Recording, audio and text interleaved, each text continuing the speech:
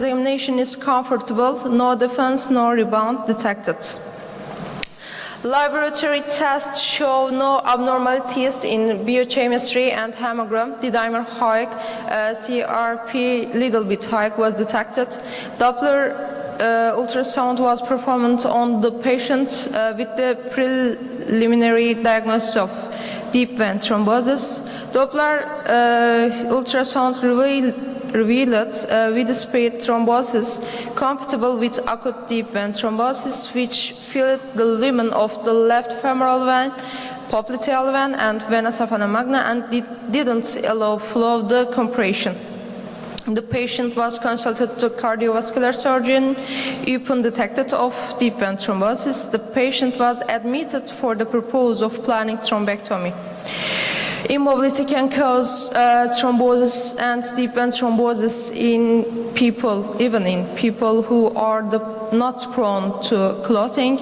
In patients with lumbar hernia, starting a prophylactic dose, low molecular weight heparin may be considered to protect against deep vein thrombosis due to immobilization. It should be kept in mind that patients are prone to deep vein thrombosis in cases that cause immobilization, such as lumbar hernia. Patients should be advised not to remain sedentary. Thank you for listening. Thank you very much. We must close oral presentation session. Thank you, all contributing.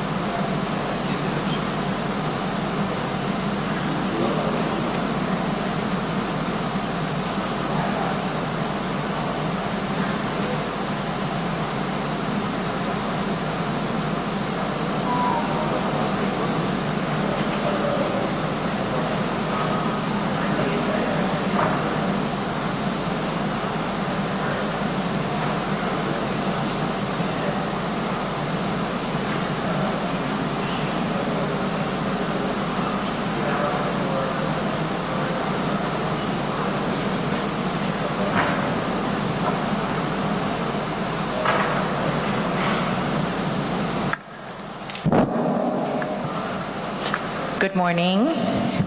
I'm Professor Dr. Lisa Moreno, and and I'm from the US, and this is Professor Dr. David Carr from Canada. We're going to be your moderators for this critical care session, and we're going to jump right in since everything is a little bit behind schedule today. Our first esteemed speaker is Dr. Ajay Ah, and he is an assistant professor at the All India Institute of Medical Sciences in Nagpur, India. Dr. Ajay is going to speak to us about trauma-induced coagulopathy. Thank you, ma'am. I'm Dr. Ajay. I'm a residency-trained MD emergency medicine physician from India. I have a fellowship in Academic College of Emergency Experts in India. I currently work as an assistant professor in emergency medicine at Indian Institute of Medical Sciences, Nagpur. My areas of expertise include inter-hospital transport, point of care ultrasound, and emergency medicine. Now, coming into the trauma-induced coagulopathy, we will be discussing on these headings, basically history, definition, pathophysiology, diagnosis, and some management pearls. Coming to the history, the first documented evidence of coagulopathy in trauma was found when they were experimenting stress in animals with giving up epinephrine. So it was provoked by the administration of epinephrine, provoked a hypercoagulability, and this was followed by hypocoagulability. This happened in 1916s. In the 1915s, a lot of civilian investigators like McFlaren, Stefani, Hardway, and Rapport found out that the culprit for coagulopathy could be either disseminated intravascular coagulation, platelet dysfunction, or loss of labile clotting factors. The investigation continued, and it continued and accelerated in the 1970s actually, when multiple cases of liver injury, even after attaining mechanical hemostasis, continued to bleed. So this is where the concept of preemptive treatment of plasma started.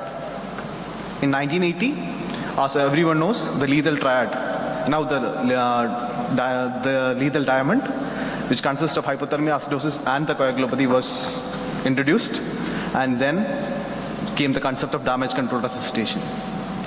In 2001, this was the breakthrough moment in the pathophysiology and also the management of trauma-induced coagulopathy, where the cell-based model of coagulation was introduced by Monroe et al.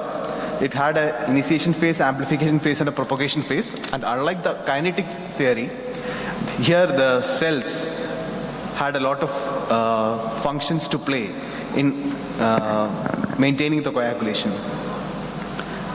In 2003, the first name was coined for this coagulopathy in trauma. It was coined as acute coagulopathy of trauma, based on the works of MacLeod and Broe et al.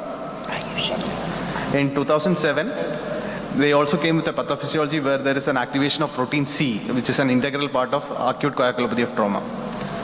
And finally, in 2010, what we call trauma-induced coagulopathy, the name was coined by the Trans-Agency Consortium of Trauma-Induced Coagulopathy Workshop by the National Institute of Health. So that's in short about the history. Now, trauma-induced coagulopathy can be defined as an impairment of blood clotting that occurs after injury. This is from Firth in 2010, the same workshop. So there are two phenotypes for trauma-induced coagulopathy. We will be more concentrating on the early trauma-induced coagulopathy, and the second phenotype is the late trauma-induced coagulopathy. So the early trauma-induced coagulopathy is basically the inability to achieve hemostasis, which lead to uncontrolled hemorrhage and protracted shock. So what is the driver for an emergency or an early trauma-induced coagulopathy? It's again hypoperfusion and hypotension. So hypoperfusion and hypotension produces coagulopathy, which in turn increases hemorrhage and again produces coagulopathy. The late TAC, however, is the main driver is basically the level of the tissue injury, and it occurs more than 24 hours, and it is characterized by thrombosis. So the pathophysiology has two different settings. One is hypocoagulability and the other one is hypercoagulability. Hypocoagulability is explained by hyperfibrinolysis, platelet dysfunction, decreased thrombin generation, fibrinogen degradation, while hypercoagulability, increased thrombin generation, platelet activation, hyperfibrinogenemia, and fibrinolysis. You can see that it's at the extremes of both. Coming to early trauma-induced coagulopathy in detail, first we have endothelial dysfunction, which will produce tissue plasminogen activator, which will convert plasminogen to plasmin and result in clot degradation. Tissue injury also will produce end products like histones and polyphosphates, which contributes to platelet dysfunction, which again results in clot degradation. And any clot is actually maintained by the balance between the fibrinolytic agents and the thrombotic agents. If there is a reduced number of anti-fibrinolytic agents like PAI, TAFI, again this will result in clot degradation. Coming to what we do, when we restate, we produce hemodilation. There could be some amount of acidosis, there could be some amount of hypothermia. All these are non-risk factors for decreased thrombin generation. Even though hemodilution up to 50% does not affect the clotting mechanism, acidosis has a very profound effect. Acidosis can decrease the thrombin generation basically in the propagation phase by around 50%, but it does not affect the initiation phase of the coagulation. Hypothermia, any temperature less than 33 degrees Celsius is known to produce coagulopathy. Now, there is always an ongoing debate whether ETIC is just another name for DIC. But if you look at the data, you can see that ETIC, thrombin levels are decreased, while in the DIC it is normal. The factor 5, factor 7, factor 8 activity is decreased in ETIC but normal in DIC. The plasmin activator inhibitor is decreased in ETIC while it is normal in DIC. Now, if you go to the viscoelastic assays, then you can see that if it is hyperfibrinolytic phenotype, the TEC LY30 is increased in ETIC but normal in DIC. If it is a fibrinolytic shutdown phenotype, which is the late TIC, ETIC it is decreased and DIC it is normal. So there is definitely difference between in DIC and trauma-induced coagulopathy. Now, how can we predict early trauma-induced coagulopathy? So there have been multiple scoring systems. One is coagulopathy of severe trauma.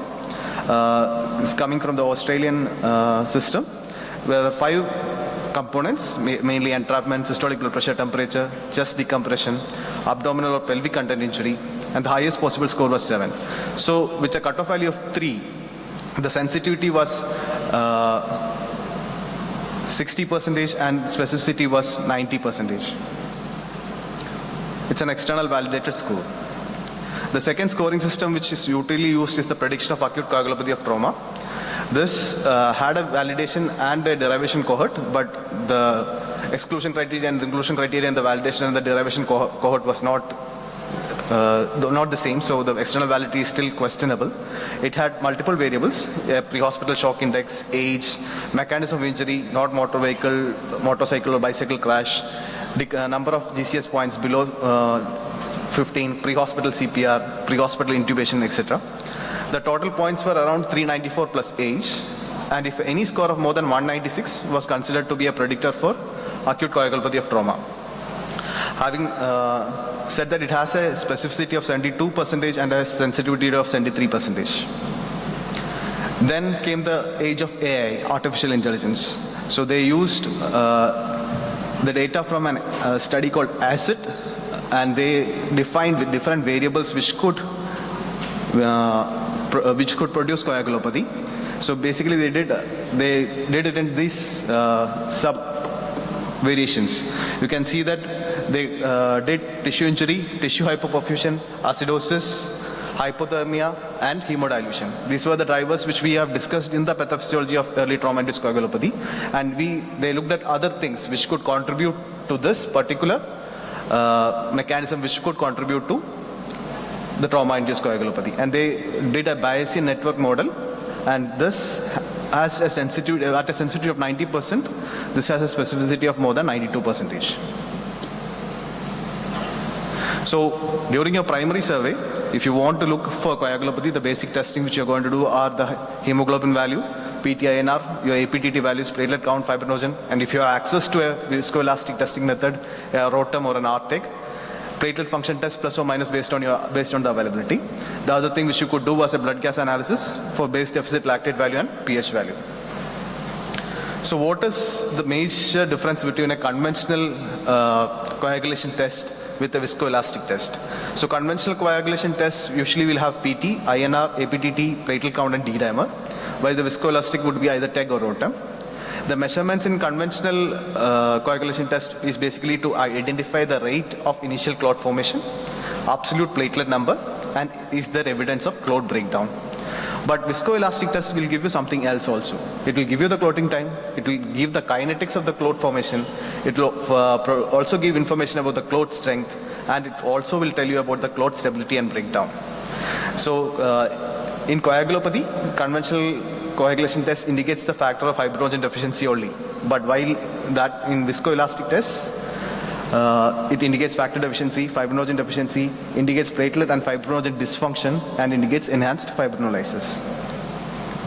So this is basically TEG and ROTEM, where coagulation time and coagulation factors is set by the R or the CT time, clot kinetics by the alpha angle, CFT or kappa based on TEG or ROTEM, the clot strength basically by the maximum amplitude or the MCF, the clot stability by ML, LY30 or LI30. So when do you diagnose coagulopathy?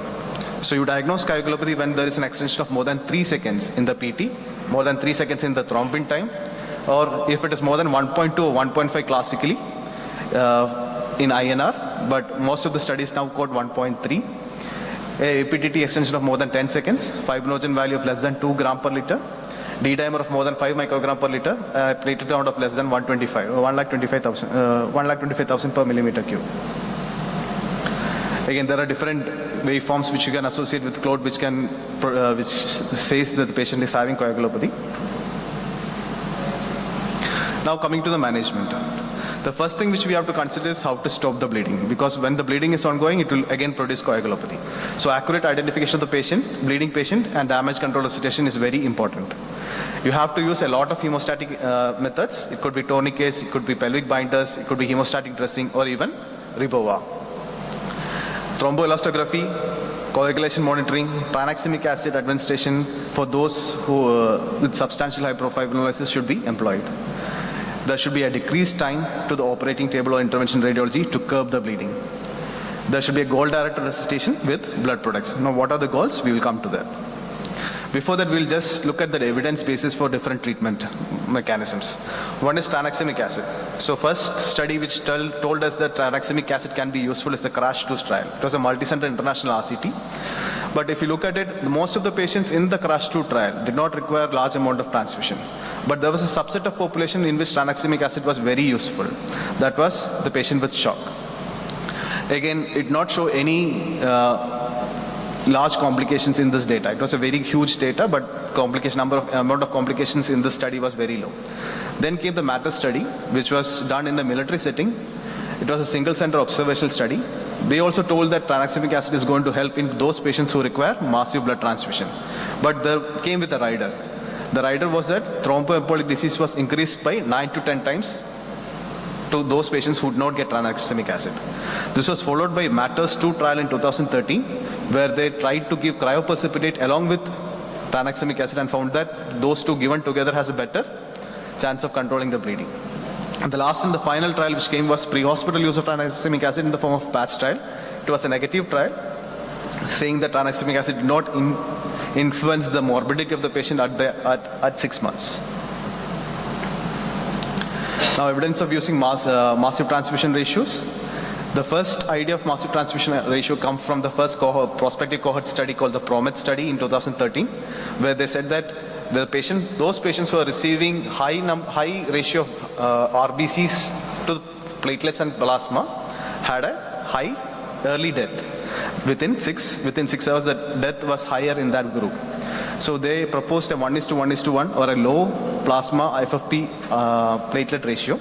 This was further emphasized in the proper trial in 2015, which was a multi-center RCT, which compared 1:1:1 to 1:1:2 ratio and found that there is no actual difference, but 1:1:1 is again preferred now.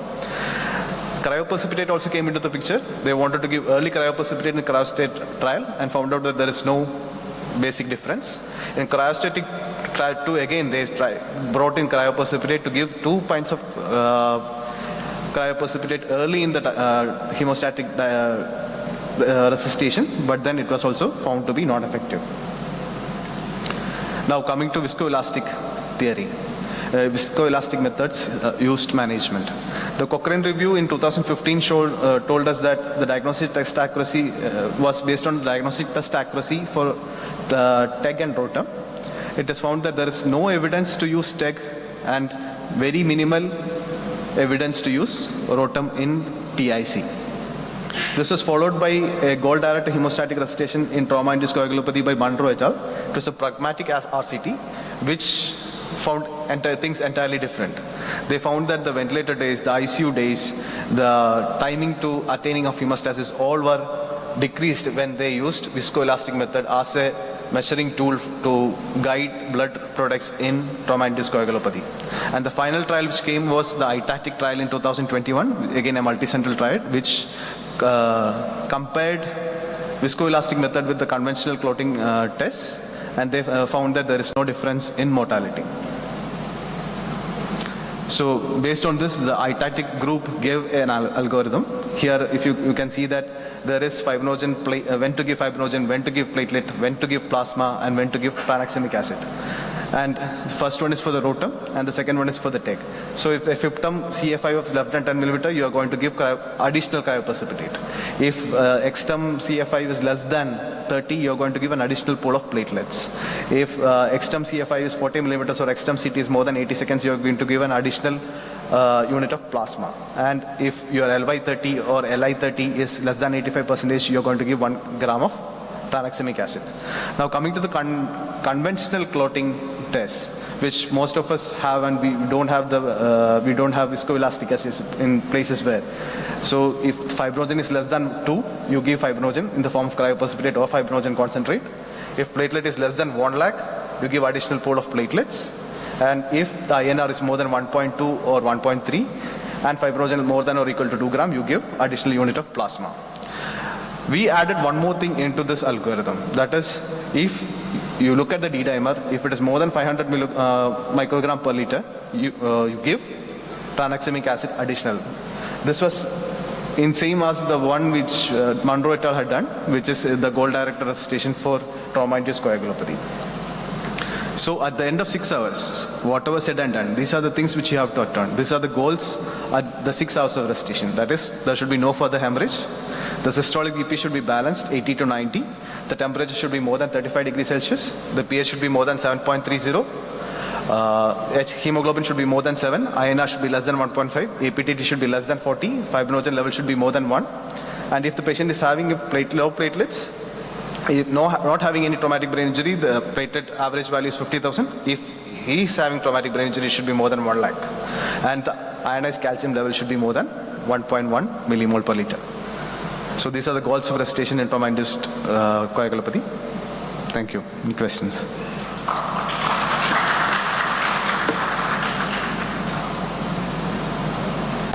I think we're going to save questions till the end of this. I think we're going to save questions until the end of all the sessions. So thank you, Ajay, for that excellent presentation. Thank you, sir.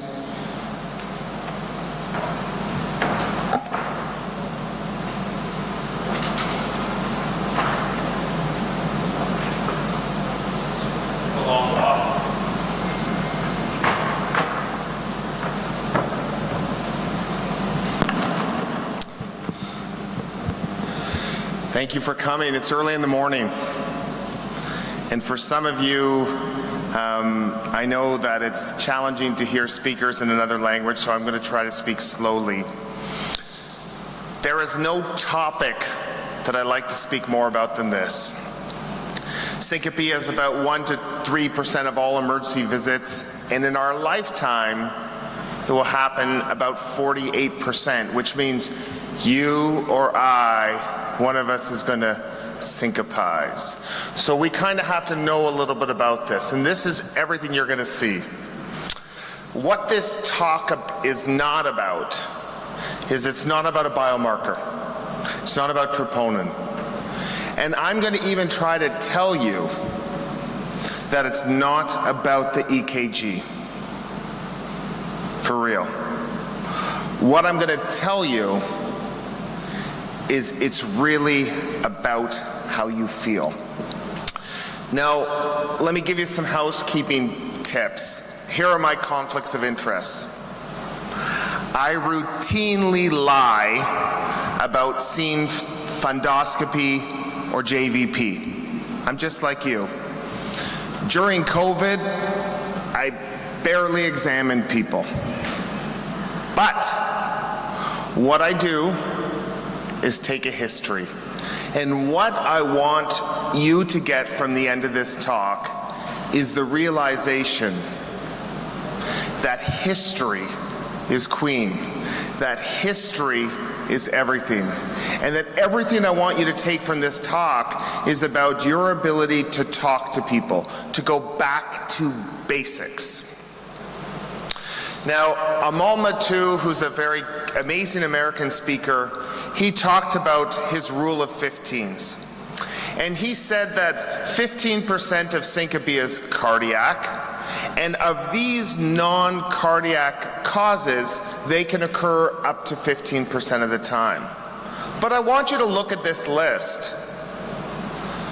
Yes, if someone comes in hypoxic or tachycardic, or severe abdo pain and hypotension, or the worst headache of the life, you're going to know their cause of non-cardiac syncope.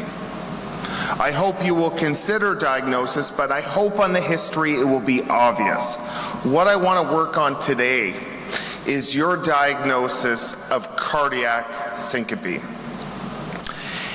And if there is one study, I'm not really a literature person, I'm really just a clinical knowledge translator. If there's one study that I think you need to know about, is there was a study in Annals in 2018 that showed 3,600 patients, 1,400 with near syncope and 2,200 with syncope. And these were all geriatric, they were older patients. And they looked at this cohort of old patients for 1 month. And what they found out is whether you have near syncope or syncope, the outcomes are identical. So what this means is if someone almost faints or someone faints, you need to treat them the exact same way. I think a lot of times we say, oh, you almost fainted, you're okay, you didn't actually faint. That is meaningless. You must treat these two groups the same. When I was younger, I used to think that cardiac syncope meant you had chest pain and you had palpitations and then you fainted. Cardiac syncope is this. Boom, you went down with no warning. If you break your teeth, if you break your glasses, you have to realize how important those are in terms of predicting cardiac syncope without warning where you didn't have time to catch yourself. I remember seeing a young woman, she was about 26, and she came into the emergency department, and the first thing she said to me was, "I'm so sorry for wasting your time." Do people apologize to you in Turkey? No. So this was the problem. They don't apologize in Canada either. And what I know is that the nicer people always have worse outcomes. So I was already very concerned about her. So she said, "I'm so sorry to waste your time. I should be at the dentist. I chipped my tooth." Okay. Well, what happened? Well, I was taking a shower and the next thing I know is I'm on the ground and my tooth is gone. Okay. And what happened before I don't know. I just woke up on the ground. So I didn't like her story. She went down without a prodrome. She went down without pre-syncope. To me, this is cardiac syncope. So I told the specialist, I have this young woman, she just dropped to the ground with no warning. I'm very worried about her. So the first thing they said is, "What's her troponin?" I said, "Troponin? Who the hell cares about troponin?" Sorry, I know Lisa's giving a talk on troponin later. This is not a troponin talk. Do you have 2 troponins? Listen, I can do 1,000 troponins. This has nothing to do with troponin. Okay, so they come see the patient and they send her off. And I get a call from my colleague, Carolyn, about a month later, and she said, "Remember that patient you saw? I don't know how to say that in Turkish, but it makes us all very nervous. I don't know. What are you talking about, Caroline? Spit it out. She said, you saw this woman, she was young, she fainted, she broke her tooth. Yeah. Well, they sent her home and I did a Holter and it showed nothing, but I didn't like her story. So I did an implantable loop recorder and she had an episode of torsades. She had long QT and torsades. And the best part about it, David, is that she has an identical twin and now they both have defibrillators. This is all taking a history. If someone doesn't have pre-syncope, if someone doesn't have a prodrome, you must think about cardiac syncope. Any history buffs in the room? Anyone know who this is? Good. You're not supposed to. So this is Phidippides. Ring a bell? So Phidippides is the fastest runner in Greece 2,500 years ago. And he's stationed in a city called Marathon. And the Greeks are being invaded by the Persians, and he goes to tell the people in Athens about the position of the Persians as they're coming to attack. And he runs 26.2 miles, just over 40 kilometers, to Athens. He arrives, he warns them of this attack, and then he's dead. And he's the first incident reported of sudden cardiac death in sports. If you die while you're exerting yourself, you have to be worried. And you will see people, whether you're Christian Eriksen on the soccer pitch, you will see people just drop. Cardiac syncope and exertional syncope need to be treated with respect. This guy has a marathon named after him. Often patients will have a hard time deciphering, or bystanders, was it a seizure or was it a syncope? 90% of people with syncope will have a few myoclonic jerks. When you drop the perfusion blood flow to your brain, you will have a few jerks. Now, people will look for the following. Yes, if you have epilepsy, you probably had a seizure. Being post-ictal, very helpful. People will always look for tongue biting. What is important to know is if you fell down, you will bite the front of your tongue. But if you have a seizure, you bite the sides of your tongue. Lateral tongue biting is much more specific for a seizure than central, 96%. So look for lateral tongue biting. Things like incontinence or prodrome aren't that helpful. What I like to use is the 10-20 rule. Has anyone heard of the 10-20 rule? This is a very helpful rule. If you have less than 10 jerks, it's syncope. If you have greater than 20, it's a seizure. This is very helpful when you speak to the people who witness this, the scared family members, to say, was it just like a few of these, or was it 20? That is an important rule, the 10-20 rule, to distinguish between syncope and seizure.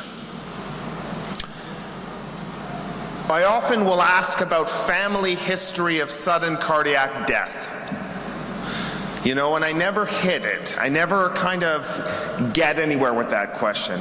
I think what's more important to understand is there's another question you want to ask people who syncopize if they're young. Has anyone in your family had a motor vehicle collision and died for no reason? Or has anyone in your family drowned?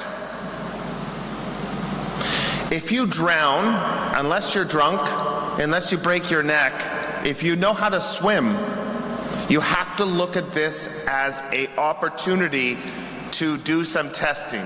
If you're 25 years old and you drown in a pool, that's not normal unless you don't know how to swim or there's strong waves or current. So instead of just asking about family history, ask about drowning or unprovoked motor vehicle collisions. Paramedics. Paramedics hold the Holy Grail. They hold all the information that when they leave your hospital, you must make sure that you've seen what they leave with. My grandmother had an episode when she fainted while brushing her teeth. I got a call from her caregiver who said, your grandmother has fainted. They're taking her to a hospital nearby. Her heart rate is really slow. And I get to the hospital and she looks great. I see someone who is one of my residents looking after her. He says, your grandmother looks great. Her blood work's normal. Her troponin is normal. Like I care about troponin. Her ECG is normal. She looks great. She's ready to go home.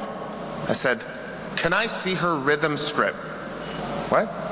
You know, the paramedics must have a strip, and I heard my grandmother's heart rate was slow. Do you have that rhythm strip? No. Where are the paramedics? Oh, they're just over there. So when you looked at her strip, she was in complete heart block. She got a pacemaker, and we had her for 10 more years. You can't let EMS leave if they have something on the strip. You know, right before I was giving this talk, I don't know if it's the same for you, but whenever I'm giving a talk, always something cool comes my way. I saw this 80-year-old woman about a few months ago, and the paramedics brought her in, crushing chest pain, high-risk ECG features. They tell me the story. Yeah, we brought her in, she was having significant chest pain, and then we lost her for a little bit, and now she's here. Wait, you lost her for a little bit? What do you mean by that? Oh, well, we don't know. We couldn't really get her pulse, but she's back now. Do you have a strip? No. Was she on the monitor? Yeah. Can we look at the monitor? Huh. She had to run a VTAC. That's a little bit different. We just lost her. So that chest pain with we just lost her now went to the cath lab. It's all about the history, and it's all about getting that strip. If you have a pacemaker, you have it because your heart sucks. You have to realize that you can't blow off people with pacemakers and say, yeah, it's just vasovagal syncope. I know it's a pain in the ass, but if someone has a pacemaker and they syncopize, you need to have that pacemaker interrogated. That's not something that's easy to do at all hours of the night, but you have to assume that people with pacemakers have cardiac syncope and have something wrong with their device. Are there some young doctors in the room? This is a stethoscope. It's like an ultrasound for your ears. It's embarrassing that during COVID, people stopped examining people in Canada. If someone has syncope, you better put that stethoscope on their chest and listen for the murmur of aortic stenosis. Picking that up saves lives. This is the physical exam. Listen to people's hearts. There's not really a role for lab work. Syncope is not like a troponin thing. Yes, if a woman comes to me and says, I've been bleeding for a month and now I syncopized, of course a CBC is relevant. But you're not going to make brilliant diagnoses with labs. You're going to make brilliant diagnosis with your ability to take a history. And I also think it's important to realize that in the setting of you think someone has cardiac syncope, you really have to say, would you want this person driving your kids to school? And do you think this person is safe to be driving? In Canada, if I feel that someone has a seizure or cardiac syncope, we would report them and they would be not able to drive until they've been cleared. That is a safety issue. Okay. I have to talk a little bit about ECGs, but if you were the marketing manager of McDonald's and you were telling people to have Big Mac and fries, you would think that you wouldn't have a rhythm strip that shows some wonky P waves and then a run of non-sustained VTAC. But hey, that's okay. This is WASM, so we're not going to talk about blocks. But if someone comes in with a heart rate of 30, unless they're super fit, you could assume that's the cause of their syncope. Let's go through a handful of cases of ECGs that I think you need to know about. These were two of my idols growing up, Reggie Lewis and Hank Gathers. Both of them died on the basketball courts, and both of them had issues beforehand. Hank Gathers had a slam dunk and fainted at a basketball game a week before his death. During his death, which was on national TV, he went up and he dunked, he came back on defense, and then you just see Gathers drop without any warning. There was no prodrome. Gathers proceeds to go on to have about 3 or 4 myoclonic jerks, and then he dies. If you saw Gathers in your emergency department a week prior when he fainted, you would have seen this. You would have seen an ECG, and the first thing you would have said to this 18-year-old or 21-year-old gentleman is, he's got, looks like an old inferior lateral MI. He's got some Q waves in 2, 3, AVF, in V5 and V6, and his voltages are up. He probably has LVH. What you have to realize about LVH is LVH doesn't happen overnight. Left ventricular hypertrophy is because of a process such as hypertension or aortic stenosis. If you have someone who has LVH who's not hypertensive, you have to think about why. And in this setting, this is classic for hypertrophic cardiomyopathy. When you see hypertrophic cardiomyopathy, you will see LVH without hypertension, and you will see Q waves, which are not pathological, because pathological Q waves are wide. These are dagger-like Q waves in the inferior lateral leads. This is the #1 cause of sudden cardiac death in sports, and the most inheritable cause of sudden cardiac death, with 1 in 500 worldwide. Don't miss this opportunity. A couple came to see me. They were paddling in our waterfront. Our waterfront doesn't look like yours, and it certainly doesn't look like this. And in the distance, they saw ice cream. So they biked really fast, really fast. The woman in the front, she got off to get ice cream, and then she drops. You don't even need to see her ECG. She has exertional syncope. In your mind, you're done. She's got a problem. She has cardiac syncope. But what she hands you is a great ECG. Now, we always tell our trainees, don't read the stuff up front. In Canada, the EKG comes with an interpretation. Does it come with an interpretation in Turkey? You know, it's often wrong, but what's not wrong is the PR interval, the rate, and the QRS, and the QT. So when you look at syncope patients, check the box. And when you check the box, the first thing you say is, crap, her PR is short. And then you go and you hunt for delta waves. And this is a very classic EKG for WPW. If you look at lead, it's best in lead AVL, you could see that delta wave is that blocking, that obtuse upstroke to get from the isoelectric baseline to the top of the R wave. It's sloped upwards. But even without the ECG, you know her story's bad because she had exertional syncope without a prodrome. You're done. I saw this gentleman, he was 34, kind of went to his family doctor. He was feeling dizzy with some palpitations. He got an EKG. He came to me with a fever, and he wasn't feeling well, and an ECG was done. And the top of our ECG said two things. It said, this person is having an acute MI, and it also had my name. So I knew I couldn't fuck up, okay?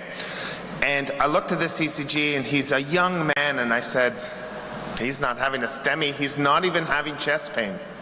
But I looked at his ECG. What do people think about his ECG? Yes, Brugada. So this person has ST elevation in his precordial septal leads in V1 and V2, that's downsloping.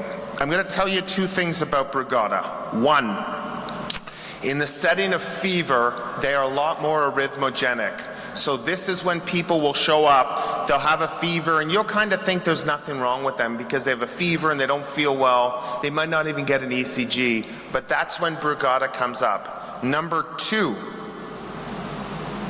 if you see this guy tonight while you're on shift in the emergency department, there's a 10% chance, if you don't make this diagnosis, that he's dead before Turkey turns 101 next year on this date. The rate of death in missing Brugada is 10% per year. Don't miss Brugada. Anyone rock climb? Any rock climbers in the room? Not a big rock climbing room in Turkey. This young woman is rock climbing with her partner. She gets up to the top of it's an indoor rock climbing, gets up to the top of the gym, and then you don't even need to see her ECG. Exertional syncope without warning. But she hands you a gift. It's a gift that you will see once in your career. When I saw this, I was so happy for like a year. I looked at this ECG, and the first thing I said is, there's T-wave inversion in V1, V2, V3. I don't think it's a Wellens. She's not having chest pain. She's not having syncope. Does anyone want to hazard what this is? So I looked further, and when you look at her, you can see when you go back. In WPW, it's really hard to get to the top of the mountain from the baseline. She has something called ARVC, arrhythmogenic right ventricular cardiomyopathy, used to be called ARVD. She goes to the top, no problem. She goes down, no problem. But from the nadir of the S wave to the isoelectric baseline, it's blunted. It's kind of like a reverse delta. And in that area, there's a little blip called an epsilon wave. You can kind of see it in V2 here, where up, down, but then it's really hard to get to the baseline. This is ARVC. Again, her story was everything. One more ECG, and then I'm done. Do you guys see old people in the emergency department in Turkey? This woman has come to our emergency department 5 times. She's on an oral anticoagulant and a Pixaban, and every time she comes, she gets a CT head. It's normal, she goes home. CT head, normal, go home. CT head, normal, go home. CT head, normal, go home. I see her on the 5th visit. Every single time, her ECG looks like this. Nothing has changed. And if you read the printout, it says bifascicular block. Okay. You got 3 fascicles. If 2 of them are down and you're 80 years old and you keep fainting, you're screwed up. You have to assume that that has something to do with your fainting. In her case, she has a bifascicular block plus a first-degree hemiblock. She has a first-degree block. If you have syncope plus a bifascicular block, if you have syncope plus a bifascicular with a first-degree block, you and I might have called that a trifascicular back in the day, this person needs a pacemaker or someone to consider that. They don't keep needing CT heads. Use your head. They need to see a cardiologist, not a neurosurgeon. If you like to take pictures, take a picture of this. When I see everyone with syncope, I look for 5 things. I look for WPW, I look for ARVC, I look for Brugada, I look for HCM, I look for long QT, and I document it. I go into every ECG looking for those 5 things, and then I move forward. But I know that that's my approach when I see an ECG, but I take value in the story. So what can I tell you to end this morning? History is queen. History is everything. Make sure that you ask people what they were doing before they fainted. The establishment of pre-syncope and the absence of pre-syncope should always make you nervous. These people don't need workups, they need you to take a great history and to take an ECG and look for 5 things. The EKGs are gravy. They're a gift. Just know how to look at them. Thank you very much for your time.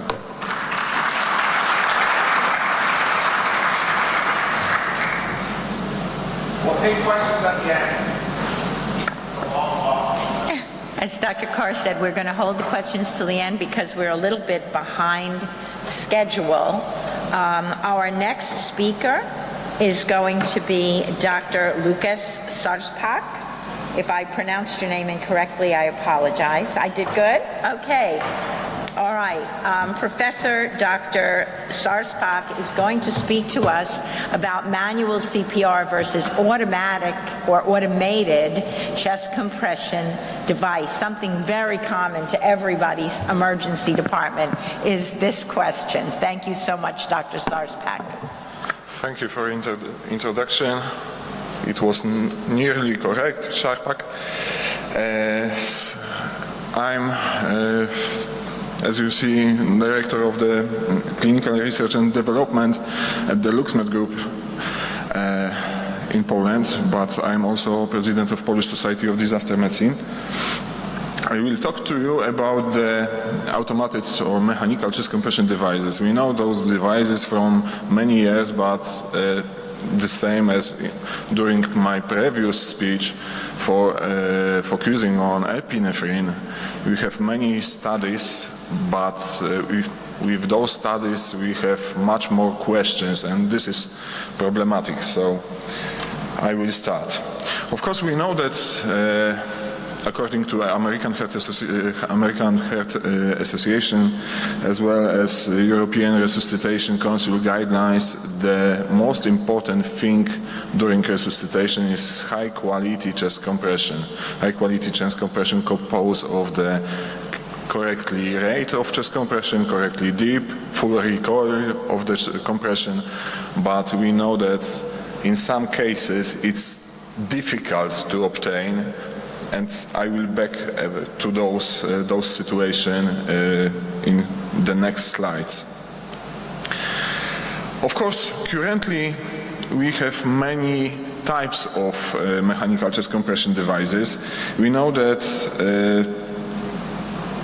we use it in pre-hospital as well in hospital cardiac arrest situation, but the use of mechanical chest compression increased during the COVID-19 pandemic, mostly, for example, in Poland, from my experience, because the pandemic showed us that we have increasing number of the cardiac arrest situation, and different studies show us that, for example, when we know the outcomes of mortality of those patients, 85% of patients died compared to the only 62 in the pre-pandemic setting. So we know that this is most important thing. And when we're talking about those devices, we can talk about each device and we can show some advantages and disadvantages of each device, and I will show you some perspective of these devices. And of course, all of us know the Lucas. Lucas right now has third generation of this device. It's, I suppose, the best recognizable mechanical chest compression device worldwide. The most of studies are focusing to this fact on Lucas. So we have some research background of those devices. We know that this is a piston device. It's commonly used, for example, in the EMS in which I'm working. I'm in the EMS in Warsaw. This is the biggest EMS dispatcher in Poland. We have right now 88 ambulances in our region. about 60% of devices which we have in ambulances are Lucas device. So, as I say, Lucas device in Poland is mostly commonly used, and I suppose in other countries also. What is important, Lucas device we can use only on the adults. It's contraindicated in very obese patients as well as in the pregnant patient.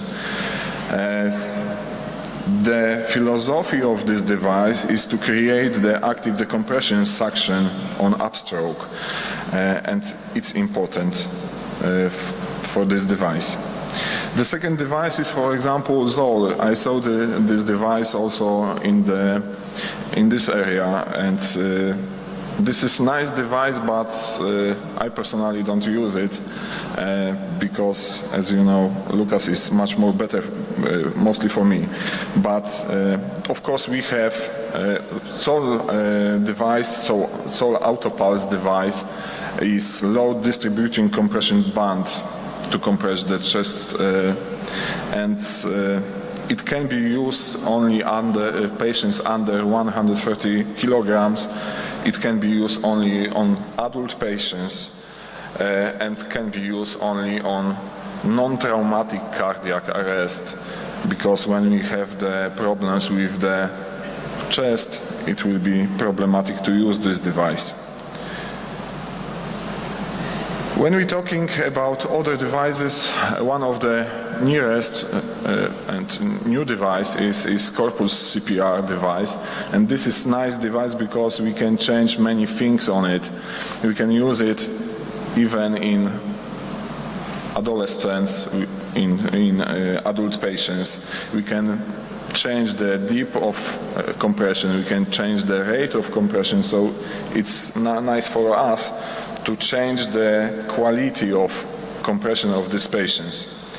However, as you see on this slide, I know that maybe it's not good quality, but it shows us the most significantly research focusing on the chest compression devices.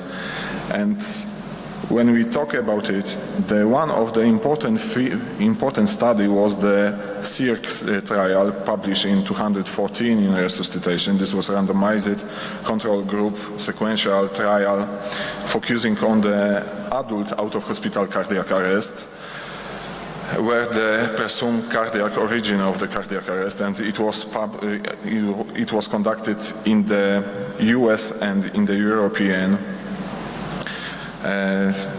In this study, authors compared the autopulse and manual chest compression.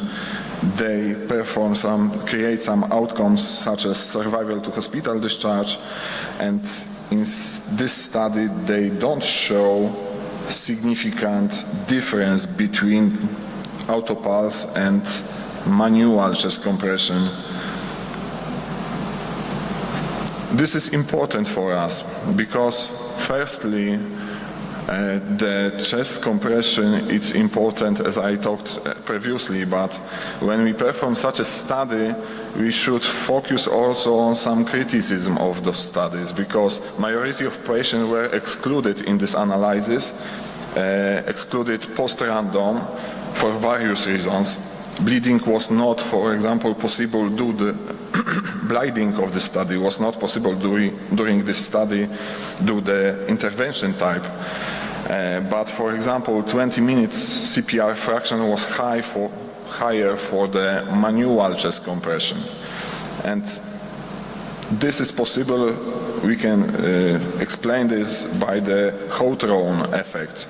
Maybe you know this effect because the Hawthorne effect occurs when the participants' behavior, when they are observed, because when you are observed, your behaviors are changing. When someone observes you during resuscitation, you perform this resuscitation much more better, you perform higher quality chest compression. So when we compare on the one side the manual chest compression, on the other side mechanical chest compression, and this is observational study, we probably will perform much more better manual version of chest compression. Moreover, this study was not powered for a long-term period outcome, because such as, for example, 6 months survival rate or 6 months survival rate with the good neurological outcome. We only, in this study, they only saw the short periods. However, in this short period, the difference between those techniques of chest compression, as I say, was not statistically significant. The second study is the LINK trial, published in the same year, I mean the 214, this time in JAMA. This was also a randomized trial, this time involving 4 Swedish, 1 British and 1 Dutch ambulance service. In this study they involve only out-of-hospital cardiac arrest. However, the previous study was focused on autopulse. This study was focused on Lucas, and I suppose it was huge group because to the arm in which the patients were treated with the Lucas, they involved 103,000 patients. Near the same number was put it to the manual chest compression group. The problematic of this study is fact that they, as a primary outcome, focus on 4-hour survival rate, and this is not oriented of the patient outcome. However, the differences between those groups were similar, because it was 23.6 for Lucas and 23.7 for manual chest compression. So the risk difference was over than 0.99, so it was really similar. Besides, no difference in the secondary outcomes. I mean, the good neurological recovery was also found between those groups. As I say, the primary outcome was 4-hour survival rate, and it was not patient-oriented outcome. Moreover, among patients with surviving at 6 months, 99% in the mechanical chest compression group, I mean in the Lucas group, and 94 in the manual chest compression group had the scores of CPC at the level 1 or 2. However, the 4-hour survival rate was not difference between those groups. The next study on which I want to talk about is paramedic trial, paramedic 1, the first one study, because as you know we have two studies, paramedic 1 and paramedic 2. And this study was conducted in UK in NHS ambulance service. Also focus on the out-of-hospital cardiac arrest. This time evaluated the chest compression techniques in 2 groups, in Lucas and manual chest compression. The randomized was 1:2. So in the Lucas group, they involve 1,652 patients, and in manual 2,819 patients. And this was randomized according to the first trial vehicle to arrive on the scene. However, when we're talking about, one more time, about the outcomes, the primary outcome in this study, which was the survival to 1 month, was 6% in the Lucas 2 and 7 in the manual chest compression. No serious advanced events was noted, and this is also important because one of point in which we in studies is the fact that mechanical chest compressions occur much more chest compression chest injuries. However, in this study, intervention to treat analysis was used, and this is problematic because, for example, when we see only in 60% patients in the Lucas group received formally mechanical chest compression.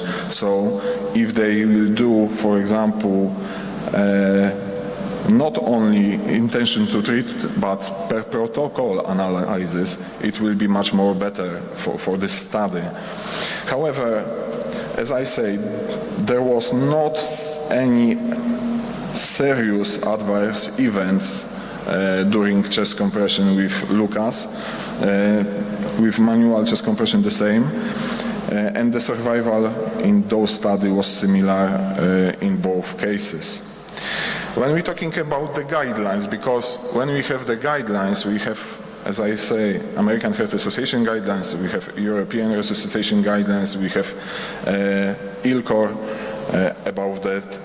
The current research does not support to mention the mechanical chest compression devices, I mean the mechanical pistol devices or load band distribution devices.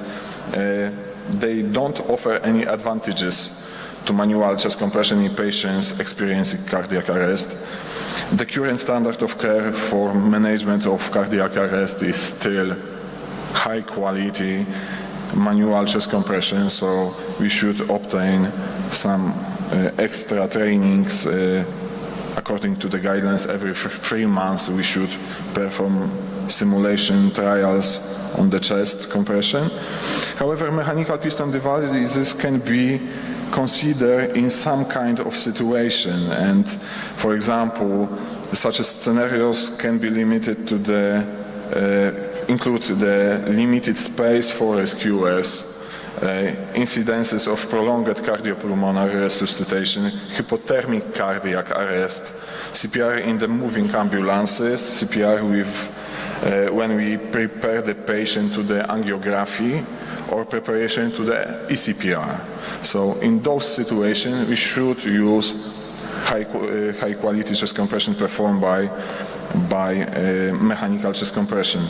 However, in the crucial for rescuer is to minimizing the interruptions in the CPR, so it's not depend if we use mechanical chest compression or manual chest compression. We should previously train it to minimize this interruption and perform as high quality chest compression as we can. I want to talk to you about also some meta-analysis, because as you know, meta-analysis are one of the most important type of studies which we focusing. And for example, in this meta-analysis performed by ZOO, they include 15 trials, 9 randomized controlled trials and 6 cohort studies. The results of this meta-analysis showed there was no significant difference in the resuscitation effect of the mechanical and manual chest compression. In terms of the return of spontaneous circulation, survival to hospital admission, survival to hospital discharge, and survival to hospital discharge with good neurological outcome. This study focusing, of course, on the out-of-hospital cardiac arrest patients. The next one study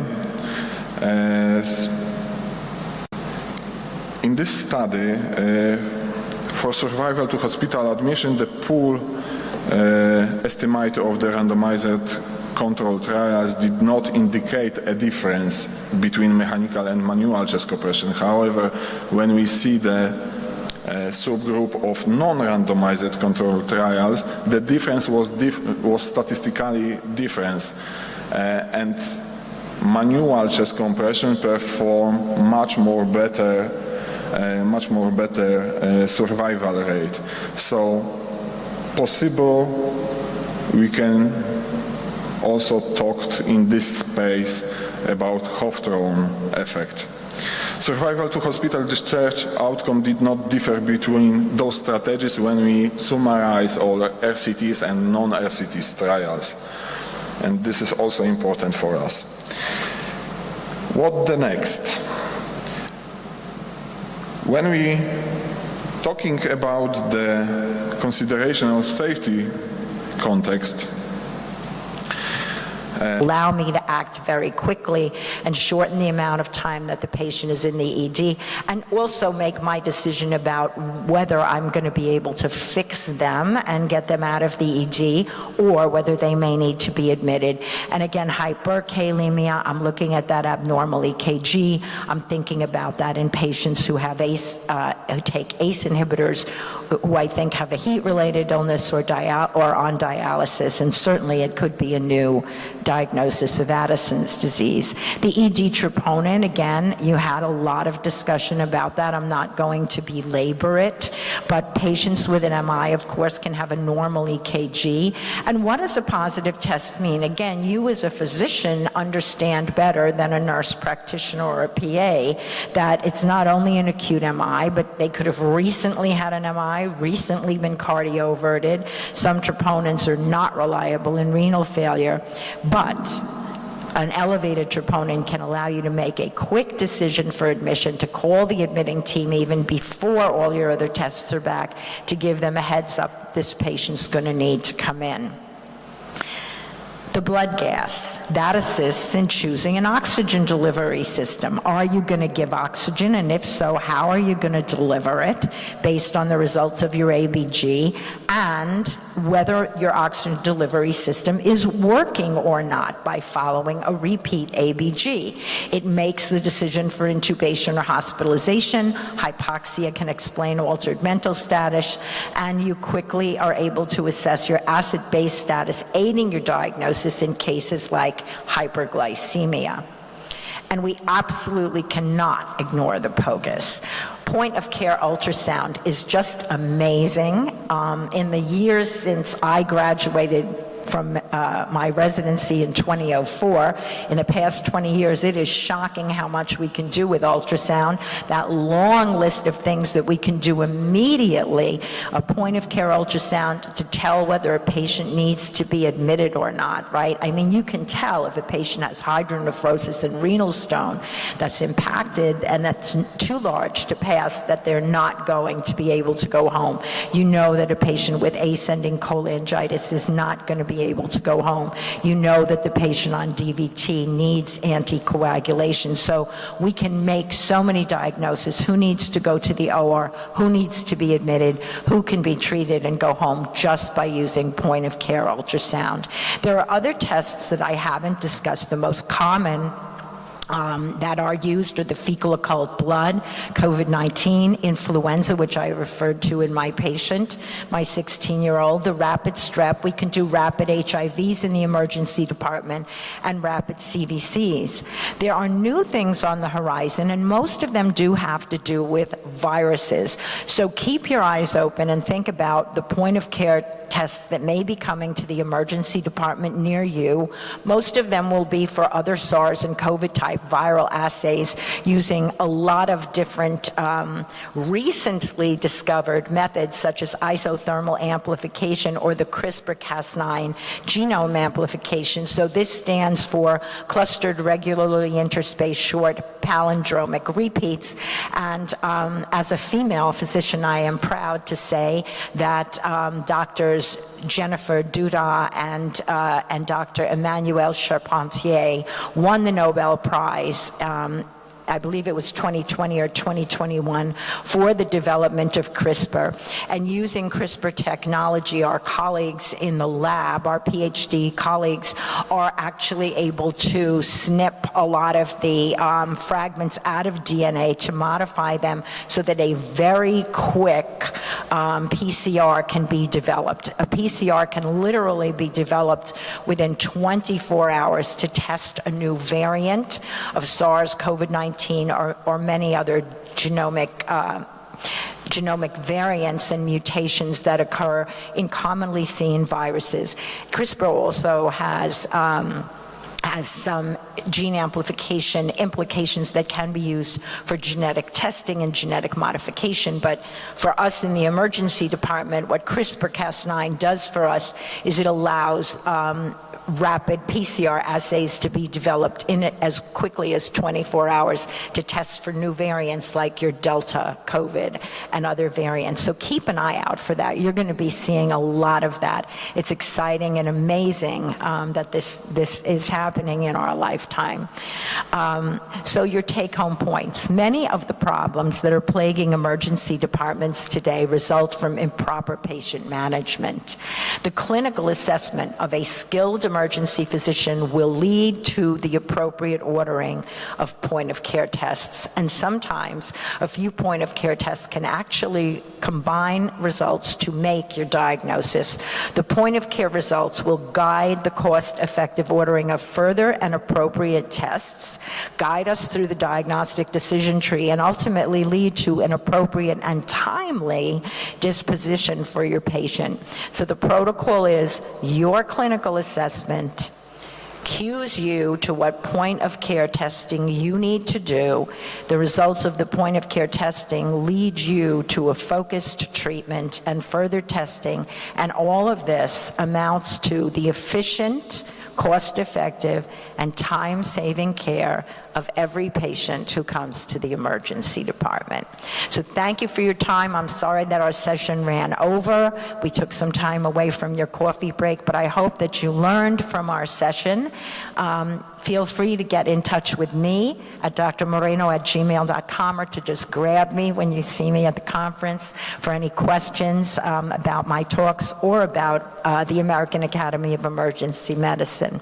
And thank you again for inviting me here to Turkey. I love your country. I'm thrilled to be here on the 100th anniversary of your independence.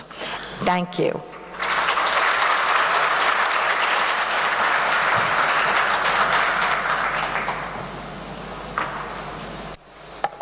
I know we've gone a little over. I think what might make sense is if you have questions to come up and maybe ask the speakers, because I know there's a break that is almost on the way out. So maybe get your coffee and get ready for a great afternoon, and I'm sure Ajay or Lucas or Lisa or I would be happy to take your questions up at the podium. Thank you so much.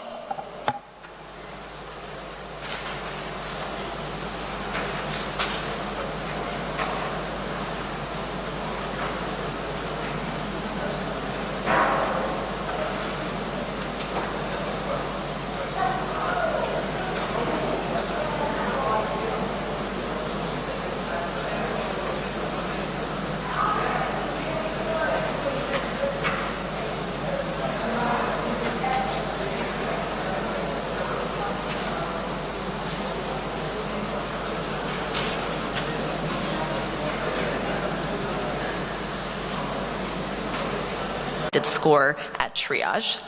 And most of our staff would prefer to have some sort of electronic flag in the system. Most staff would prefer that triage be the site that we identify when a patient's going to become agitated.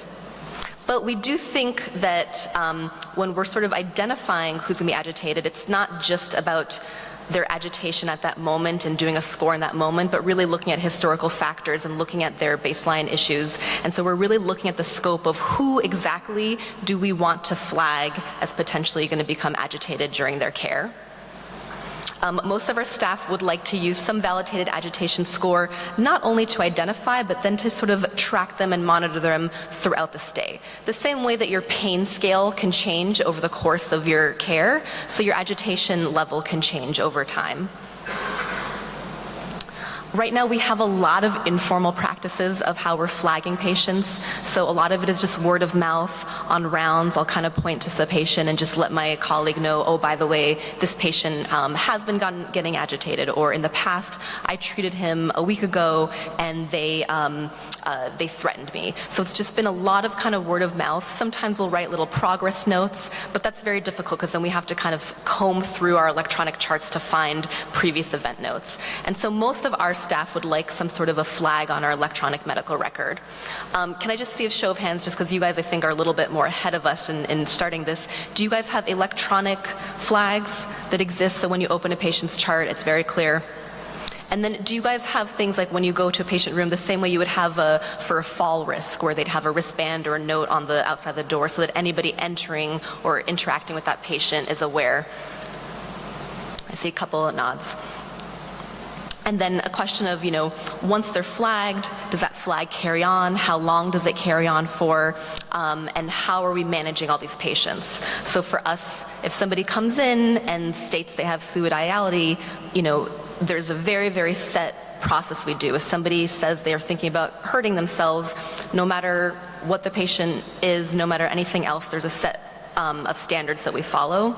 And so we're discussing for people who have been screened or flagged as potentially violent, do we want to manage them all the same, or do we want to manage it case by case, and how are we cutting that? And then we ask them sort of which types of management options would you guys like, as far as doing environmental precautions like, undressing them, removing all personal belongings, looking, having specific rooms that don't have things that can be thrown around, that type of thing. So what sort of environmental things can we do to make caring for that patient and the environment more safe? How often should we be assessing their agitation? And then based on their score, what actions should we be taking?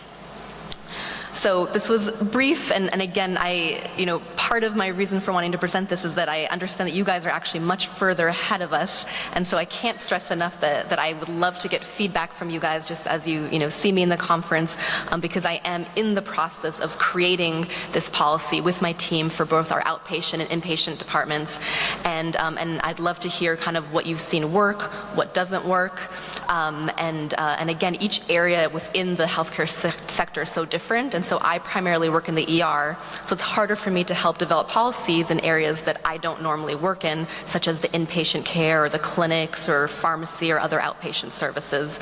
But that's kind of where the US is. We're a little bit more behind just developing active shooter trainings and really finally putting the burden on healthcare administration to start factoring in workplace violence into the policies so that our staff doesn't have to feel that it's normal to be threatened at work. Our staff shouldn't feel that it's normal to feel unsafe ever. And just to understand that our administration is sort of taking protective measures.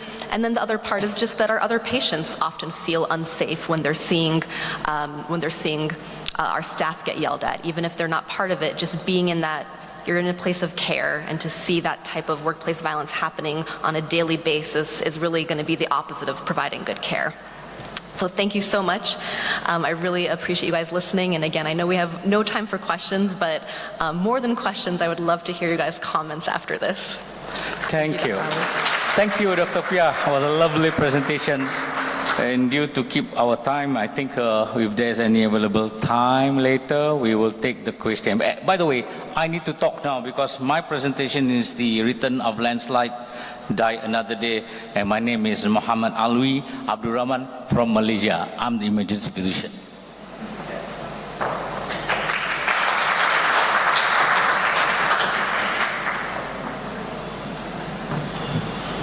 So I'm here. Okay, ladies and gentlemen, my presentation is going to be about landslide. Malaysia is part of Southeast Asia, and we have lots of natural disaster. 50% of all disaster that happens in Malaysia, Indonesia, Philippines, and other of our ASEAN counterparts. According to WHO, between 1998 to 2017, they estimated about 18,000 deaths related to landslide. Well, we have cyclones, typhoons, and everything, and we have to blame it all to the change of climate, rising temperatures and waters, and of course, migration, populations, industry, urbanization, and etc. In Malaysia, there has been landslide, more than about 29 incidents dated back 1961. So landslide, beside flood, which is very common in Malaysia, we go through a lot of incidents, and that includes also the aftershock from the earthquake from Indonesia. This is the location in the capital of Malaysia, and it is about 1 kilometer, it's about about 2 kilometers from my hospitals, and it is a well-established area, but there's a lot of landscape there for picnics and camping. So what happened is during this incident on the 16th of December 2002, my hospital was the responding hospitals, and we received information from the residents that there's a landslide and at 2 o'clock morning, so we have to send the first responder team to the site to do what is best in a remote area which is full of forest, as well as the routes and the communication at that area is very poor, and it's heavy rain later after the incidents. It involved a lot of mass, volume of debris, sands, etc., the trees, which covers almost about 500 meters. And the whole cascade of events is very unfortunate, as people and children and teachers were doing picnic and they were sleeping. And most of them submerged to the debris of the soil, and they never had an early warning system to evacuate. Now, the moral of the story is this is an illegal landslide camping because it is free of charge, and it's the scenarios there, the landscape there is fantastic. So this is what exactly happened.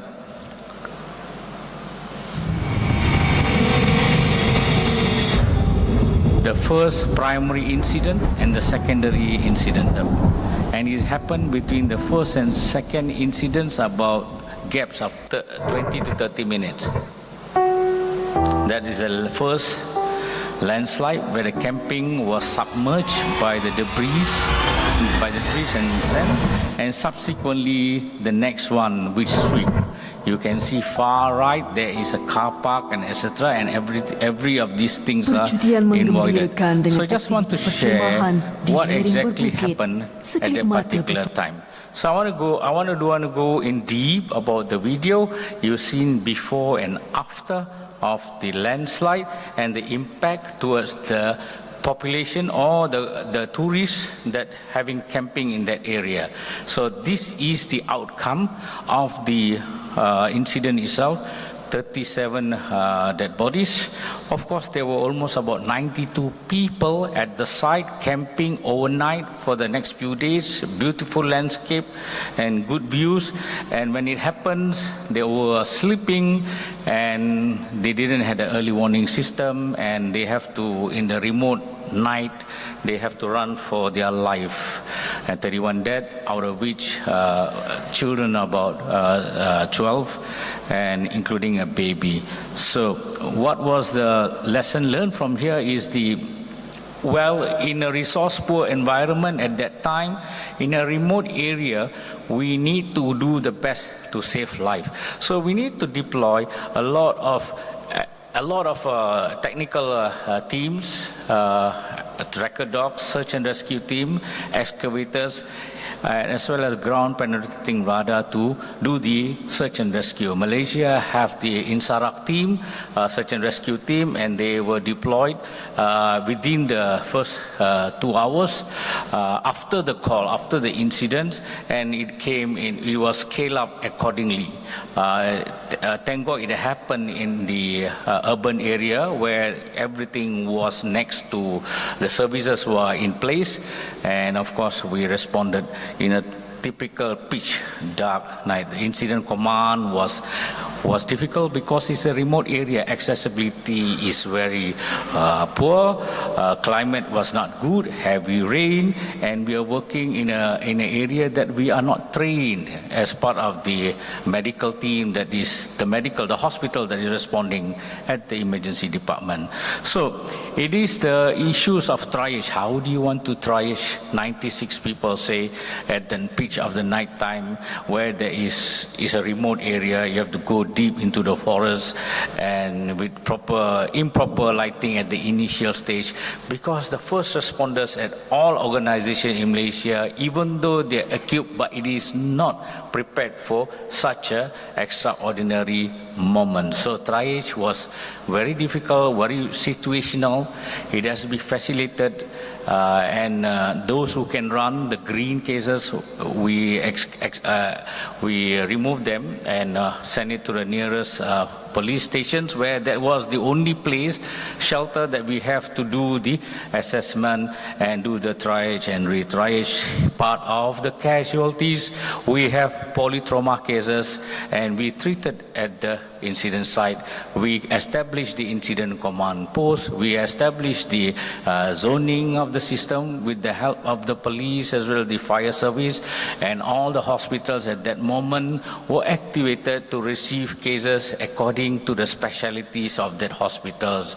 The chronology of event, of course, it went from day, night, and to days to more than 10 days. So we developed the critical incident stress among the rescuers. It disrupted the routines. We have to bring in more team. There are almost about 650 staffs on the ground zero, and first responders beginning to show sign of fatigue, sign of tiredness, and most of them never took their medicine. So an establishment, observation based, zoning was done, triage was continuous, and then we had a lot of communication between the hospitals, and we have to address the surge capacity, particularly to staff, space, systems, as well as supply. And then in a remote area with the weather disturbing you all the time, you need to do something. And of course, the search and rescue team must, accommodated. And we also, as more teams come, burnout, etc., we have to replace not only staff, also the animals, the dogs and everything, because they were doing 24 hours search and rescue capabilities and capacity at that time. And we have to do the public health preventions, and we managed to screen them and then give them prophylaxis for malaria as well as leptospirosis. And then we have to handle the fatalities, the dead bodies, and how do you want to store them, evacuate them, body identification, recovery and disposal in a remote area was difficult, and the final fatality of that moment was about 92 total casualties, and a lot of survivors, among them family and friends, and we need to handle the dead. In most of the mortuaries were occupied, and then we had a lot of media interest, a lot of challenges, and related to capacity, capability, terrains. We had multi-agency coordination meeting. We have to work in a remote, confined area, in a wilderness medicine, and we have to go through the experience with the flood, and there is a lot of challenges at that time, communications within inter-agencies and as a partnership. And we had few pitfalls, we had difficult challenges in communication, both inter and intra communication, accessibilities of big, large trucks, both military and non-military ambulance. We're working in unpredictable nature of the site with wild animals, dogs and etc., that we have to be very careful, insects too, and of course with storage, logistic, supply chain management disturbed, and poor network. Ladies and gentlemen, that is the Malaysian experience on natural disaster, and now currently we are preparing for massive flood. With that, thank you very much. Thank you very much, Doctor, for this very interesting talk, and we give the microphone to the next speaker, Karen Koenig.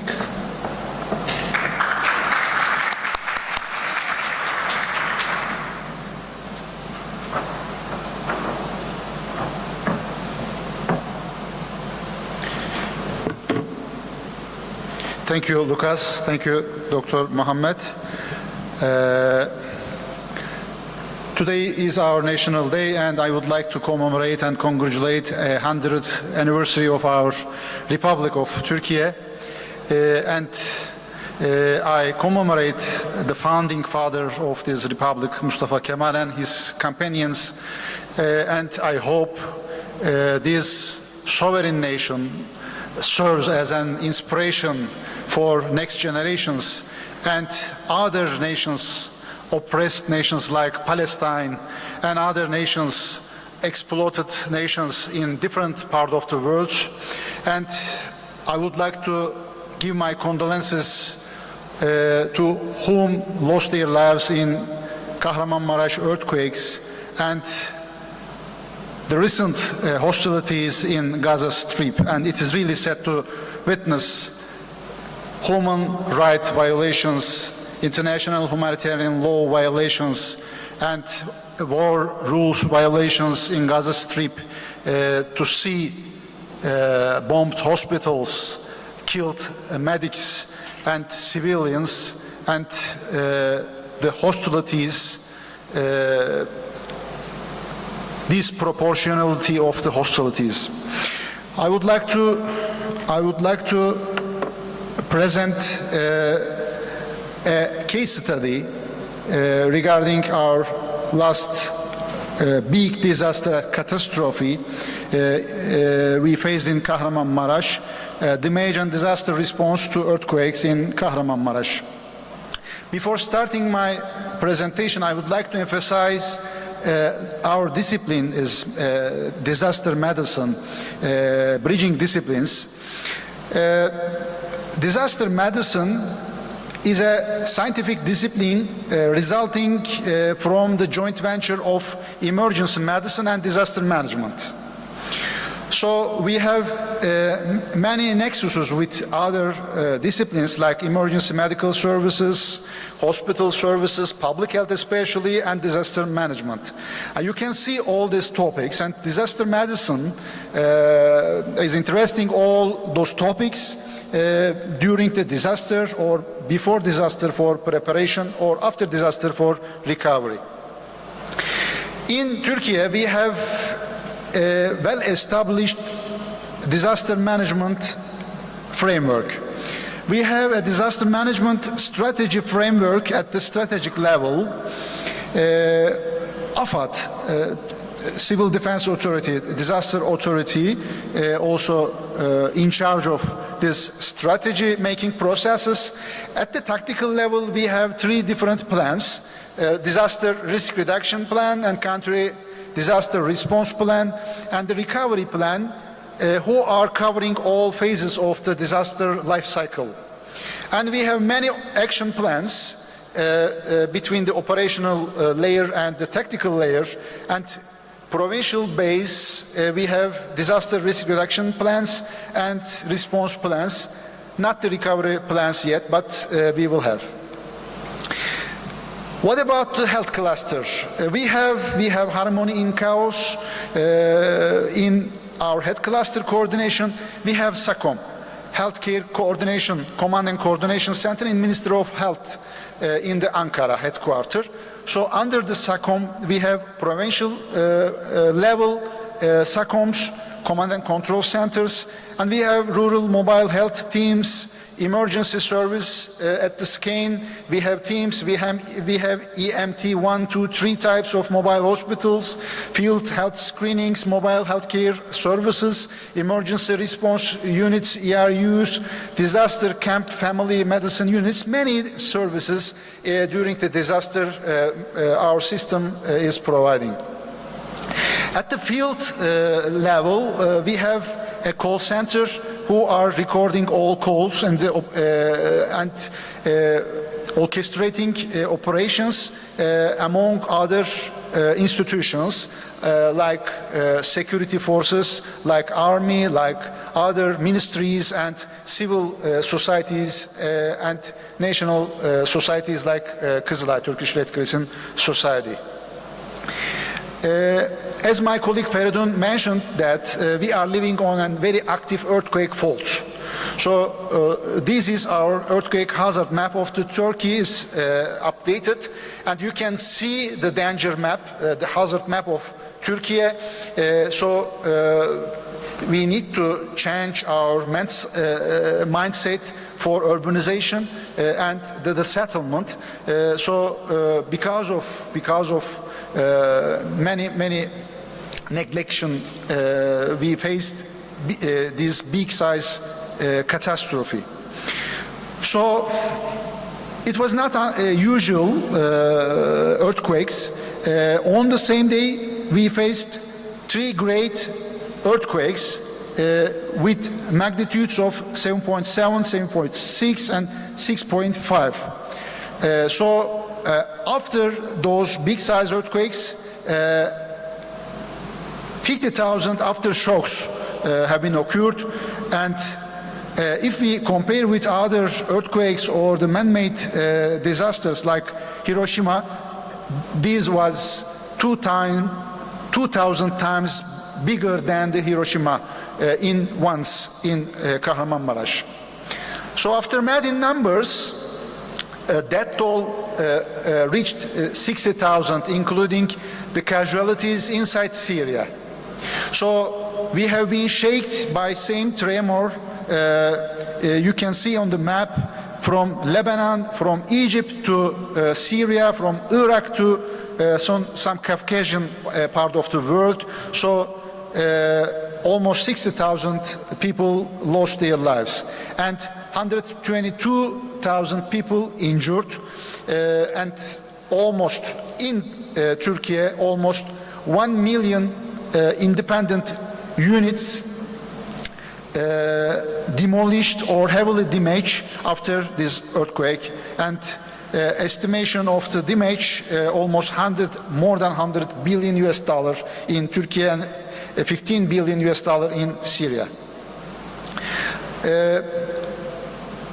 As for the magnitude, yes, we can compare with others, but because of the fault lengths and the depths and the habits of the earthquake, the damage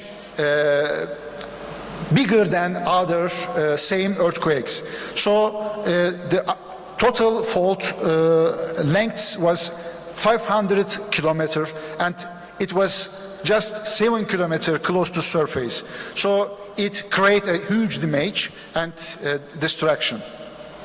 So we can compare the total affected areas, 11 provinces, with other countries. This area bigger than many countries. If you compare the population, this population is higher than many countries. So it was really difficult to manage all this catastrophe and the chaos during the disaster. So many personnel and staff from different institutions deployed to the affected areas, and almost 650,000 staff have been worked so far in affected area. And we have unsung heroes, volunteers, and civil society organizations, and our colleagues coming from abroad to solidarity with our nation, and almost 10,000 international search and rescue staff, and from 90 different countries. And we have our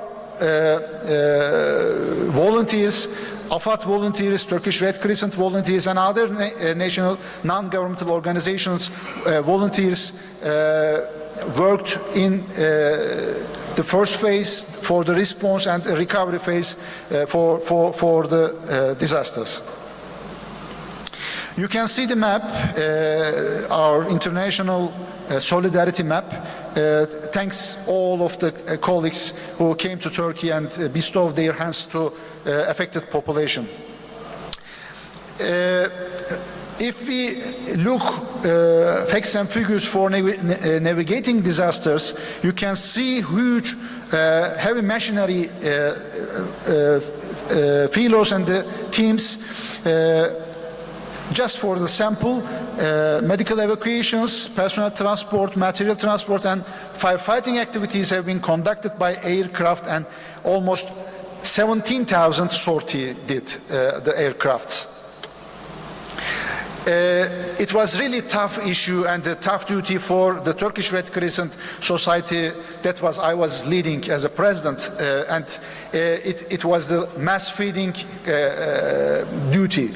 So almost 14 million people have been affected, and by the time being, for at least 4 months, Turkish Red Crescent Society and its nutrition platform members provided 500 million hot meal so far, and at the peak time, daily 2.5 million affected people received hot meal and 3 meals a day from Kızılay and the feeding platform.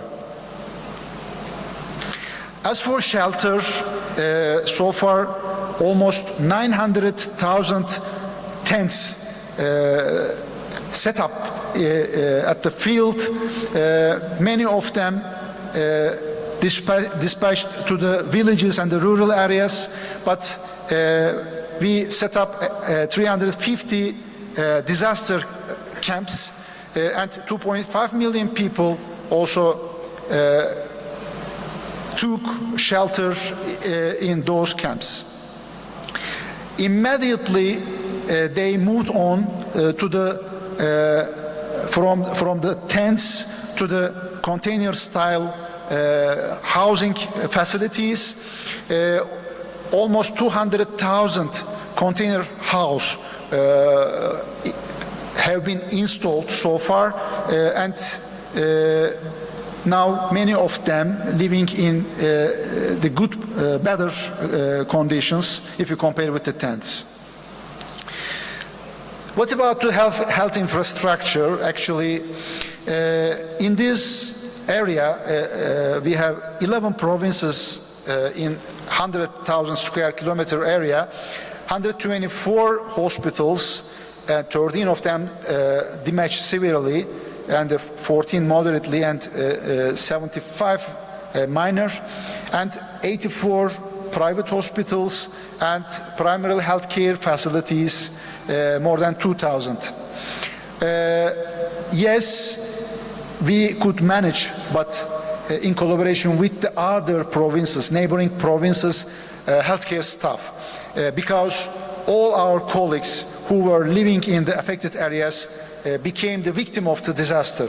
So they lost their loved ones, they lost their siblings or houses. So they need to get support abroad and neighboring provinces, and the total population in those areas, as I mentioned, 14 million. As an operational overview, so I selected 4 provinces, mostly affected provinces in the disaster. Arrival time of the first UMKE, our medical rescue team, from outside the province, 7:15. So arrival time of the first ambulance from outside the province, 7:15 as well. This day was the coldest day of the year, minus 20 degrees. So heavy snow blocked many roads. The frozen roads and broken roads and bridges closed many highways. It was really difficult to reach affected population, affected areas from neighboring provinces, and it took time to receive search and rescue services abroad or neighboring provinces, so hours and days. So because of this period, we lost many lives, unfortunately. Many UMKE vehicles, air ambulances and land ambulances, and UMKE teams, 15,000 UMKE and emergency health personnel also worked in the area, and the transportation of the patients, almost 2,500 of them transport by the plane, and 50,000 of them by the ambulances, and more than 300 by the maritime. After 2 months, you can see the occupancy rate of the active ward beds and the ICU beds. So 200,000 surgical operations have been done by the colleagues and more than 4,000 intensive care cases, 600,000 discharged, and after 2 months still 400,000 inpatients were exist in the wards. According to the experts of the mental health, almost 1 million people, victims, need emergency psychosocial support during the disaster. So you can see the activities of the Minister of Health, psychiatrists, psychologists, and Minister of Family in charge of psychosocial support, and Turkish Red Crescent Society and other NGOs as a member of this platform provided 2.5 million PSS sessions to the affected community. As for the water, sanitation and hygiene, all infrastructure, all utility infrastructure have been affected. Water pipes, water reservoirs, water and wastewater treatment plants, pumping stations, and all infrastructure have been damaged, and it was really difficult to provide drinkable water to 14 million people daily, and we did it, thanks God, alhamdulillah, in collaboration with the private sector and other water directorates of the municipalities and the civil society organizations and the individuals. They carried the bottles of the waters to the affected people, and we didn't see any outbreaks and infection diseases, waterborne diseases during the disaster. So almost 19,000 mobile toilets have been established, and 10,000 mobile shower and the washing machines have been established in affected areas. Another issue, another challenge for the system is managing the logistics. And supply chain have been broken, then it is really difficult to create a new value chain for a healthcare supply chain and nutrition supply chain and other basic humanitarian needs, non-food items and food items supply chain system during these bad conditions. But as having an agile system is important during these disaster times, and health logistics continue to serve the hospitals and small clinics everywhere. Thanks for civil society organizations and our disaster partners all over the world. Like Brother Mohammed from the Malaysia Red Crescent Society, he is in charge of disaster department, our colleague, and they bestow their hands to Turkey and Syria as well. And you can see on the screen and the many NGOs, International Red Cross and Red Crescent Movement, and UN agencies who implement their projects and activities in the affected areas. I thank you very much. Thank you for the speech. I think you and your country faced the disaster, but I suppose the next step will be face the PTSD among survivors and all rescue staff, so it will be also problematic for the medical staff. Do you have any questions to our lecturers? Anyone? I know that you are tired and you want to go to lunch, but maybe I have a question, and maybe this question will go to the Dr. Mustafa, because you talk about that preparing to disaster, and I have a question from the education field, because we know that we can train disaster medicine, emergency medicine, but when we're talking about disaster medicine, I'm curious when we should perform such as trainings in the undergraduate or postgraduate level, and with what frequency we should do it.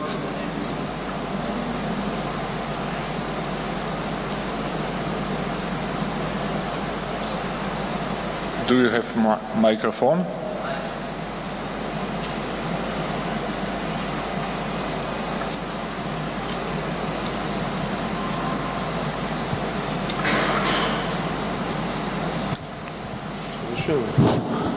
Could you get closer to the microphone? I need to repeat again, please, your question. I can't hear you. Okay, so I have a question. Should we train disaster medicine in the undergraduate or postgraduate education level? I mean that during them, for example, medical studies, or when someone finalizes her medical studies and it's physician. So at which level we should train disaster medicine according to your knowledge and your experience? Thank you. It's a very important point. I heard that maybe Pierre knows better than me. In the U.S., is disaster medicine is getting subspecialty in the emergency medicine. It must be, because the future, there's lots of disaster waiting for us. And the overwhelming of the emergency medicine is only handle these type of problems. Briefly, disaster medicine should be subspecialty for the emergency medicine. I believe that. Mm-hmm. And with what frequency we should return the courses, for example? Because according to, for example, resuscitation, we know that every, for example, 3 months we should go to the simulation center and train the chest compression. But I know that disaster medicine is totally different, and in which frequency, 1 per year or 2 per year, you should think those courses, those trainings should be continue? I think that only the course is not enough for the handling this issue. As you see, that's in the picture, is wars and lots of problems waiting for us. At least 2 years subspecialty training, because in the scene, in the collapsed building, for example, when we're talking about the earthquakes, we should get close. Nobody can do the emergency physician's capacity, pseudoanaesthesia, for example, and also nerve blocks. As I mentioned you during my presentation, you are talking with the victims of the earthquake, still alive but trapped. Maybe needs 1 week to take it out to all the collapsed building. You need to pull out this patient as much as you can, and you need to give IV infusion, pseudoanaesthetic medications, nerve blocks, and amputation. I saw that even in the orthopedic surgeon. I have respect the other specialties, but they hesitate to do this. You know, these are not looks like an operating theater conditions. Everywhere, there's dust everywhere. Full of the dirty waters, green waters, dark waters, totally collapsed building. It's a very interesting issue. And there's a lot of challenging also waiting for us, and we should need at least 2 years subspecialty training. It's not only handling with the courses, I believe that. Okay, thank you so much. You're welcome. Yeah, Dr. Karim, you want to say something, yeah? I have a question for you also at the same time. I want to ask you, Dr. Karim, what was your challenges for coordination with the foreign medical team or foreign search and rescue team that was deployed during the Turkey earthquake? Thank you. Thank you, Mohammed. As for echo to Feridun, I would like to answer Lucas' question. I'm head of disaster medicine department in Health Science University, and I'm head of emergency aid and disaster management program.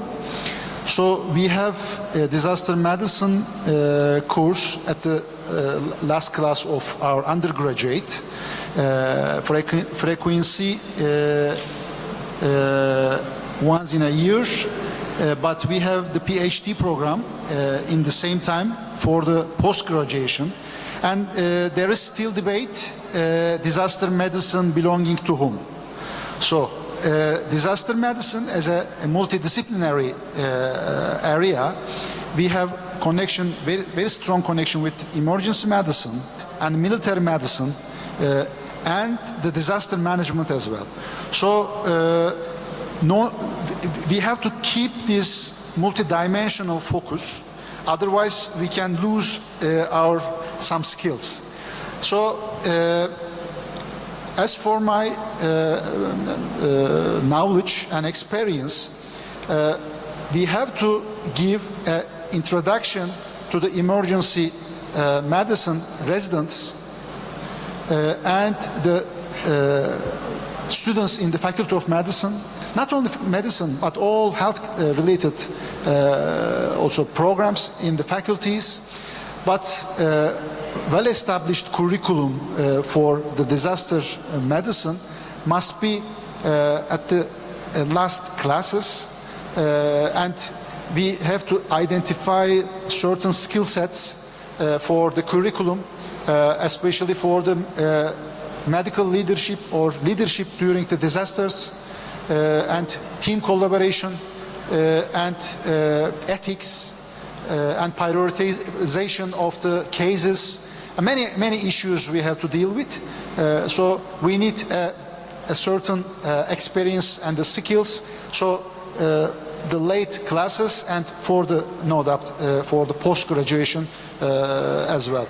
As for your question, Mohammed, it was really difficult. So 10,000 search and rescue staff in the same days, within 3 days, from land, Iran or Iraq or Caucasia or the Western Europe part, or by plane, by ship. So we received then all of our colleagues in our accommodation areas. We recorded them, and according to our national disaster response plan, AFAD identified the gaps in terms of the search and rescue teams, so they dispatched all our colleagues. Turkish Red Crescent Society deal with the Red Cross and Red Crescent partners, and AFAD, Turkish Disaster Authority, deal with the states and the official departments, and we as well as we try to manage the NGOs, and UN immediately set up the OCHA office in Turkey. Then OCHA set up their clusters. Then each leading agency of the clusters lead their own clusters from the UN agencies. So well organized, and it was difficult, but I believe we did it. Thank you. Excellent. I think part of the Malaysian search and rescue team were there, and we were also coordinating well, and as well as the Malaysian Red Crescent Society. Now, thank you, sir. I'd like to ask Dr. Pia. I know active shooting incident, it is not as easy as we think, because you need to act and react on care under fire. So in the context of your presentation just now, what is the preparedness level of tertiary hospitals that you have, and how was your tactical medical team responded to such an event? Thank you. So we have been going and we've created a system where we approach each department, and we bring our university police, our hospital security with us. And our goal is that all of our staff are trained and practice on responding to an active shooter event. So we actually do real live simulations about once a month in different units. We train our staff in their area, and that's really the key part, is to go to their unit, show them which is the area that they would need to hide, which area, if they hide, they'll actually protect from bullets. versus just being concealed where they can't see you.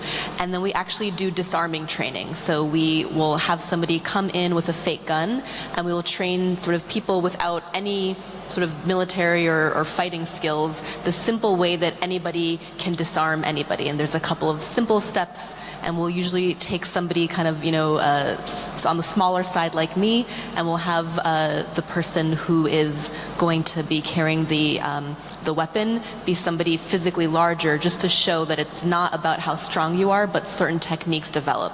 So about once a month, we do different units, and we actually make sure our staff practice hiding and actually disarming an active shooter, so that they at least have the tools in their muscle memory of how to do it. And the idea is that we hit each unit, each staff once a year. That's the training program we developed. We started it last year, and so far it's been really well received. And it's also a skill, it's a life skill that our staff then takes into their daily lives, because these skills, they could be applied anywhere, even outside a hospital. Thank you so much. If there is no any question, I'm sorry, there is one.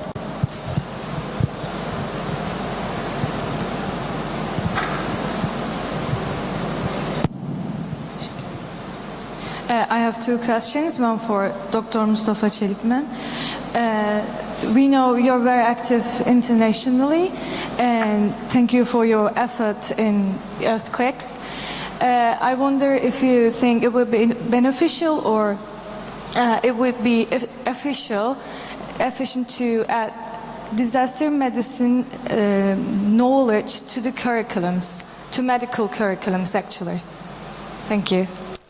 Here I am.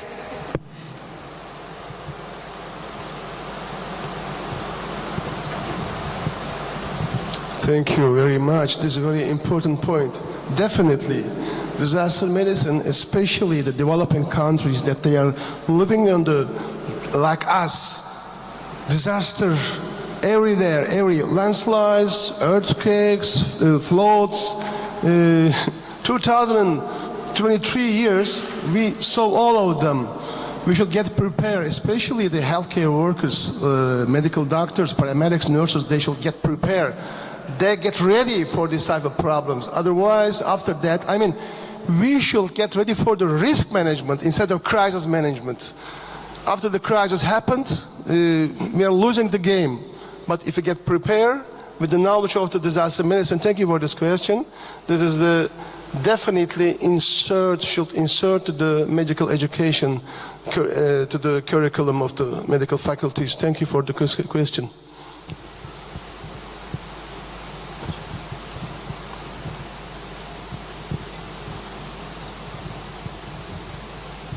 I have one more for Dr. Pia Daniel. Thank you for a presentation in advance. Sometimes when it comes to the violations, sometimes it's not the patient that causes the problem, but it's the come-alongs and their relatives. Do you think it would be ethically or legal or any kind of beneficial to flag these patients as violent, or do you think it would be beneficial to eliminate these patients from the healthcare systems for good? Do you have any studies that based on these cases? Thank you.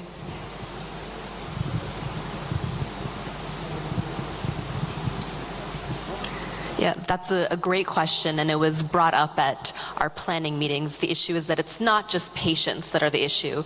Often family members, I've been meeting with a lot of the pediatric department leadership, it's the parents.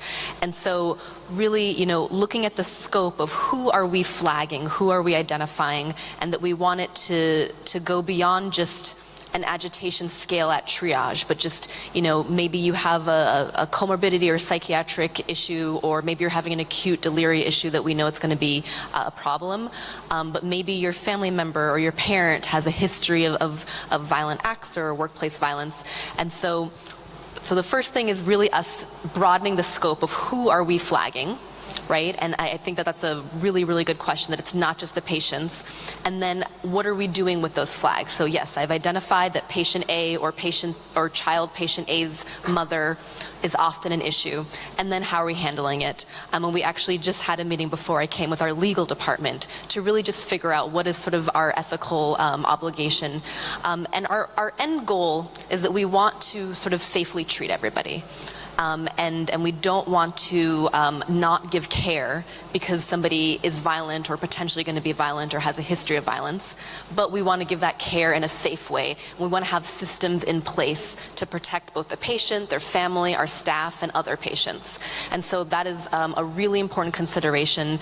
And again, I know that in general hospitals here, you're probably a couple of steps ahead of us as far as flagging patients, but I really recommend that everybody look at your hospital policy of what are you doing once you flag patients? What is the scope of the people that you're flagging, and what is a way that you can manage them? And so that's sort of why I listed in one of those surveys, we gave our staff a lot of different options of what would you like us to see? Once we have flagged them, then what should we do, right? And so maybe it looks like always having a psychiatry consult initially. Maybe it looks like having patient relations, especially if it's not necessarily the patient himself, but a family member, come and get involved early on. Maybe it looks like security more frequently rounding in that area. So the idea is that we don't want to, and even when we are wording the flag in the chart, we don't want it to look like it is that we're biasing people against giving good care. We don't want that perception. And so we want it to be in a very sort of objective, we are putting this in place for your protection and for our protection. So it's never about you're not allowed here. It's more that we understand that this is an issue. You need care, whether it's just in the outpatient setting or maybe you need to be admitted, and you need to be able to visit your child, right? You're the child's mother, but we know in the past there have been issues, so what are the steps that we can start implementing to make it a much more sort of a pleasant visit for everybody? So I think that's a great question. It's a very gray area, and we're sort of getting everybody involved, but the overall idea is that we want to provide care. We don't want anybody not allowed. We want people's families to be able to come. So instead of just barring people, instead of just getting security to throw somebody out, let's take some steps ahead. We know this mother has been aggressive, so let's get patient relations, let's get university police, let's get all this on board early on so that she understands sort of the behaviors accepted. And the other thing we've just established is a patient code of conduct that they need to sign, and family members and visitors. And so in that code of conduct, it states acceptable and unacceptable behavior by patients and family, and that also kind of gives us the reason saying, well, you signed this, you agreed to it, and now you're breaking that code. And so that also is one way that we're kind of approaching that. But it's tricky, but the idea is we don't want people to feel unwelcome. We don't want providers to give suboptimal care, but we want everybody to have a safe environment. So I answer and don't answer your question.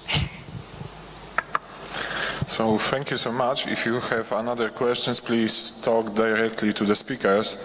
As I suppose we can agree that we can finalize this session, and we will meet here in 2:30, because right now you have the lunch break. So bon appetit and see you later. Thank you. Yeah, can we have the speakers on stage for a photograph, if you don't mind? Thank you.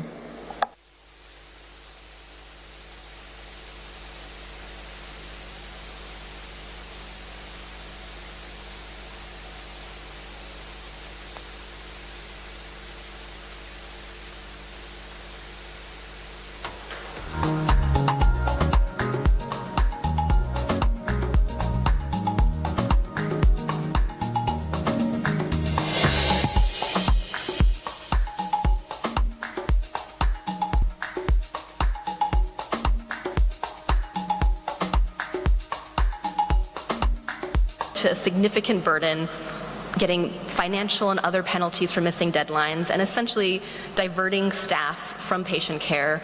I was an emergency room physician who was taken out of the ER during the peak of our COVID response for 2 weeks so that I could be in an office helping input this data, because our reporting team wasn't able to catch up with it, and our hospital administration was so afraid of getting penalties.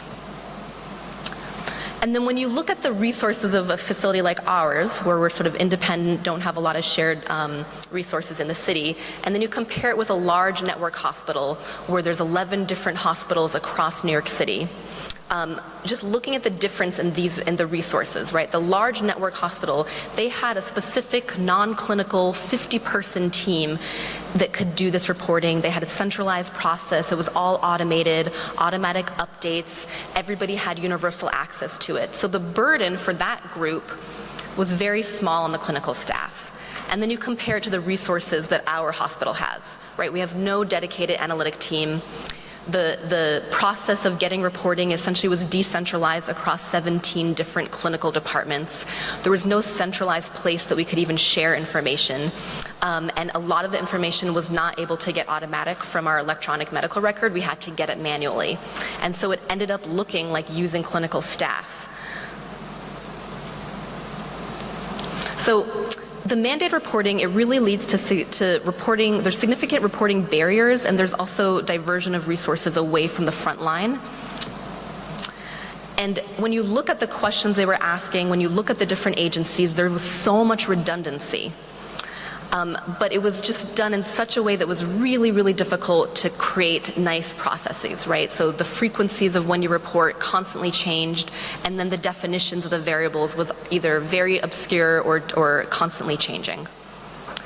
And so the idea is that the public health needs of a disaster, it requires a more coordinated, efficient system to share information and minimize straining healthcare systems, and really understanding that different healthcare systems have different capacity to do this.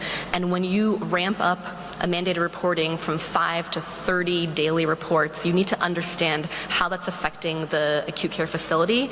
And then again, it all translates to the community, right? So the community that we were serving, it had less clinical resources to treat patients because those clinical resources were being diverted to reporting, versus those larger networks, they had the capacity to deal with it. So just understanding that creating these universal mandated reporting is very, very difficult on certain institutions. And really, this is all about the public health sector really needs to have a better communication with the acute care facilities during a disaster, and really kind of prioritize what are the variables that we need from every facility, and maybe what are some variables that maybe we just ask from the facilities that have the capacity to give this without sacrificing care to their community. Thank you.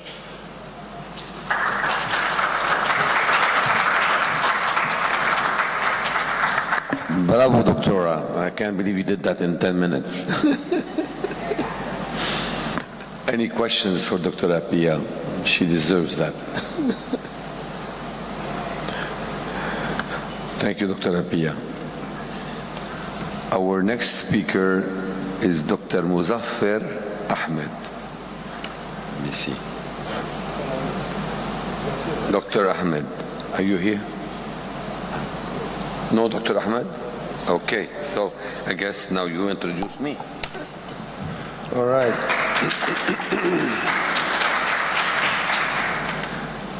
Amin Antoine Kazi, who is an emergency medicine specialist. Definitions, challenges, opportunities.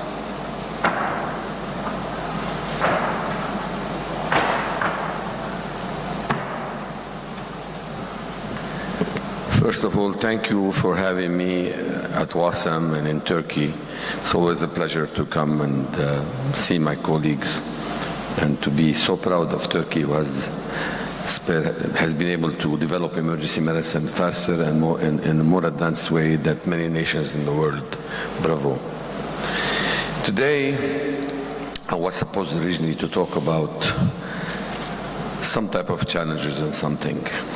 But I decided to change the topic to something that's more relevant, because I just came from training more than 1,000 physicians and nurses in Lebanon. On Thursday, the Ministry of Health, the Lebanese Order of Physicians, our National Association of Doctors, as well as the MSF, ISF, ICRC, come together to start preparing our physicians in Lebanon for, God forbid, what may be full-scale war. And of course, not only a full-scale war, but possibly whatever other type of internal strife and civil wars we may have in our own country, especially if the crisis lasts longer. our country has been devastated by a major financial crisis with a nearly total collapse of what we have had before. So we are particularly vulnerable right now in terms of having the resources to withstand an increase in need of resources. So as president of the Lebanese Society and as founding chairman and founding leader within the specialty in Lebanon in terms of developing emergency medicine as a specialty and working with other colleagues to develop the whole healthcare system, we started heavy training in war casualty and ED management of mass casualty incidents. They all come together. There are many aspects of them that go all the way from the field before you get to the mobile unit, from there all the way to the hospitals and the pre-hospital system. And then there is a whole world of emergency department management skills that we developed at the American University of Beirut into an actual set of lessons and principles, which I would like to share with you today.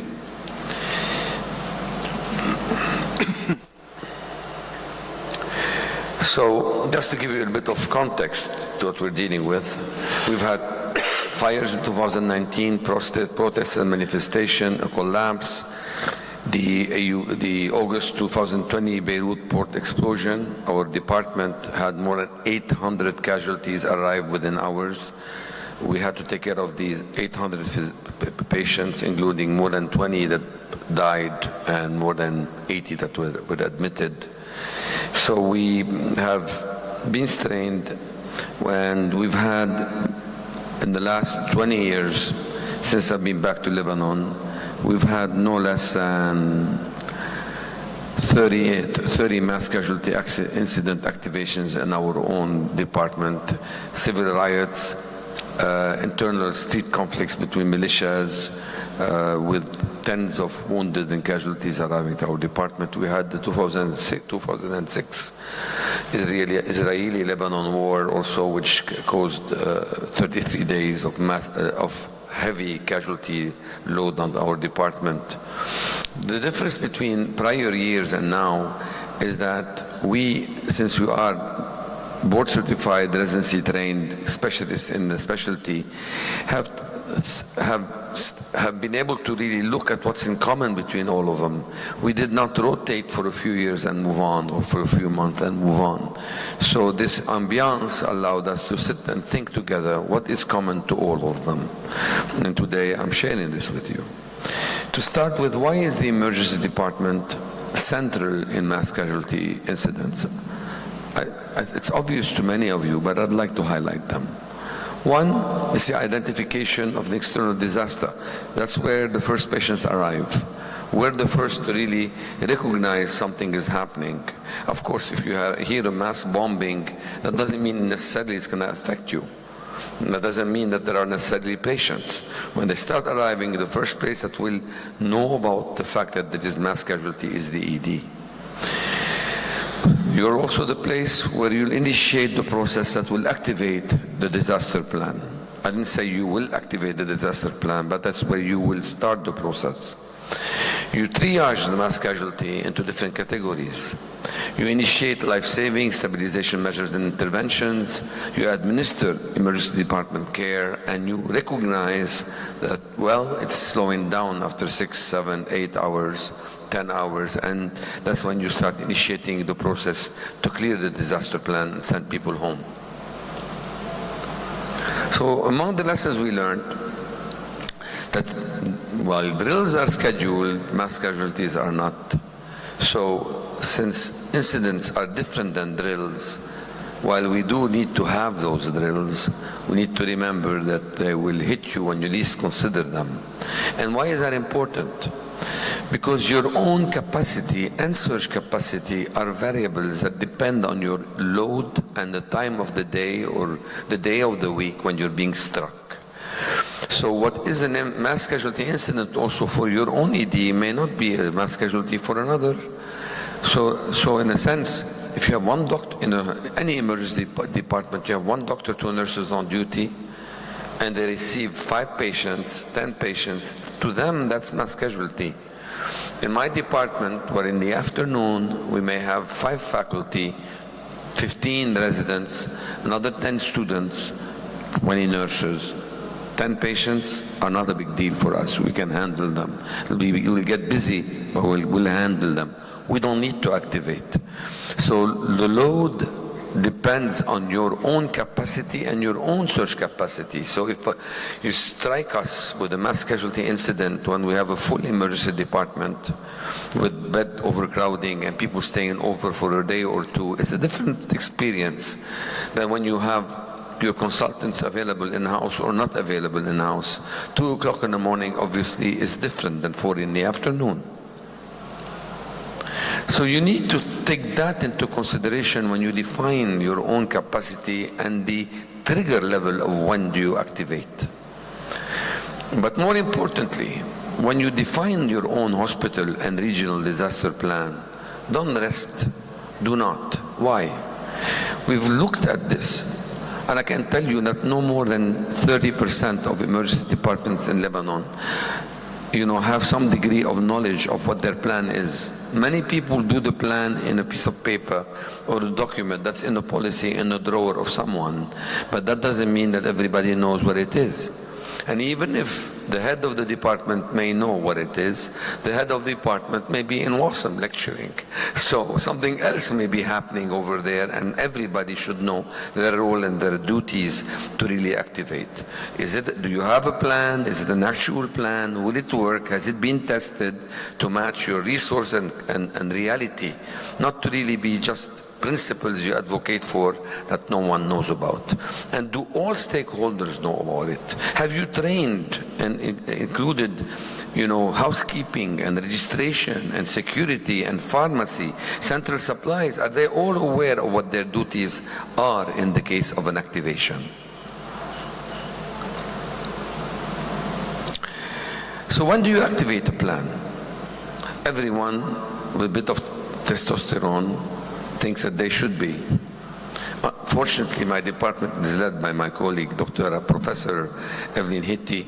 Evelyn doesn't have testosterone, so really she really thought very carefully about this and was able to develop a system which we believe is essential. We alert the hospital director, but mobilizing a whole hospital should be done by the hospital director, not by you. In 2012, there was a Starko bombing which caused almost 40 casualties, about 5 dead, the rest were wounded. We were the closest hospital. They brought them all to us as usual because they were not, that's what their people tend to go. And that's not ideal, but that's where they tended to go. They had not learned yet to distribute them more properly through a proper dispatch. But patients don't know. They just rush to the closest place. So when we were struck, we realized that if we left the actual activation to the hospital director themselves alone, it may take half an hour to activate, and that half an hour is brutal, because the key element in preparing for the mass casualty second wave of patients, not the first few who tell you there is a problem, the key element is to have these 15 minutes are unforgiving. That's the time when you get ready, set things up, and call people in. You empty the department within this time. So what we realize is that it is essential for the department to retain the capacity to alert the institution for put people on alert. So we have a tiered response. First we go on alert, and 2 we go on activation. The second thing we decided, because we do realize that you have to estimate your capacity, your search capacity, the time of the day. What can you handle? What is the exact number you're predicting of people to come? So you have to assess that before you go to the next step, and the next step is a level 2, not a level 1 activation. The level 2 activation is different than a level 1. Level 1, you activate everybody with the plan. But the level 2 is you activate only select services, or at least 2 people on call that you need to call in. You don't activate the dermatology consult on call, but you activate the trauma surgeons, you activate the general surgery department, you activate your intensive care support, the people on call, not everybody, but a limited response of activation. So to properly decide, you need a proper assessment of your ED current capacity and surge capacity at that particular time. So the ED attending on duty in charge is the person who makes that assessment. I can't make it from here. They have to be on site. And then you have to secure early and properly, question mark, accurate information suggesting more victims are expected. And who is the best source for information? The best source of information is not the media, is not hospital security, is not the police, nor the hospital leadership. They themselves don't know. The media will take half an hour at least to get down there and figure out what's going on. So how do you know? So you can activate early. You will know from the first patients that will walk through your door, because they will, from the scene of the incident, these people, whoever brought them in a taxi cab, in a car, by family, or whether they drove themselves just with their walk-in wounded to your department, they will provide you the information, and that's the most accurate, relatively, source of early information to what's going on out there and whether you should predict that more victims are expected. Defining your capacity threshold, as I mentioned, should be defined by your own institution depending on your size. You can't, what is your capacity? What is the range of patients you can handle? We have more than 150 institutions in Lebanon. They're not all tertiary care centers. So you have to think in that sense. So using tiered activation, the level 1, level 2, like I mentioned, using an alert, and remembering that there is a general rule, which is the upside-down triage, which I'll mention in the next lesson. But overall, if you want to assume, well, I'll go now here. No. Overall, you have to assume that you're going to get a first wave of walking wounded, and then a second wave. It's like a tsunami. You get a small wave and then a bigger wave.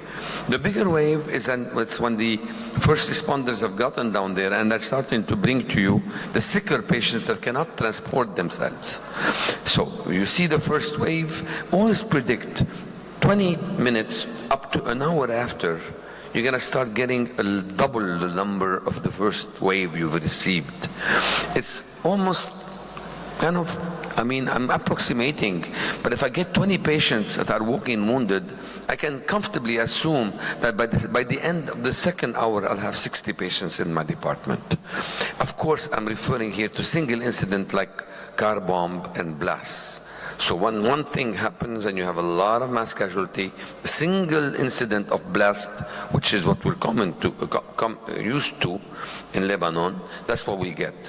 Now, of course, you can tell me, would that apply when you have an air raid or a structural collapse? No. People will take time to be extricated. You'll still have your first wave, but you'll have more severely injured people, and patients will be delayed because they will need to be extricated, and that will make them dwindle over the few hours that come after. There is an assumption we always make that put them in the green, and then you come to the green at the end, that you're going to have additional resources.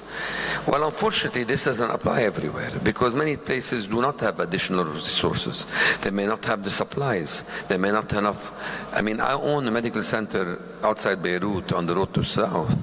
I have 10 chest tubes, 20 ET tubes, maybe less, probably expired. How able am I to really support a mass casualty incident? So resources may be outstripped, so you have to think about the duration and think of sustainability issues. Therefore, it may be advisable when you receive the greens and to make them wait, not to give them any attention. Triage them out, put them in the green zone, or instruct them to head somewhere else. to head to somewhere further away than the emergency department. If they're green, they don't need to be taken care of in your department if you're the closest to the close to the vicinity of the incident. I beg, impose, educate everybody not to call the emergency department. This is not the time, everybody should know, this is not the time to call the head of the department, hello, do you need me? Should I come down? Look, I'm in outside an hour away. Should I really come? Is it bad? How is it like? This is not the time. Already when you have a bomb blast, most phone lines will be overwhelmed and you will have an interruption of communication. Do not burden the ED. Follow the plan. Go to where you need to go when you're supposed to be mobilized. Do not strain what's already strained and distract us. Follow or don't come. Pre-identify mobilization sites where they go. Hospital employees should not come to the hospital, to the ED. They should go to the cafeteria or to the patio away from the ED, and that's where they gather. And the leadership of the disaster committee, the chief of staff, the nursing director, etc., whatever is in your plan, will be selecting people and sending them where they need them, in the ED or outside the ED, on the floors, in the intensive care unit. They identify the gaps, and you should not be in our face, essentially. One entrance, one exit. And I personally believe that one companion with every patient should be allowed, especially with children. Why? Because you need them as transport. Two, because you need them to identify the patient and that you're giving the right treatment for the right patient. Because patients can go back and forth, move around. You will send them to CT scan. During the bomb blast, we had 3 scanners, the port blast of Beirut 2020. We had 3 scanners operating, and every scan had more than 25 patients in line. We had 1 or 2 patients arrest, deteriorate in line. You have to realize if you send them there, the transportation person will not be able to come back. So you need someone to stay with them to identify them, because identification issues are important. Drill everybody on their duties in every department, the chief of staff, the hospital director. They should not know your plan only, they should know where they fit within the plan. The housekeepers, the nursing director, the admitting head, the support personnel, housekeeping, everybody should be drilled and have their own. We use these categories, all of us, the red, the yellow, the green and the black. Well, I'll tell you 2 lessons. One, when I showed up during the bomb blast to my department, and my juniors, my own former students who now are leaders, but I arrived there and Evelyn told me, I go, where do you need me? I came on my motorcycle so I can squeeze between the shattered glass and all the debris. So I arrived to the department 20 minutes, we had people everywhere already. So when I showed up there, I came from Damour, which is 20 kilometers away from Beirut. So I arrived, I heard the bomb, I just came down. I didn't ask or call. So I parked and I walked in. A friend of mine called me with his wife injured from like 6 kilometers away, wife and daughter. I told him go somewhere else. Very hard to say, just said go somewhere else, because I knew it was necessary to use other resources. I show up there and she says, I need to go to the yellow zone. This is not the time to say, but I'm the one who intubates, I'm the most senior, I want to go to the red zone. Why? Why? Because people are doing CPR in every bed, or intubating and doing primary, secondary surveys. I mean, that's not what we need. The yellow zone is where you salvage people, where you find your own chair of your own department of radiology on the floor, bludgeoned on the floor with his wife, and nobody realizes he's on Coumadin with a brain injury. That's where you can salvage patients who can be salvaged but should be read or resuscitated. The yellow is a very critical area for assessment, reassessments, and you need the most experience there. That's what you need.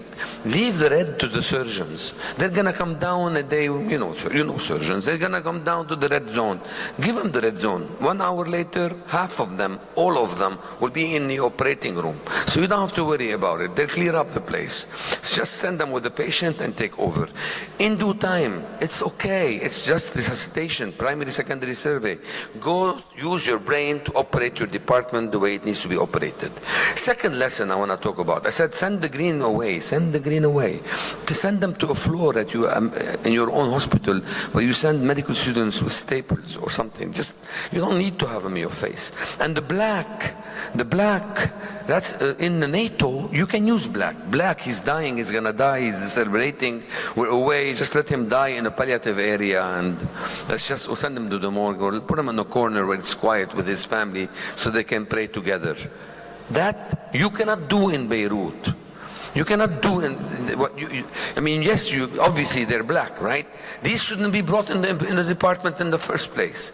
Rescuers should know. But when you see the local mayor of Hamra in Beirut next to AUB carrying his own son with a gunshot wound in the eye and brain coming out from the other side, you don't say, hey, he's dead, take him to the black.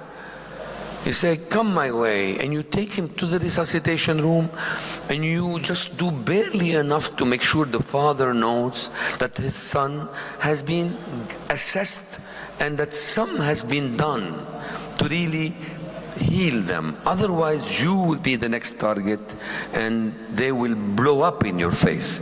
If you want to avoid turning black, do not say black. Do not say black.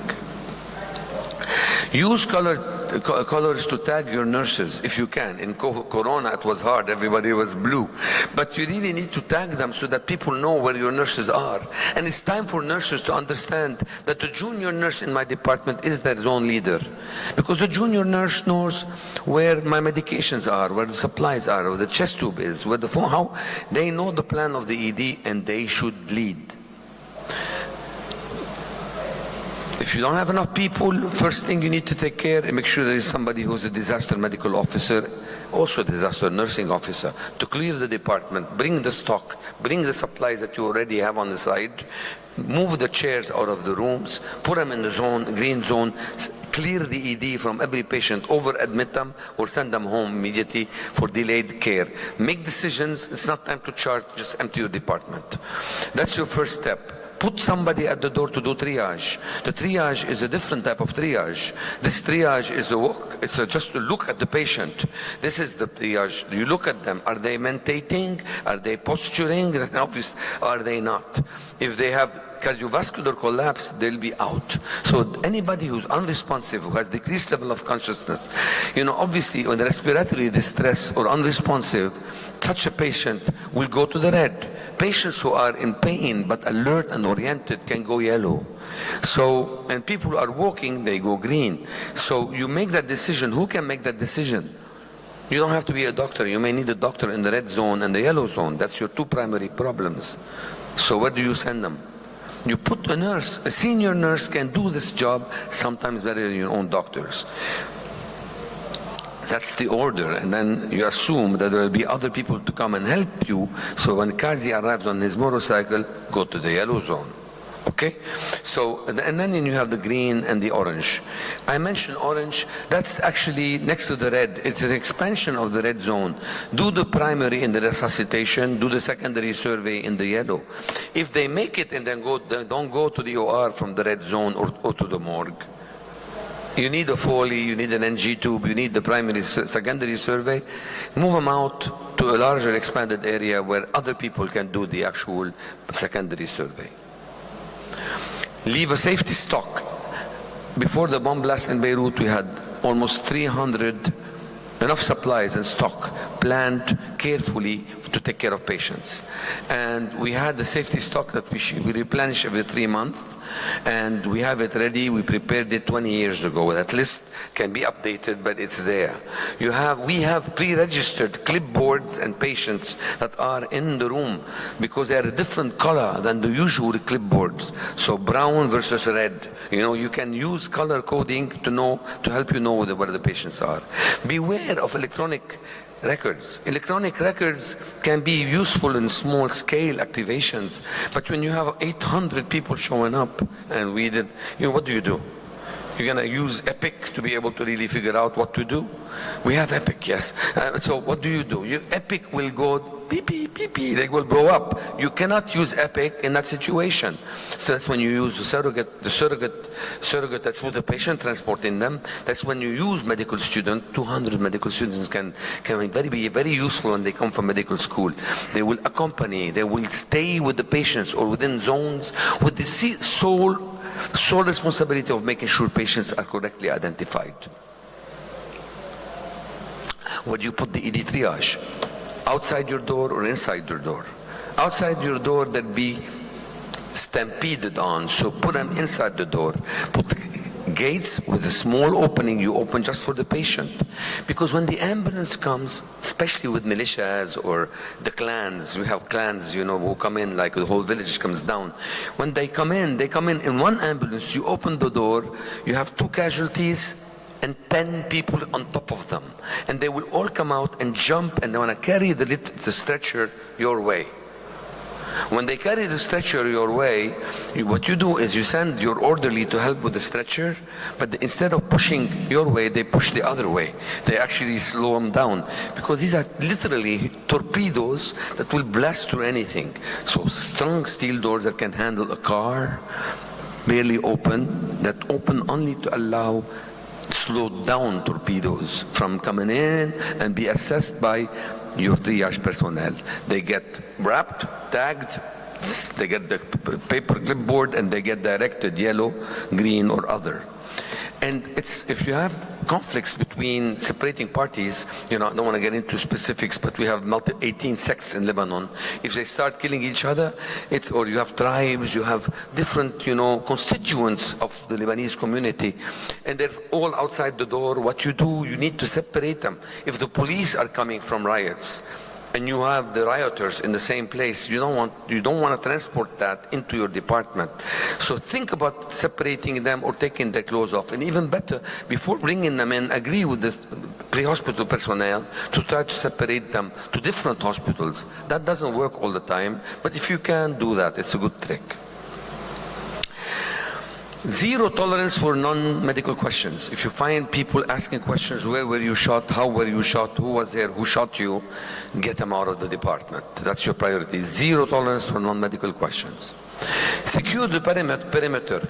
I have started something that is considered probably unethical, but when people show up in my department asking me whether I need them and they're not on my list, especially with the hospital directors, what I do to them, I say, welcome, thank you for coming. Please, can you help the people outside, the security outside, hold the crowd outside?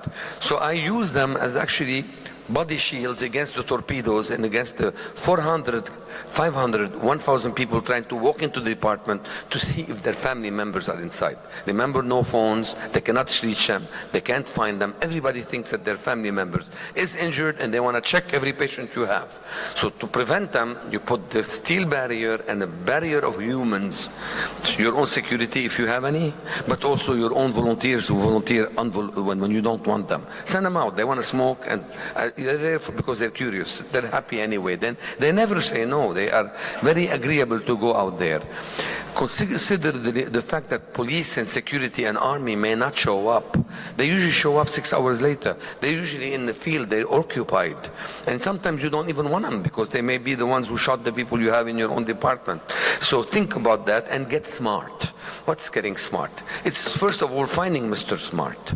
I have an expertise in that. I go outside and take a look around. I see somebody, my height usually, wearing a suit. That's why I don't like wearing suits, with a tie. They're a bit more stocky than that. They typically have a mustache, not always. But you go out there behind the security and you shout, "Who's in charge over here?" And they point. Typically it's the guy who looks like that. "Thank you for being here." You hold it. If he has a gun, that's the guy. So what you do is you say, "I need your help." The moment you say, "I need your help," tu'mur hakim. "Yes, what do you want, doctor? Can you please help me do a cordon here, secure a perimeter for me?" 95% of the time I would say, that's it. Two different words. Mustafa, Muhammad, Hala, the two words, they know each other. You get a cordon and everybody is away. It's peace. Occasionally you chosen the wrong guy, but the point is you end up 2, 3 more wounded. That's not a big deal. That's better than having them inside your department. So give the crowd or local stakeholders, prepare for these with your local community, the mayor, send the police from the municipality. You can have people in front of you. They're not all tertiary care centers. They may not have what I have at AUB, where I have security officers, protection officers to come and help me. But you need to secure your perimeter and prevent people from burgeoning into your department. That concept was used in Darfur, by the way. I'm not the one who started that, by the MSF. Direct crowds away, get smart. So when they show up, they want to know if my patients, you make a list, even if it's not complete, and you post it away on the other wall, like 500 meters away in the other main building. So they go over there. So there is a list. So they go check the list, and that's better. So you deflate them away. 2, you communicate with pre-hospital providers not to bring dead bodies into your department. So you don't have these explosions of emotions. And so what you do is you send them to the morgue. It succeeds in 30% of the time. They still bring people into you. And the best trick of all, when they're coming in, angry militiamen or soldiers, they don't have to be militias, your local armed forces. When they're coming in very angry, you look at them, you say, come my way, come my way. And you never say, why are you bringing them here, or slow down. Just opposite. Come here, bring them to me, bring them. The moment they see that they come your way, you say, who's in charge here? And you'll always have an alpha person who's going to say, him, who's the leader of the gang. Is there a relative? I need you to come with me, but we need blood. What do you mean you need blood? You need blood. Everybody will stop. The torpedo will take a halt, and they'll say, take my blood. And you send them to the 5th floor blood bank on the other building, where they hate me, and they have a post for me saying dead or alive, wanted. So I send them all out there to give blood. So automatically you bring the other 2 with you, and you can this way be able to resuscitate and take care of the patient with you. And if you think that they're dying, these patients are in bad shape, you engage them in a little bit of bagging. That's the black. You make them help you, and then you become their friend rather than their target. This issue, he lives or you die, doesn't happen with me, because I'm part of the team. They always think of you as part of the team when you engage them as members of the team that's doing the resuscitation. Patients will look like each other, keep the ED records with the patient, keep the actual clipboard with the patient so you can know, check and recheck, because they will locate. No media, don't talk to the media, no media. Whatever you say, even if you're in control, they're going to say, Hammock, it's a disaster in the emergency department at the UB. They don't want to hear everything is in control. Okay? So it's not your business to talk to the media. You have no time for that. Let the hospital disaster committee and director do that. And have a deputy from that director with you, so that they take the information without you having to answer the call all the time. Remember to have shortwave radios, Wi-Fi, use WhatsApp, because cell phones will be down, SMS will be delayed. You really have a hard, beepers aren't being used. So remember communication is going to be challenged, and think about that. Think about preventable field mortality during transfers. Train people to properly transfer patients. So if you have a pneumothorax, don't intubate and put a chest tube first. Make sure you have no unwanted volunteers, and think about working in austere environments. Be ready to use ketamine and other things like that. Impose what kind of donations you expect from people. Do not take any donations people want to give you. They will give you things that are not useful, so they'll tax you. And remember that when you are dealing with something that's prolonged, do not all stay awake all night. Take turns, because they will come in at any moment. You may end up with Red Cross, 10 ambulances arriving from the south, and you don't even know what to do. So you need to take turns and beware of fatigue, because you need to sustain activity 24/7 in the case of war. Think of the finances and who's going to pay for whatever other, who's going to pay for the injuries, for the people who die, how you're going to compensate people if they stay with you for 33-day war. There are other aspects of preparedness that must be tackled. Dulci bellum and expertise are words written by Erasmus in the 13th century, and what they mean is war is delightful to those who have no experience of it. I'll entertain any questions. Thank you for having me. Thank you, Dr. Kazi. If you want, you can keep going to your second presentation. I'm sorry? If you want, you can keep going to your second presentation. Thank you. Anybody has any questions for this one? Go ahead, because Developing emergency medicine in a developing nation with a fee-for-service payment system, challenges and opportunities. thank you, doctor. But I'll take a question on that. Yeah, dear Chair, I have a question. Can I do? I have a question. Thank you very much. Thank you very much, Professor Kazi, for this nice, impressive sharing. It was really very nice. You have 24 lessons. I got it. Very nice. Everyone was very nice. I want to pay attention, especially about the be aware about our limitation. You mentioned we have to be aware about fatigue. This is really very important. We have this problem in Kahramanmaraş earthquake, for example. There was not any staff, so we have very limited number of the staff. They have to stay for 4 years, for 5 days, 5 nights. What do you think about this issue? My second question was that, for example, the disaster doesn't come to another place only. Sometimes they come to the hospital also. And the hospital may collapse. We have this problem. There was not any other extra stuff. We just have the person who were at shift. And their relatives, father, children, they were also collapsed. Nobody can reach to the hospital. We had just only 1 or 5 person. They can come for help. Only 5 person, a very big hospital. What do you think about, what can we do? What do you have suggestion for this issue? Thank you very much. Thank you for asking these excellent questions, but I, in a way, alluded to them. To start with, not all incidents are the same. Like, for example, a bomb blast will injure people from all different factions in Lebanon. It's different than when you have street riots or fighting on the streets. When you have fighting on the streets with battles of the sword, you end up with no crowds at your door. You have 20, 30 people, 40 people, but you don't have 1,000 people trying to come in. So the crowds coming in it's not always. You need to have the experience to know that an air raid, an earthquake, different incidents have a different impact on different things. Things like available resources, things like crowd control, they have different flavors depending on the type of incident it is. But if you have a single incident with a large number of people, I gave you some rules to how to manage crowds. With regard to fatigue,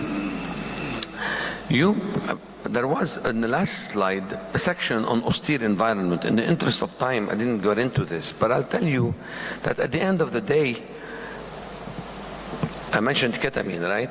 At the end of the day, I can tell you that when we had 800 people in our department, we were not able to provide the same level of care that we usually provide on every day. So the first rule, we have even published an article, some of our own residents, literally talking about how hard it was for them, how much they cried because they couldn't do the things they do normally for patients.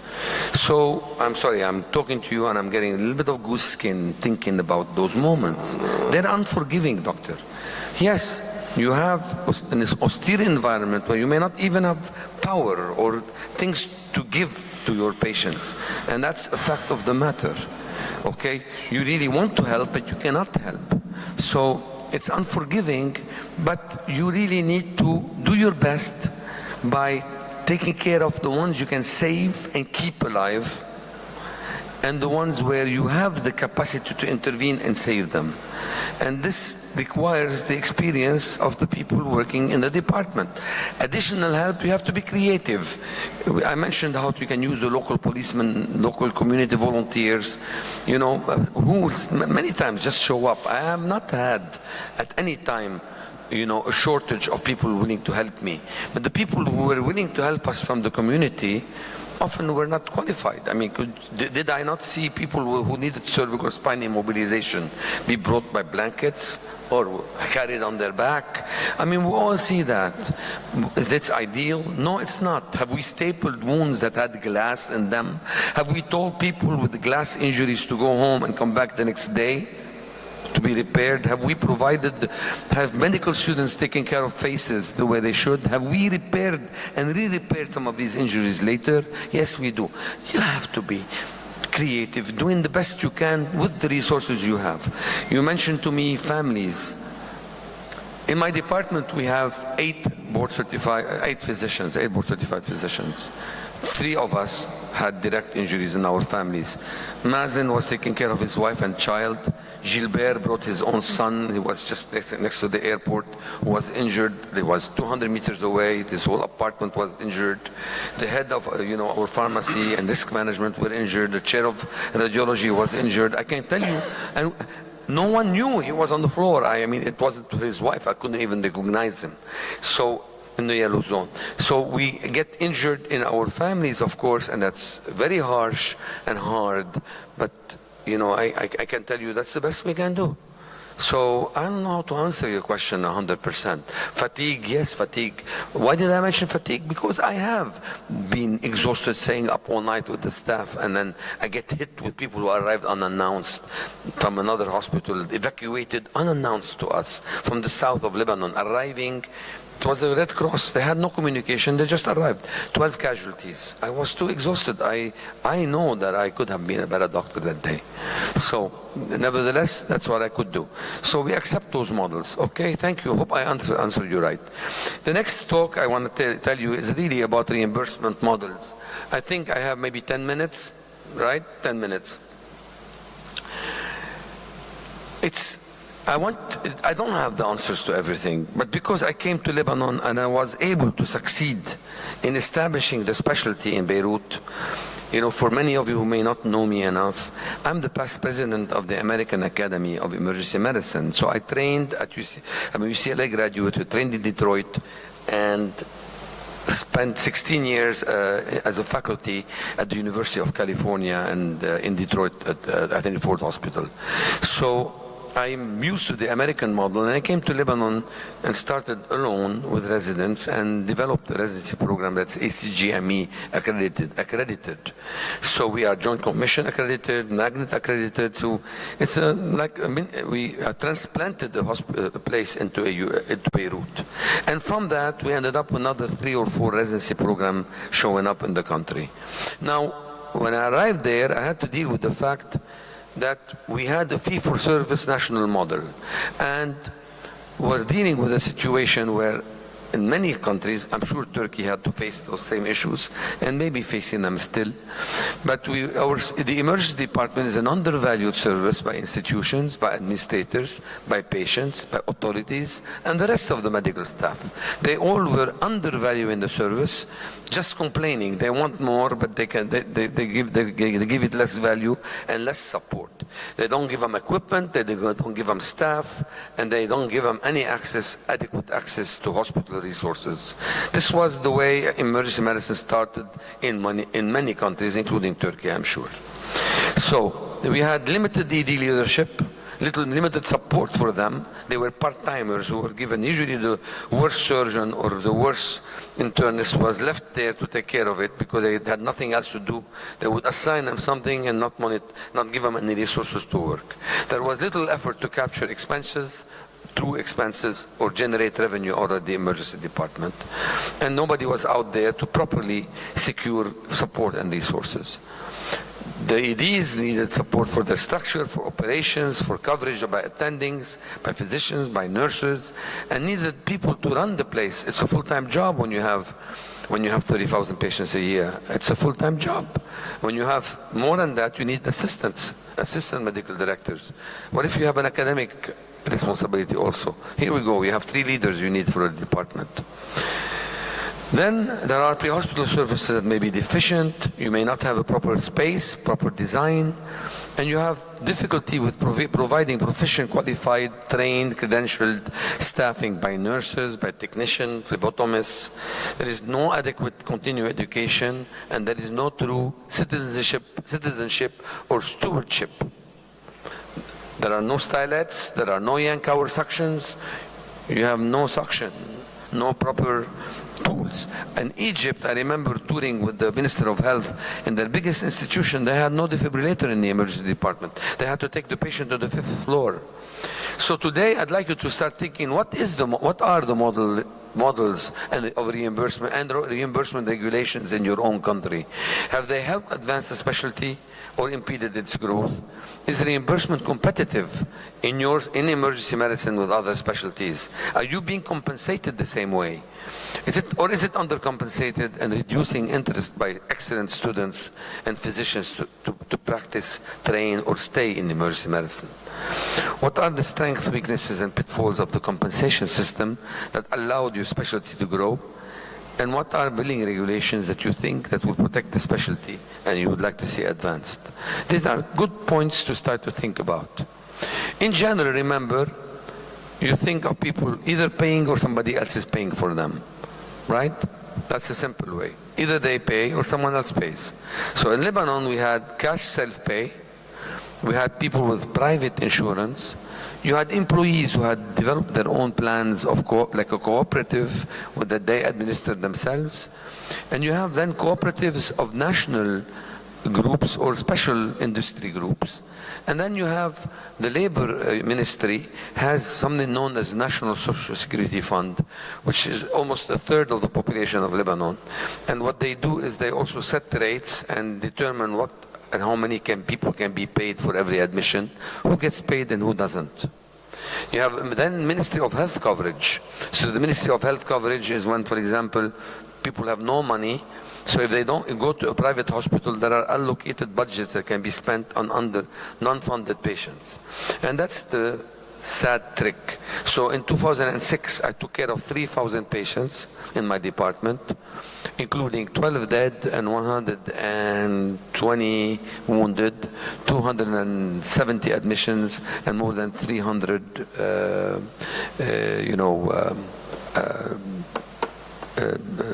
injured patients admitted.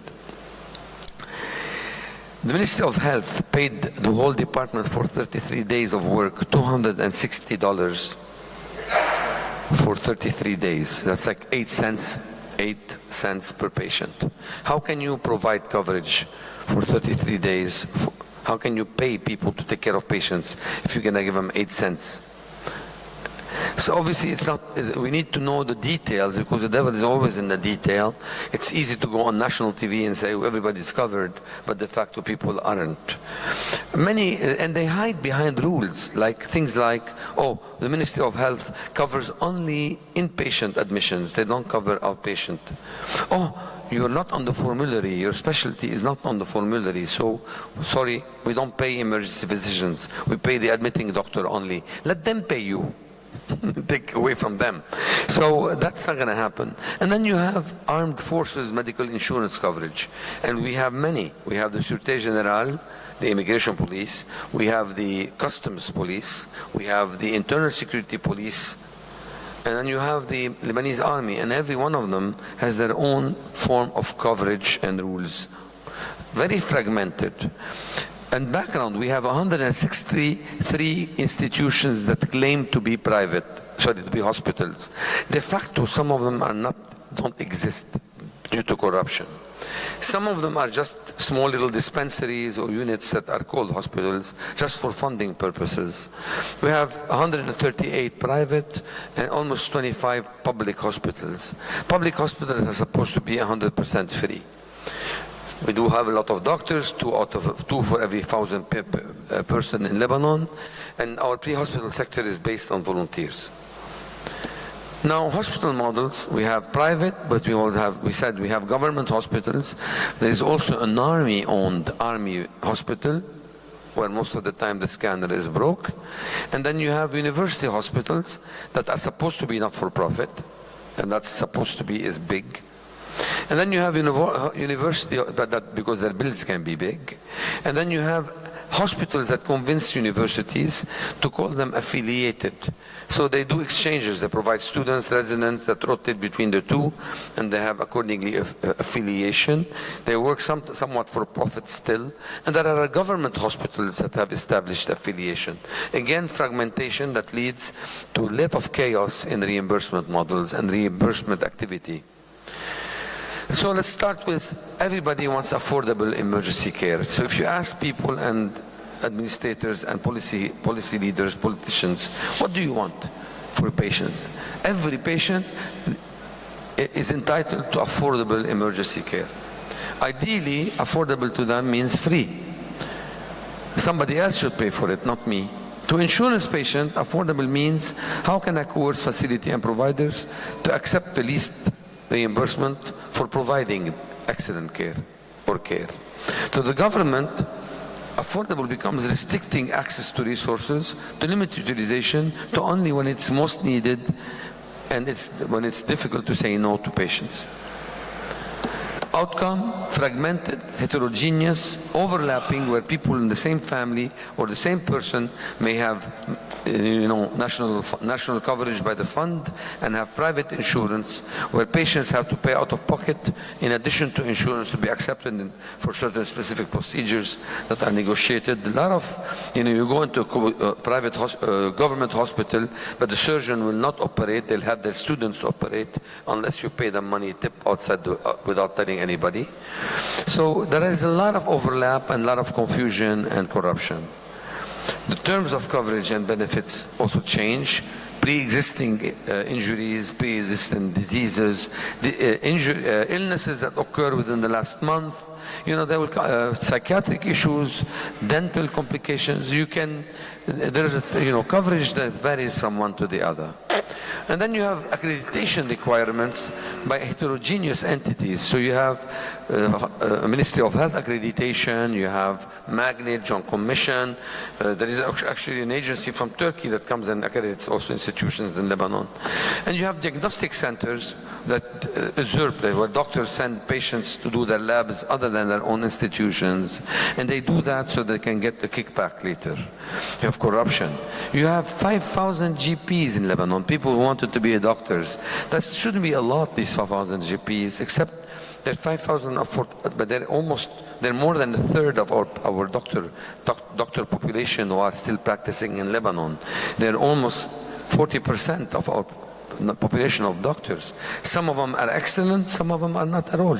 Some of them cannot handle health care or medical care or acute care. Yet there is political activity that puts them in certain positions where they can do that.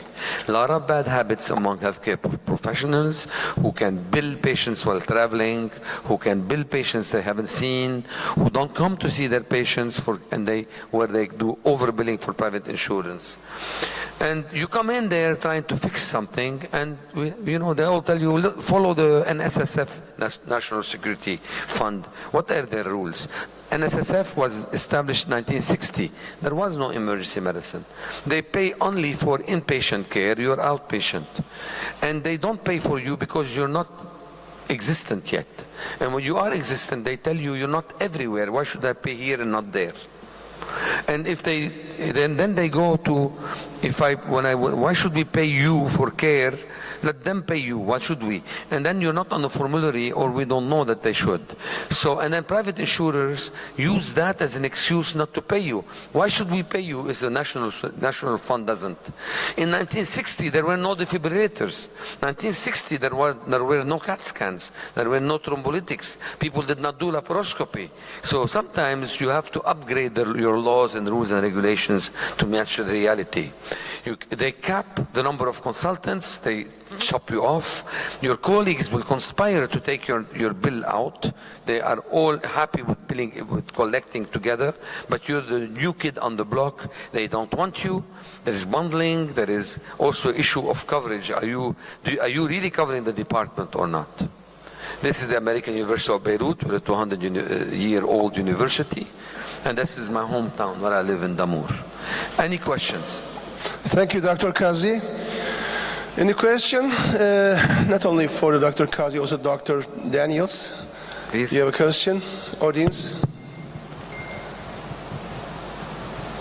Thank you for presentation. I have a complicated question about these solutions about the payments of us and emergencies. What do you consider to act behavior to the other administrators, specialties, or chief physicians of the hospital to solve this? Do we act rigid or hard or is friendly or soft? What do you think? What is the best way to secure reimbursement for emergency physicians in your country? Is that your question in a way? Well, for example, what are strategies? What are strategies to use? Yes. Not to be direct. Soft strategy or to be hard? Okay. I ask for it. I'll tell you how it works. In general, when you have a universal care, when the authority decides payment, the first battle you should seek, the first victory you should seek is parity with other colleagues.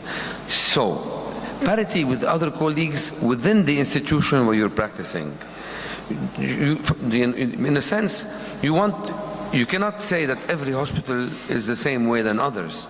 And of course, you do know that some surgeons working in certain areas or certain hospitals may not be as qualified or as in your university hospital. So you cannot say everybody gets paid the same. You really need to make sure your first goal is to secure that your specialists are getting paid by the payers the same way, whether it's private insurance, cash payer, or the consultation you get should be similar to theirs. How can you cap it in the emergency department? How do you avoid paying for two people at the same time? I will give you some tools. Other ways, because we did that in Beirut. So you collect all the money in a pool every month and you divide it based on the number of consultations, including your colleagues who come to the department. Why is that important? Because when you give retribution for them for showing up, and you collect the money you collect from the government, from private patients, when you collect the money and you distribute the collection for the patients from month of September 2023, it becomes an open account. Any money that comes in gets distributed automatically via the proportion to everybody who was involved in providing care in that month. And you can then build incentives for higher acuity, for nighttime coverage. It may sound complicated, but it's actually a mathematic formula. I've done that in Beirut for the last 13 years. We never had a problem. So you incentivize people who come from home. You incentivize people who come at night, weekends, holidays. So you give a higher 1.4, 1.2, and the day shift, midday of the week becomes a lower amount of revenue. And you make their share equal to yours except for the coefficient based on acuity and time of the day. So by doing this, you are already making everybody work with you to limit the number of unnecessary consultations. That is, of course, you're no longer fighting over every patient, but they will never start asking, everybody to come in. You become better doctors and more efficient doctors by doing that. And that's one model that can help make everybody work together. Another model you can use is the issue of competition. Look, we're facing it in Lebanon. At AUB, the biggest battle I won was the battle of reimbursement. When I was able to get the money because the trustees said, give them the money, the government of my university said, give the money to the department, they're your equal. When I won that battle, trust me, I made a lot of enemies. I had cardiologists making money all the way from France. Hello, on the phone call, then the resident or the fellow will come and put the bill. And they were putting an emergency bill. So, and then, there is only one emergency bill. You cannot have many. They are consultants, not primary. So when you want to reorganize that, you're dealing with colleagues who are making lots of money, easy money, on every Foley, every NG. So to avoid that, tricks to do that, because they said, first of all, you stand firm. We want parity with colleagues. And that cost me my position at the time. I was offered the job, but I had to sign what they wanted. I didn't. I refused the job. So they had to find an alternative, and they had to fight with all my colleagues. I may be bad, not everybody is bad, because when you are fighting for something that is fair for every one of your colleagues, for the welfare of the specialty, your colleagues will be there with you. So we won it a year later and got what we wanted. So this is technical, because what is going to happen is sometimes the institution is going to want to take the money and give you a salary, a very small salary compared to others. No, you're specialists like everybody else. You must win the battle of parity in your institution. How do you do that? What are tools to avoid? Why, Kaiser is an HMO in America. How do they decide what to pay their employed doctors? They cannot hire anyone if they don't pay them similar to the people in the private market. So in Lebanon, I've trained in the last 12 years since we opened the residency program in 2011, we graduated 30 people. We've retained 10. 10 are in the Western world, Europe and United States already, and 10 others are in the Gulf region. And why do they leave? When I started, they used to pay doctors in Lebanon in emergency medicine 10% of what they're getting paid now. In the Gulf region, they're paying them 4 times the amount. So 10%, Congrats. 10% of X versus 4 times X. So the market, the competitiveness will resolve this issue. If you want good qualified emergency physicians, you need to do that. So let the market help you gain these changes. Now, you must also accept the fact that in Lebanon, which is the size of Orange County, 6 million people, we don't need 150 emergency department. You need categorization of these hospitals where the tertiary care centers, where the high acute are distributed properly, that's a national plan for the minister, and where the people there are qualified. Other places can have GPs who have telemedicine support, who have an administrative support. You can create a tier 2. I know it's hard to accept that, but I come from the United States, the American Academy of Emergency Medicine, where only board-certified physicians should do this. In the rest of the world, you have to have a tier 1, tier 2. The tier 2 are going to end up working in the rural places and in less privileged places with support from the main, but also you don't expect them to do the things you do. You need to create a trauma system where patients that have the stroke units, cardiac cath, are limited to places where you have the best of the best, and you pay the best of the best in parity with the people in that institution. That's it. I hope that helped. Thank you. If there is no question, this session will end it. Thank you. Thank you. Thank you for having me.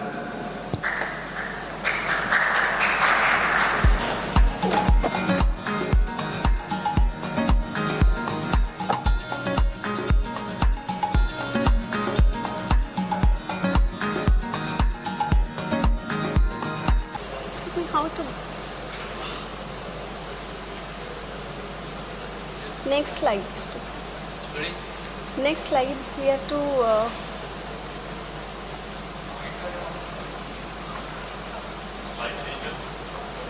slide changes. Here, this one? Okay. Green next? Green is next, ma'am. Okay. Thank you. A very good afternoon, everyone. I am Dr. Indulata from India, and basically I am an obstetrician and dealing with high-risk pregnancy.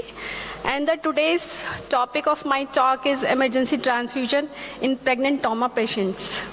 I think you all are dealing with pregnant patients in your emergency department.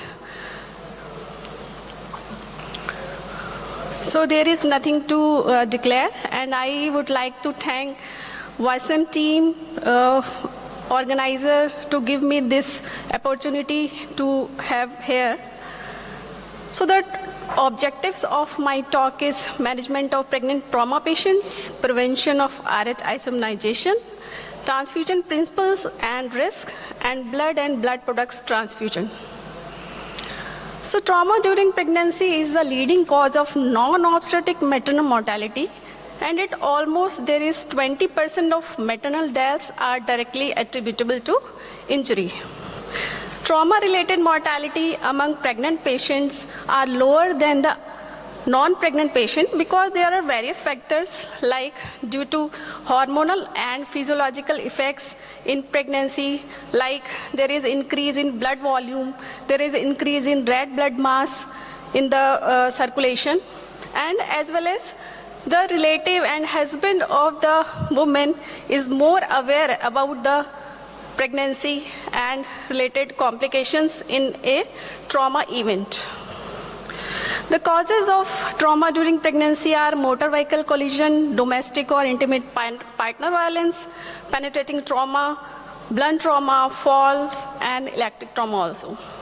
And there are various complications also due to trauma. These are placental abruption, uterine rupture, preterm labor, leaking per vaginum, and direct fetal injury. Like if there is fracture of pelvis of the pregnant woman, then it can cause direct fetal skull fracture and injury to the fetal brain. So as we all know that the management starts with primary survey. If any patient get traumatic, then every injured patient of childbearing age should be considered pregnant until proven otherwise. Multiple injury and hypovolemic shock in pregnant patients are most appropriately managed using ATLS principles. And after admission to emergency department, every woman should have a pregnancy test to rule out pregnancy that patient is pregnant or non-pregnant. Following ABCD principles, we have to assemble appropriate personnel like trauma team, interventional radiologist, obstetrics, obstetrician, and neonatologist to take care of that patient. Airway and breathing, first we have to follow A, that is establish patent and protected airway, and we have to maintain breathing to make the oxygen saturation more than 95%, which leads to the continuous oxygen supply to the fetus and making it safe. So in circulation, we have to maintain circulation by placing 2 large bore IV lines like 14 or 16 gauge, rapidly infuse a crystallized bolus solution like ringalactrate or normal saline, approximately 1 liter, to get the desired response until the blood arrives. Or whenever the blood is available, then we can transfuse blood or blood products. We have to control also the external hemorrhage. The patient is bleeding from external side, then we can stop that bleeding by direct pressure or by using of tourniquets. And as same, the indication for extra exploratory laparoscopy are the same in the pregnant patient as in non-pregnant patients. So basically the aim is to restore maternal arterial blood pressure with blood products, base resuscitation to maintain uteroplacenta perfusion and prevent unnecessary fetal compromise. In medical management, we can use tranexamic acid 1 gram intravenous slow over 15 minutes, and it can also prevent the bleeding from any side. Vasopressor is usually reserved for patients in whom evidence of inadequate organ perfusion is present and where there is failure in response to further volume administration. And in all pregnant patients, we should also use the left uterine displacement if the uterus is 24 weeks up to umbilicus or above the umbilicus. Like this. If we have more members in our team, then we can use both hand method or by single hand method. Or if there is no one is available, then we can tilt the patient bed up to 30 degrees by putting towel or something and make the tilt left side up to 30 degrees.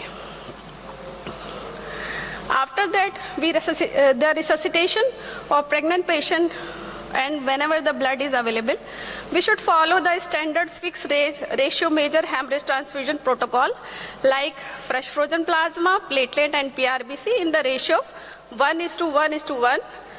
And we should use cryoprecipitate concentrate whenever there is need of FFP. Because if we give FFP, then there is higher risk of fluid overload.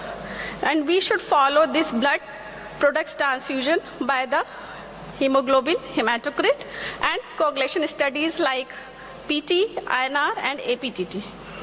And the products are given by seeing the by a point of care test like TAG or ROTAM to guide ongoing blood product replacement appropriately. So this is a study published in 2020. In this study analyzed the two trials like CRASH 2 and WOMAN trials, in which they have seen that the patient with the traumatic hemorrhage and with postpartum hemorrhage, if the time from this event to admission to emergency department is more than 3 hours, then there is need of transfusion, blood transfusion.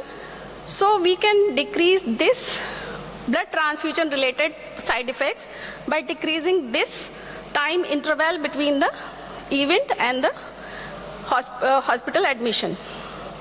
So after ABC triage, we have to take thorough history of the patient about the mechanism of injury and possible damage. Previous obstetric history, like if there is previous cesarean, previous myomectomy, or previous bad obstetric history, or in present pregnancy, what are the complications like preeclampsia or diabetes. After that, we have to physically examine the patient, general examination, systemic and obstetric examination to see the condition of the pregnant patient. Maternal assessment also done by the laboratory tests like hemoglobin, hematocrit, white blood cells, coagulation profile, and the imaging methods like abdominal ultrasound, plain radiograph of spine, chest and pelvis, and CT scan. But these all should be done as per local protocol and need to know extent of injury in polytrauma or severe hemorrhagic shock. Fetal assessment can be done by monitoring of fetal heart rate and uterine activity, and evaluation of maternal fetal hemorrhage and prevention of RH isomnization should be seen. Like if there is a patient of injury or trauma and she is RH negative pregnancy, or patient is not known, the RH status is not known, then we should give a single dose of injection anti-D immunoglobulins 300 microgram within 72 hours of any injury to protect the maternal fetal hemorrhage. And in condition where we predict that the maternal fetal hemorrhage is more than 30 ml, then we have to perform clear Bedke count, and we can quantify this maternal-fetal hemorrhage, and we might need the additional doses of injection anti-D immunoglobulins. So this is the mechanism of development of RH isomnization. When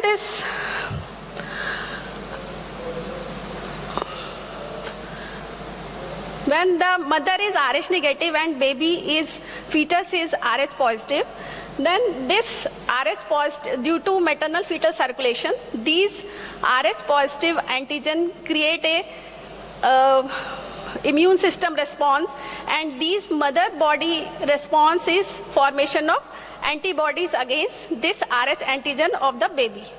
So these antibodies after formation get back into the fetal circulation and causes damage to the fetus. So the principle of transfusion in pregnancy should be, there should be a valid consent, and if the condition is not feasible at that time, then we can inform retrospectively to the patient and patient relatives. Documentation of reason why we are transfusing the blood, we should mention in patient record. All women should have their blood group or antibody status checked at the time of booking or at the time of 20 weeks of gestation. And if patient RSD status is not known, then we can transfuse ABO negative, RSD negative, and CAL antibodies negative red cell units directly to the patient. And there should be a clear local protocol on how to manage major traumatic and obstetric hemorrhage. And in critical bleeding, we have to use the ROTAM or tag-based algorithm to guide our transfusion. So this is the picture of tag which tells about this is the graph that tells about which blood product is required to transfuse. So transfusion related adverse effects are many, like acute and delayed hemolytic transfusion reactions, transfusion transmitted bacterial infections, anaphylaxis, or transfusion related acute lung injury like Trolley. And risk of isomnization as if mother is Rh negative, and most common, the human error. So we should do safe transfusion because we have to give right blood, right patient, right time, and at right pace. If it doesn't happen, there might be acute hemolytic reaction from ABO incompatibility, which may be fatal. So target which we have to achieve is guided by this lethal diamond, that we have to prevent hypocalcemia, acidosis, hypothermia, and coagulopathy. And our target is pH should be more than 7.2, lactate should be less than 4 millimole per liter, calcium should be more than 1.1, platelet should be more than 50,000, and PTNR should be less than 1.5. So we can transfuse many types of bloods if patient comes in emergency and we don't have time to cross match and all that, then we can give directly O negative blood group with RSD negative uncrossed red blood cells. Or if we have time, then we can give group specific blood transfusion, and if we have more time to cross match the blood fully, then we give fully cross match blood. We should use rapid infuser and blood warming device to give these transfusion. So in fresh frozen plasma, the dose is 12 to 15 milligram per kilogram of body weight, and it is determined basically the clinical indication, pre-transfusion and post-transfusion coagulation test, and clinical response. And the PT and APTT should be maintained less than 1.5 times of the normal value. The infusion rate should be 10 to 20 milliliter per kg per hour, and FFP should not be used to reverse warfarin. If the patient is on warfarin, we should not give FFP to reverse the action of warfarin. We should give patient prothrombin complex. In cryoprecipitate, the typical adult dose is 2-5 donor pools. That is, one pool of cryoprecipitate contains the fibrinogen, factor 7, factor 13, and von Willebrand factor from 5 units of whole blood. And it will raise fibrinogen concentration by 1 gram per liter in average adult, and it is administered at the same rate as previously. If you intend to use cryoprecipitate, then it should be thawed because it remains in frozen condition. So we have to tell our bank to thaw it if we want urgently. And the aim of fibrinogen level should be more than 2.5 gram per liter. Cryoprecipitate should be used group specific, whatever the group of patient, then we should use that group cryoprecipitate only. In platelets, one adult therapeutic dose should be given, and it is typically raise the platelet count by 20 to 40,000, and it should be given over 30 to 60 minutes. Platelets should not be transfused through a giving set already used. Imagine we are giving the blood transfusion and we use the delivering set or same set to transfuse the platelet. This should not be done. Start transfusion as soon as possible after component arrives in the clinical area. So this is all about the component of the blood products, and we should know. We are left with 1 more minute. So we should know the massive blood transfusion, and it may be needed to initiate a major trauma, obstetrical hemorrhage.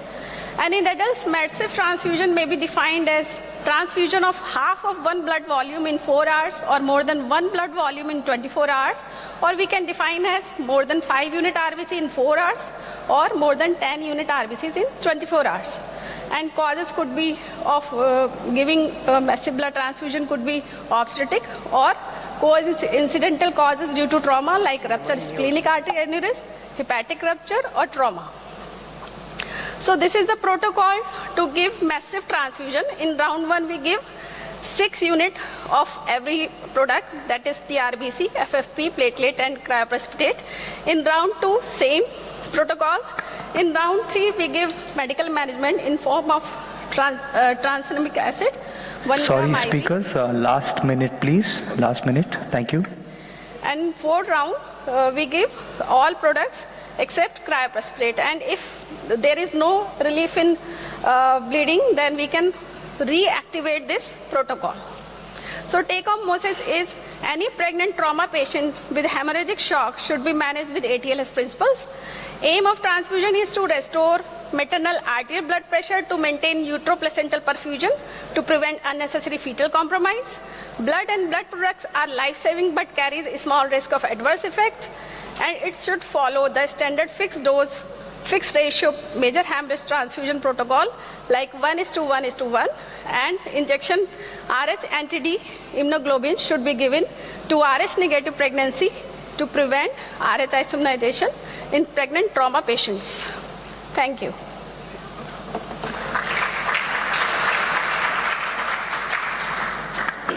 In the interest of time, we'll be taking questions right at the end of the session, if that's all right with everyone. Right? Thank you. Thank you. Thank you very much. Moving on from a vast and general topic to a very specific, specialized, super duper specialized topic, cardiac oncology in the ED. It's Dr. Katia M. Lugo. Thank you. Thank you. And thank you, everyone. It's really an honor to be presenting at WASM 2023. I got appointed with this topic, cardiac oncology, right? Why were, sorry, which one I used to?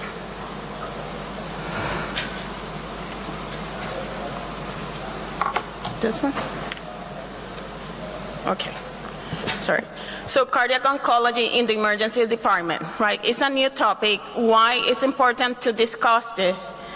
Cardiovascular disease and cancer has been the leading cause of death for years, right? We have noticed a decrease in the cancer death through the years, but we have noticed an increase in the cardiovascular death on the cancer survivor patients, right? This is what is bringing the importance of the cardiac oncology. We need to create a multidisciplinary team to deliver the integrated and personalized approach on patient care. So this is a new topic. It's a new field in cardiology and also hem-onc, and now it's going to be a new topic in the emergency room that is aimed to reduce the morbidity and mortality and to improve the quality of life of patients surviving cancer. They concentrate in preventing, diagnosing, and treatment in the cardiotoxicity and that result from chemotherapy and radiotherapy, right? It's how we're going to identify these patients earlier to start the treatment, the prognosis, and the prevention. And if they develop the cardiotoxicity, to identify early to also minimize the deterioration on their cardiac status. The most feared complication of the chemotherapy or radiation is the cardiotoxicity, but it's not the only complication that you're gonna see. So cardio-oncology is, as we talk, is a whole treatment plan, right? The patient gets diagnosed with cancer, they're gonna get the evaluation to re-stratify the cancer to select what is the best treatment. Once they select the treatment for the cancer for breast, if it's going to be radiotherapy or it's going to be the chemo, they're also going to be assessing this patient for the cardiovascular risk, right? They're going to be assessing these patients with EKGs, cardiac enzymes, pro-BNP, cardiac imaging, and they're going to risk stratify the cardiovascular risk, and then they're going to target the best treatment of the cancer and also how to minimize the potential complications of the treatment in their heart, and also how to identify early to start treatment to minimize those effects also. Once they develop, they're going to start the cancer treatment and they're going to do the follow-up that they need for the cardiovascular status. Right, these patients, how you re-stratify, you start like every patient with history and physical, right? They're going to have the same risk factors that the normal population, in addition to the chemotherapy that we're going to mention. So they could have, if they could be sedentary, obese, high alcohol intake, they could have the same cardiovascular risk factors of smoking, arterial hypertension, diabetes, high cholesterol, right? Also, they could have already history of myocardial disease, heart failure, valvular disease, arrhythmias, and they could have cardiomyopathy or hypertensive ventricular failure. But now we need to add the risk of cancer treatment, anthracyclines, radiotherapy, right? When we see patients in the emergency room with a chief complaint of chest pain, right, we apply the TIMI score, we apply the HART score, all those, but none of them yet has the cancer as a risk factor, right?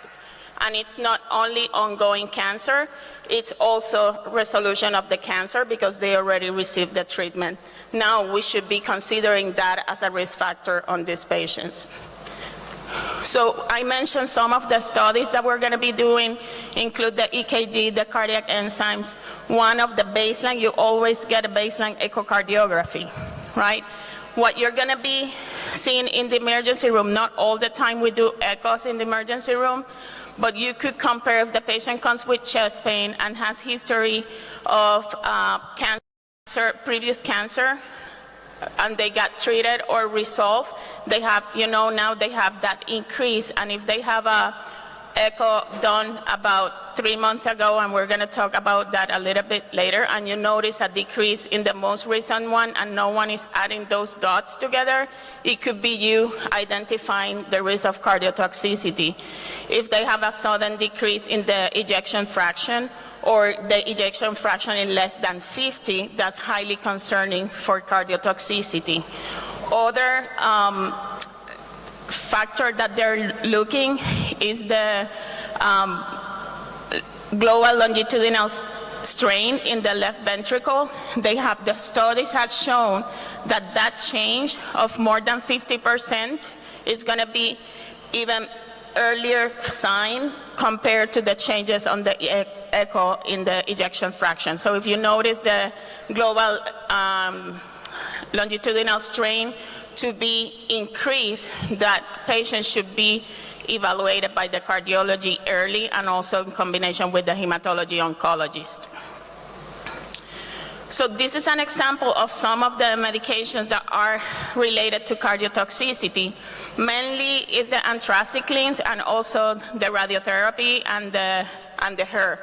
Why they cause the cardiotoxicity? Because they have affect the DNA double strand breaks, and also it could cause damage in the mitochondria. Also, the HER causes direct damage to the cardiomyocytes.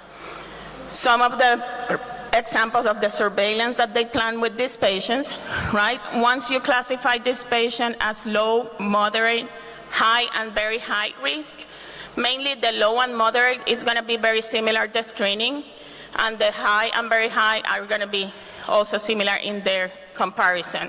So you're going to have a baseline of the troponins and the proBNPs, and every 2 cycles for those low and moderate risk, you're going to repeat those studies.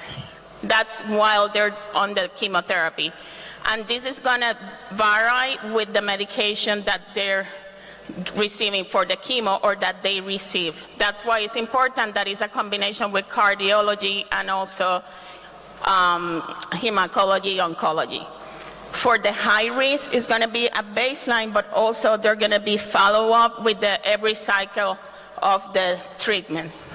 Now, once they finish the chemotherapy, they're going to be, for the low risk and moderate risk, it's going to be within the 3 months after the treatment that you're going to start the enzymes follow-up, and also 12 months for the echocardiogram.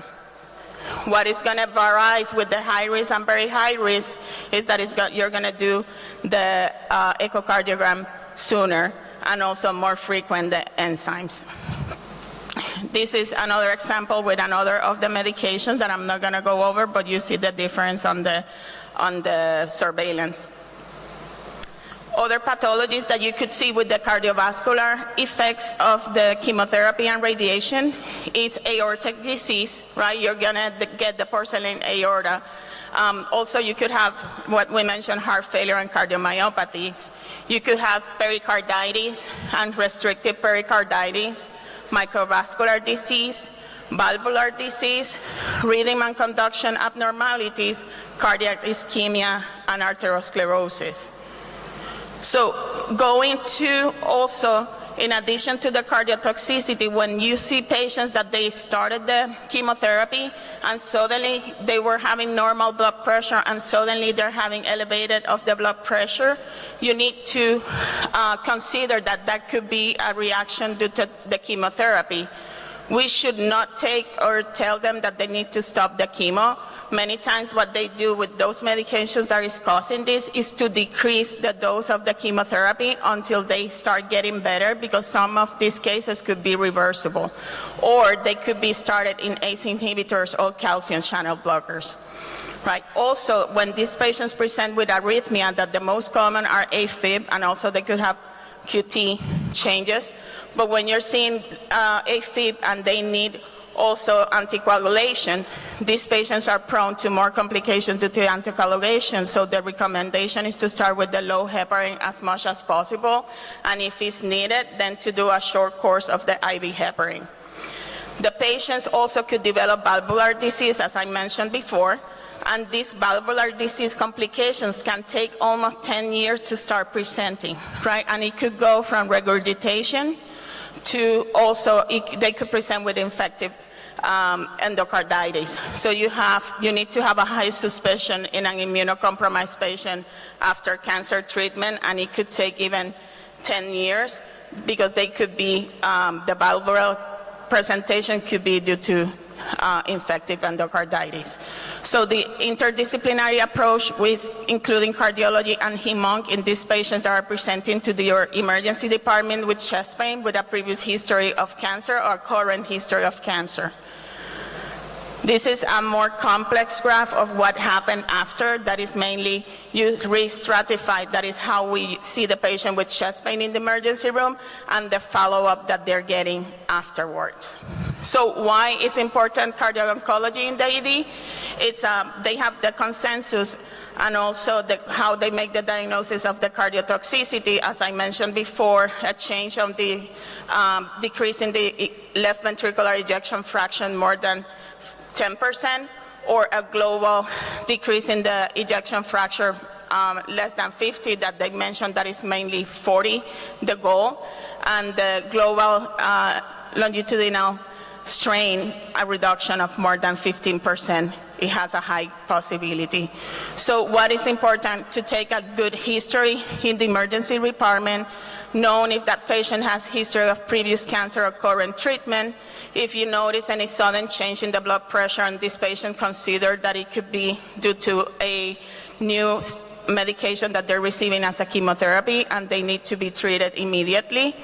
And also, if you notice some increase in the baseline troponin or BNP, consider that it could be that this patient is going in the cardiotoxicity, and the early detection, the better for these patients. And always involve early cardiologists and oncologists in the ED. Thank you very much.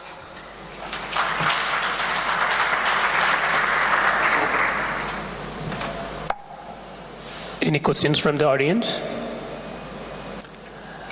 If no, we'll move to the next. Thank you so much. Next speaker, Dr. Sandeep Sahu, whole blood transfusion in trauma shock, current trends.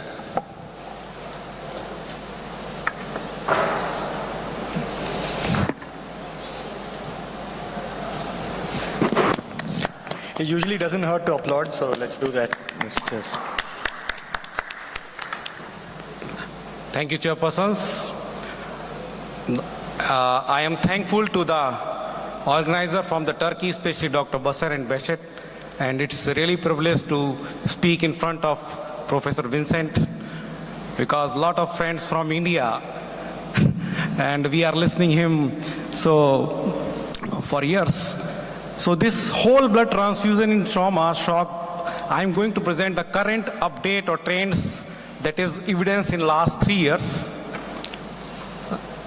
Namaskar, salam from India, and very thankful to the WASM and APET physicians from the Turkey that you have given opportunity to share us, and it's very nice hospitality that we are enjoying for last 2-3 days. So what is the current status or evidence about whole blood? Whether it's true that old is gold and old wine or whiskey is definitely good as compared to new things, or I am speaking of new things, or it's already a debate is already clear which came first, because definitely here this is not the question here is because whole blood comes first, then the component comes. And when something comes first, we already have seen maybe our seniors and other colleagues who are senior to us, they have already used this. And what is the current status in trauma? Because in emergency, other condition, there can be things that one patient needed only, like in dengue. Like in India nowadays, a lot of fever, and this is because of now dengue shock syndrome and dengue, and where we have to transfuse platelet and isolated component. But in trauma, that everything is losing. We are losing PRVC, we are losing platelet, we are losing coagulation factor, and we want to definitely give 1 so that we get everything, so that we have a good clot. So the first, as history says, blood transfusion started in 17th, and the blood banking started in 19th, and the hypothesis that all patients need not the component, because not whole blood, they given the concept that as per the patient need, it's good that we give PRVC or cryo or plasma or platelet. But what is the real thing now? Because in trauma we are talking about 1:1, then we are talking about massive blood transfusion, and we want to have all the coagulation factor, platelet, and a good clot. And good clot needed a component. So you can weigh that the day-night is changing, the time is changing. It's not the day and night different, it's only a difference in the rotation. So same thing is here, whole blood is moving full circle. We started from World War I and II, and in these World War, all the military trauma, they have used the whole blood.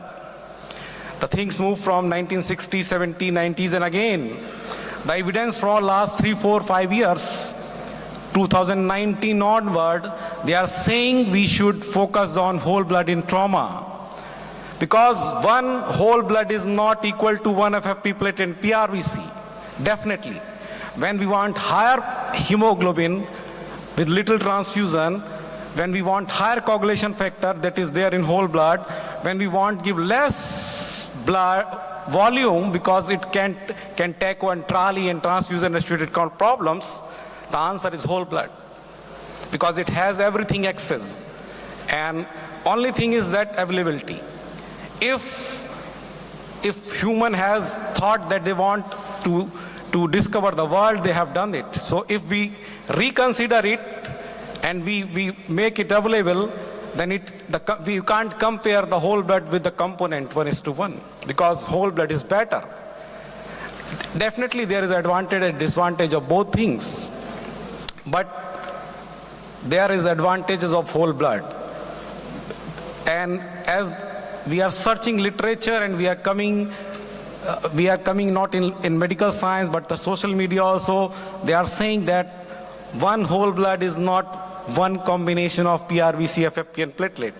If we are trying to increase or recreate a whole blood, then it is not 1:1. So this proper randomized clinical trial that given us, initially the debate was 1:1 or 1:2, 1:2. So ratio debate is going on from the last 10 years, and ideally whether we are to achieve, especially the developing world. The developed country, I know they have their protocols and SOP and they were able to do it. Because if we have ratio than when we had the point of care testing.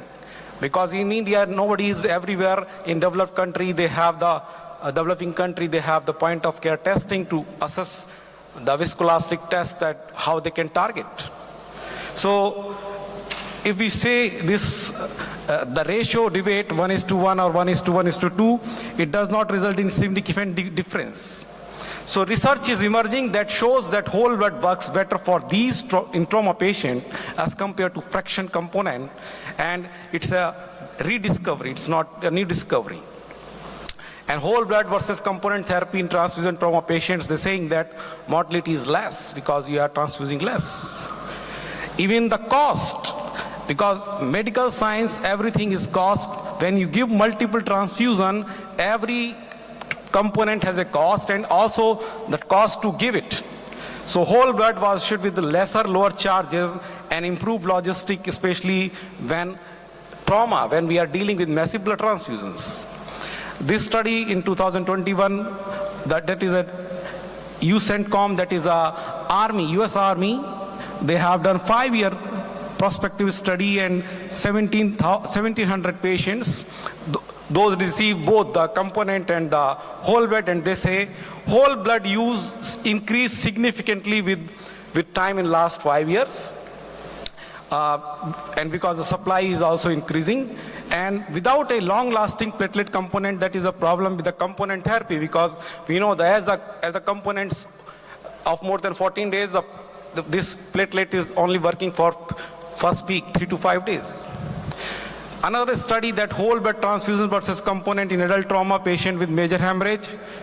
So more than 3,000 patients that is compared in database, and more than 1,800 records, 6 studies. So what this study says, no study reported worse survival with whole blood. However, there is significant evidence to support or reject the use of whole blood transfusion as compared to component therapy in trauma with massive hemorrhage. Another study, whole blood transfusion versus component therapy in trauma resuscitation, a systematic review and meta-analysis, and in 2020, and this says that on this meta-analysis, whole blood transfusion was not assured with 24-hour mortality, the odds ratio as compared to the component therapy, whether it is 24-hour mortality or 30-day mortality.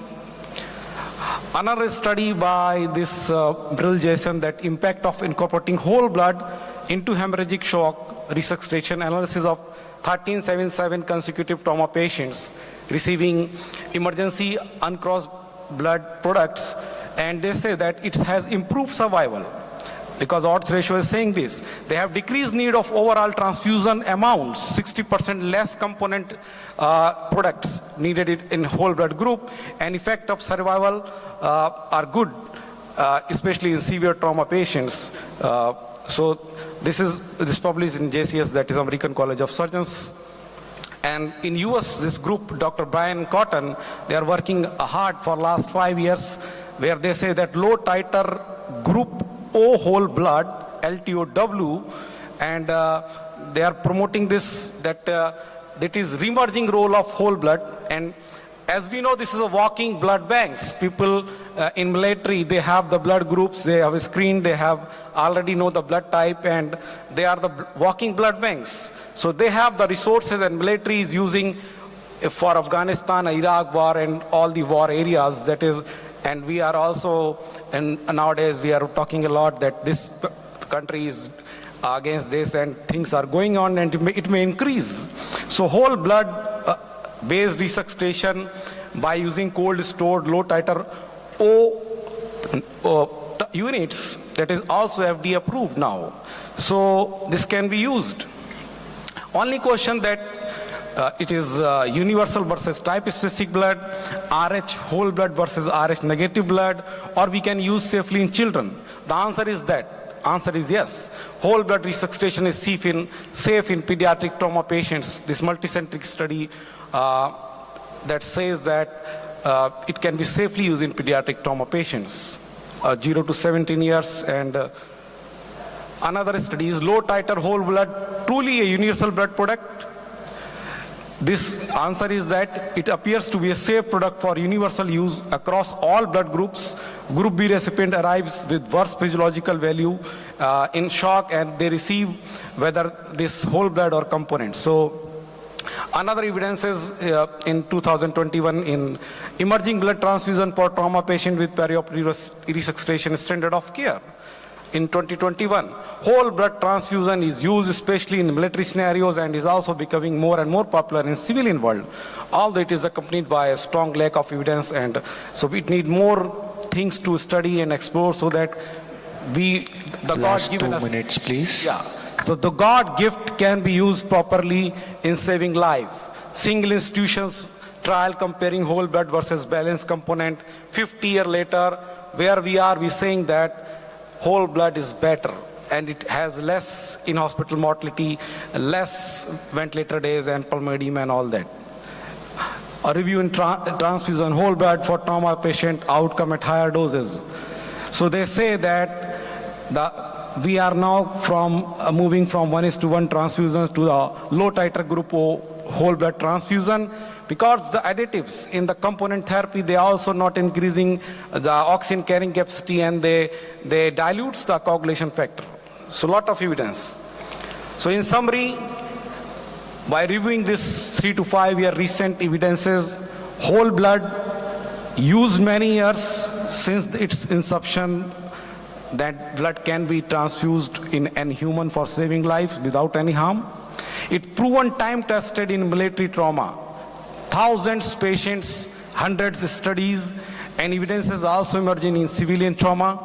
Only thing is that everything in life has an advantage and disadvantage and risk. So same here with the component and the whole blood. Only thing that availability. If it is available, definitely, because in my residency in India we have used this. Now, if it is available, I think most of you would like to use it as per the evidences, both in adult pediatric trauma patients and in civilian setting also. Thank you. Thank you so much. Thank you. Thank you very much. That was a very holistic talk, if I may say. Thank you. Any questions at all, or shall we take them in the end? Right. Okay. Thank you very much. If anyone in the audience has any form of backache, headache, heartache, any of those things, please do not leave this hall. The next talk is on newer analgesic drugs by Dr. Rahul Balasubramaniam.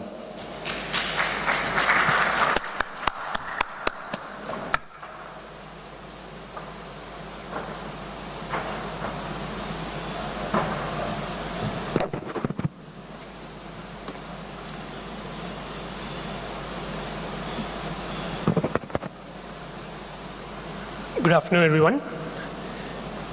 First of all, I thank WASM team as well as EPAT team for giving me this opportunity to talk on the topic new analgesic drugs. So, overview of this discussion would be briefly described regarding the pain pathway, the changing landscape in pain management, mainly the CERTA strategy, evolving analgesic and pain ladder, brief description about traditional analgesics, characteristics of new generation analgesic, rather analgesia, and few examples of new analgesics.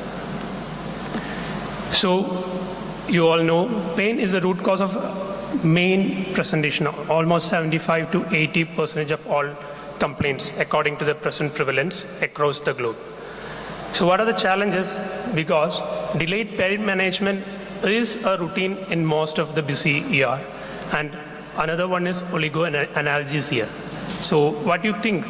The reason for oligoanalgesia is because of the fear of the side effects or the adverse effects because of the routinely used analgesics. And our aim is not to get a zero pain, but to have a practically reasonably good pain relief on reassessment, reduction of at least 40% of pain score.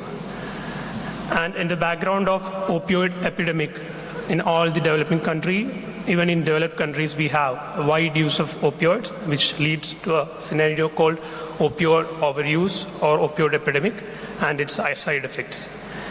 So to conclude, or in short, we need to have a balanced analgesia.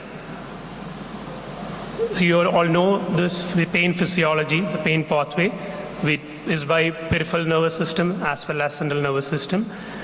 Any nociceptive stimuli from periphery goes through the myelinated as well as unmyelinated fibers, reaches the dorsal column of spinal cord, and then to the brain and the higher centers.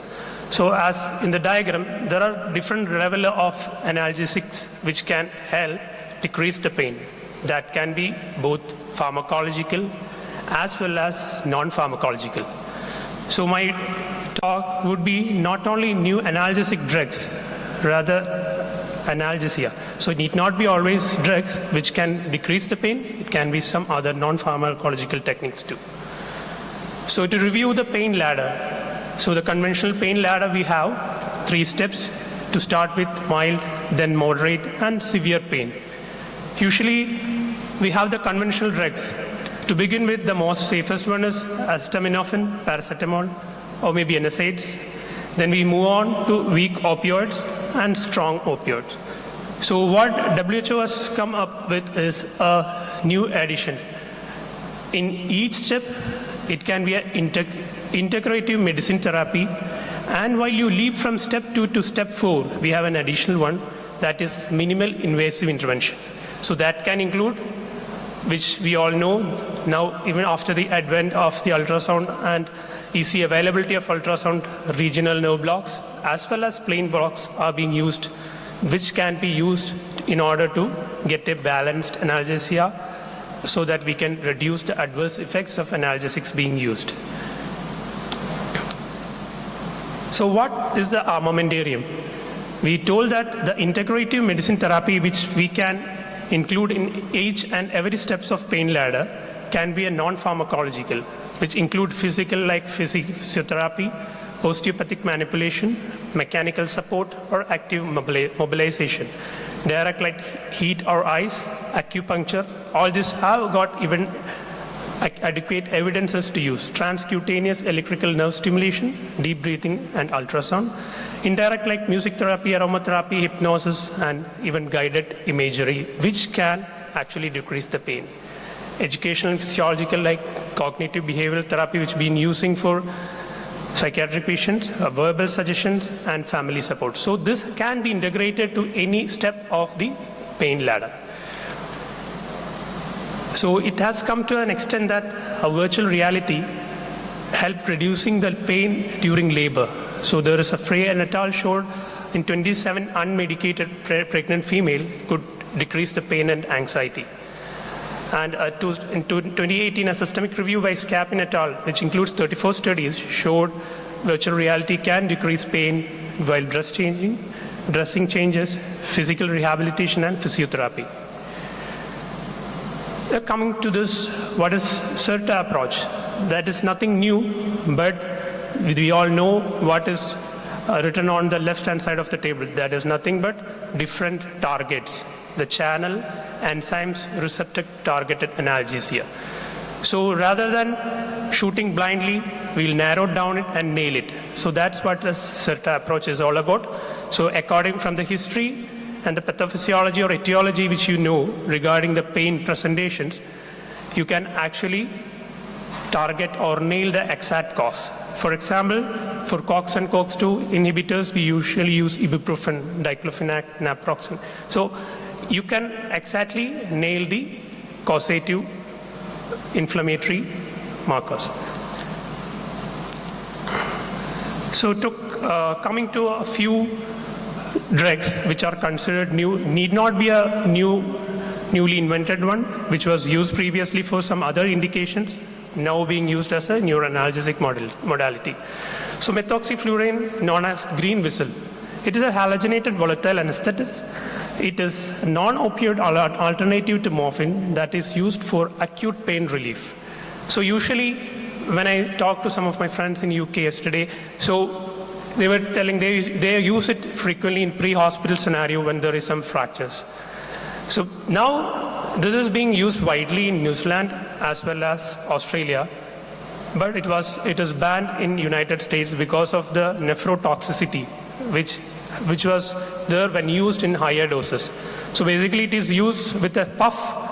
You can take 3 ml of the methoxyflurane in a charcoal container and take the puff 1 or 2 times to decrease the pain. And it is marketed in UK as Penthrox.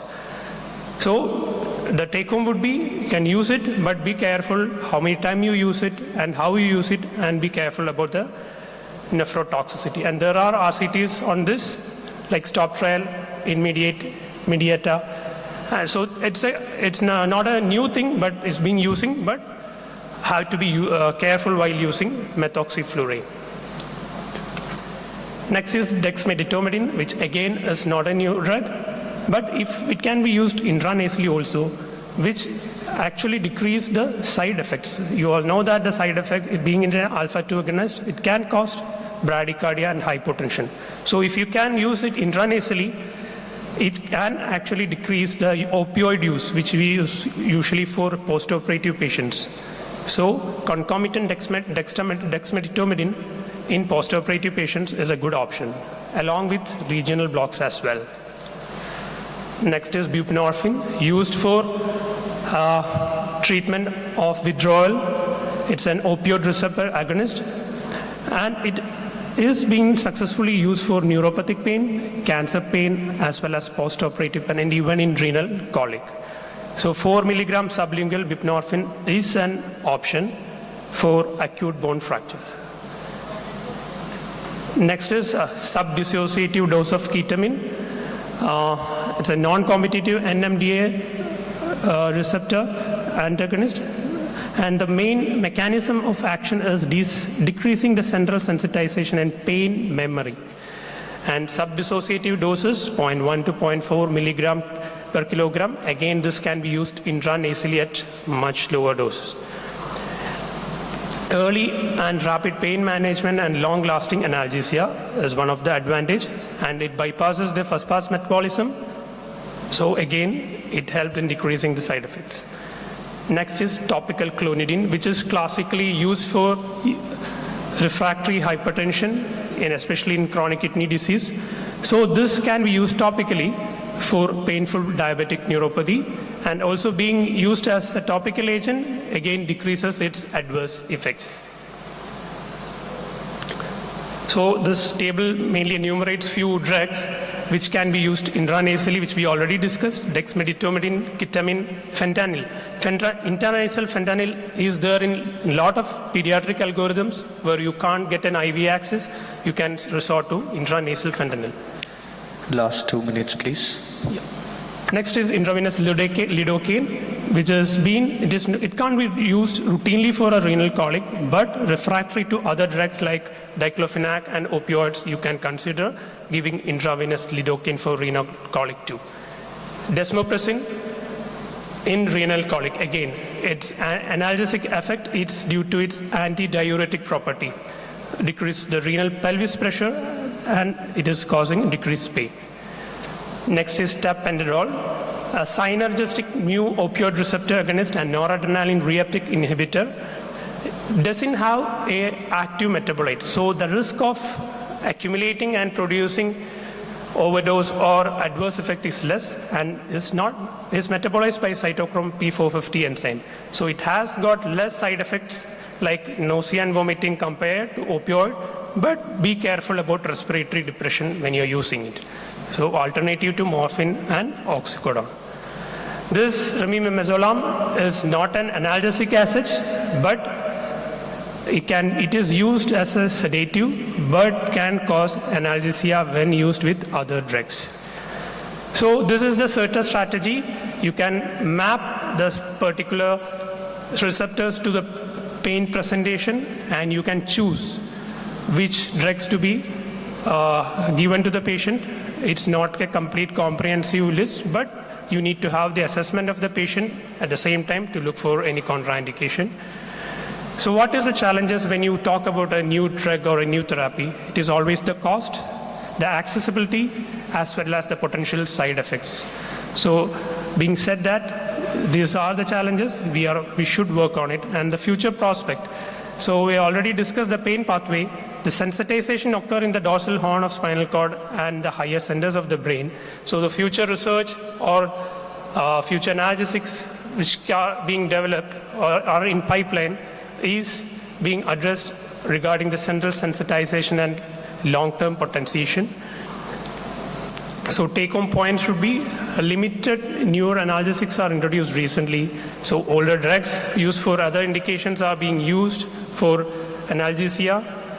Better we go for a channel enzyme receptor targeted analgesia rather than shooting blind, nailing it down. And there are non-pharmacological options. And finally, reduce doses, thereby optimizing safety and efficacy of analgesic regime. So our aim should not be a zero pain, but a balanced analgesia.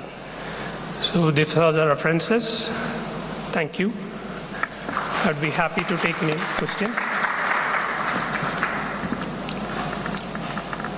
Do we have any questions? Is anyone in any kind of pain? Okay, it's good to know. Superb. Thank you. Thank you. The next speaker is the last speaker and is talking about a topic that gives headache to patients and also gives headaches to emergency physicians, because we are seldom good at picking it up. Ladies and gentlemen, last speaker for this session, Dr. Soumya Nair, Management of Acute Glaucoma. Thank you, Dr. Mutasa, and thank you, Dr. Rahul. Good afternoon, everyone. Am I audible? Yeah. Okay. So I would like to thank World Academic Congress of Emergency Medicine for giving me this opportunity. It's an honor and privilege to be on this stage. My topic for today, I'll just quickly introduce myself. I'm Dr. Soumya, Assistant Professor of Ophthalmology, Kasturba Medical College, Manipal Academy of Medical Sciences, Higher Education, Manipal, India.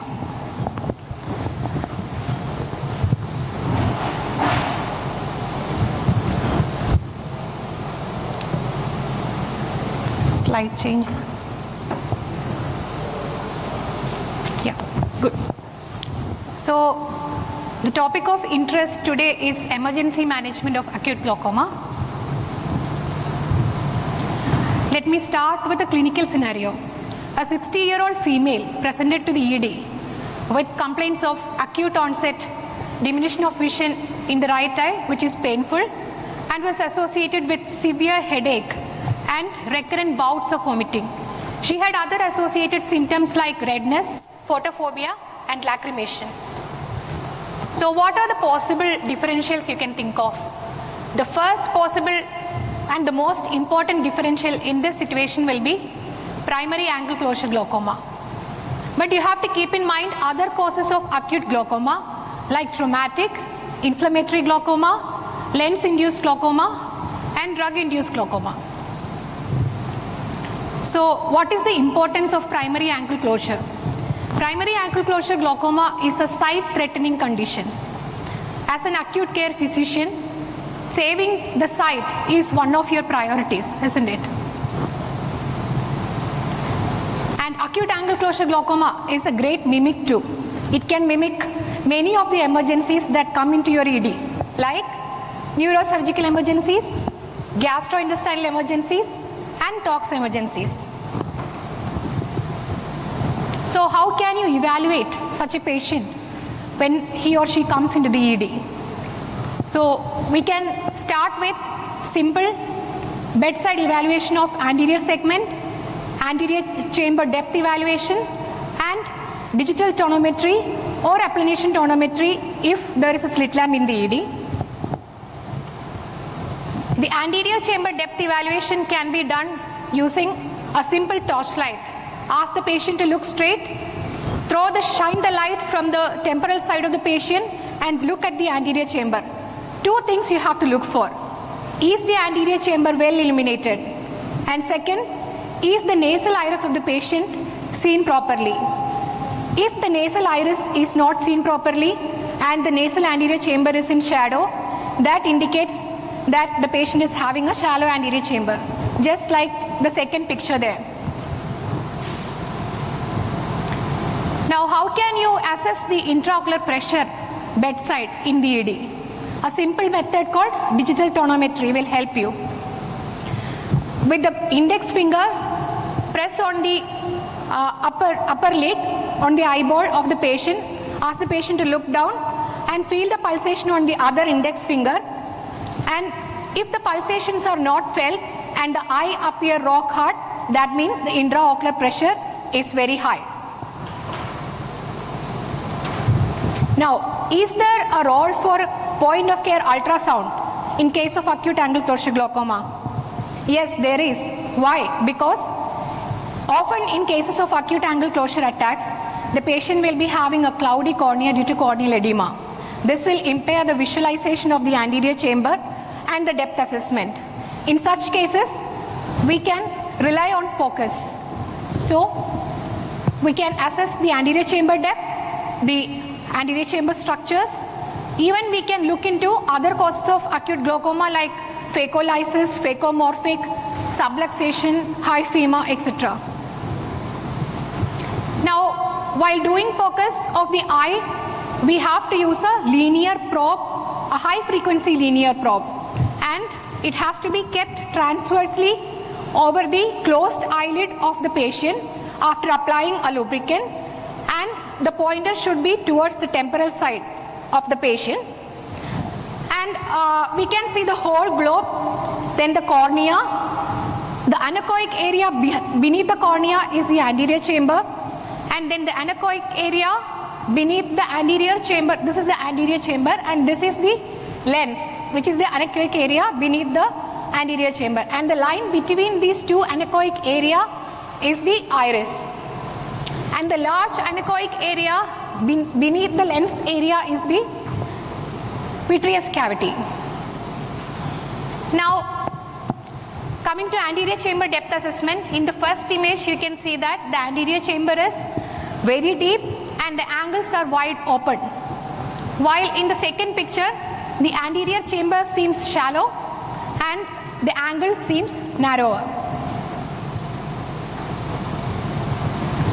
Now, this image, the first image, shows the pupillary block. The iris is opposed to the lens at the pupil, and there is an iris bombe which is causing complete closure of the angle.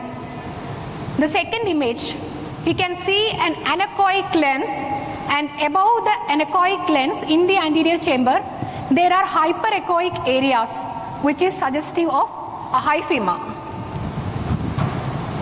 We can also evaluate lens changes using focus.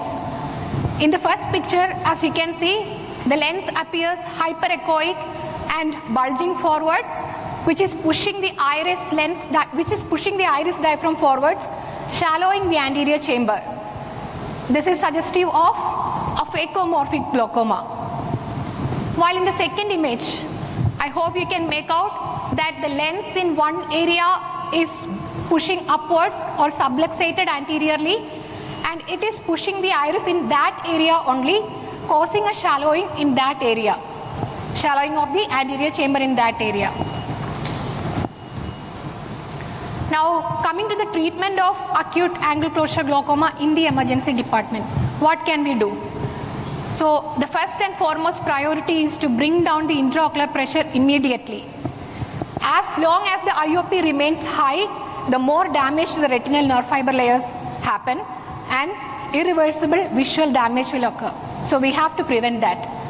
The drug of choice is always hyperosmotic agent mannitol. We can give 20% mannitol 100 ml IV over 30 minutes. Also add on IV antiemetic medication and stabilize the patient. Once the patient is stabilized, we can switch to oral anti-glaucoma medication such as acetazolamide, oral hyperosmotics such as sorbitrate or glycerol. When the patient is in the ED, avoid prone positioning because it will exacerbate the angle closure. Also, if there is a traumatic patient with high FEMA, advise head and proper positioning. Avoid mydriatic cycloplegic medication, which will also worsen the angle closure. And in certain cases, we have to have a high index of suspicion for drug-induced angle closure as well. So my take-home message from this session would be, if a patient walks into your ED with headache, take a second to look into the eye of the patient. Clinically evaluate the patient in the ED and judicious use of POCUS if there is a suspicion of angle closure glaucoma. And immediate reduction of intraocular pressure should be done to prevent irreversible damage to the vision of the patient. So, say this lady walks into your ED. I hope you will keep these points in mind and you will be able to pick up the angle closure attack and manage to bring down the IOP at the earliest, so that the patient won't have a scotoma but will have a clear, good vision and a good quality of life in the future. I'll be happy to take questions. Thank you. I think that was an eye-opening talk. Does anyone have any questions? Yes. I see some redness of eye in the audience. Where is that? Sorry, there. Yeah. Yeah. Yeah, the digital tonometry. Yeah, it's a very simple test. Ask the patient to look down. Use the pulp of your 2 index fingers. Okay? Place the fingers above the tarsal plate, at the edge of the tarsal plate. Press with 1 finger so that you can feel the pulsation on the other finger. You can feel it on your eyes itself, can't you? So that is indicative of a normal intraocular pressure. Normal. If it is very high, the eye will appear rock hard and you won't be able to do these pulsations. Okay? Is that clear? Yeah. Thank you. After this talk, you can meet her. She'll do a free examination for you. I'll be happy to. Yeah. Any more questions? Thank you. There's one more, sorry. There's one more from... Thank you. I have a question, Yes. actually. The setup in your hospital, is it based on ophthalmology present in the ED or emergency physician providing the care for acute glaucoma? Acute glaucoma, both actually. When the patient walks in, emergency physician can start the IV monitor, but of course ophthalmology team will be the ophthalmology team will be notified and they will be taking over the patient at the earliest.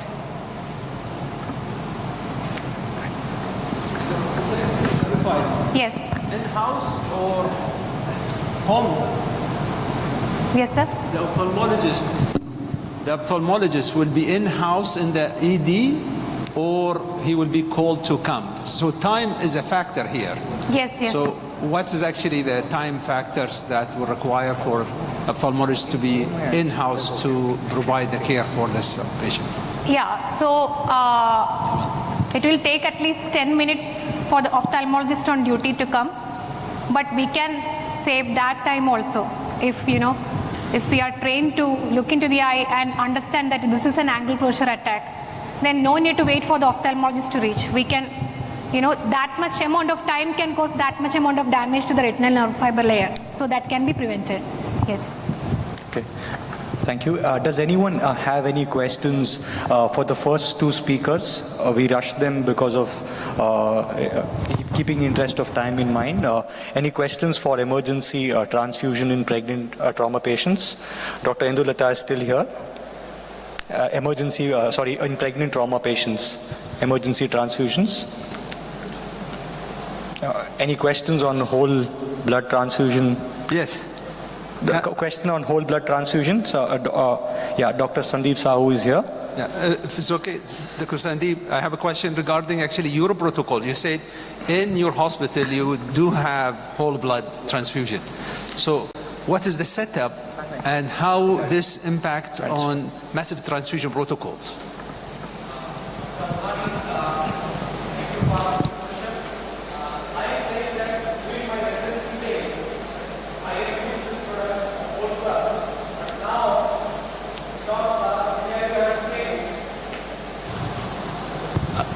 It's around 18 years back in India when I was doing residency. At my hospital that time we don't have the component therapy. So we are using the whole blood for gunshot and all the laparotomies. But nowadays, in other emergency, definitely emergency medicine, we have component therapy nowadays.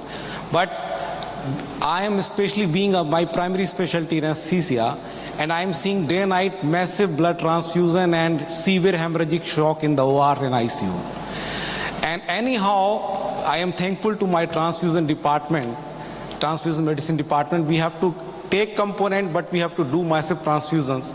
And after all that thing, the only problem that I have, that patient need go in overload. So, and it's again rethinking with the evidences, because I have given task to what is the recent trends.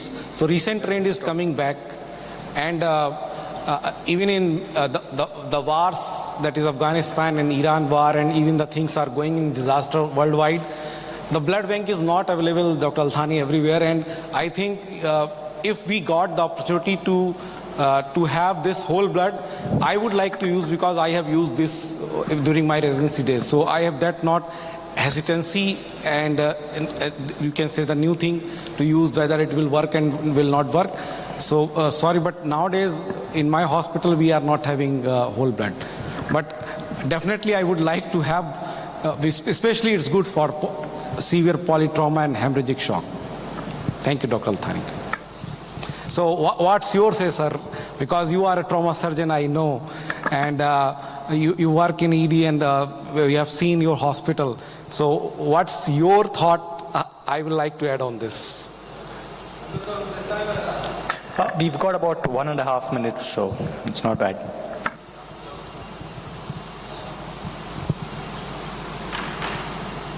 Thank you. Regarding actually whole blood, the resistance comes usually from the blood bank and hematology.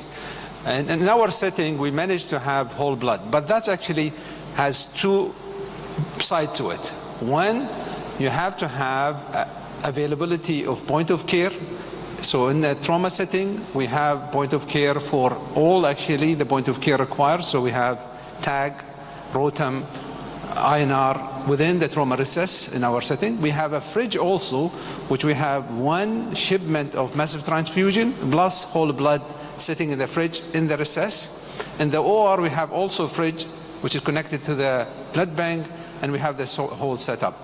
The issue is the algorithm that required to run these protocols. And we are actually cautious in these patients because they have, to be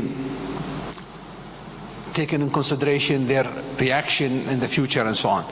But we currently have it, and we are discussing this on a regular basis with also a pre-hospital setting possible to have whole blood for this patient. Thank you. Ladies and gentlemen, just like many commercial flights, we've landed our session 8 minutes before time. So I'd like Dr. Beshet, if he's got anything to say in conclusion. Okay, I think the conclusion is this is concluded. Thank you very much. Thank you.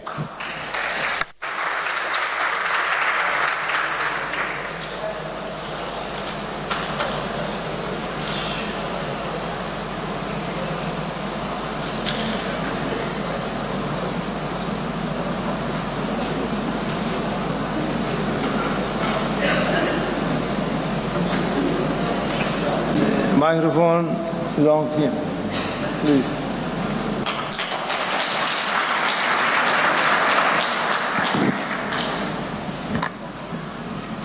Thank you very, very much indeed for your kind invitation again to this World Congress, and many thanks for these very kind words that certainly please me and honor me very much. I like to speak about one of my favorite topics, sepsis, a terrible problem. And you know that we define it, we have always defined it as a bad infection. as a life-threatening organ dysfunction caused by a dysregulated host response to an infection. That's what it is. For a scientific publication, one could use a score to determine the severity of organ dysfunction. But for our everyday practice, we don't need any score. And that's the same in children. So if you look at the pyramid of severity, starting from colonization, an infection will be characterized by some host response, usually fever, an abnormal white blood cell count. When it is sepsis, there is more. There is organ dysfunction. And if there is septic shock, there is an alteration in tissue perfusion and an increase in blood lactate levels, typically above 2 milliequivalents per liter. So sometimes we identify sepsis in a patient having an infection complicated by organ dysfunction. But we must keep in mind, and this is very true in the emergency department, that sometimes patients come with some degree of organ dysfunction and it's not so clear why they have it. It may be sepsis. There may be a severe infection. And when we speak about organ dysfunction, we need to consider 6 organs: circulatory, respiratory, renal, neurological, hepatic, hematological. And these are the 6 items included in the SOFA score to evaluate organ dysfunction. But I'll focus on management this afternoon, and I will look at the 3 components: infection control, hemodynamic stabilization, and modulation of the host response. So if you think that antibiotics work, then we should start antibiotic therapy without delay. And we should give the right antibiotic, right? That is particularly important in severe cases, that is in septic shock. So the timing is an issue. We should not waste time when the situation is severe. So if I go back to my pyramid, it's particularly true in septic shock, when there is an alteration in tissue perfusion. And we know that sometimes we waste a little bit of time in the administration of antibiotic therapy. This is a nice recent study emphasizing at the bottom of the slide that this is particularly true in patients with septic shock. Now, hopefully, when there are signs of infection, the antibiotic administration is usually relatively rapid. So you can see when there is hypotension or when there is fever. But still, sometimes we waste time. Sometimes in the administration of antibiotics, we order the antibiotics, but the nurse is very busy with other things, and the antibiotic administration is delayed. So it's not only in the hands of doctors, it is in the hands of the team. Some people may say that we sometimes overuse the antibiotics.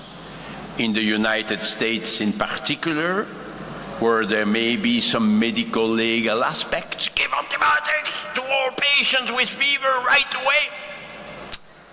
That could facilitate the development of resistant organisms. So today we look at this like this, as disease severity versus degree of certainty. So if we are not so sure about septic shock, but if it's septic shock, the severity is there, we should not hesitate too much before giving antibiotics. But if it's not too bad, we may have time for additional tests if it's not septic shock. Remember these important studies showing that sometimes we admit patients in the intensive care unit for likely sepsis, but actually this is doubtful at the end. When we have all the elements, we may think, after all, it was not septic shock. Or here in an emergency department in Boston, they found the same thing. Sometimes we think it's septic shock, but it's not. It may be cardiogenic pulmonary edema. It may be a drug effect. It may be some malignancy. So sometimes we give antibiotics for some patients who may not need them. We must accept it. But the choice is important too. I like this paper published recently where they showed that if you don't give the right antibiotic, prognosis is worse than if you give the right antibiotics. Okay. But this is very interesting. If you give wide spectrum antibiotics to patients who do not need it, the outcome may be worse. Perhaps because there is a selection of resistant organisms. So the message is, too narrow spectrum may be harmful, but too wide spectrum may also be harmful for the patient. And we should never forget that the antibiotic administration can be reassessed later. So give antibiotics as soon as possible. The more severe the presentation, the more urgent the antibiotic administration. And antibiotic therapy should cover all likely pathogens, not less, but not more. And of course, source control is very important.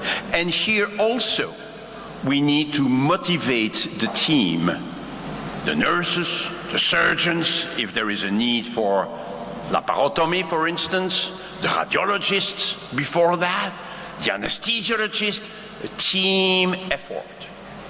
But let's move to the hemodynamic management.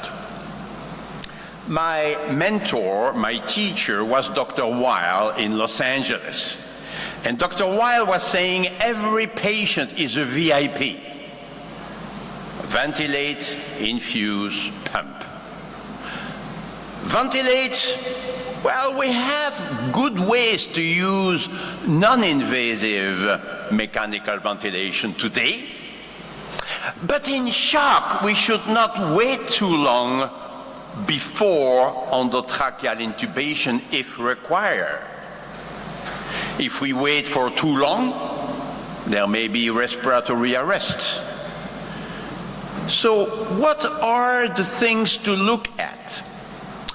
With my colleagues at the Surviving Sepsis Campaign guidelines, I said we need to give recommendations to the doctor about when to intubate a trachea. And they said, oh, Jean-Louis, there is no randomized controlled trial on this. I know. But we need to give some guidance. So would it be the degree of hypoxemia, the neurological status, sometimes the PCO2, the hemodynamic status, the muscle function. Are there plans for major surgery? It could be a combination of those. We need to help the doctors. So my recommendation, actually it's not mine, I found it on internet. It is to ask the patient to pronounce metoprolol. If the patient cannot pronounce metoprolol, it's the right time to put the tube in the trachea. Infuse. Every patient with sepsis will need fluids. Not too much, but not too little. Not too little. And we cannot go by formula. Because a patient with pneumonia may require less fluids than a patient with peritonitis. There may be a little bit of vasodilation or much vasodilation. There may be more capillary leak with unavoidable edema formation. And we may need to bring cardiac output to a supranormal level to bring enough oxygen to the cells. So some years ago, a couple of years ago, people were discussing restricted liberal fluid administration. This is over because these trials randomizing patients for more or less fluids showed no difference in outcome, because some patients may benefit from one strategy, but some others may be harmed, and vice versa in the other group. Look at this recent paper published this year in the New England Journal of Medicine, comparing more fluids with less fluids but more vasopressors. Well, if anything, the patients who were in a restrictive fluid therapy were worse than the others. They were more likely to need a stay in the intensive care unit. Clearly, fluid restriction is dangerous. There will be some edema formation. We don't like it, I agree. But that's the price to pay to have a sufficient cardiac output. We may need vasopressors, I will go to that in just a moment. But vasoconstriction is really to avoid. So we need to navigate between the two. We all know that. Maybe artificial intelligence will help us in the future to decide whether we should give more fluids or more vasopressors. But to stay with simple things. An edematous patient may be hypovolemic. Sometimes there is a doctor coming and saying, oh, there is some edema here. Oh, stop giving fluids. That doesn't make sense. No, we don't know. Because in sepsis, there is always some edema formation. So let's be careful about the word fluid overload. Because sometimes we say the patient is in fluid overload when there is edema. But edema does not exclude hypovolemia, especially if there is hypoalbuminemia, which is associated. So let's be careful. Likewise, the fluid balance doesn't help very much. The patient may still need fluids even when the fluid balance is positive. So we all agree now that we need individualized therapy. Initially, in the salvage phase, when the patient arrives in the emergency department, we could just pour fluids initially, and we try to bring a monitoring system at the same time. You cannot do without a monitoring system. The studies in Zambia or in countries where they couldn't get any monitoring system failed. But hopefully today we have echocardiography that could help, at least initially. We don't need to be experts in echocardiography. In every single emergency department, there must be an echography machine available, not only for a septic shock, but also for trauma, for heart failure, for other problems. So that helps us to go into the optimization phase, where any single variable taken alone will never tell us if the patient needs fluids or not. We actually need to combine variables.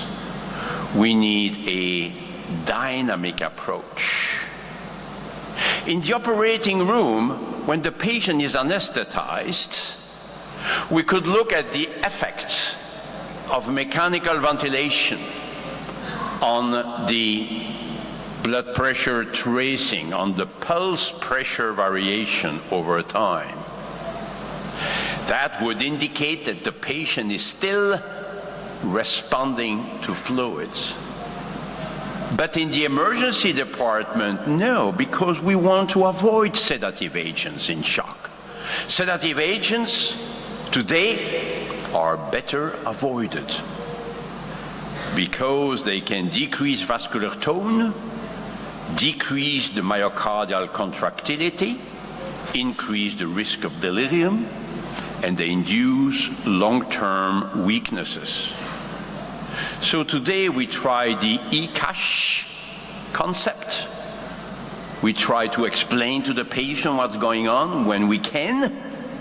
Of course, we control pain with analgesia, but the patient may not need sedation. And of course, the basis for our evaluation of the response to fluid remains the fluid challenge, where we look at an improvement in tissue perfusion and the risk of edema formation. This is based on the Frank-Starling relationship.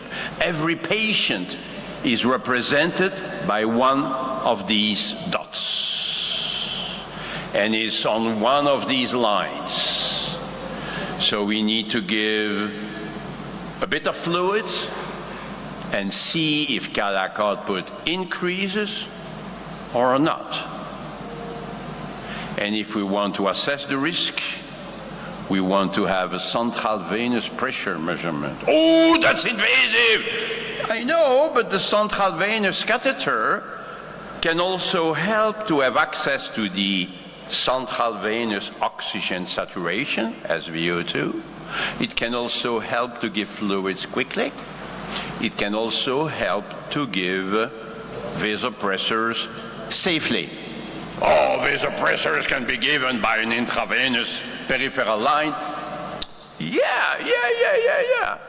But one single complication would be terrible.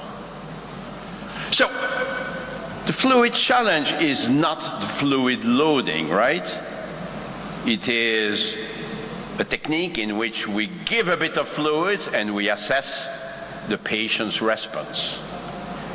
Sometimes people do it over a too long period of time. I'll try to give fluid for half an hour. That's much too long, because so many things could happen in half an hour. And in the emergency department, the patient may have to go to the X-ray for a CT scan, and we lose that information. So it's 5-10 minutes. In the operating room, it would be 1 minute, because so many things happen in the operating room. But if we return to the emergency department, the studies have shown that giving about 200-250 cc's in 5-10 minutes is sufficient So give 200 cc's in 5-10 minutes. If the patient seems to respond, seems to benefit, you repeat it.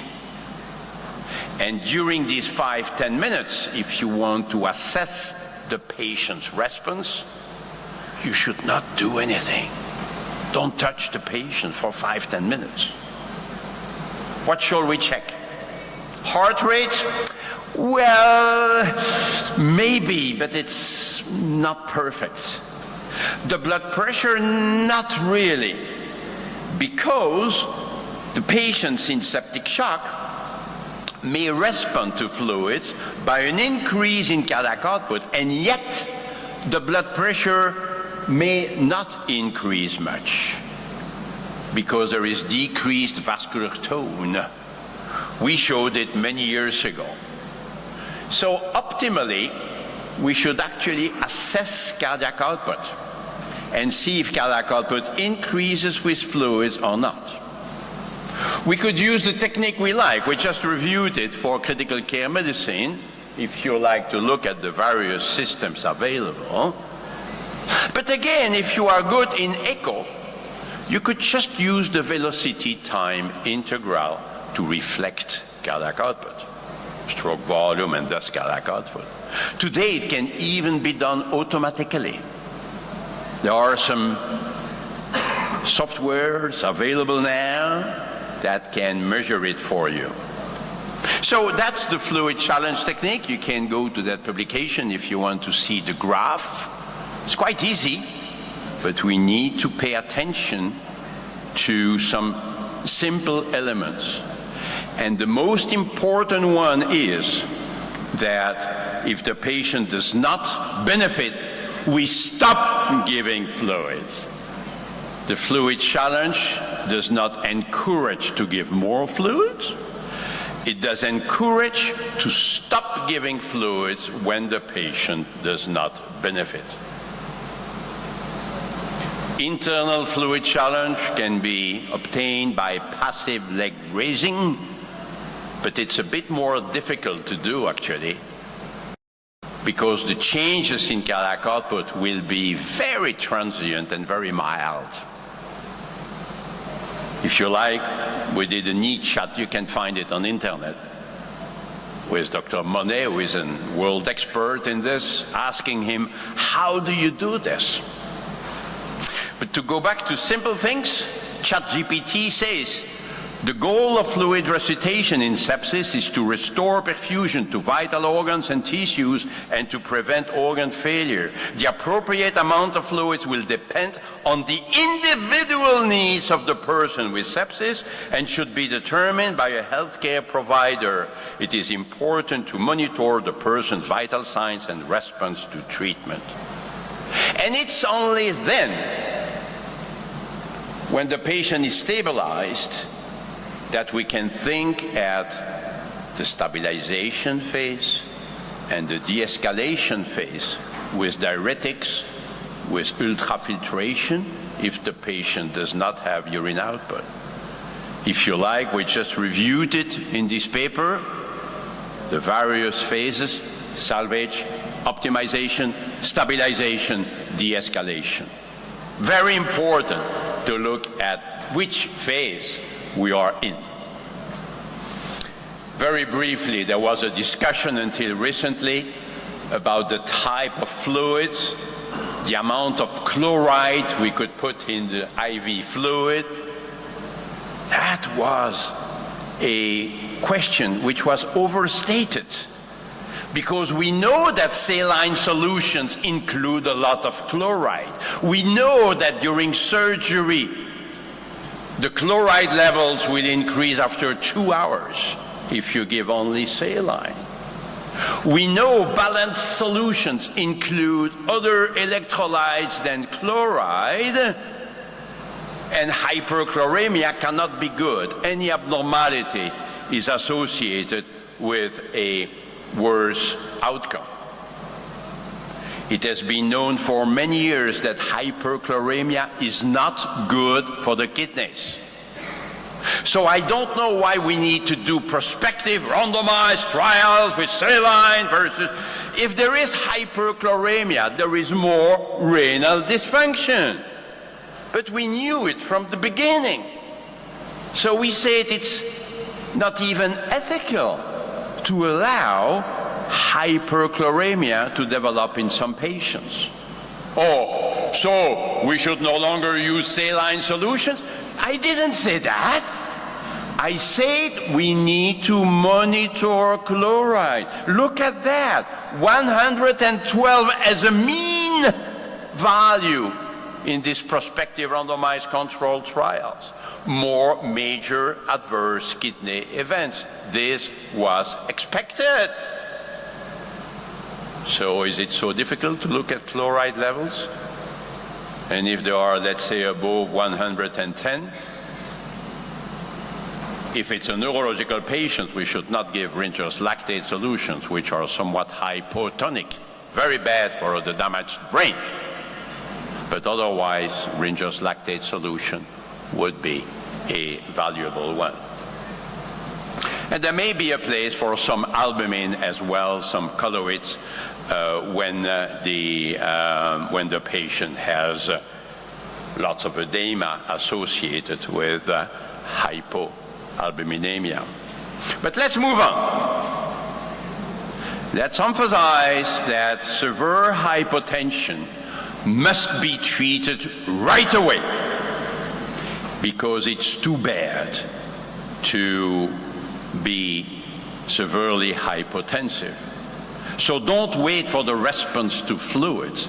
If hypotension is severe, we need to give vasopressors right away. Studies of large databases have shown that severe hypotension for 1 hour or 2 may be very harmful for the patient.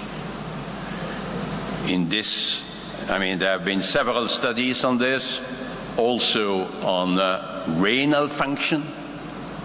We could even perhaps propose the administration of vasopressors in the ambulance before getting to the hospital. So VIP, the 3 elements, must be managed concurrently. And we know noradrenaline is the first agent of choice. Adrenaline should not be a first agent. This is a small study, quite old now, showing that the trend is going in the wrong direction.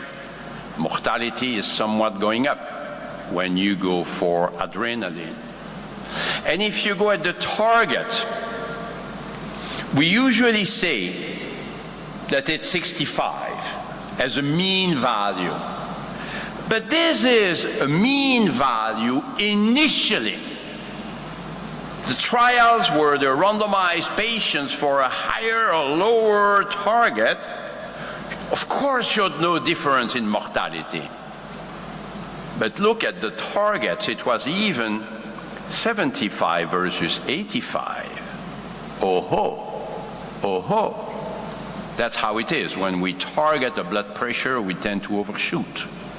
And yet, in patients with chronic hypertension, 75 was not sufficient. So let's go to a higher mean arterial pressure, right? Well, in some patients, maybe. But then you have this other trial where they allowed in patients to be below 65, and there was no difference in mortality. So does blood pressure not matter? Of course it matters, but we need individualization. That's physiology, autoregulation of blood flow to the organs, well known. Now, the most recent recommendations of the Surviving Sepsis campaign rightly said we recommend an initial mean arterial pressure of 65. That's correct. But what thereafter? What should we do thereafter? And people drop the word initial. In our previous guidelines, We wrote, if initiated, vasopressor dosing should be titrated to an endpoint reflecting perfusion. And this sentence disappeared, unfortunately, in the most recent guidelines. So we said in this paper, wait a minute, we need to individualize this. We need to look at the patient. We cannot assume that one single blood pressure level will be good for all patients. Let's look at diuresis, consciousness, skin perfusion. That's what we call the noradrenaline challenge. With vasopressors, we need to be very careful about the risks of vasoconstriction. It's easy to increase blood pressure. We have a number of agents to do that. But the problem is when we increase vascular tone, cardiac output may go down. And that's actually the main reason why noradrenaline is our agent of choice. Because it has a little bit of inotropic effect. It can maintain cardiac output to some extent. There is a lesser risk of decrease in cardiac output. Because if there is a low blood flow, then vasoconstriction can become very harmful. The vasopressor therapy could harm. Maybe good to look at the diastolic blood pressure. If it's very low, maybe there is less risks than when the diastolic pressure is already high. And of course, we can look at peripheral perfusion. We can look at skin perfusion, because there are other options if the patient is vasoconstricted. We could look at it by the capillary refill time. I'm not sure we need to spend much time on this, but let's examine the extremities of the fingers. We may not need a particular device for this. In the past, we were measuring the toe temperature with Dr. Weil. Now, with our team, we look at laser Doppler to evaluate peripheral perfusion. The point is that if the patient is too vasoconstricted, it may be hypovolemia, it may be a poor myocardial function. We can look at it by echo. We can look at it by measurement of central venous oxygen saturation. Remember, in the emergency department of Detroit in the US, Dr. Rivers showed that when the SCVO2 is low, we could give more fluid, transfusion, or dobutamine. And this action may result in lower mortality rate. 3 studies subsequently were negative. They could not confirm it, but the patients were already resuscitated. They didn't have a low SVO2. So the point is that when SVO2 is low, it could be good to do something else to increase oxygen delivery to the tissues. Fluid, dobutamine, perhaps a transfusion. We can even look at the veno-arterial PCO2 gap, but the time is running. I will skip these slides. You could read it. This is our paper in Chest showing that if the patient does not improve quickly, we could actually find valuable therapeutic interventions to increase flow. Patient says tachycardia, pacemaker. No, we cannot afford vasodilating agents in patients who are already vasodilated naturally. So it's either fluids or inotropic agents. That's the dobutamine challenge. We could give a little bit of dobutamine in addition to the noradrenaline to try to improve blood flow to the periphery, and this is quite safe. In septic shock, we have known it for many, many years. Oh, dobutamine induces tachycardia. Yes, it does. Because any inotropic agent that we know will increase heart rate if it increases the myocardial contractility. Wait a minute. Tachycardia may be bad. Perhaps in some patients we should use beta blockade in septic shock. What do you think? Well, you could find this paper from Dr. Morelli and collaborators 10 years ago now, with very surprising results. A reduction in mortality rate with beta-blocking agents. But the control group has a mortality rate of 80%. 80% in the control group.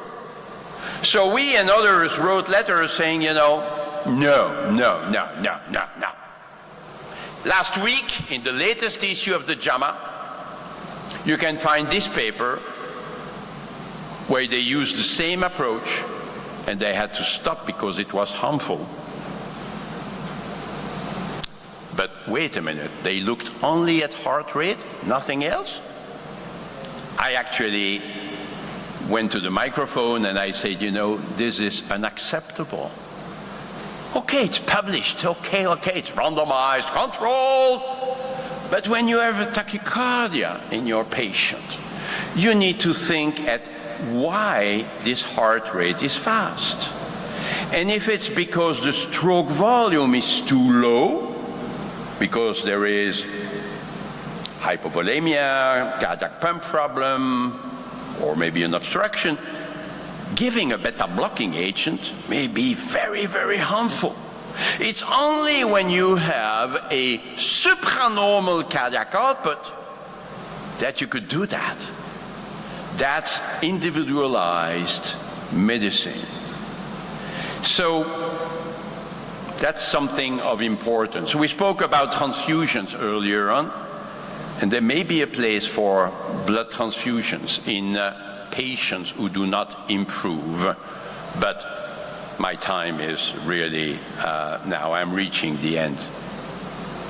Lactate levels in the emergency department, yes, of course. It's not a sepsis marker, no. It's a marker of altered tissue perfusion. Any form of shock will be associated with a high lactate level, typically above 2 milliequivalents per liter. And we can now measure it everywhere in the world. If you cannot do it, go to your hospital manager and say that in Antalya they said we need to have a lactate analyzer. And we could repeat the measurements.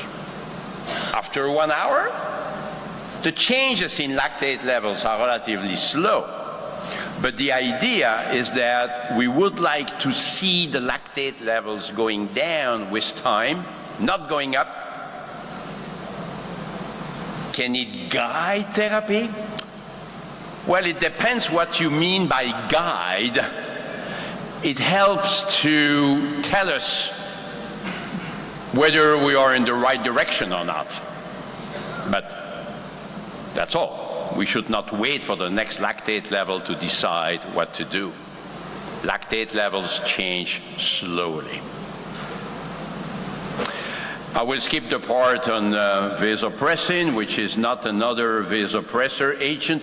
We don't know really when to use it, but it's hormone therapy. Vasopressin is a hormone, right? So there are some interesting effects, limiting edema formation, helping the kidney. So there are some arguments to give low doses of vasopressin early on in septic shock, early on. But we must make sure that cardiac output is normal or high. Once again, beware of vasoconstriction. So maybe if you are sure that cardiac output is not significantly reduced, you use small doses, especially if you are concerned about kidney function, especially if you are concerned about edema formation. Hopefully the doses are fixed. We should not really titrate the doses. Angiotensin II is also coming up. Maybe it will have some beneficial effects on the kidney, but it's very costly. It costs about 1,000 euros a day.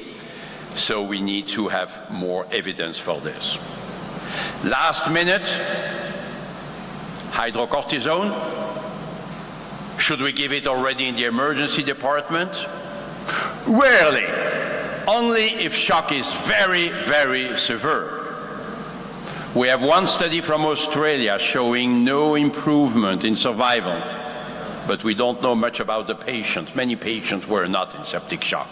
We don't know the lactate levels, we don't know the degree of organ dysfunction. And we have a study from France showing that in patients who have severe septic shock with a high lactate level, multiple organ failure, yes, corticosteroids can decrease mortality. So if you put the two studies together, you can see a benefit in the sickest patients, in the patient with the more severe form of septic shock. That's where we are now. We should find some better biomarkers. Right now, it's only the severity. So at the end, fluids, vasopressors, inotropic agents if we fear that the cardiac function is altered. Let's look at skin perfusion, urine output, mental status, the three windows of acute circulatory failure, respecting the four phases: salvage, optimization, stabilization, and then de-escalation. And for this, it's quite a bit to do.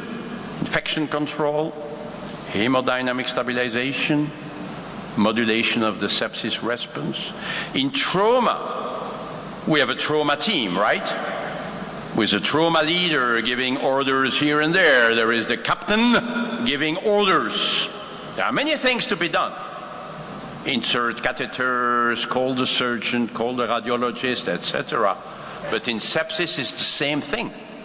We also need the 5 tubes, the diagnostic techniques, the blood tests, microbiology, monitoring, noradrenaline, other agents, antibiotics. Yeah, antibiotics. Don't forget the antibiotics.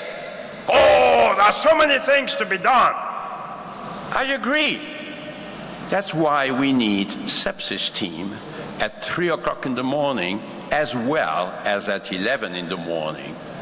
In our emergency rooms, we need to have teams taking care of these patients for whom time is essential. When every minute counts, it's the same team perhaps for sepsis and trauma and myocardial infarction. Okay, but we need to have these people ready 24 hours a day, thinking at these 3 parts of the sepsis management that must be conducted together. And that's how we can save our patients with this terrible problem of sepsis. Thank you very much.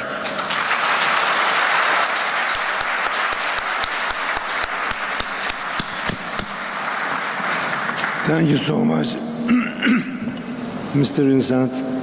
And first of all, I want to say I want to revise my sepsis information after following this presentation. So maybe some of our friends needs to ask you some questions. Dear audience, could you please ask? Okay, could you please?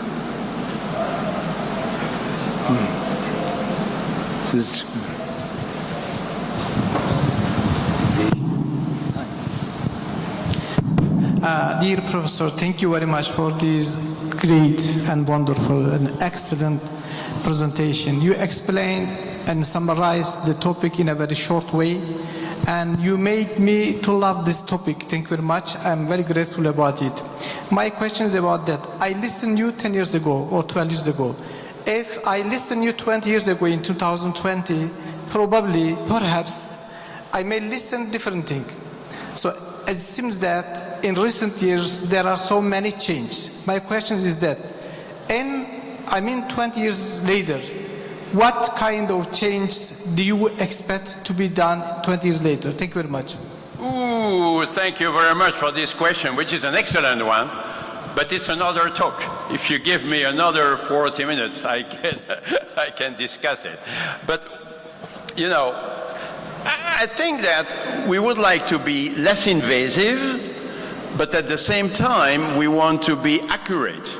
So at least for some years to come, we will continue to be invasive. The arterial catheter, the central venous catheter will continue to use it for a while, but maybe not in 10 years or 15 years from now. Echocardiography will be automated, as I say it, with AI programs, with artificial intelligence programs. We will see the heart on the screen and the variables being displayed on the screen, and that will help us to treat the patient in a better way.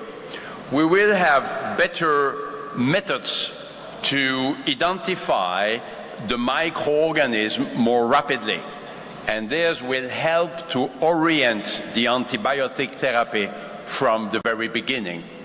And even sepsis itself will be better identified by biomarkers. We already have the C-reactive protein, the CRP. We already have the procalcitonin, the PCT. I think what we will do is first to bring other biomarkers, but also to combine them so that we will have a more accurate recognition of sepsis in our patients. I believe that we will have a better understanding of the type of fluids to be given, in particular when to give albumin, when to give red blood cells. Because right now we are in an era where we say, no transfusion, no. But, you know, if the patient has alteration in perfusion, the cells need oxygen. And oxygen is provided by the red blood cells. You cannot change it. So that will be another development. And of course, there will be many developments in surgery, radiology, better antibiotics or newer antibiotics, etc. We will benefit from the progress made in other fields. And above all of this, artificial intelligence or augmented intelligence, AI, in any case, AI will help us to better identify the problem and better treat it. We will remain in charge. We will not be replaced by an AI system, but the AI system will provide a very effective help to the team. I'll stop here. Thank you so much. Please. Would you please bring the microphone here, the second line here.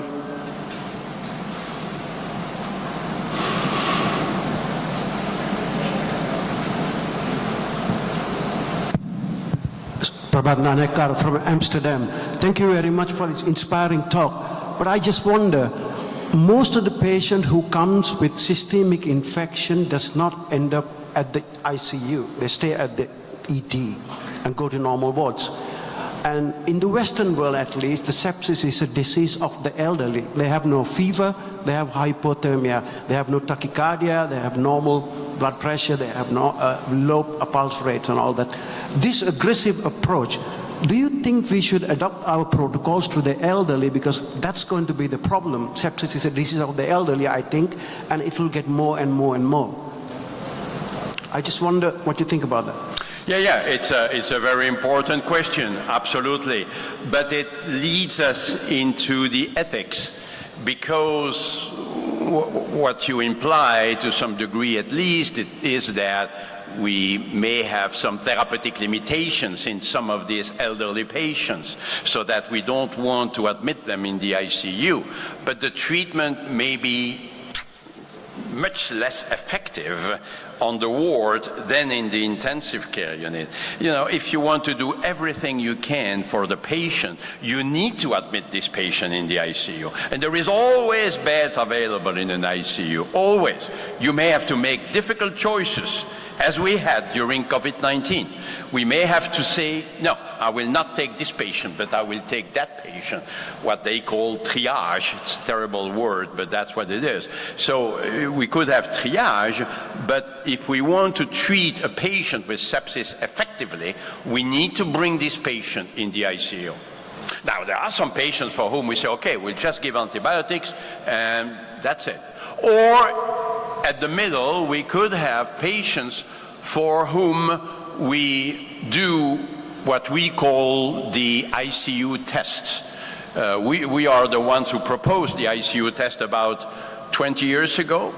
That's a test in which we admit the patient in the ICU for a limited period of time, and we appreciate how the patient will respond to full therapy.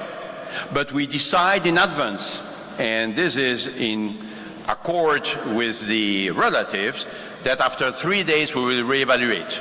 And if the patient is not improving after 3 days, then we will decide to give up. So this kind of trials could represent a way to admit a patient in the ICU when we are not so sure that this will be very beneficial for the patient.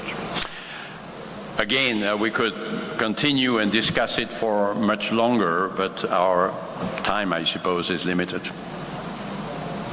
Okay, I know and I believe there are more questions about that subject because it is very important, and our guest is very strong in the subject.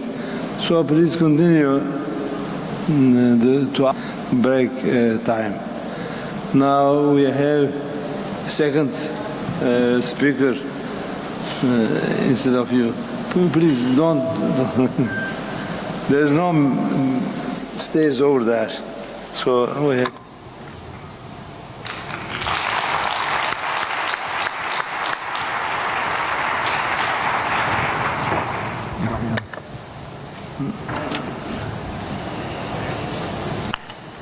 Now, a reflection on 20 years of practice. David Kerr will tell us about that subject. Please go ahead. Okay, everyone take a breath in. I'm not going to teach you anything clinical. That was clinical. This is not clinical. I want to start with just asking a question. How many people in the room have been practicing for less than 5 years? Put up your hand. You got to raise your hand high and tall. How many have been practicing for less than 10 years? How many of you have been practicing between 10 and 20 years? 20 and 30 years. The people in the front are starting to get embarrassed. 30 and 40 years. Has anyone here been practicing more than 40 years? Okay, so this is 20 years of my practice. This is year 20 for me, and I designed this talk to tell you what I've learned. The stories, the patients that have shaped my career, and this is not clinical. It's just what I've learned. And when I started working, I work in a large academic center in Toronto, Canada. Things were really easy. We didn't see patients in hallways. We used to get sleep on overnight shifts. And now we see patients in waiting rooms. And things have changed so much in the last 20 years. And when I was starting, about 10 years ago, I approached one of my colleagues and I said, Joel, things are getting bad. And he looked at me, he was older, he's probably about 80 years old now, and he said, David, until I'm dead, you're screwed. You're going to need to take care of this generation of baby boomers. And 10 years ago, Joel couldn't have been more correct. And I think whether you practice in Turkey, in India, in Singapore, in Canada, we are seeing this effect now. So what I want to do is to take you through my first shift to my last shift and to tell you what I've learned. So I remember my first shift. Does everyone remember their first time doing a night shift alone? Like totally. And I remember that shift so clearly because I was waiting for that last person to leave and thinking about how many hours I would be stuck by myself and hoping nothing bad would happen. And what was amazing was I was killing it. I was doing so well. It's 7 in the morning and my shift ends at 8 and there's no one to be seen. There's no one to hand over. And I have to say, I was feeling really good about myself. I knew I was good. I just didn't realize how good I was. And at 7:15, a patient was wheeled in, and I remember thinking to myself, crap, the board's not perfect, but you know, he's not going to be registered for till 7:30, 7:40. I don't really need to do anything. I can leave it for the morning guy. I said to the nurse, as I was just cleaning up some stuff, what's he here anyways? Is there anything wrong? Oh no, he was here last week with DKA. He's been vomiting. He's back. Don't worry about it. And I looked at him from the distance. I had no intention of seeing him. I was handing over a near perfect board. And then I get called to his room stat. Oh, crap, I don't really want to see another patient. I'm super tired. It's now 7:40. My shift ends at 8. And I go to see him, and he's unconscious. He's 21 years old. He's a type 1 diabetic. So what do you think? You have a 21-year-old who's difficult to rouse. What do you think? So I start to think maybe he's hypoglycemic.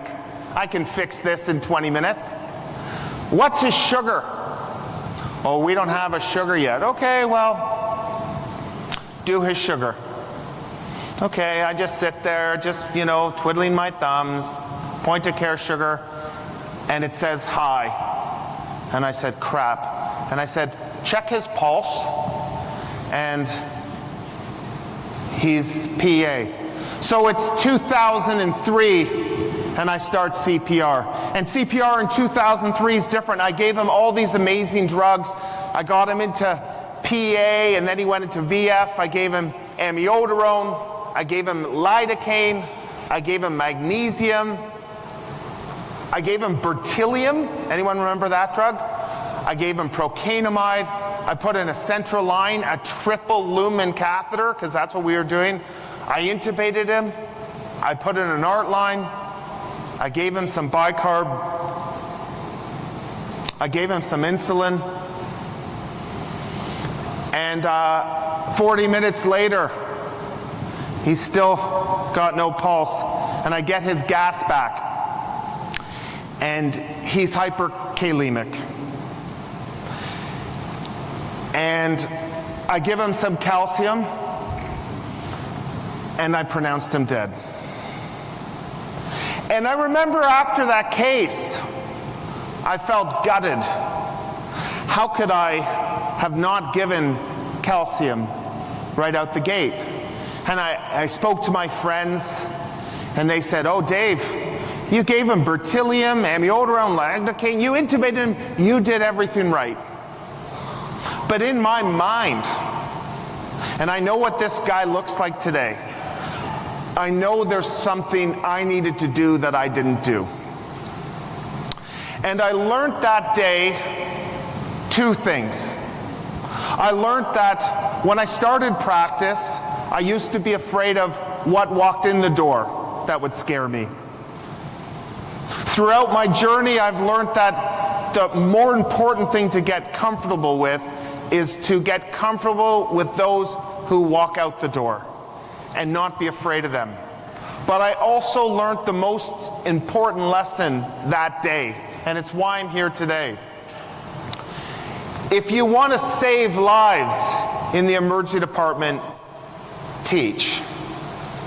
You don't save lives sewing up a drunk on a Saturday night. You save lives by teaching things that you missed, because you know others will go down that same pathway. And this was the first thing for me that had inspired me as an academic to want to make a difference, to say, you know what? I only used to think about calcium for dialysis patients. Maybe I should be more broad in who I give it to in an arrest state. The other thing I've learned in my 20 years is to listen. The average emergency physician will let a patient speak for 7 seconds before interrupting them. Are you average? I'm certainly below average. I'm more like a 3-second. And when the person starts with, in 1983, I developed this pain, and you're just like, just stop talking. We don't listen to people. And that's a challenge, and I want to talk to you about the art of listening. About 10 years ago, a 65-year-old man was brought into the emergency department by his 2 sons who were 18 years old, and they carried him to the waiting room from the car into a wheelchair, unresponsive. This was the family who didn't call an ambulance, despite the fact that their dad was GCS3 and unresponsive. These are rare birds. And here was his story. On Christmas Day, he had had a cardiac arrest. He suffered from hypoxic brain injury, and 3 months later he went home. This was his first night at home. And he went to bed with his wife. At 7 in the morning, he was still sleeping. She went to make some tea. At 10 in the morning, she's still sleeping. At noon, he's still sleeping, and she starts to think, crap, like, I guess he's catching up for the 3 months of sleep he missed while in the hospital. At 2 o'clock, she decides, okay, he's been sleeping for 17 hours. I should go check on him. She can't wake him up. Imagine what she's been through. It's her first night with her husband in 3 months. And she brings him to our hospital. He comes to the triage, and I get called to see him stat by the best nurse in our hospital. You all know who she is, or he is, because you know when they're on how quickly you will run when they ask you to see someone. And I go see this person. I don't really know what's up, so I order a confusogram. You know what a confusogram is? Every single test you can think of. CBC, lights, creatinine, tox screen, thyroid, livers, urine, gas, lactate, CT head, extended lights, thyroid. It's all normal. The family doesn't want anything done. And the nurse, Ella, she walks over to me and she says, "What's wrong with the patient?" Ella, I have no idea. All his tests are normal. The family doesn't want anything done. She's quiet for a second, and then she looks at me and she says, "You know what's wrong with him? He's in status." I said, "What?" "He's in status. Why don't you give him something?" I said, "But he's not shaking. What do you mean he's in status?" She said, "Just give him something." "Why do you think he's in status?" "Well, when I triaged him, he was doing these funny things with his lips." "You have nothing to lose. Give him some midazolam." "Okay, you win, Ella. What am I going to say? Give him some midazolam. Here, give him 3 milligrams and 2 milligrams and, you know, keep her happy." So she gives 2 milligrams of midazolam. About 3 minutes later, she grabs my shirt and she says, "I want you to meet Mr. Johnston." He looks at me and he says, "Hello, doctor." and he was in non-convulsive status epilepticus. I had never seen it, I had never diagnosed it, and it's a big problem in people who've had hypoxic brain injury, of comatose patients in the ICU. This is incredibly common. But you need to listen to others. And listening to Ella was what is the reason that that guy was talking right away. And giving midazolam to patients right before I'm going to give them that intubation has bought me some people from avoiding plastic. Those people on neuroleptics, on antidepressants, history of seizures. Sometimes when I'm about to intubate them because their GCS is 3, I give them that midaz right before, and I wait a minute or two just to see if their LOC is from seizures that are non-convulsive. Do nurses ever ask you to come see them as a patient or to look after their family? Has that ever happened to you?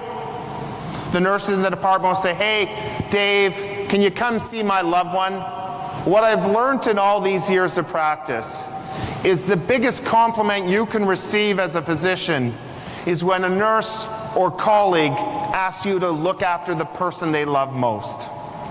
Don't get annoyed.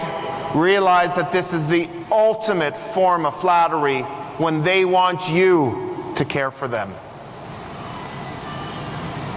Every day we wake up, we have an opportunity to do some good, but there's so much bad that you have to navigate to get to the good. And this is Captain Chelsea Sullenberger, who landed his US Airways flight on the Hudson River in New York City. Sometimes we see a lot of crap, but there's inspiration in all the patients we see. Joe was a guy who came to our Emerge about 250 nights a year. Every single night, the chief complaint was the same: intoxication. I was doing a night shift about 10 years ago. I've seen Joe maybe 60 times in my career. And he walks in, his chief complaint, it was a little different. He had fallen and can't get up. Okay, it's 4 in the morning. He's not going to go home to the morning anyways. I go see Joe. I heard you fell. You can't get up. Yeah, doctor, I can't feel my legs. So I go and I say, can you feel that? Yeah. Can you feel that? Yeah. Can you feel that? Yeah. Okay, well listen, why don't you sober up and I'll come see you in the morning. And Joe said to me, doctor, I've been drunk every day of my life for the last 30 years. I'm not drunk. Oh, that's interesting. And Joe taught me an important lesson, that sometimes the neurological exam is not just a CT of the head. That my neuro exam was touch his legs, do a CT, he's fine. That sometimes you actually have to examine people. And I said, you can't feel your legs, Joe? He couldn't feel touch. So I took my fingers, do you feel that? So he could feel touch. So I started with pain. No pain to about the belly button. So then I went to temperature, and he had a sensory level of pain and temperature loss from T10 down. And Joe, who had been drunk in our Emerge for 35 years, 60 nights a year, had an anterior cord syndrome. Just because I listened to someone, and just because I decided that sometimes you actually have to do an exam. It was very humbling. This past year, I picked up a chart. The chart was the next to be seen. 30-year-old female with a headache and 36 weeks pregnant. I'm going to say it again. 35-year-old female, headache, 36 weeks pregnant. When you pick up that chart, how much are you hoping that the person beside you picked up that chart instead? That's a tough one, right? I was like, crap, what did I do wrong? So I go see this woman. My first thought, okay, hypertension in a 35-year-old in her 3rd trimester. What are you thinking about? Shout it out. Preeclampsia. Her pressure's 100/60. I thought maybe we could get it higher and then I could refer her to OB, but it wasn't high. And I was like, crap. So I ordered all the preeclampsia blood work. I went to talk to her. I was hoping that her pressure would be higher, because then I could just say she has preeclampsia, but it wasn't. All her blood work was normal. I do a real neuro exam because I sure as heck don't want to CT this woman. There's nothing to find. So I said to her, why are you here? You're 38 weeks pregnant, 36 weeks. Have you had preeclampsia? No. Are you sure you haven't had preeclampsia? No. So I said to her a question that sometimes I ask people, and sometimes it's snarky, but sometimes it's helpful. Do you often? She paused, and she had like a 2 out of 10 headache, occipital. And her husband says to me, doctor, can I say something? So polite. Polite people always have bad things happen to them. Of course. When my wife had an appendicitis, it perforated for 4 days before she came to the hospital. And you know how much that made me nervous. So I did a CT venogram and diagnosed a sagittal vein thrombosis that went all the way to her IVC. Sometimes you just have to ask people. She had a 2 out of 10 headache that got better with Tylenol. And the craziest thing about this case, and I don't know if you feel this way, but I feel that sometimes emergency medicine is what I ate for breakfast. Some days, for some reason, you connect with a patient and you understand them or you see them and you can figure out that there may be something wrong, and you know in your mind that tomorrow you may not have figured that out. And that's the most humbling thing and frightening thing about our job, is I was so close to sending this woman home. I swear to God, 2 out of 10 headache, better with Tylenol, wanting to go home, but just something. And it's frightening because tomorrow I could have missed that. Nancy was a 74-year-old female. It was a Friday afternoon at 4 o'clock. I was just starting my shift. And the chief complaint said, tired and weak for 4 months, requesting a 4th opinion. Again, who's happy that they got stuck picking up that chart? 4th opinion. You can see the sarcasm in the nurse who wrote it from triage. So I pick it up. I have to go to the waiting room. Mrs. Smith? Mrs. Smith? So I start to think to myself, she must have left. The waits were long. I'm perfect. This is great. But in the distance, I see movement of an old person who looks like Mrs. Smith. I'm kind of hoping it's not her, but she's moving towards me. Crap. Mrs. Smith, come on. So we have a button on the wall that opens the door. I must have hit that button about 10 times before Mrs. Smith made it through the door. I swear I could have seen like 4 other patients. Eventually she comes here. After I've opened the door for her 10 times, I figure I'm going to bring her to the closest room possible so I can get rid of her short, because it took a long time, and this is a 4th opinion. So I go to talk to her and I say, you've been weak and you're sore all over and it's been 4 months? Yeah. And she can tell that I don't really care.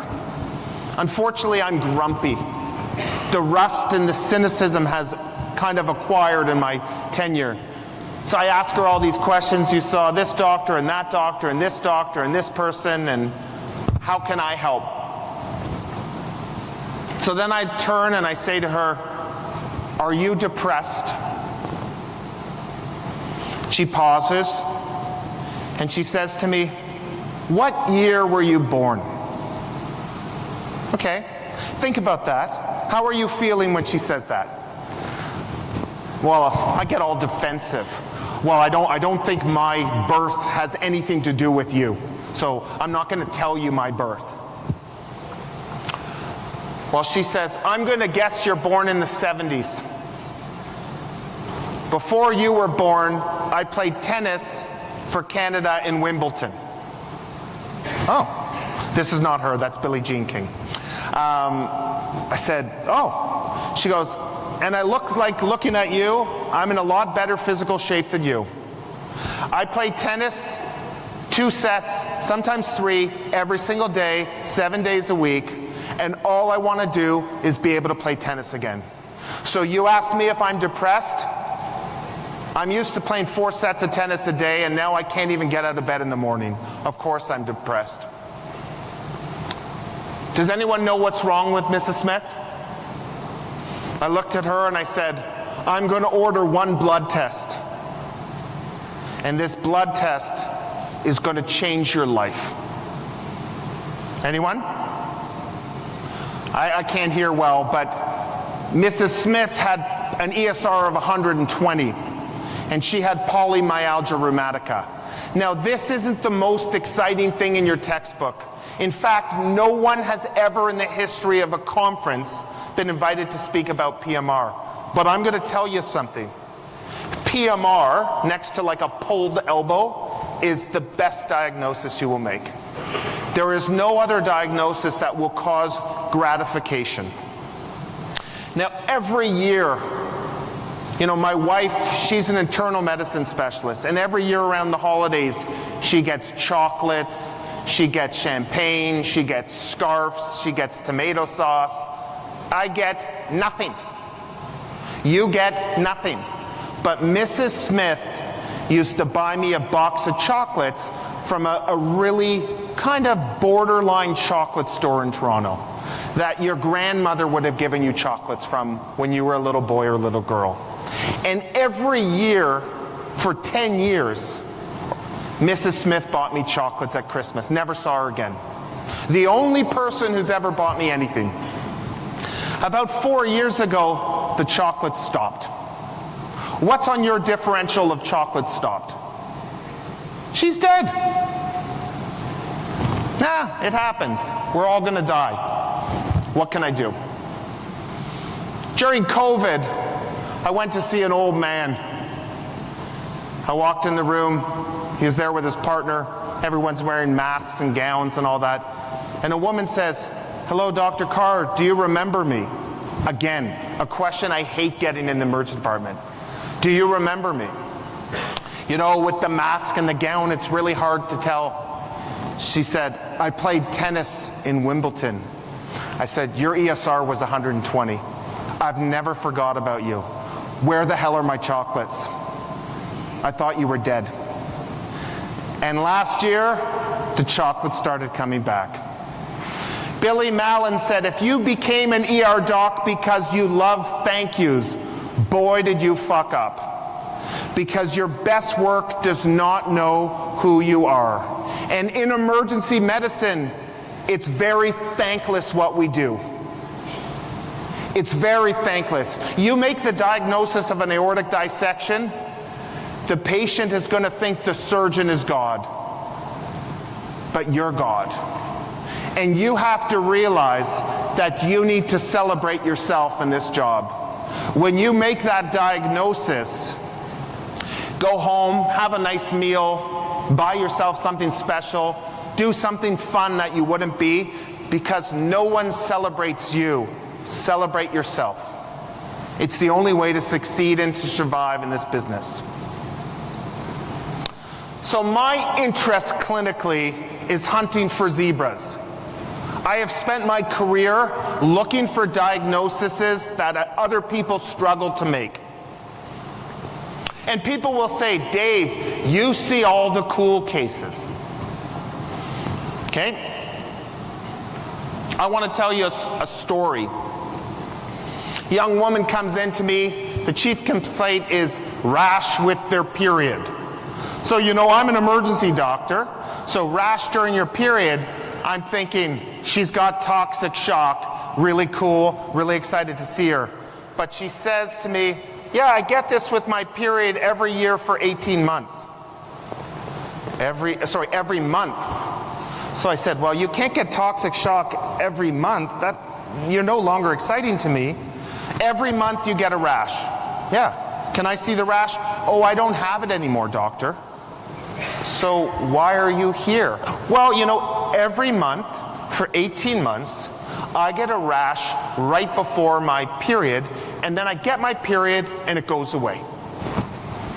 And you don't have the rash now? Do you have a picture of it? No. But you're here anyways and you have no rash, just so I understand. Yeah. Okay. Do you care about this woman? Do you find her interesting? I see an honest reaction, which is a lot of us couldn't care less. She has no rash, her vitals are normal. This has been going on for almost 2 years. Why are you here? Now, Michael DeBakey would say, no physician can diagnose a condition she never thinks about. DeBakey never had the internet. So what I did, because I thought she was interesting, is I go to Google and I type in rash that occurs before menstruation. And it shows...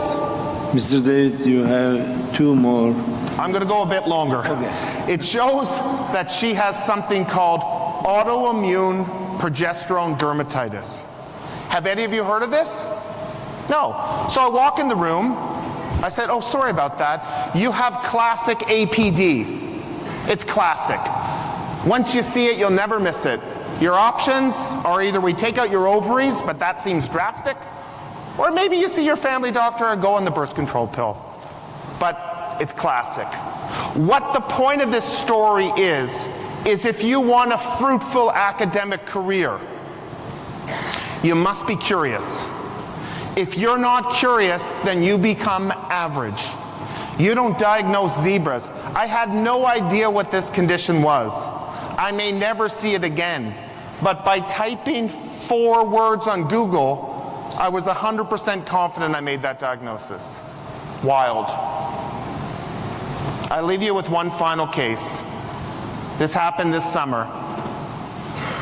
We had a lot of viral illnesses, and I got called to see an 8-year-old boy. He was wearing Spider-Man pajamas, and it was a febrile seizure. Is anyone nervous to see a febrile seizure? We got this. We see this pretty often. Temperature was 38.5. Apparently hasn't been well for 3 or 4 days. Parents brought him into the recess room, or to the room. He had had a seizure with EMS and another seizure. So I went to see him, getting a little bit of the story from the paramedics, getting a little bit of a story from the family, and all of a sudden, he has a cardiac arrest. I've run a lot of arrests in my career, but I can count in one hand, and not even all of it, the number of arrests I've run in children. And I can't count any of them that I've seen talking to me who've arrested. My brain was like mush. There are all these formulas you knew for ET tubes and chest tubes and medications. My brain was nowhere. I pulled out this Breslow tape and I ran this arrest. And, you know, with adults, we take so much pride. We don't ask for help in a cardiac arrest because they're kind of supposed to die if they're 90 and have a cardiac arrest. But the pediatrician came down. I was running this arrest, and she said, why don't we call the intensive care pediatrics at the other hospital? Because I didn't have pediatric ICU at my hospital. And they walked me through that arrest. And I did everything I could. And we did everything we could. And I knew where this was going. And I looked at the wall for something that I've done so many times in my career, and the parents were in the room, and I couldn't say the time of death. I couldn't say that number, and I still can't say that number. I didn't know what to say with these parents of this 8-year-old here. So I just kind of said, you know, I didn't say the number. I just said, okay, we can stop. I didn't know what to do. And then, you know, you haven't seen a patient for an hour and a half. Someone comes to you and says, I've had back pain I've been here for 9 hours and I've had back pain for 2 years, and somehow you have to smile and you have to pretend that that didn't affect you. And then a nurse says to you, Dave, our nurses are really upset about this situation. Do you think you could do a debrief? And it's as if we're supposed to be immune to this. Because we're doctors, we're not supposed to be affected by an 8-year-old boy who dies. But the nurses are. And I said, I'm the same as you. Hug your child. I don't know what else to say. Everyone did well. Life is very short. It's very tragic. You will never forget this kid. I can think about every kid I've lost. I know all their faces. It's just what we do. And how do we get through 20 years, 40 years? Is you need to have a team of support. Sarah Gray, who's the one who is in the front, came up with this concept of having failure friends. You need to know people in your group that you can call when life's crappy. And you might need a failure friend for your marriage. You might need a failure friend for your divorce, for raising children. I have so many failure friends. And you need a failure friend for when that patient didn't turn out the way you wanted to and you feel gutted and you feel crap. How many of you have a mentor? How many of you are a mentor? Good. These are my 2 mentors. This year, they both retired. I feel like an orphan. I've lost the 2 people. And I remember saying to Anil once, I said to him, how can I thank you for what you've done to help my career? You know, I was trying to see, does he drink? Does he like chocolates? Does he like golf? And he said to me, David, one day you will be in the same situation as me. And what I would ask is you give back to that resident, to that staff, and then you will pay me back. Pay it forward. We've all had wonderful mentors that have pushed us forward. The greatest compliment to them is to emulate them and to give back to those who are the future of your profession in your country. So what can I say to wrap up this unbelievable conference and this unbelievable day at WASM? If you want to save lives, teach. You learn things at conferences, bring them home.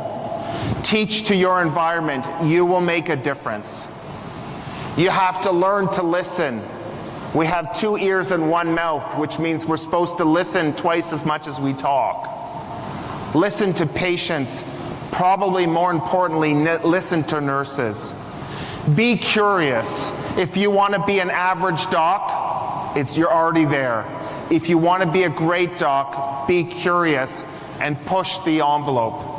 And if you're not a mentor, seek mentorship and be a mentor. And thank you very much for your time.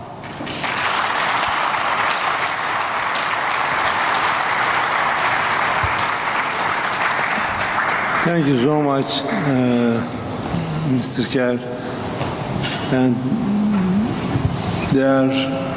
And they were, all the slides almost, were very nice reflections about life.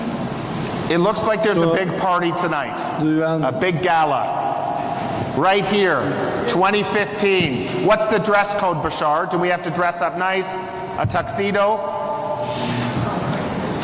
Everyone come celebrate tonight, 10:15, 8:15, and we'll see you all later.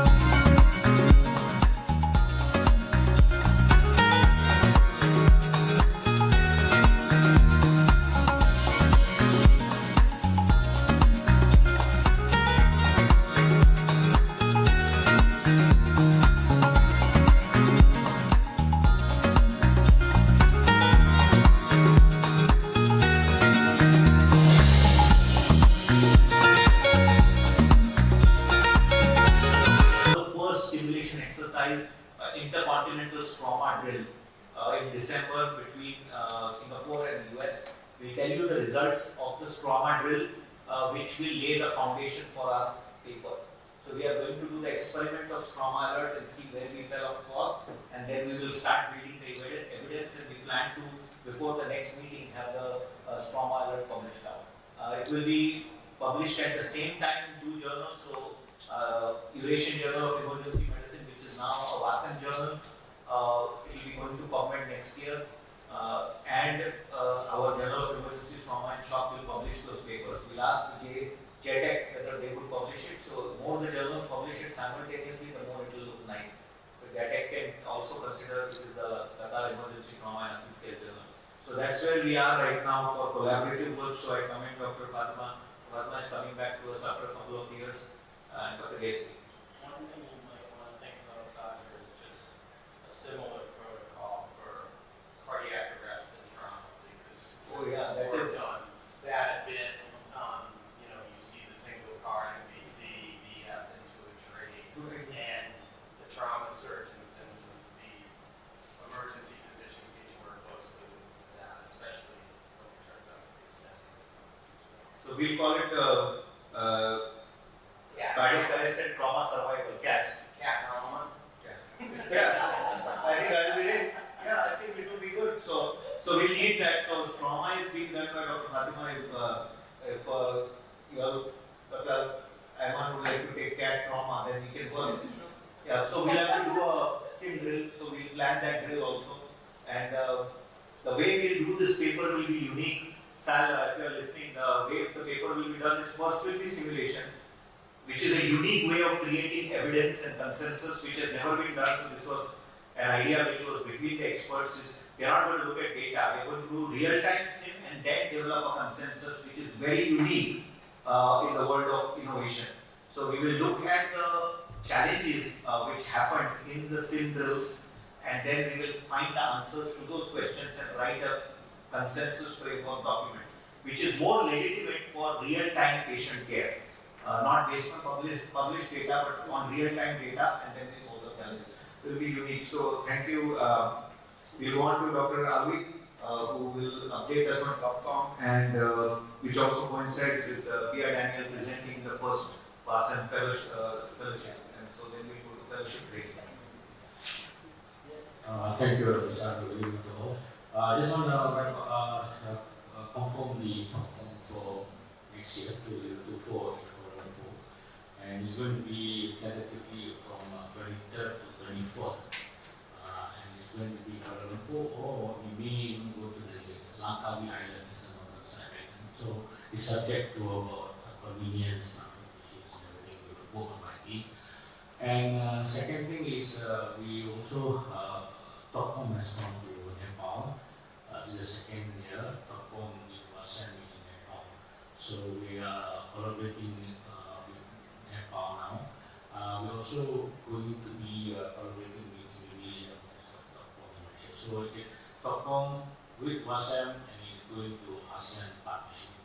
And the next year's program will be a collaboration between all ASEAN partners, and they will be it's going to be more unique and more of their EMT teams will come in, and we may test the search and rescue simulation, and that is what we are tentatively. And we need Malaysia. It's going to be a Ministry of Health as well as the government and private university partnership, and there will be a lot of the Nation Red Crescent Society coming in. So we hope for your support and your commitment and participation. We're looking forward to that. Thank you. So Alvi has done a fantastic work of branding TopForm. So TopForm will, the national TopForm Global WASM TopForm always happens once a year in the early rainy season, so in June, July. It will always happen in Malaysia, so if people want to participate, they can. But we are also conducting sessions to build the preparedness in Indonesia, in Nepal. We are going to come up with a Turkish version soon, so that we can offer it in Turkey, because it's uniquely one of the biggest WASM's initiative is to bridge the linguistic barrier. So we are going to work on the linguistic barrier. Dr. Mizobata could not come because of his, he was not feeling well, but Dr. Mizobata is also going to work with us and we have some presence in Korea through Dr. Salvatore. So we are going to bridge the barrier of linguistic divide when it comes to research, education, and patient care. That should be a very big part of ASEM's agenda, is that we have to reach out to our colleagues in Africa which speak different languages. Turkey, we have already reached out, Japan, Korea, China, where they speak different, Russia, we speak different languages, but we need to be able to bridge research and take them to a certain level where there could be learning and collaboration. So that's what TopCom is doing. We are helping Nepal, we are supporting Nepal in fact. We must commend the leadership of the women leaders of Nepal who have taken this leadership to establish emergency medicine. They are trying to establish the board there. They are trying to build science in Nepal, and that's a very big achievement.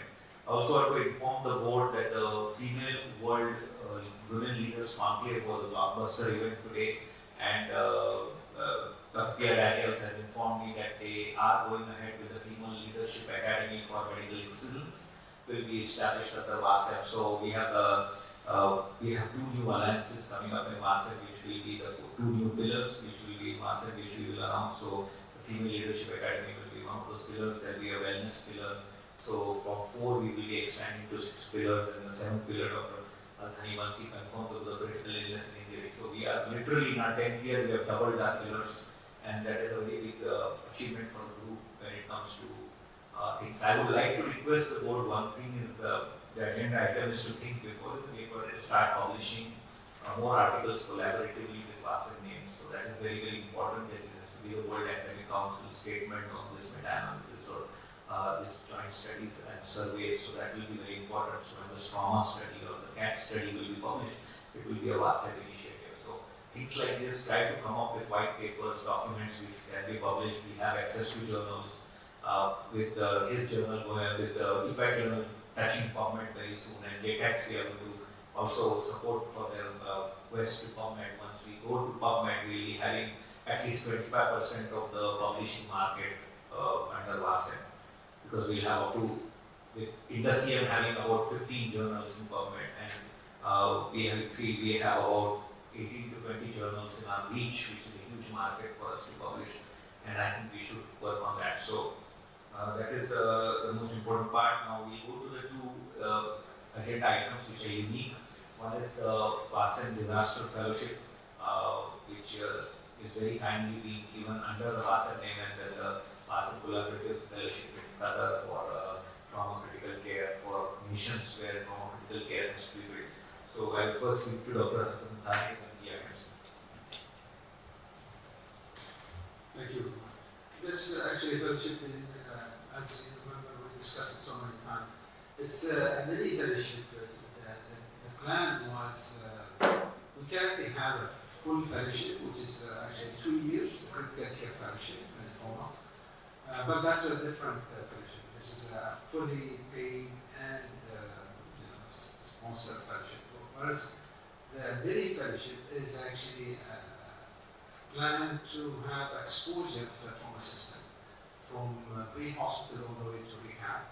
It's a 2-month fellowship, and we actually secure the financial support for it for 12 candidates per year. We secure also the approval for accommodation. We stuck with the license.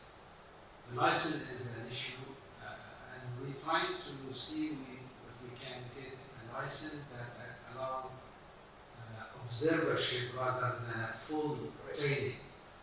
So we are negotiating with medical education for observership rather than full fellowship. That's the hurdle that we're trying to come over. But the others are already aligned, the curriculum and everything is set for more than 2 years now. Unfortunately, it's just the licensing issues which is we're trying to solve it, and hopefully if it's solved, we're trying to education, then we should start soon. So, thank you. Thank you, Doctor. So,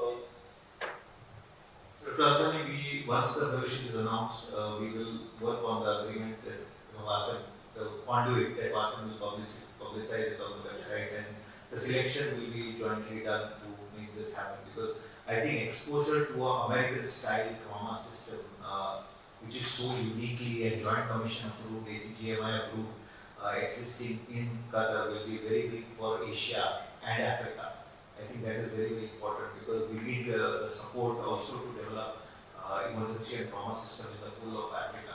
That is also a very big area of need right now and a very big area of growth where we could make a difference. We have our partners, Dr. Joe Boni, Anna, Dr. Boten, who could not get a visa to come to Turkey. They were trying to get a visa because they have to, there's a process, a paper visa. So we have our presence in Ethiopia, Kenya, and I'm going to have a meeting with the Kenyan Health Minister soon, so we are going to have a presence there in a very big way. And I think that many fellowships like this, and this one, what PI is going to present is going to make a huge difference. So I think observer model also will work. Tomorrow, if it works out to be a clinical model, that also works. But we are just getting exposure to the research division led by Dr. Alvenia and seeing what you do. And is very important. Clinical skills they can do in their country, but the process management, operations management is very, very important. Before I go to Dr. Qazi, I'll tell you, in my experience and our studies conducted across the world, we realized that the greatest problem to developing emergency medicine was the lack of understanding of operations management. Everybody knows how to manage a trauma, everybody knows how to treat a chest pain. They just didn't know that ER has something called, and trauma has something called operations management. There's something called as patient flow, there's something called as metrics, there's something called a movement. They just did not know. And it took me 18 years to realize that all our work on training them on clinical systems was a waste, because 90% of the world of non-emergency medicine and trauma does not understand how to operate a trauma center or operate an emergency department. We talked about the planning. All this ADLS is of no use. It's of no use. They just don't know how to operate it. They just don't know how to run it. They don't know process management. They don't know metrics given care. They don't know how to audit it. It's unique. And there are countries where they are doing color coding system. But that's only to get in. What do you do after the emergency and trauma resuscitation? How do you move those patients? How much do you CT scan? And that is a monumental failure for Dr. Lisa, you'll be shocked. It's a monumental failure that we did not recognize that the growth of emergency medicine was stagnant because zero operations management acceptability or training. So last 1 year, we have started training emergency physicians in India on operations management. How to run the department, what is the difference between policy, what is the difference between process, what is the difference between protocol. These are three different things and there was no concept. If you ask any doctor in trauma or emergency medicine, what do you do for a motor vehicle accident?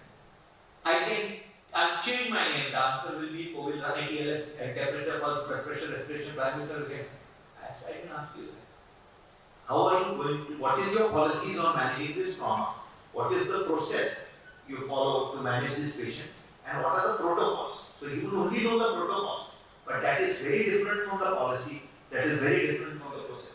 And that was one of our greatest failures, which I humbly accept, is now we have quickly moved away to that and now we are focusing on operations management.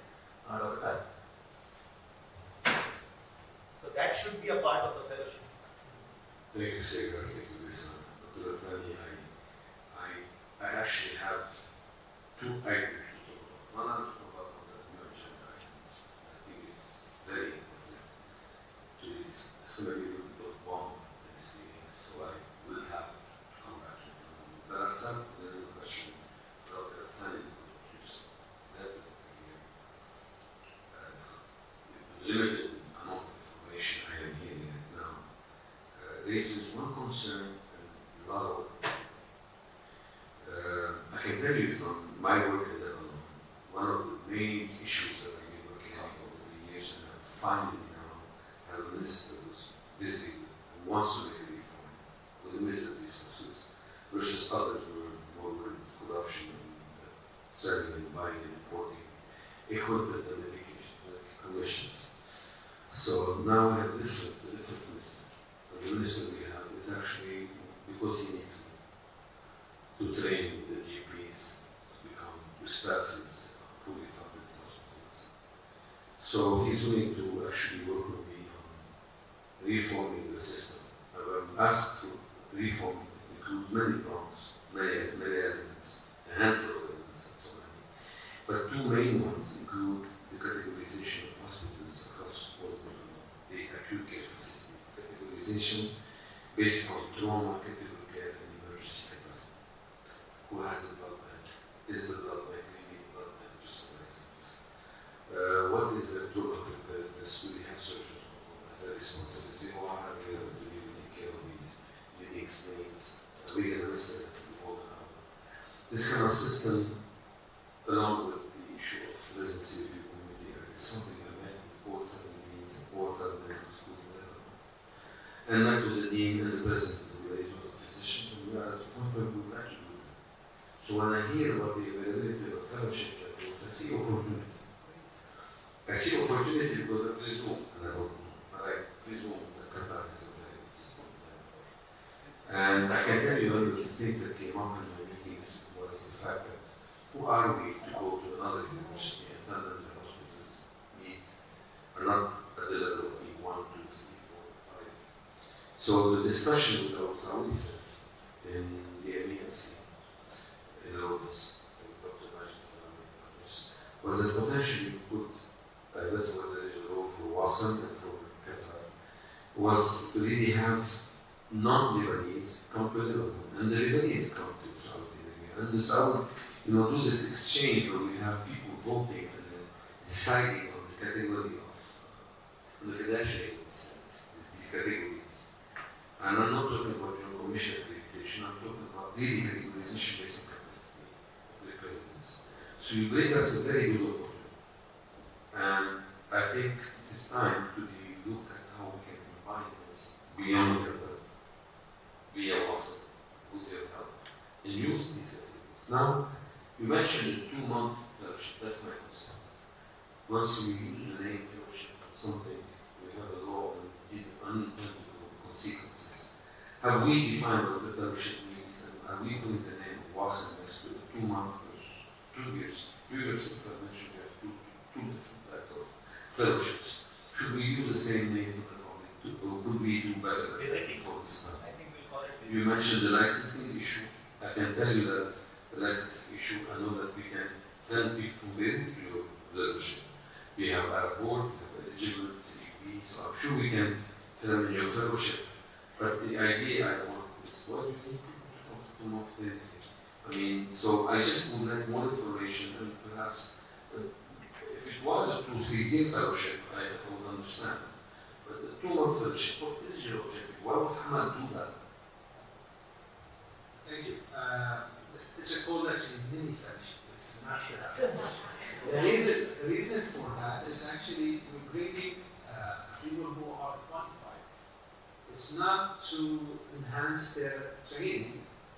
It's only to actually go through the system. It's just, unfortunately, in our region, there's a fragmentation of the trauma system or emergency system. So we have EMS under different umbrella, we have emergency under different also organization or authority, and then we have rehab and also the we are lucky in Doha because it's a small country and 95% under the same umbrella which look after the whole service in the country. So ambulance service, hospital service, rehab, integration with the community is under the same head. And that's actually give us the chance that we have to go through the whole system, the North American system, which is under the same umbrella. It's a national ambulance service, it's a national drone service, and it's a national rehab support. So all the things under the same umbrella. And so the one who will come for 2 months is not somebody going to know how to do station. It's just to see how ambulance service work. How the National Command Center coordinate, the dispatch system in the country, and then how the trauma system in Hamad works. All the components of the trauma, and then the rehab system. And during that time, they also can go and do some research at the same time. So we have also a small national trauma database, which is actually we work with North American National Trauma Data Set with the team, but also with American College. And this is the only center outside North America, submitting this from 2011.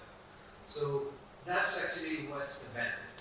I think that the one who's coming mature will have a chance to go through this without going to North America.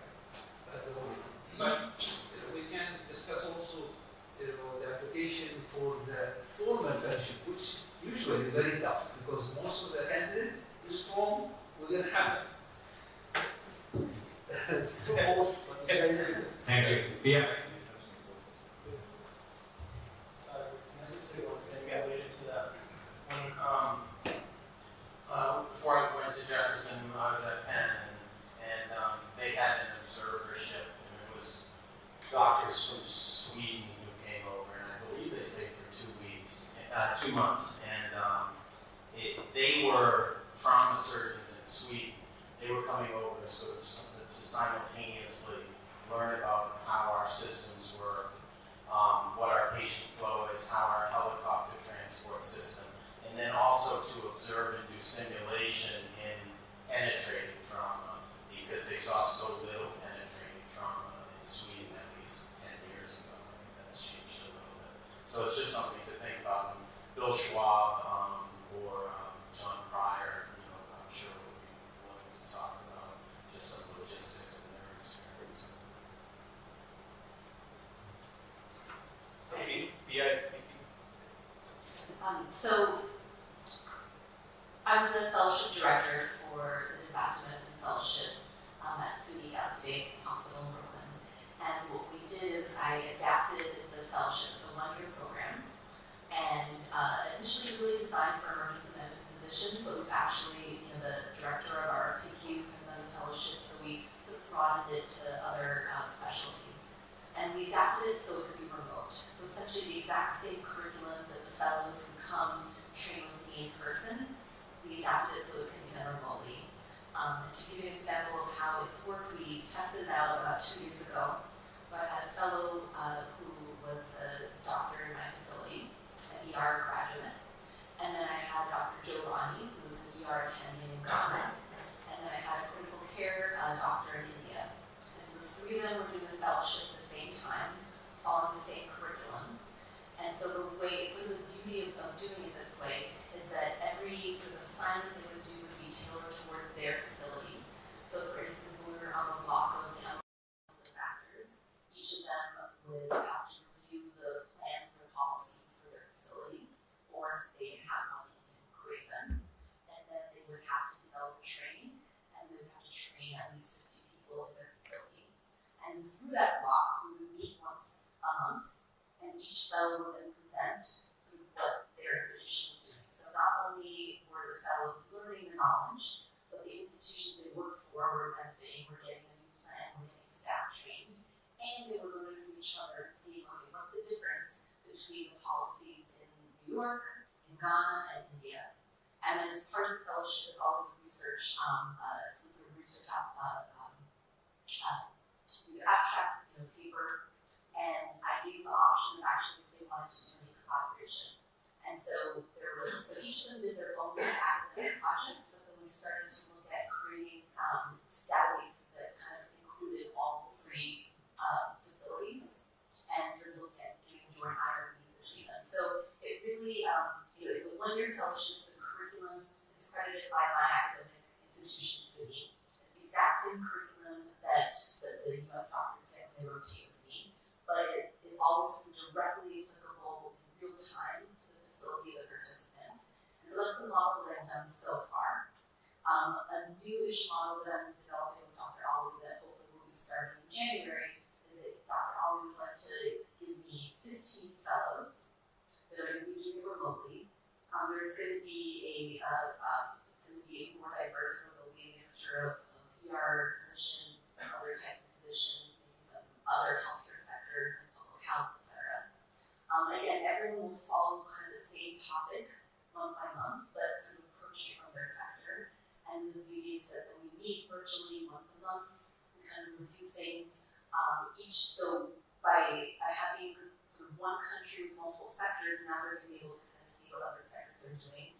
And so after the sort of pilot version of this program, the idea is that in the coming years, we'll have, again, multiple countries, again, everybody learning from each other, doing collaboration, trying to take their research objects and see how they can kind of collaborate that.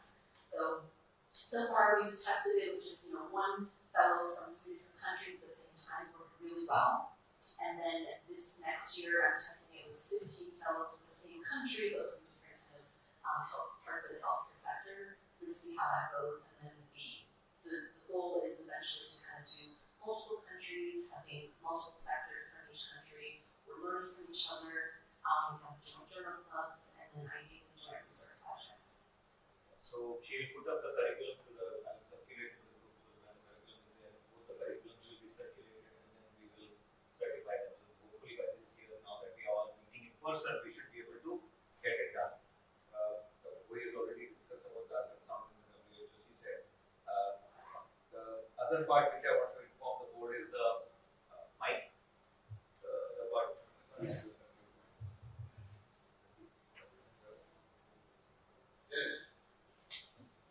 So for point of care ultrasound, so few things is we got first is networking of the focus leaders of each country. I think we need to identify from each country and we can make a network within the WASM which can be strong.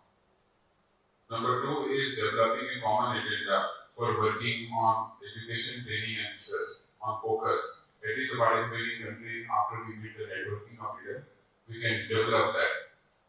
Third is the scope of practice, which is very important for doctors, nurses, and also how we can bring sonography to undergraduate medical education. These are the 3 things because there is availability across the world. If you see developed, if you see US, they already brought into undergraduate medical education when you're learning sonoanatomy, sonophysiology. When you go to clinics, they are learning point of care ultrasound. So these 3 things we also can adopt quickly, and work towards it. I think this can be done. So that in future, because of smaller machines, it has become like a pocket, ultrasound, we can do adaptation of the technology to bring it in regular use. The next big point is doing regular networking, meeting of focus leaders virtually. We should do, this is a regular phenomenon, which we can do through our WASM, arm. And developing a fellow program, like we're discussing our fellowship in simulation, fellowship in disaster management. Similarly, fellowship in point of care ultrasound. This can be discussed and we can work towards it, this common agenda in developing a global fellowship on point of care ultrasound under the banner of WASM. That is what I think Sarah also yesterday was talking about that. So this can be some of the agendas. So I think we did this in meeting again, on the last WASM also. So I think the next immediate step will be, identifying within the country the focus leaders among you, and we can develop that over development. So we published a document under the leadership of Dr. Canlı on developing the focus in India through a framework. That framework is available on government. Developing the focus programs. Every pillar now will soon have a fellowship to offer in some country or the other. So disaster has one, critical illness, injury, patient care. Focus has to develop it. I've submitted an idea to Dr. Bowie. You should be able to implement it and be WHO certified. We're going to do it digitally. It's a unique model which I'm developing. We have a lot, by the way, we have a lot of digital strength. Because of Indus being a partner, Indus was very digitally driven. I tried to explain to all the members as we open this discussion for a quick discussion on the research part. We are welcoming Poland to our group with Dr. Spack is joining us. He's one of we have 2 big scientists in the group who are mega published, Prabhat, Salvatore, Dr. Spack with over 400 publications in literature.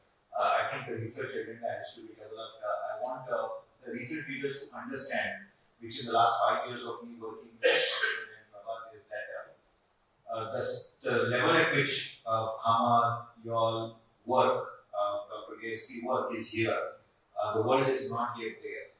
So if we really want to do hardcore research, we have to make way for them to really understand what we really want of them. So small studies which are achievable, will have more power if they are done.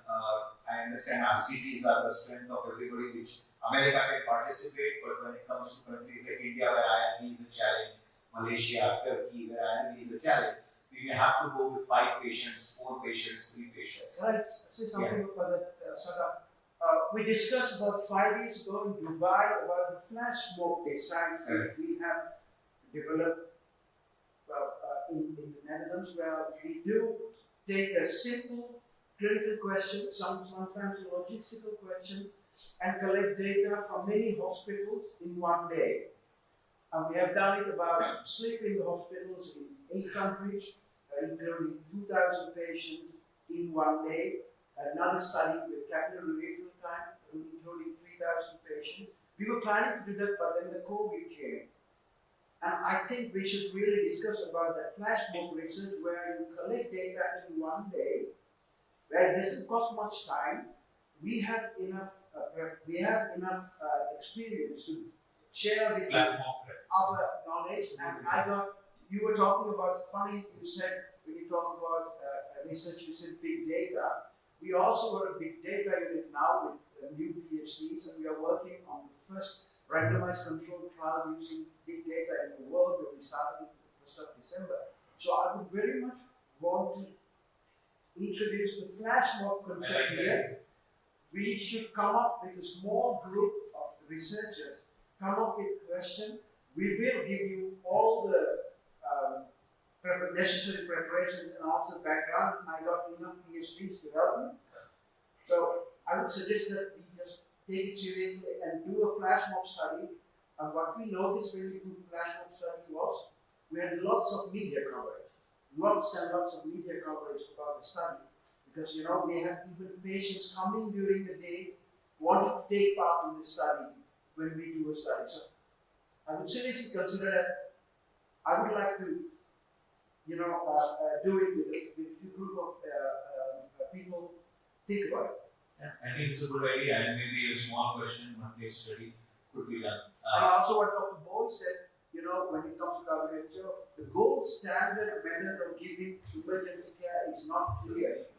In Europe, we have done studies on Netherlands, Denmark, UK, Belgium, but it would be nice to do a study in one day, ask everybody what kind of patient do you see, how long did they stay, how many of patients were admitted, what's their presenting complaint. That will give us a lot of insight into the method. So I would suggest that we do that. And maybe we can do it next year, couple to Vasan, 1 week before we come to the Congress, the next venue, we can do that. Just one short point responding to your response. Excellent idea. And this study we did it in 2019-20, the 24-hour study in the ED across 100 facilities of India. Both at the tertiary care, 50 tertiary care and 50 district hospital in the emergency department, and that is now published in the planning commission document. So that is helping our government to make the policy national. Second point which is saying is that regarding emergency cases, constantly in LMIs, we are doing right now adaptive modeling of facility-based emergency care in India, right? So we are doing what can I say? I should given a grant by the Indian Council of Medical Research. I think we should talk. We should form a small key group and talk about it and come up with a plan. Sure. I think we should do platform modeling is a very good modeling.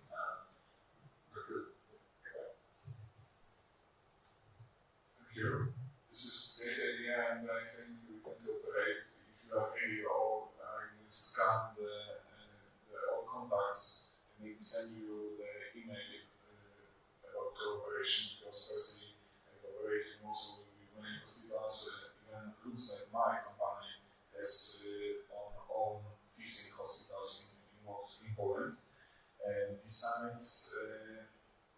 besides, I think I'm good in meta-analysis, so if you, in future you will have some ideas for meta-analysis, I can contact it together with you, and then, for example, send to you to create some draft, and it will be also fast way to increase the number of publication. And I think, as we're sitting here, if we publish any articles, maybe we will agree that from today we will also sign the affiliation of us and our names. And for example, after the full name of the list, we should put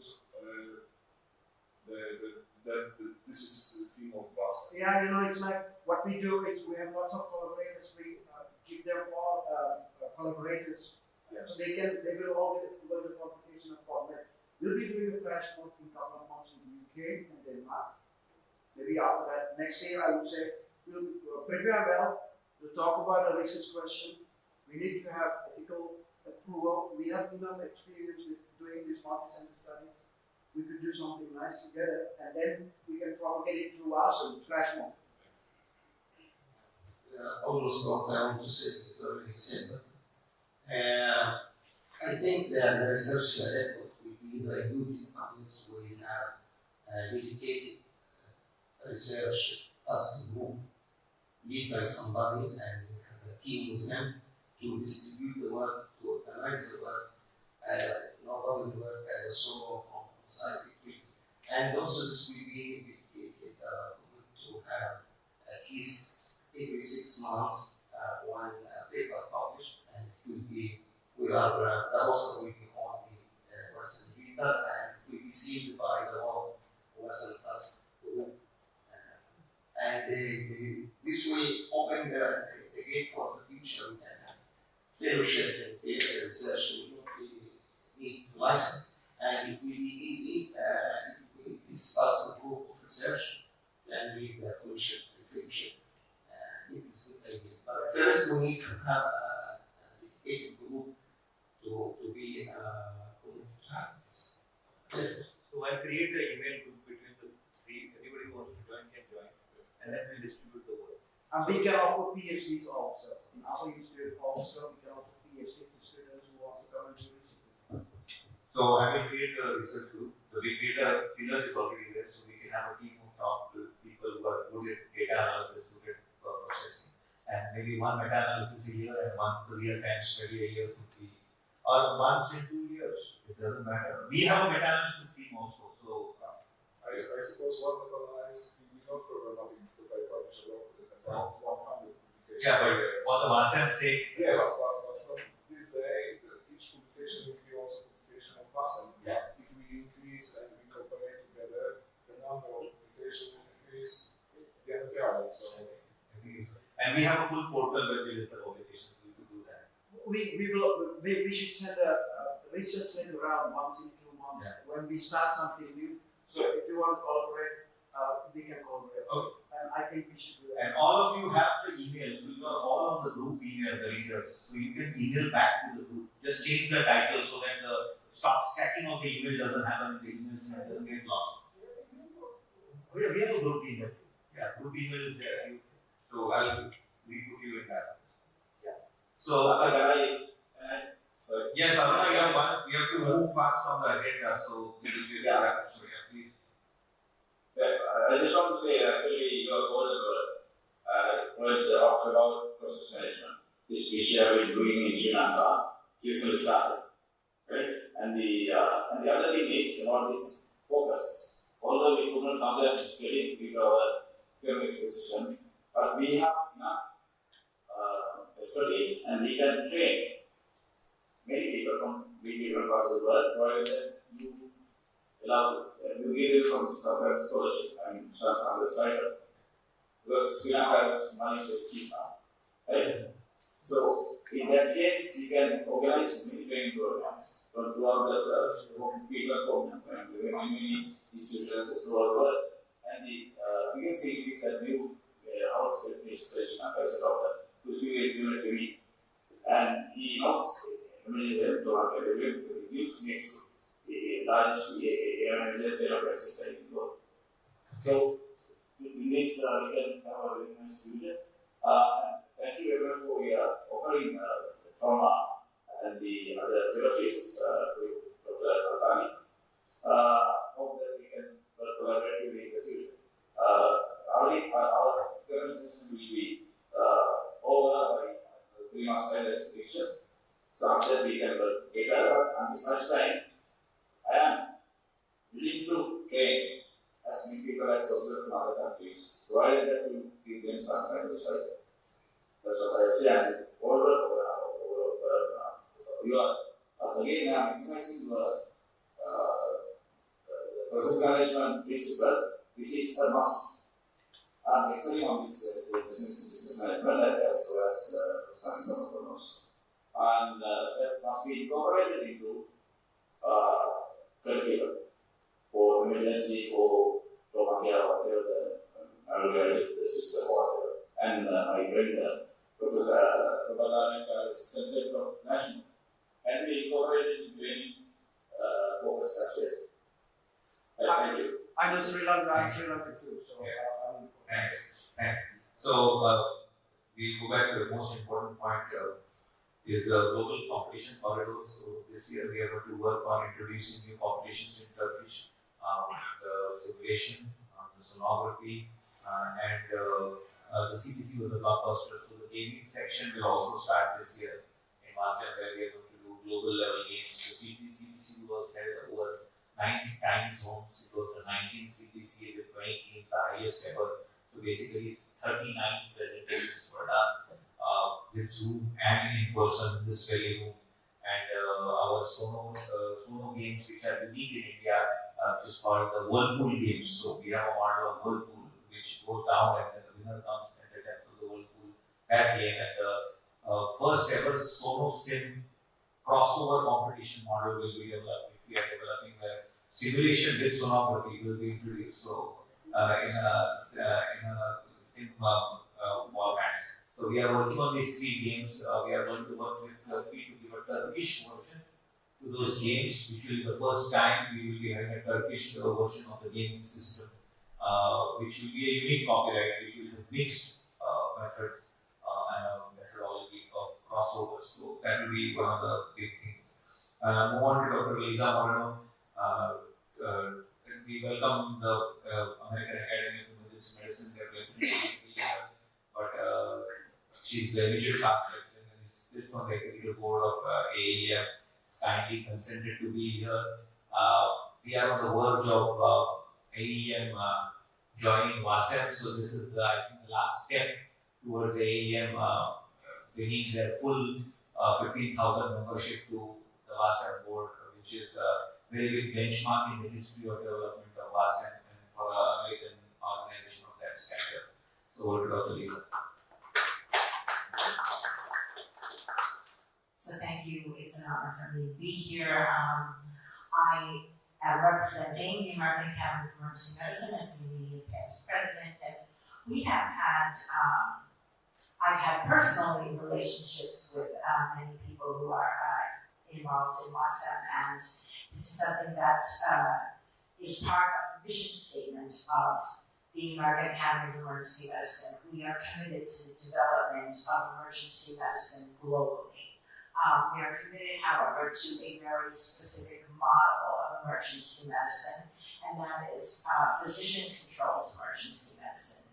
So that we believe our first mission statement pillar is that every human being on the planet, it doesn't say on the planet, but every human being who has an emergency medical or surgical condition is entitled to the highest level of emergency care by a person who is board certified by the standards of their country. And so, because that is our vision, which of course is not going to be accomplished in our lifetimes, every person on the planet will get that level of care. That is our goal, because all life is precious. And so we are committed to assisting in the development of emergency medicine globally according to a model where, based on the resources and based on the culture of that country, there is a training process put into place and a certification process put into place. And this is something that another past president of AAM, Dr. Kazi, from Lebanon, it was also board certified in the United States, has had a vision for a long time. And this is something that we've also been talking with Dr. Summer about. We believe that WASM has several advantages for us. Number one is the fact that WASM believes in the dignity of all human life and the entitlement of all human beings to have the highest level of emergency care when they experience a medical or surgical emergency. We also know that WASM is committed to scholarship. It is an academic council. To training, to learning, and that's what's been going on at this meeting the whole time. We at AAM are vehemently opposed to the corporate model of emergency medicine. It's interesting that you mentioned earlier, Dr. Samar, that all these years you didn't understand why the teaching that you were giving wasn't taking hold, and the reason it wasn't taking hold was because in many countries they do not understand the operations management portion of emergency medicine, which is a critical part of running an emergency department. The absence of that understanding creates a gap into which corporate medical groups predatorily enter. So it is the fact that there's an absence of understanding that there is an organization management piece that is critical. These predatory groups come in and say, we know how to do this. We're not physicians, but it doesn't matter. We have experience in medicine, in emergency medicine, and other hospital-based practices, and we can step in and do this for you. And what ends up happening then is that it becomes a for-profit model, which is completely opposed to the concept that every human being, it doesn't matter whether they can pay, it doesn't matter who they are, it doesn't matter what value society places on their life. Their life is valuable and they deserve the best care. And so AAM is extremely committed to these values and extremely committed to the fact that we do not want to see the predatory behavior of corporate medical groups that has happened in the United States to happen in other countries because of the gap that is present. Not every emergency medicine group in the United States feels the way we do, believes the way we do, and so it is critical for us in forming an alliance with WASM that alliance would be unique. So that if we form an alliance where we support WASM and WASM's meetings, and WASM supports AAM and AAM's meetings, and then we also go forward with other plans for global training, global board certification, that the relationship be exclusive with AAM so that we can ensure the absence of corporate, non-physician-led groups stepping in and having an influence in other countries. So I am actually flying from here to a board meeting of the American Academy of Emergency Medicine, and I would like to present a proposal to them for a formal memorandum of understanding, a formal collaboration with WASM, where we share resources, we share training, we work together for the global development of emergency medicine in a physician-led model. And that's what I want to propose. Thank you, Lisa. As we have had discussions, I'll brief the board. We have been discussing the AEM partnership for a couple of years now. AEM has exclusively remained as an organization with accreditants, board certified residency trained emergency physicians. That is their local responsibility towards the United States. But AEM also was the pioneer of international emergency medicine in the world. Embracing international emergency medicine and conversation in the world was pioneered by Dr. Kazi, after whom the Kazi Award, which is reality-wise the Nobel Prize of International EM, highest award named after his legacy. He wrote the first script of internationalizing emergency care through emergency medicine. So that is their international responsibility. The way AEM wants to propose their partnership with MASEP is AEM holds 15,000 members. It's a standard national organization, state-of-art, high-quality CME credits.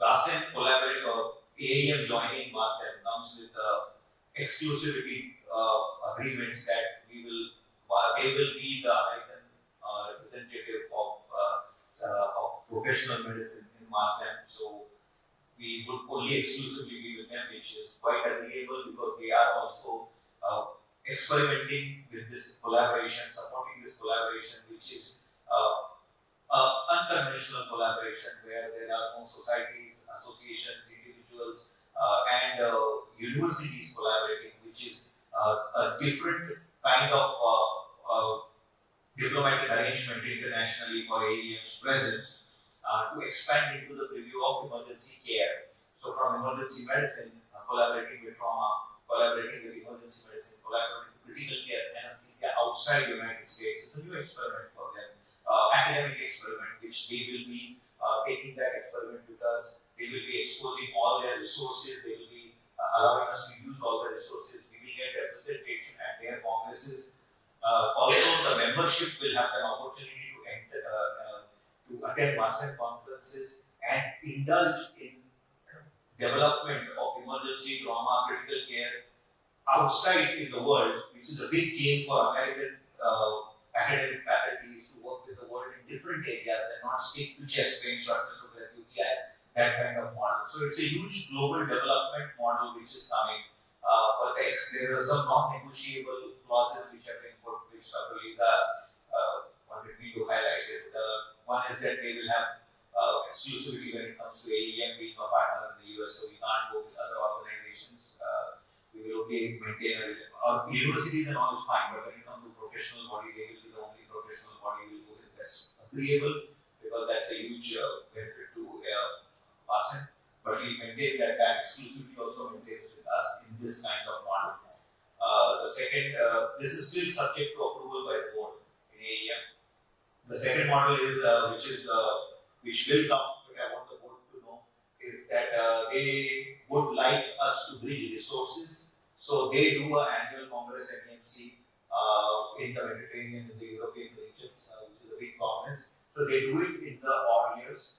And they want us, which is a good idea, which is quite acceptable to me at least, is that we save resources of doing the World Congress every year, and they will brand it as a World Academic Congress, NEMC Joint Congress. So it will be a WASEP NEMC Congress every year, every odd year, but they stick to Mediterranean. So they will, European Mediterranean region. They don't mind if we go to another European, but they will stick to their tickets, which they have a full-scale workforce. They have established attendance of 400 to 500 people every alternate year. Sometimes they touch 1,000, which allows our faculty and to attend that meeting. But then, the odd year, in the even years, we do WASEP at our location, where that will open it to AEM members to attend our meeting. So every year, AEM will be able to offer them an international destination and international meeting to attend. Whenever they attend, we attend their meetings. We come up with a joint agreement on the rates and the registration process, which should be discussed. And when they come to us, of course, we will all get registration the way it is done. So that will be a very big benchmark for us. Once the board approves, we will decide which year we will kick it in. I don't think this model will kick in till 2025 or 2026. So 2024 will run according to the WASEP format. They will change presidency this year, so I think that will also come in the new president's agenda for next year. So the board meeting will come to know more. But I think till 2024 we are all fine. And 2025 also, Prabhat knows that if this model comes, so the board is quite okay with that. But this year also we are going to start a backup site model. So there will be a first site and there will be a backup site, so that we all know that the WASEP will happen come what may.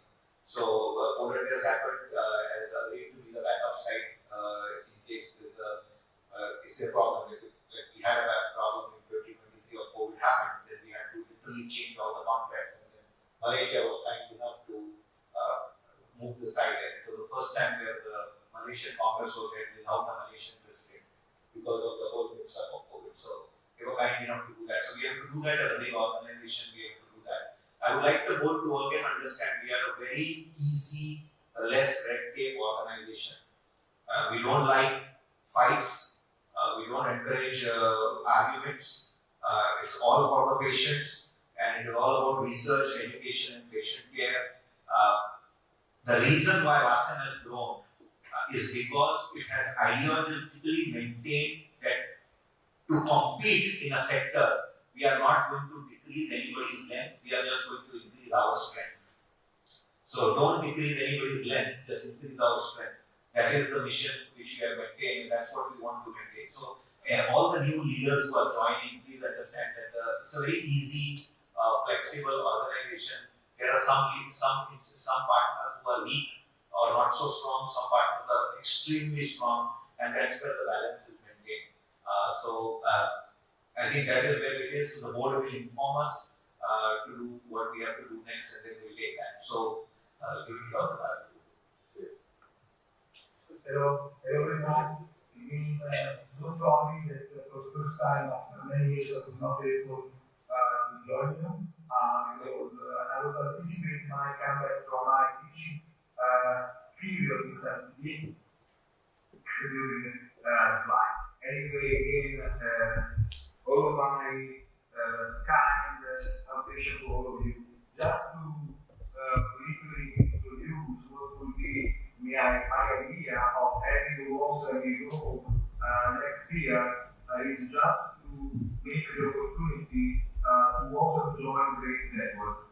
As you know, I was asked to give a talk to the European Emergency Medicine Barcelona recently on the Emergency Medicine Research Organization, and I got the opportunity to show that the Great Network was able to publish more than 350 papers during the last 12 years. So basically, the main message of this Congress next year will be research and publications. And in this field, the period will be September 26 until September 30. So the first 2 days will be a great young research meeting, and it is only to accept from the young people from all the Muslim countries to participate in submitting abstract of all the publication. We have not so many lectures, just 1 or 2 by seniors. And then the other 3 days will be again also innovations. So this is the week we agree to adding some hot topics that are either in emergency medicine and telemedicine and emergency medicine. Moreover, we are really like encourage all young people from your country to submit contribution. And if they are going to submit contribution, I got 80 journals ready to accept. So these young people, they can come in Rome, just having the papers, if accepted, ready to submit.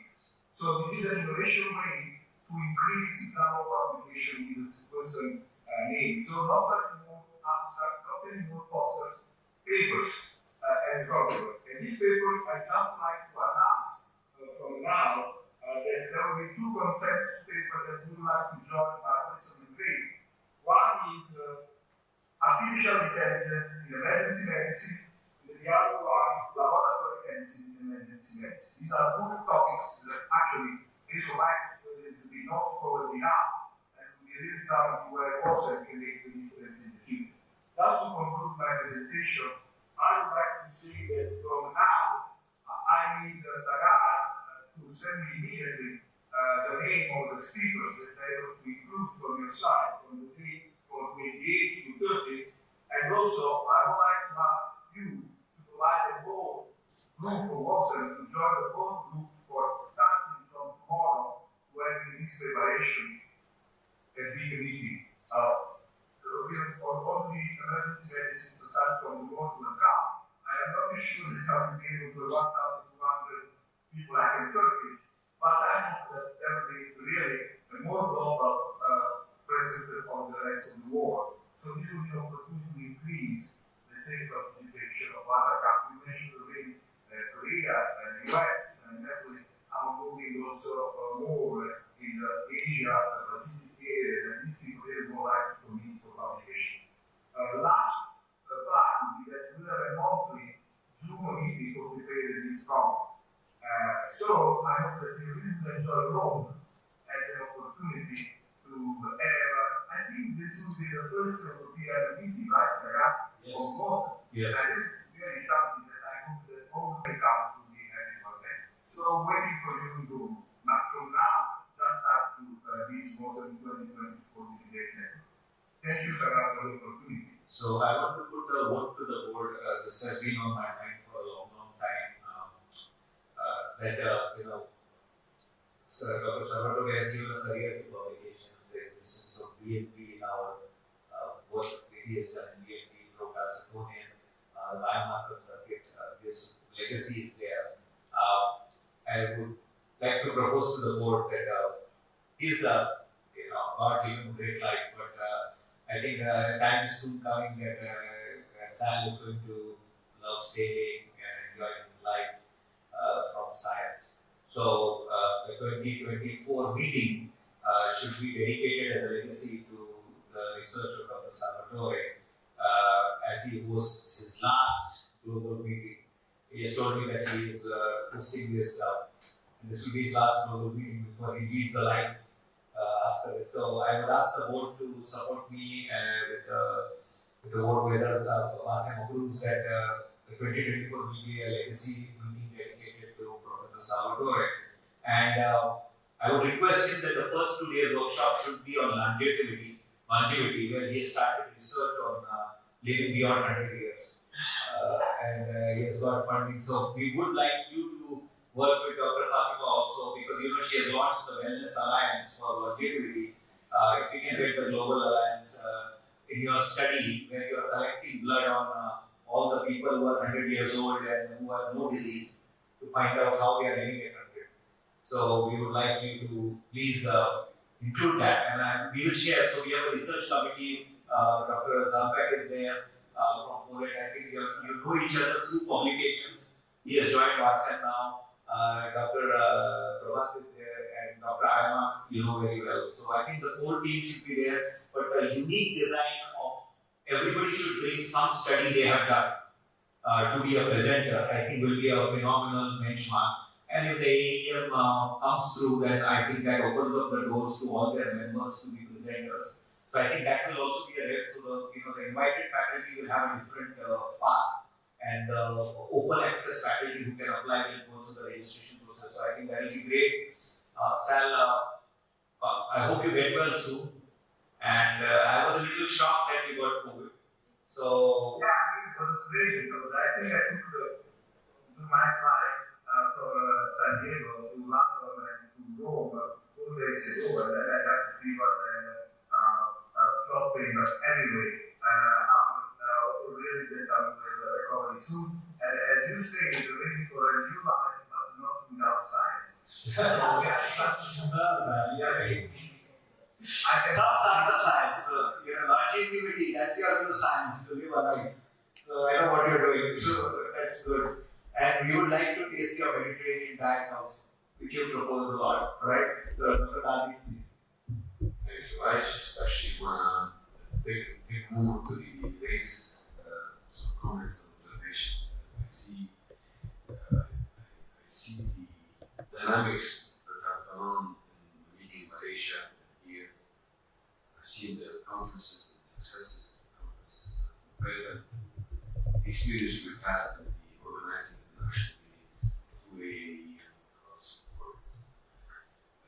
We've done in Argentina, we've done in the Caribbean, some of the MEMC, the American Academy has done a lot of international activities, and we've gained experience the last 20 years. But you mentioned the Nobel Prize, please, that's a bit too much.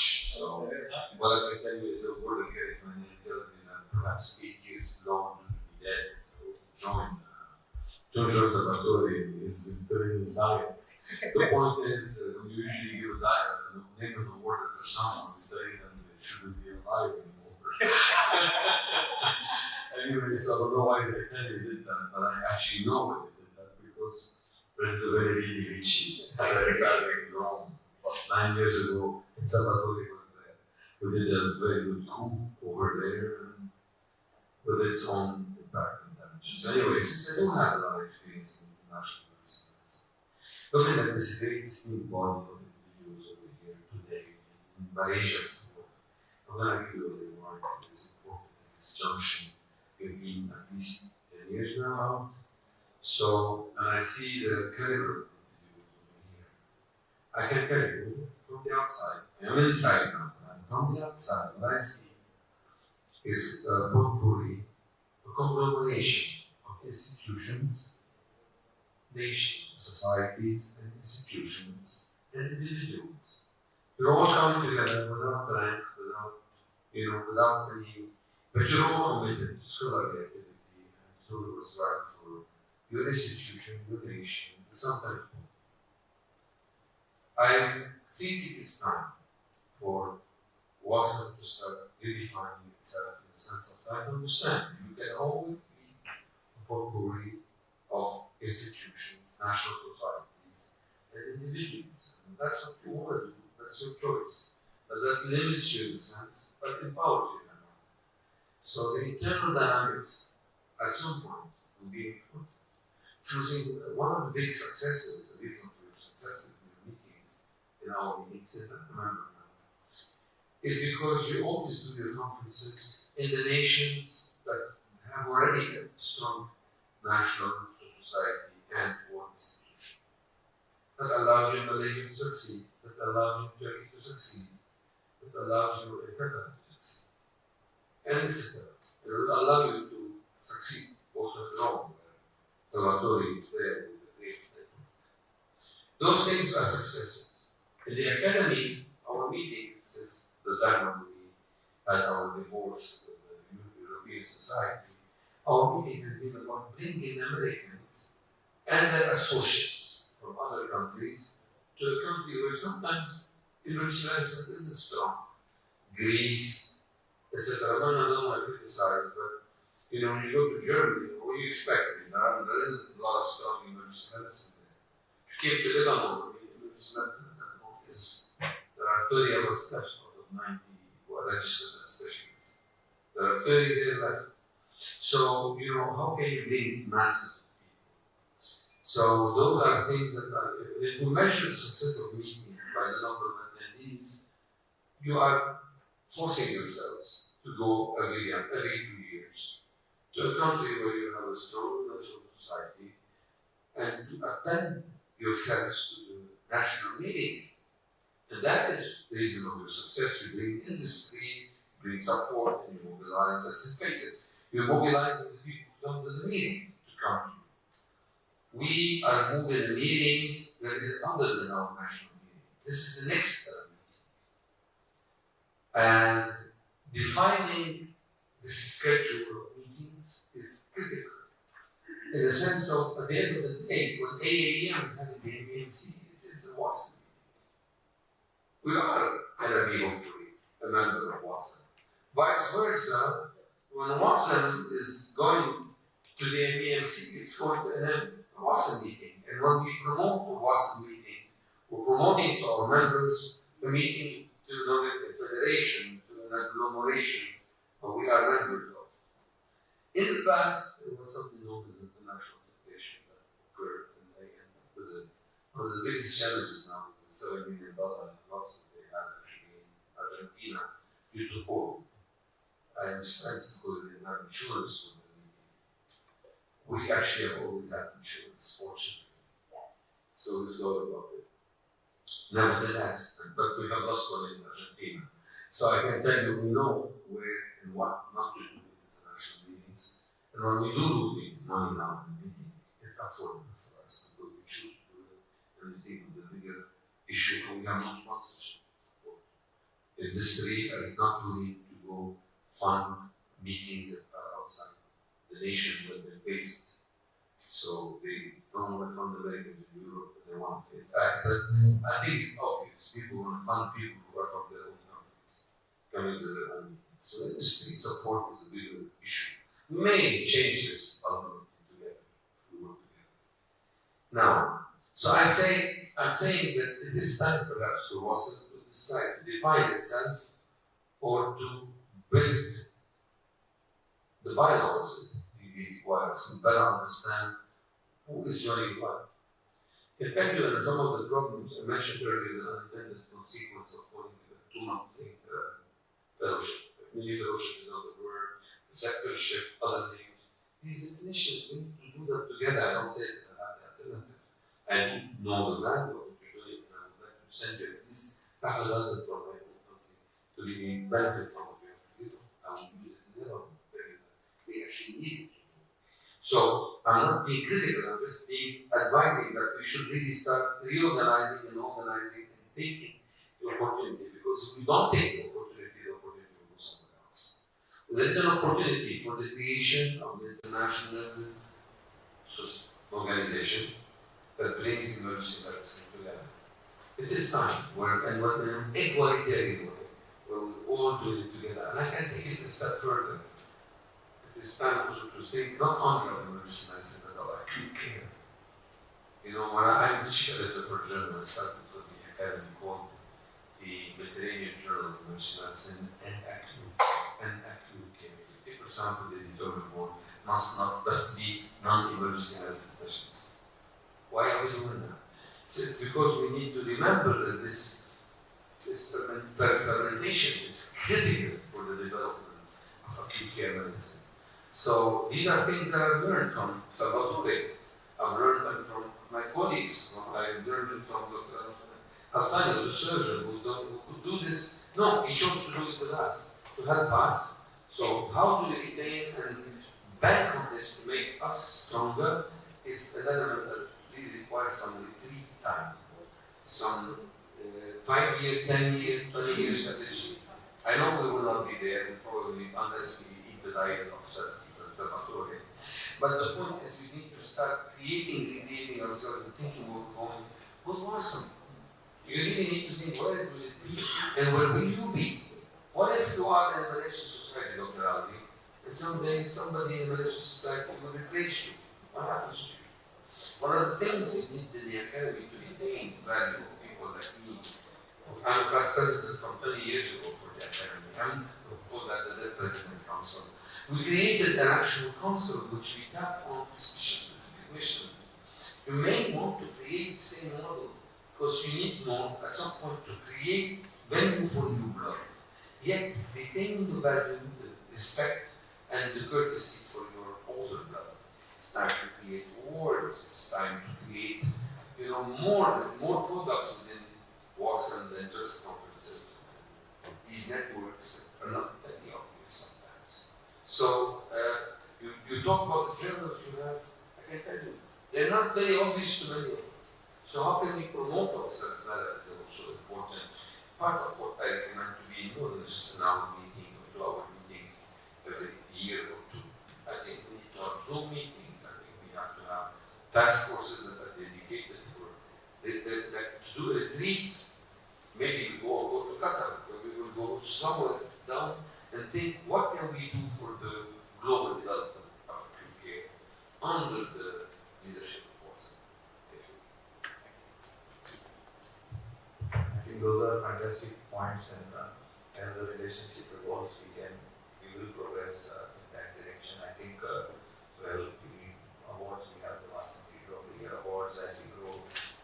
As you know, the system by which WASM was developed was a very different system, and it will evolve as we move along, as more and more members come, more and more hands come, more and more brains come. We will develop that further. I think developing a relationship with AEM is a very big step for our evolution. It is a very big step for AEM's evolution because I am myself an AEM member, and I am also a recipient of the Canlı Award. So I value what AEM has done for the world, but I think their understanding of extending the conversation to include emergency trauma, critical care, anesthesia in the international market with a huge out-of-the-box thinking for American medical model, which is more like a focus model, segregated model. So taking the silo is what AEM is doing now. I think this will open the doors for AEM to have a better understanding of the world. They will be doing things which they have not done. So So I think that is a very big thing for us. I would like Dr. Zalbek to say quickly a few words about his society before we change the call sign from Turkey to Italy. Sal would have been there, he would have had the handover ceremony, but we will replace the chairman's seat with the Italian flag. And the flags are already here after your brief comments. Okay. So one more time, I'm happy to be with you here. I represent, I think, 3 organizations, because as I say, I'm president of the Polish Society of Disaster Medicine, and we are working in the field of emergency medicine. We have even our own journal, Disaster and Emergency Medicine Journal, to which I invite you all the editorial board, if you want, of course. The secondly, I'm vice director of the Polish Society, the EMS dispatcher in Warsaw, and we have 88 ambulances. So this is the biggest EMS dispatcher in Poland. My third position is the director of clinical research and development in LuxMed Group. As I say, we have our own 15 hospitals and 270 private clinics. And the last, not least, I think, I'm vice director for science and cooperation and Mariacko Medical Academy. This is private medical university in Warsaw. And I try to combine all those positions to increase the number of research, increase the knowledge of the emergency medicine and disaster medicine. And I think it's going forward because, as I say, I publish a lot. I currently have over 700 scientific publications, and I hope the next publications will be with your authorship. Thank you. So thank you very much. We'll come to the end of the meeting. The call sign has changed from Turkey to Italy now. Dr. Samuito is the new Secretary General of WASEM starting his term. The Turkish parade starts for us. A special parade has been arranged for us on their 100th Republic Day. A full command guard of honor is starting now, so we have to all proceed there. We'll quickly stand here, please, everybody, so that we can take a picture. Please take a picture from there so that the whole board meeting is covered. And the whole board is seen. We missed Dr. Salvatore, but we have the Italy flag here. So, let's go to the chair. Down there, get sound. Oh, yeah, we can stand there. Yeah, we'll all stand there. That's exactly it. Let's bring the flag. With neurologic findings whose diagnosis cannot be clarified. Expected neurological complications occur mainly by 3 different mechanisms.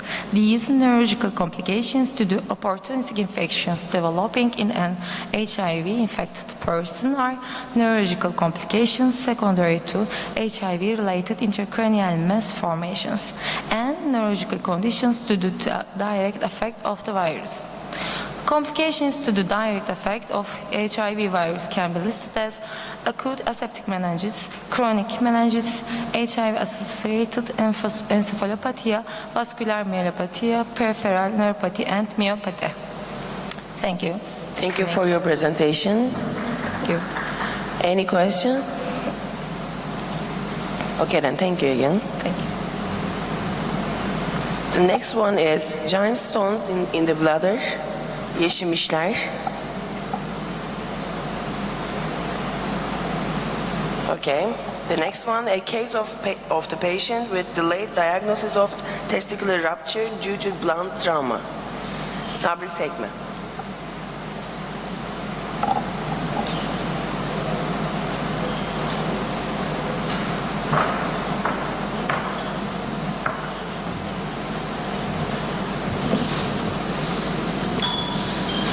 Good morning. Welcome to my presentation.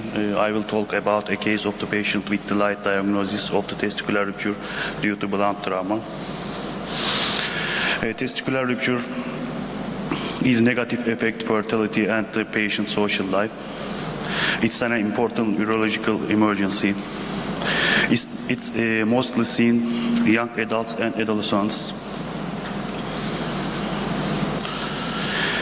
Blunt or penetration scrotal trauma can cause testicular rupture and testicle be painful, ecchymotic and ödematosis like the other acute testicular pathologies.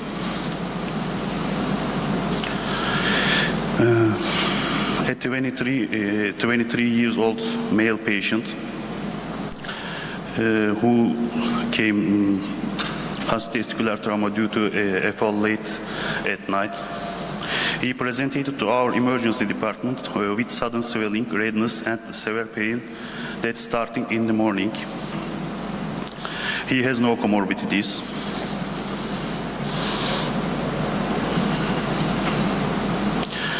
His right testicle was ödematous, painful and ecchymotic. The cremaster reflex of the patient, whose testicular pain was not revealed by elevation, was normal.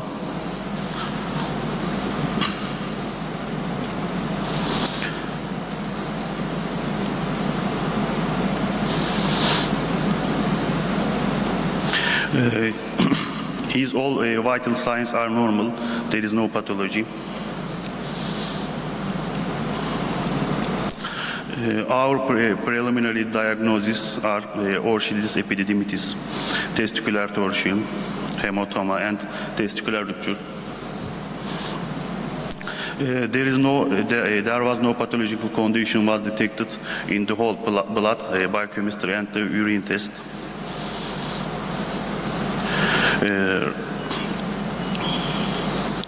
Right testis had increased herniated testicular tissue with a diameter of approximately 2 centimeters was observed in the upper pole of the right testicle. No blood supply was observed in the herniated testicular tissue. Compatible with testicular rupture in scrotal color Doppler USG. Patient was consulted to urologist and underwent emergency surgery with the diagnosis of the testicular rupture. Urologist planned emergency surgery. Patient lost his right testicle. If the diagnosis and treatment of the testicular rupture is delayed, it can cause conditions such as testicular atrophy, infertility, gonadal insufficiency, and they may result in loss of the testicle. For this reason, testicular examination should be done carefully and in blunt traumas of the genital area. Further examination should not be avoided when it necessary. Thanks for your interest. Thank you for your presentation. Any questions? I have one, actually, not a question, but mostly a thought. I think you need to use a radiological picture or image to make your point clear. Because right now it's just a sentence that we need to understand, but maybe you can use a picture so we can understand better. There is a problem for this. Our hospital, the USG pictures, we are not see it. We just see the reports. And you didn't collect your picture, right? Yes, but I decide this case report after that pathology, and I can't find their pictures. Okay then. Thank you.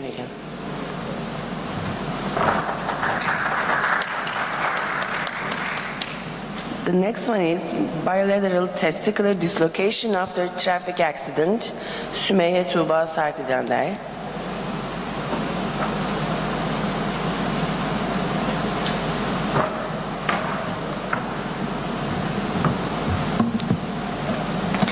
Bilateral testicular dislocation after traffic accident.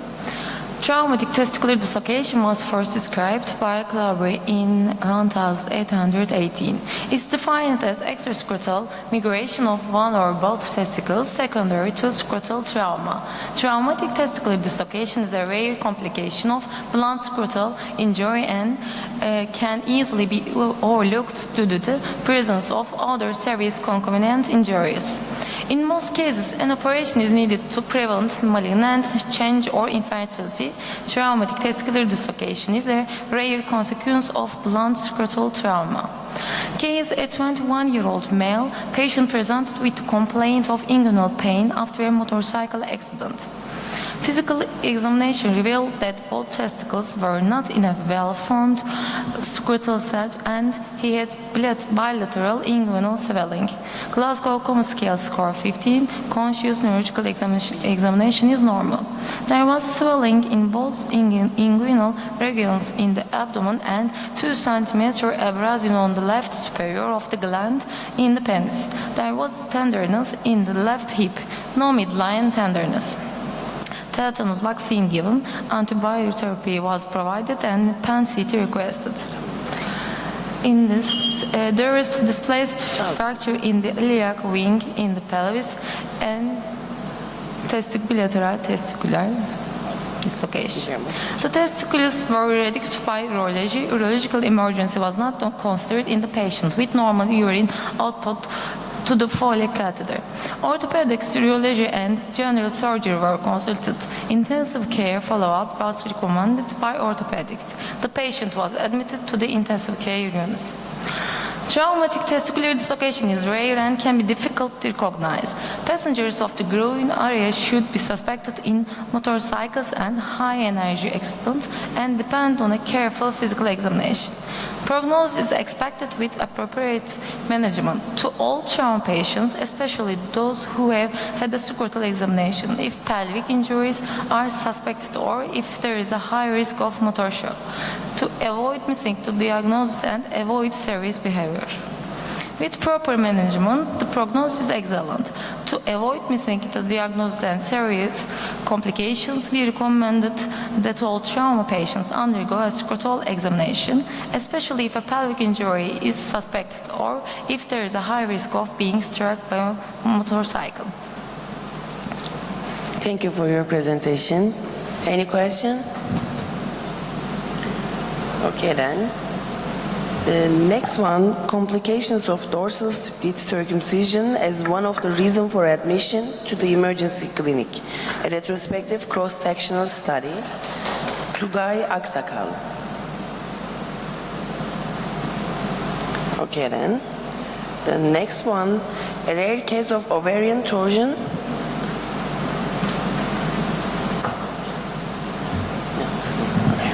The next one, ovarian torsion of a rare case of ovarian torsion in a pregnant patient. Ekrem Tahasert. Dilek Atik. Comparison of maternal inflammation scores, NLR, PLR, SII, and Syria in abortion imminence cases admitted to emergency department. Good morning, everyone. Abortion imminence is one of the most common reasons for applying to the emergency department with the complaint of vaginal bleeding in the first trimester of pregnancy. Following the diagnosis of intrauterine pregnancy with ultrasonography, cases with vaginal bleeding with closed cervix are diagnosed as abortion imminence. The cause of bleeding is often associated with the decidual vessels on the maternal-fetal surface.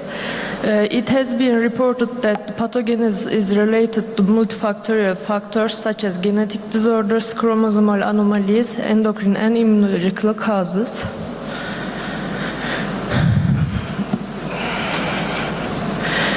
Between 2022 and 2023, 60 abortus imminens cases admitted to the emergency clinic who were hospitalized between 7-12 weeks, and 59 pregnant women of control group who were followed up in the obstetrics outpatient clinic were participated in the study.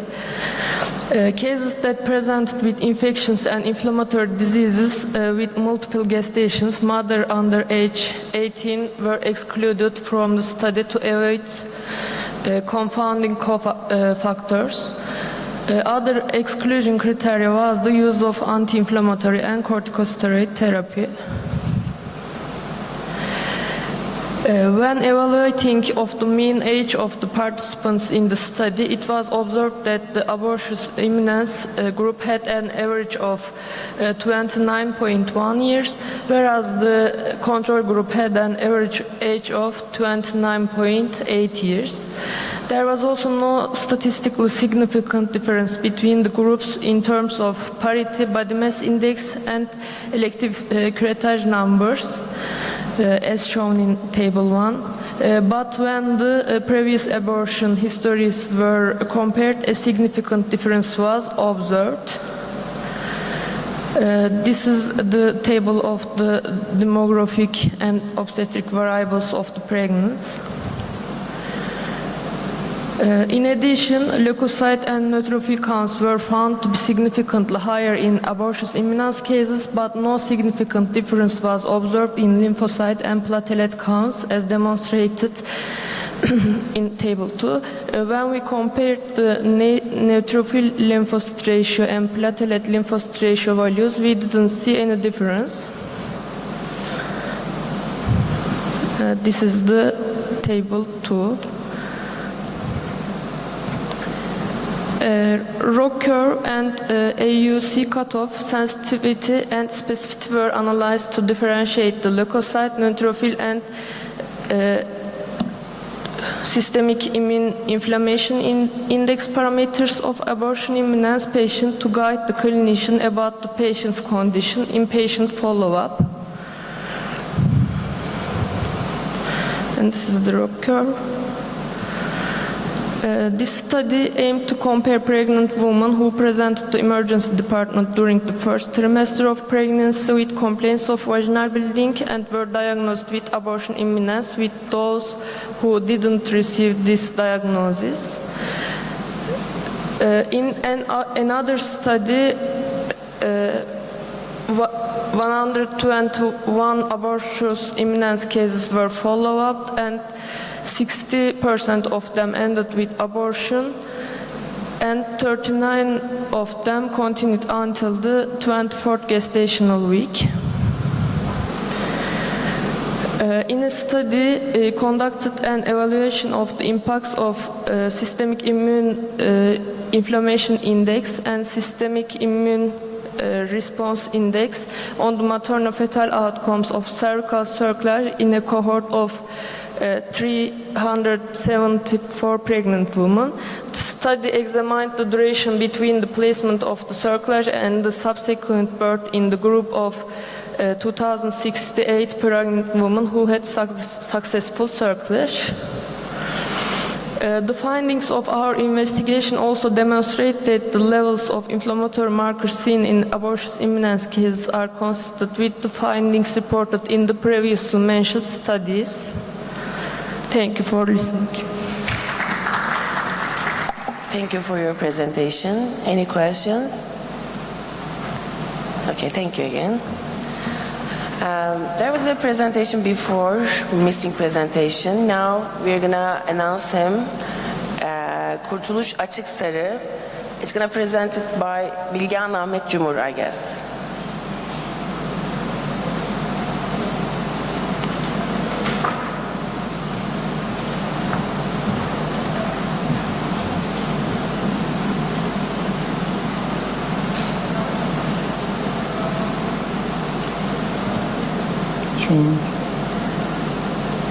Sonrakisine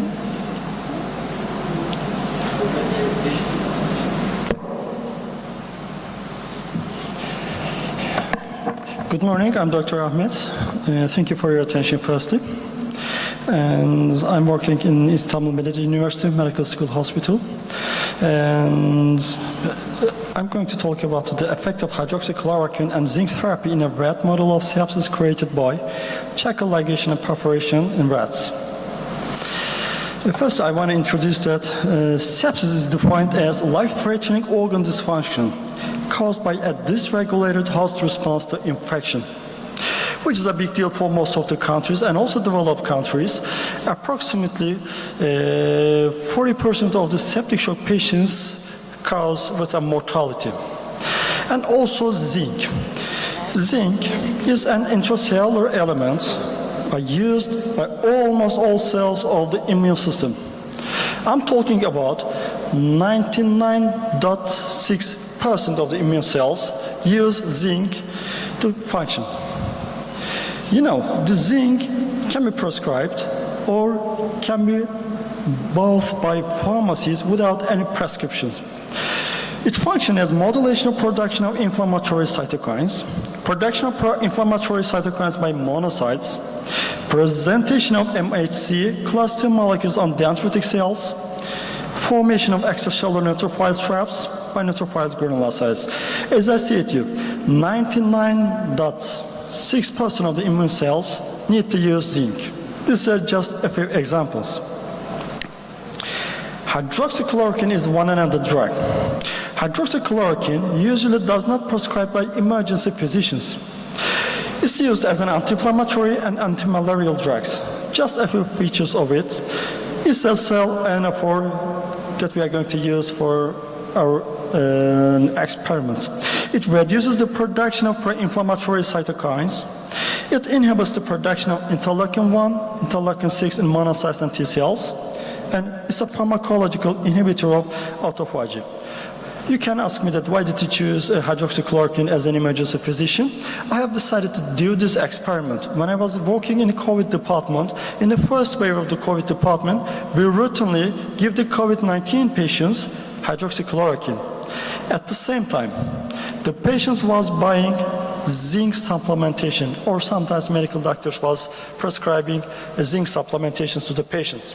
But hydroxychloroquine is a zinc ionophore, cell ionophore, and it increases intracellular zinc levels.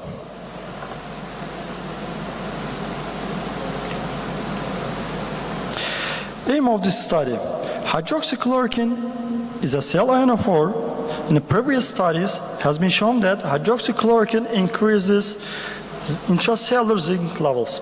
Zinc functions intracellularly. If intracellular zinc level is normal for a patient, if we supply zinc extracellularly orally with oral intake, and the immune system does not need such a zinc, so we can't see so much effect on the immune cells. But if there is intracellular zinc deficiency, when we supply zinc, we are going much more better benefit during sepsis, during functioning of immune cells. But we don't know that if we increase intracellular zinc level more than normal, is it a good thing for a patient or a bad thing? Now, we are going to give the patients hydroxychloroquine, and we are going to perforate the cells. The intracellular zinc level is going to increase, and after that, we aim at what's going to happen. Because, as I said, during the first wave of the COVID-19, hydroxychloroquine has been prescribed routinely, and most of the patients start to take zinc supplementation with a prescription or without prescriptions. We have used a sepsis model. We have used spectrally male rats. For all procedures, we have given analgesics and sedatives. We opened the cecum, tied it 1 cm distally, and perforated with 2 needles. And after that,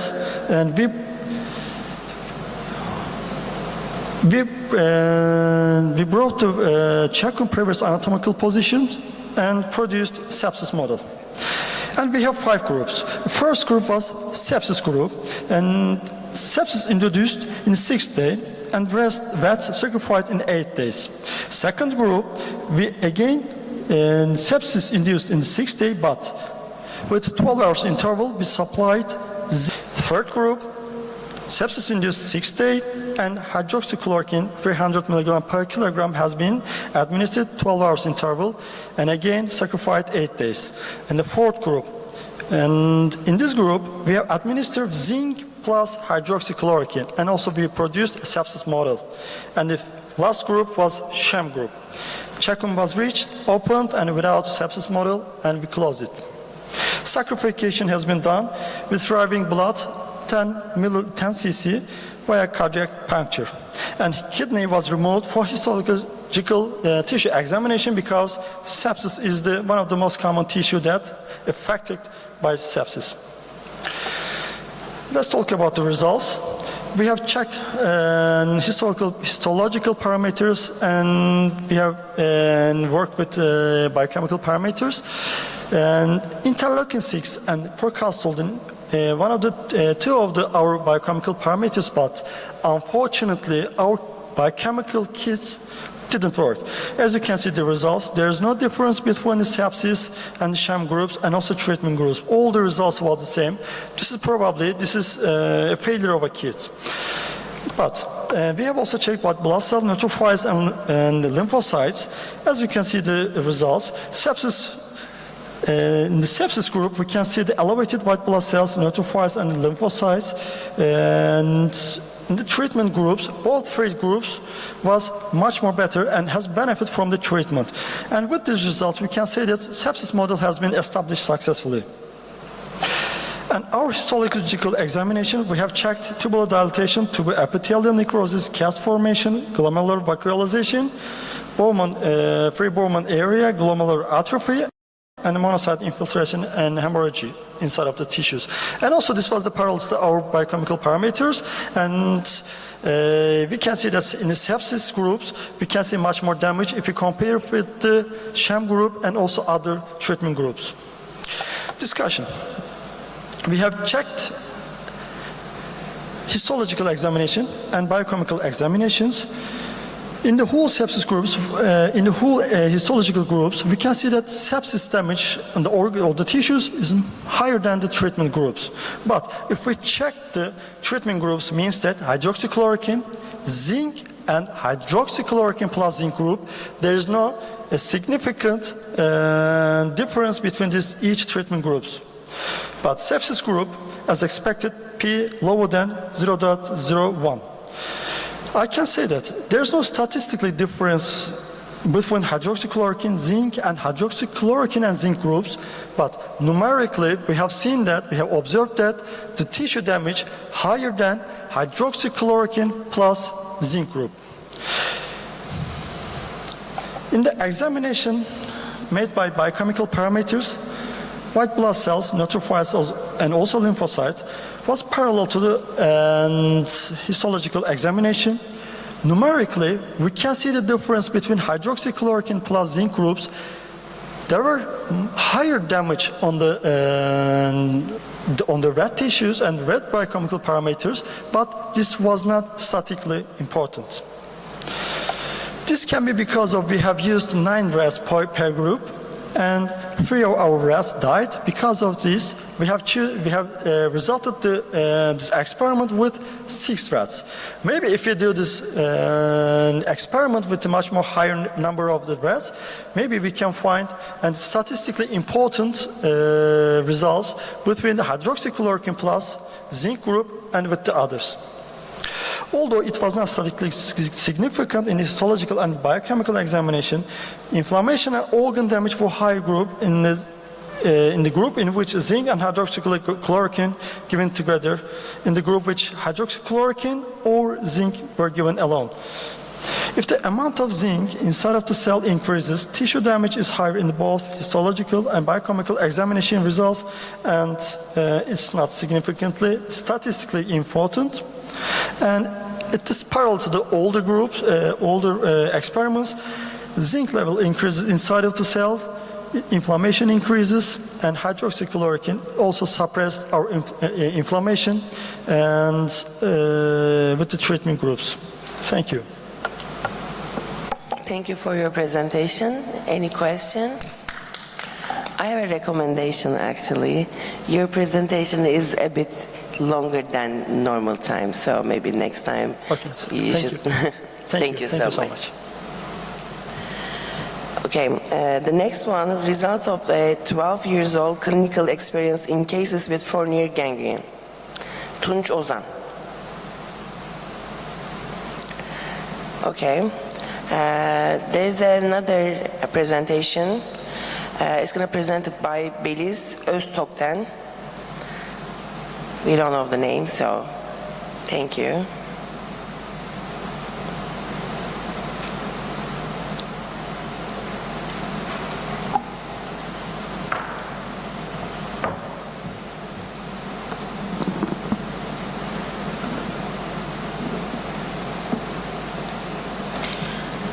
Good morning and thank you very much. I'm Beliz Öztokten. I study in Bolu İzzet Baysal University in medical department. I will talk about a case report we have seen in emergency department. It was invasive fungal sinusitis. Nasıl ilerletiyorum bilmiyorum ki. You can use the green button. Yeşil. Okay, sorry. Fungal sinusitis are rare infections caused by fungal organisms and in nasal cavity and paranasal sinuses. Fungal sinusitis are divided into two groups, invasive and non-invasive. Invasive fungal sinusitis often cause, generally we see that in diabetic patients or having corticosteroid treatment or immunosuppressed patients. Generally, they have non-specific symptoms like bacterial infections, fever, headache, or epistaxis and nasal congestion. And fungal, especially invasive fungal sinusitis, have a high mortality rate, 85.100%. For early diagnosis in emergency department, we can use only three ways: endoscopic examination, computer tomography, and magnetic resonance imaging.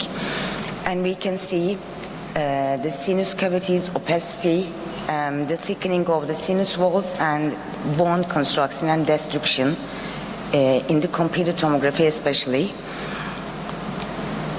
For definitive diagnosis, however, it's not so possible in emergency department.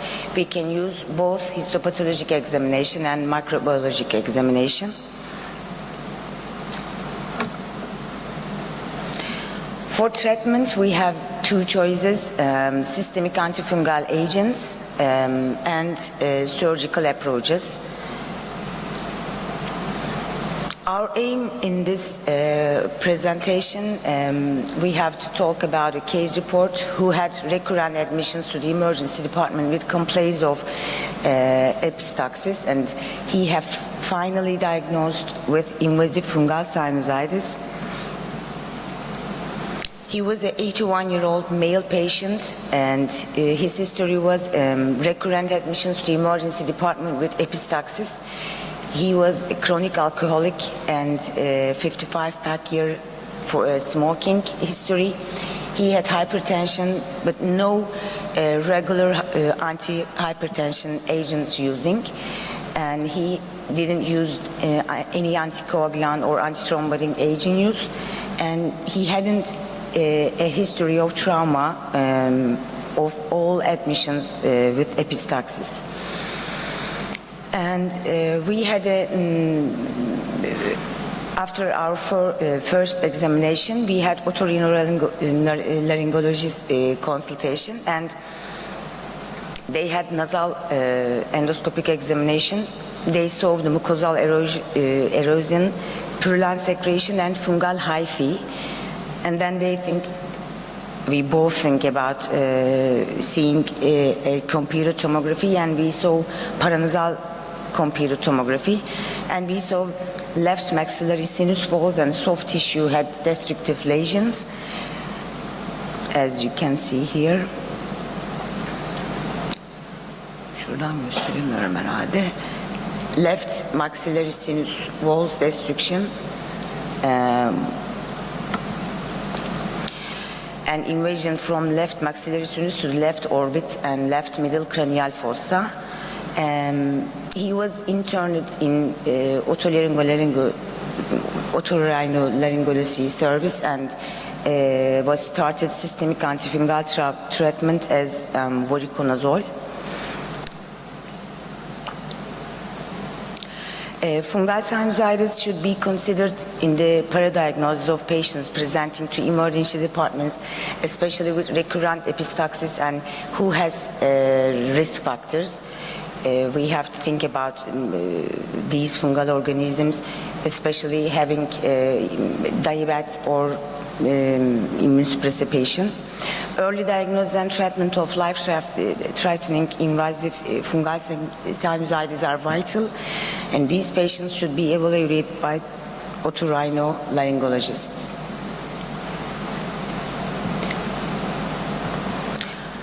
Thank you for listening. Thank you for your presentation. Any question? Okay, thank you, Dan. And the last one, I guess, by Fatih Cemal Tekin, subcutaneous emphysema of the extremity after foreign body penetration, a case of necrotizing fasciitis.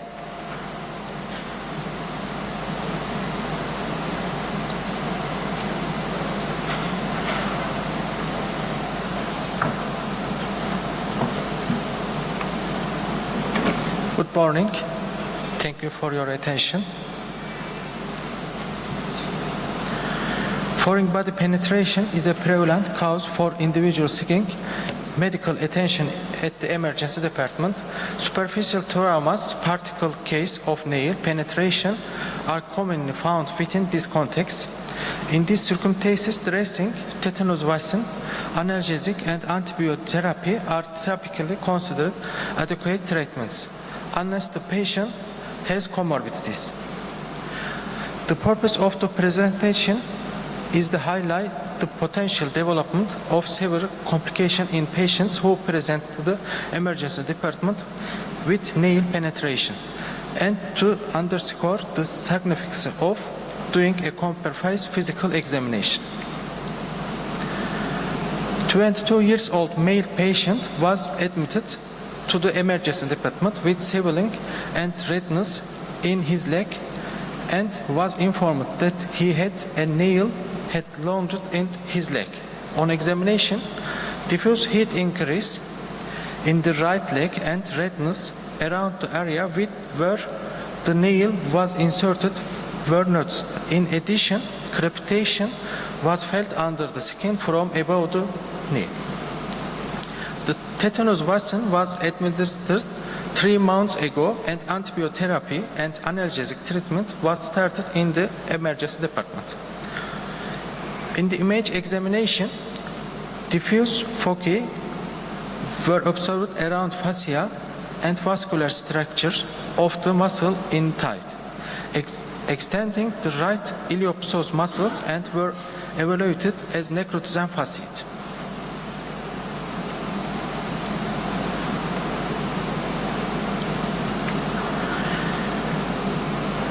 The patient was hospitalized in the orthopedic ward, and no growth was observed the wound culture. Fasciotomy was performed in the medial and lateral region.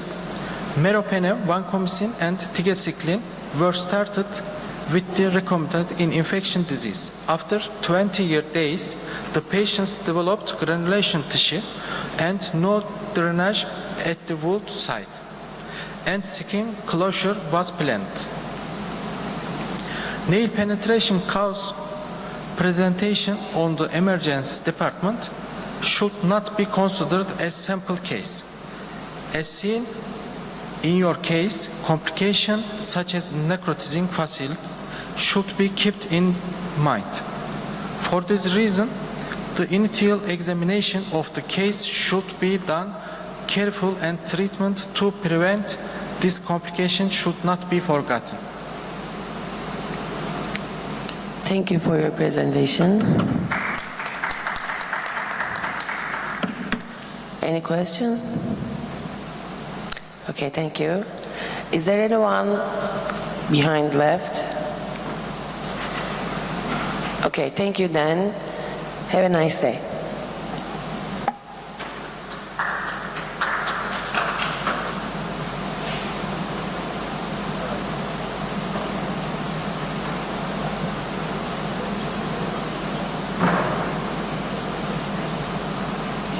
In Singapore, we have 3 medical schools there, and I'm an emergency physician for 33 years. So I've trained many residents and doctors, many generations of doctors. So today I'm actually going to talk to you about how the healthcare simulation spectrum is transforming itself and how we are moving forwards and moving beyond. Right, the picture that you see here is actually a picture from Bhutan. How many of you have been to Bhutan? It's the country with the highest happiness index at one point in time. And this is the Hanging Tiger Nest Monastery up in the mountains. And it was quite an effort to actually climb the steps and trek upwards to this monastery. But then, you know, it's just like our path in life. We all have to transcend and move on, and there will be challenges and barriers as we move along. The path to becoming a high-functioning professional emergency physician is not easy. There will be many challenges during the course, but however, hopefully the results will be good and it will be satisfying to you as well. And we'll see what happens. Now, technology is driving all of us. Everything we do is technology driven. So therefore, anything from our children, the younger generation, the teenagers, even into the older generation, you know, in Singapore, we are actually teaching our seniors how to be technology savvy, how to use their handphones to negotiate a lot of things and a lot of programs as well. So therefore, it is actually very, very technology driven. However, we must not forget the human touch and the elements of humanism as we move along in this era where technology is driving everything that we do, including in the practice of medicine and emergency medicine as well. So we have to make sure that we adapt. Let's look at this video for a while. Can I have the volume up? The sound? Okay, so this is what happens when you go shopping these days. You don't even have to put the clothes on. You can just look at the mirror and AI will show you what you're going to look like. Oops. Okay, that's a technology glitch. So let's just wait for that. So nowadays you can just look into the mirror and then you don't have to try the clothes on and it will just show you what you're going to look like with those clothes. Okay, just give them a minute.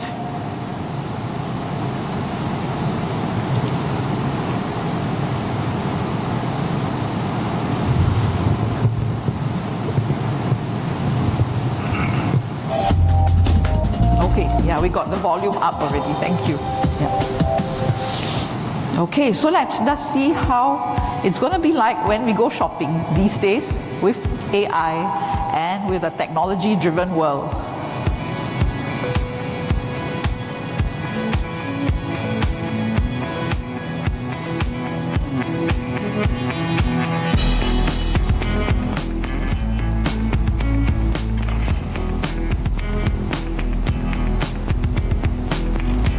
Show me skirts. Okay, so all the skirts will come up. And that's how you're going to look like without even having to try the clothes on. You can actually see what you're going to look like, how color coordinated you can be. And this is really not the future anymore, it's already here. So therefore, technology is indeed driving us in all aspects of our lives.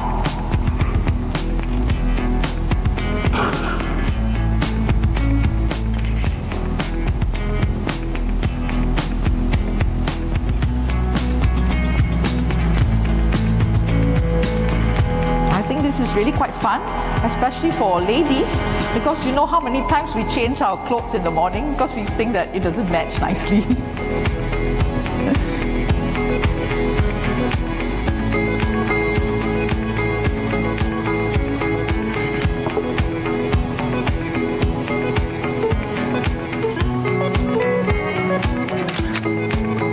And it can also take a photograph for you. Yes. In case you want to ask for your spouse's opinion. With different backgrounds as well. So this is actually quite interesting, and this is already around.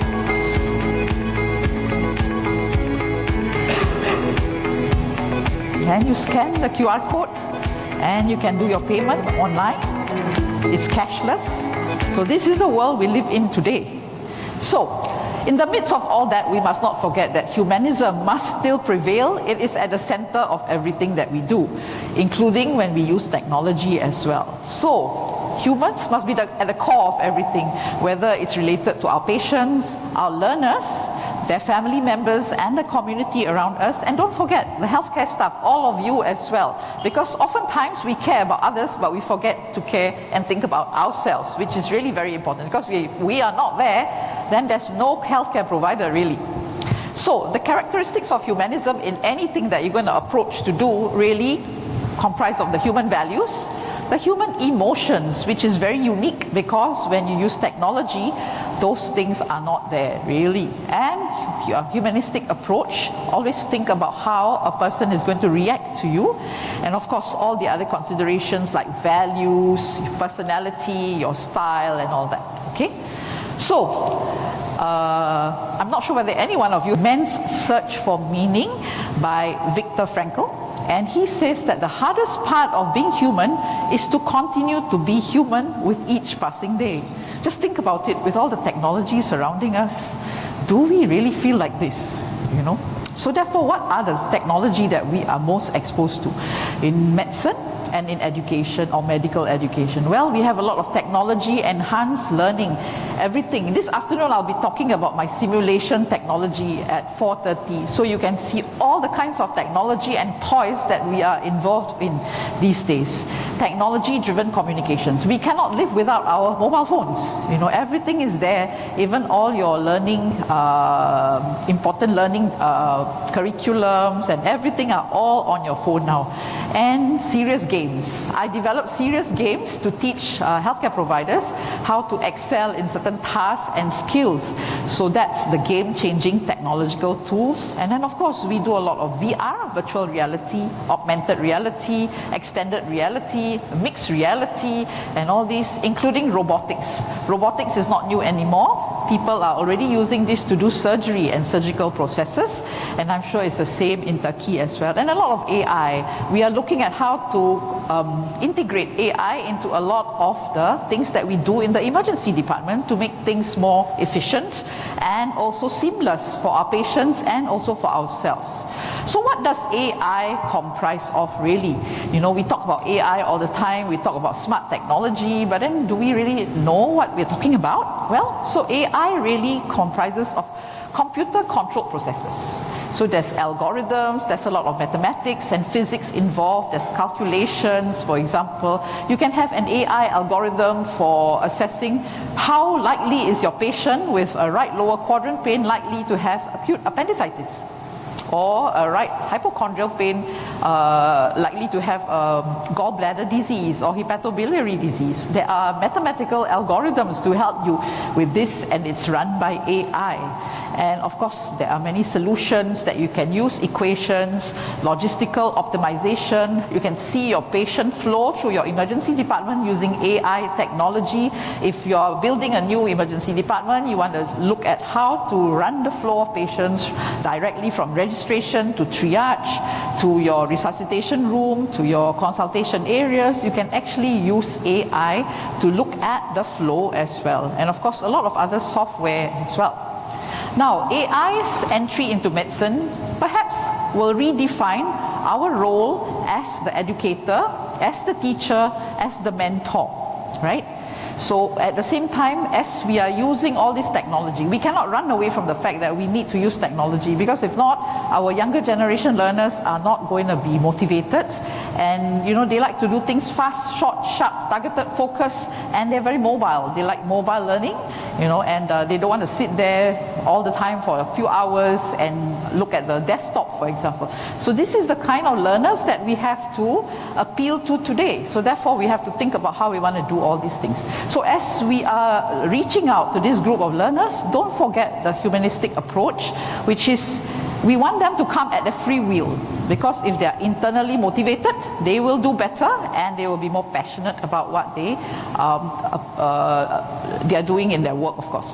And then, of course, the emotional and the motivation part is very personal, very human. These things you cannot duplicate with technology. And of course, with the changing face of technology today, we find that we are learning more in isolation.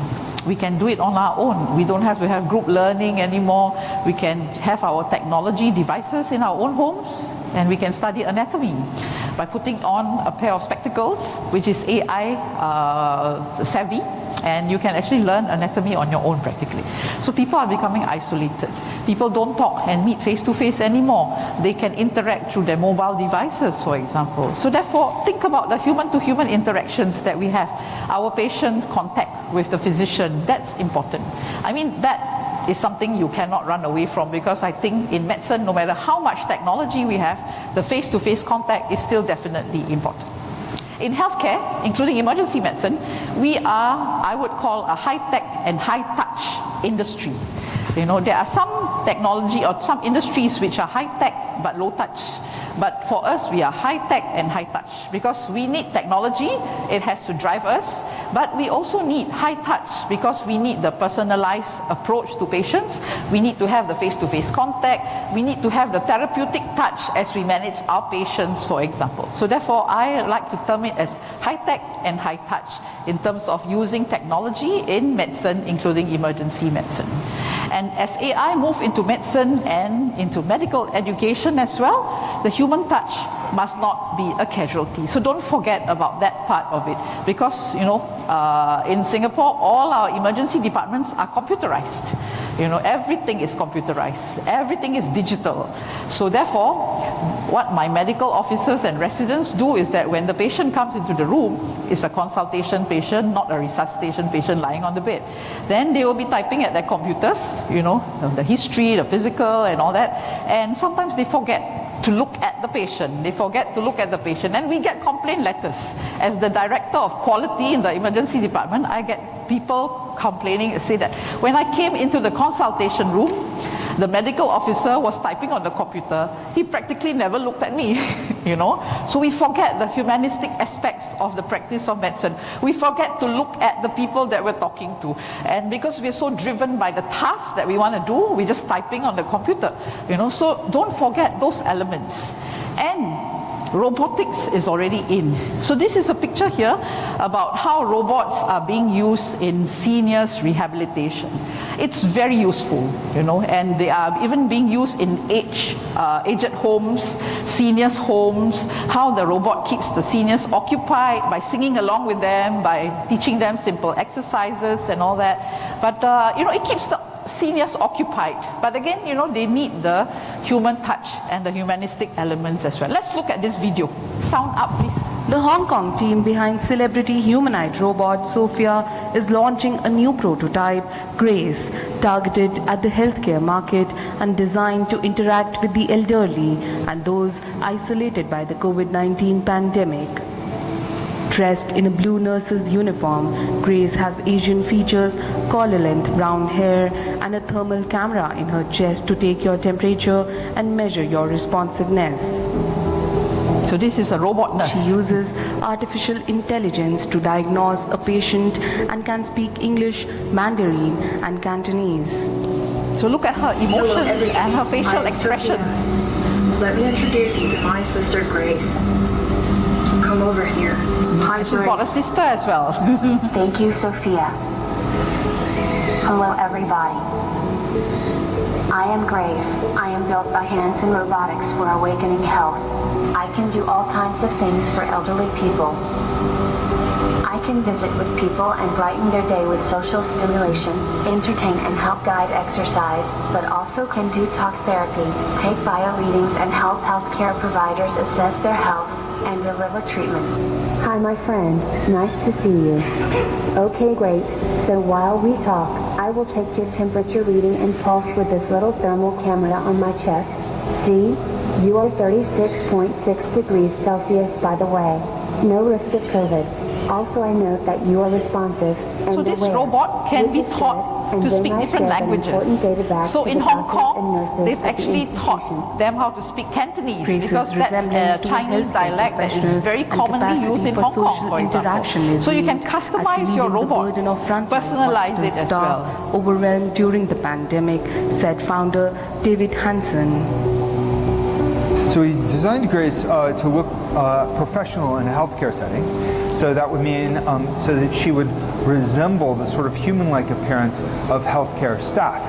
And so then this would facilitate more natural interactions. A human-like appearance facilitates trust and facilitates natural engagement because we're wired for human face-to-face interactions. That's just the way human beings are. And so giving her a face that would be familiar to people, comforting to people, and also language abilities that are comforting. So we now have Mandarin and Cantonese capabilities for the Grace and Sophia robot platforms. Hey Grace, why don't you look at my face, thank you, and I'm going to show you a smile, and let's see what your smile looks like. Okay, yeah, look, or sad. Oh yes, reacting a little sad if I feel pain, and then maybe like imagine a big loud noise happens, bam. So with the Grace robot, we are simulating over 48 major muscles in the face. So we have 36 motors in the face. They're reversible, which means that each motor can simulate 2 muscles, because human muscles require 2 for the actions. Like my eyebrow is going up and down, kind of. So that's actually 2 motor groups, but in her it's just 1 motor. So Grace is designed for Asian markets, also markets all around the world. But we did make her look a bit more Asian than Sophia, but her face is actually a bit more cartoon-like, a bit more like anime. And the anime design references are often anime is the Japanese cartoon, right? Yeah, if you're Asian familiar. styles and Western and they have styles. big eyes and they look very approachable. Awakening Health intends to mass produce a beta version of Grace by So August. that's what technology is leading us to these days. Okay, so for the seniors and the elderly who is sick in bed, they might just recognize this nurse as a real nurse. So every touch point with a healthcare provider will provide an impact. So therefore, make sure that we use that possible touch point that we have, but perhaps it could be a machine touch point. But really, it's up to us. Whatever technology we're going to use these days, how do we integrate the humanistic aspects and the humanism aspects into what we're doing? We cannot run away from having technology because I think it's already here to stay. And technology can offer us a lot of things. For example, during the pandemic, that has given us a booster with the adoption of technology in healthcare. Healthcare was lagging behind in terms of technology adoption compared to other industries. But I would say COVID-19 has given us a booster, and really I think it is going all out, and the trajectory is a correct one. And of course, technology can provide us more time. We're always busy. It makes us do things faster. We can create more free time for ourselves. It's environmentally friendly. You don't have to have so many papers and to carry all those heavy load and files that you have. It will also allow for repetitive practice. So if you have simulation, for example, you can practice again and again and again without hurting any patients, and you can do it until you reach a proficiency level or a mastery level that you would like to attain. Of course, it will save on storage space. You can do it on your own free time as well. So people are very mobile nowadays, especially the younger generation. In Singapore, we have a Smart Nation move, which is to make everything more IT driven. So therefore, these are all on the agenda for different institutions, different industries and all that. But what technology cannot really offer well is really the relationships and the interactions that we must continue to have. And of course, the social skills, the communication skills, the deeper emotions, the finer aspects of correspondence, and the touch and feel as well. You know, that's very, very important. So therefore, technology can offer a certain amount of things, but there are certain things that we still need to have the human elements to it. So therefore, technology can enhance, but I don't think it will replace the human representations and interaction. So whenever we are adopting technology, make sure that we think about the humanistics and the humanism aspects. It's a very interesting area. And of course, these aspects of humanism are very culturally driven. How it's driven in Turkey, for example, could be very different from how it's driven in Singapore, because we are all culturally different, and in multi-ethnic, multi-racial society, we have to think about those aspects of practice, of interaction with different people, different age groups as well. So that's really quite an interesting element to think about, as well as we're moving into the future. Now, in robotic surgery, a lot of things are programmed. They use a lot of AI, a lot of computer software to program every step, which is done with precision, a lot of precision, better than the human cut, for example. But the important thing is that the human controls the robot. The human controls the computer software. So you still need to have the human elements there. So, if we look at this trajectory of the path to humanism in the world where technology is being adopted, make sure that, you know, we look at some of these things to make sure that our learners are taken care of. They have the human elements and the humanistic aspects, and they also can experience the joy in learning, the wellness, the comfort, the ease and all that. That cannot be machine driven. In Singapore, we have a movement called the Joy at Work movement. And this Joy at Work movement is about maintaining psychological safety amongst healthcare providers.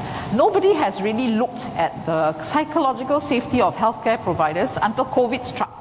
And then people became more concerned about our psychological well-being, whether healthcare providers are doing well, are okay, are breaking down, are burning out, you know. So I think COVID-19 has brought certain positive elements to our practice in medicine as well.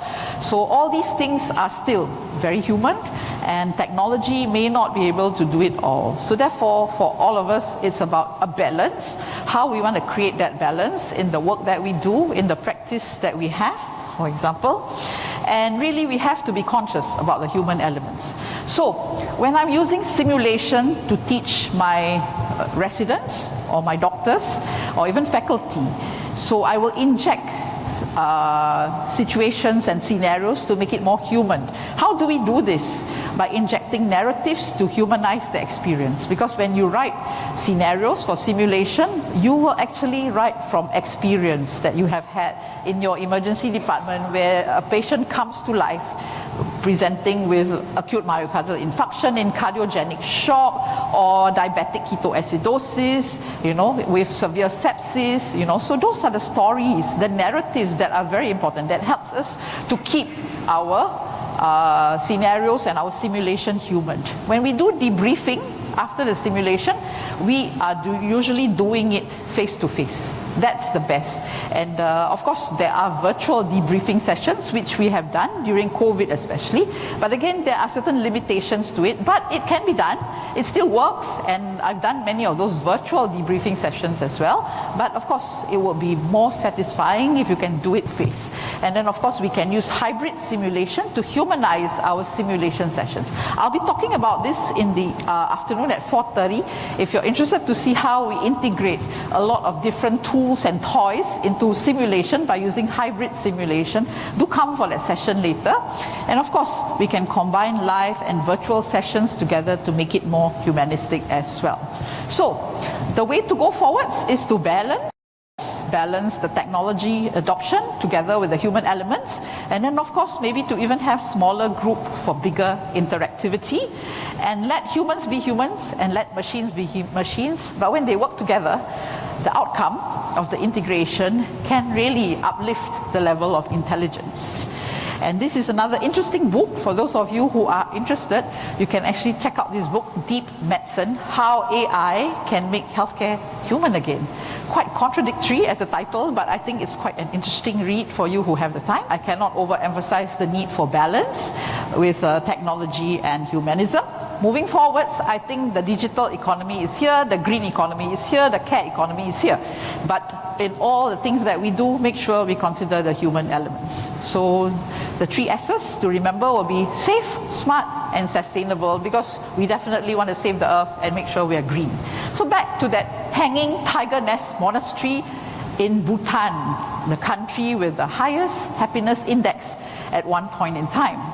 So I mentioned earlier that I actually climbed all the way up using your own 2 feet. You climb. Of course, it's a lot of effort to climb, but then, you know, at the end of it, you actually get to see a beautiful sight, and you get to go into the serene, calm monastery, and perhaps technology will now be able to get you up there sooner. You know, perhaps there'll be a conveyor belt, perhaps there'll be a cable car, a technology-driven vehicle that can bring you up there easier. But just ask yourself, will you be more satisfied when you get up there? Will your inner satisfaction and motivation be as good as if you had climbed it yourself? So that's a question for all of us to answer. So our future is a race between growing power of our technology and this wisdom, which we're going to use it. So let's make sure that wisdom can have a bit of an edge over that. So thank you very much. And if there are any questions, I can take them. Thank you.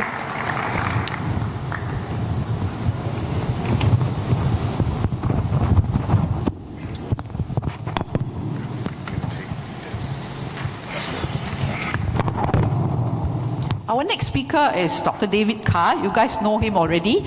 So he's going to have a long tutorial session with you on dermatology, because I think we only have the 2 of us this morning at this session. So if you have any questions, just ask him. So David, over to you. Good morning.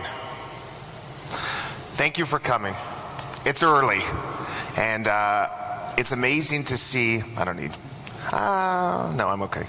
It's amazing to see so many faces I met in the last 3 days here this morning, because that inspires me to do better, to see my friends here. And it's been amazing to be part of this conference for the first time, to be part of your country, and to be welcomed so warmly. So thank you all for that.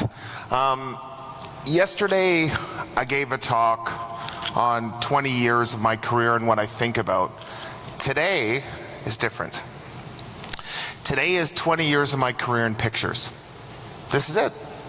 These are 20 years of rashes that I've captured on my phone or my camera that made a big difference to me. And what I'm going to do today is I'm going to show you 16 rashes. In front of you is a piece of paper and a pencil.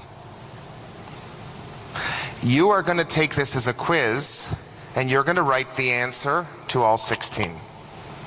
My hope is you get 0. If you get 0, I've taught you 16 things. The wonderful thing about dermatology is once you see it once, you don't forget it. So the lower your score, the better my talk. So don't feel threatened.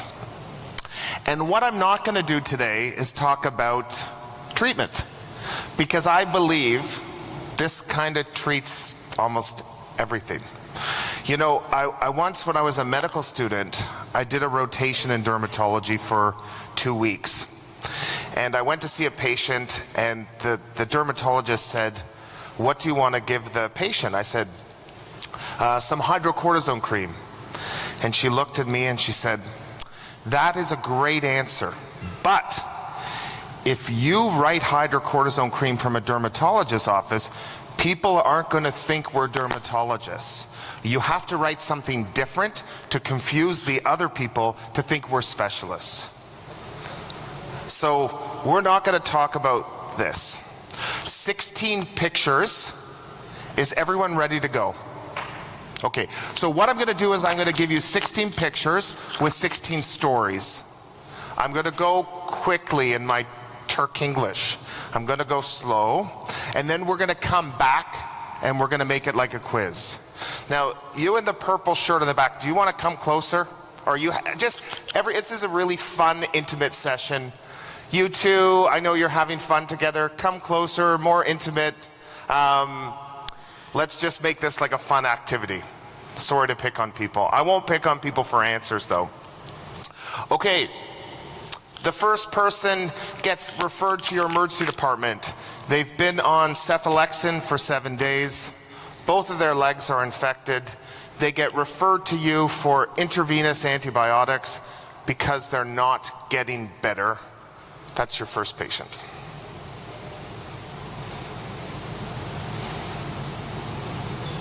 So jot these all down. Your second patient, the nurse asks you to sign an EKG. In Canada, we have to sign every EKG the nurse does within 10 minutes. Do you guys have to do that in Turkey? Yeah. So I get shown the ECG, the heart rate is 170, and I said, what's the story with this kid? He's 20 years old. Oh, he has a rash. He was tachycardic. So I did an EKG, and can we give him something for pain? His heart rate is 160, 170. His blood pressure is about 90/60, and he would just like something for pain. Do you think I could give him some Toradol or morphine before you see him? He's just got a rash on his leg.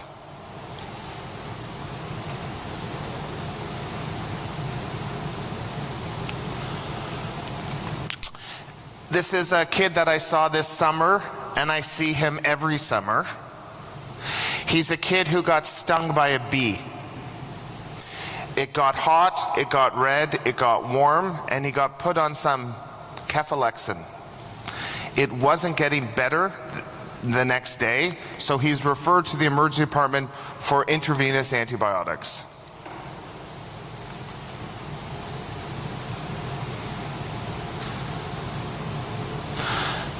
This is my daughter Dylan's foot. Dylan and I were at the basketball game. We're big Toronto Raptors fans, and Dylan said, "Daddy, my foot is so itchy." I'm watching basketball. I don't really care about her foot, to be honest. And she kept, "My foot's itchy, my foot's itchy." I'm like, okay, the game's on. We're not talking about your foot.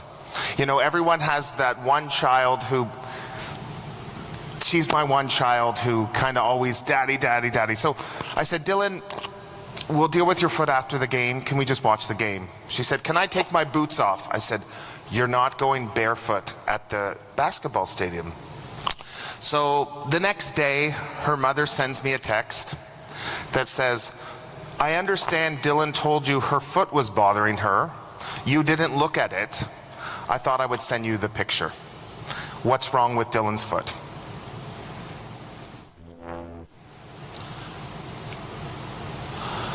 This is a 55-year-old male, has a rash on his chest, both his hands, kind of feeling not great, and you're asked to see him for this rash on his palms and on his chest.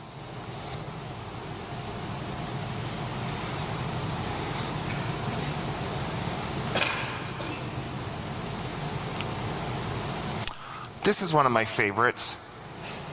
This is the patient's camera.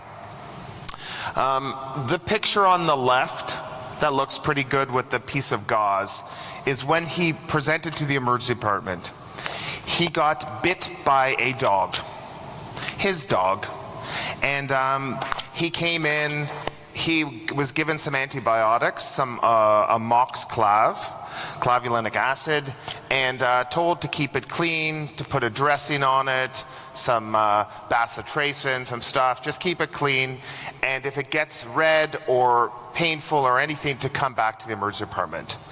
And he came back 2 days later with a very itchy rash on his hand, and he said, they told me to come back if it gets worse, and I saw him and it looked a lot different than it did from the picture he showed me a few days prior.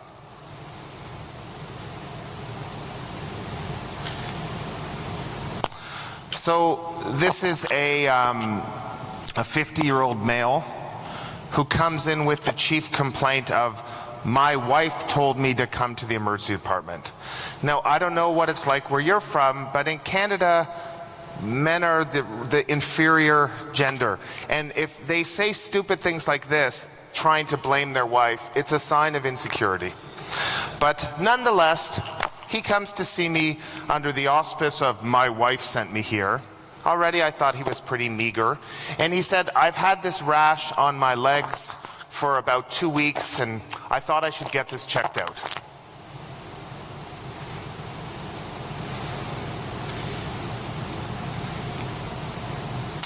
Okay, this is a strange story. This is a gentleman who was going on a cruise.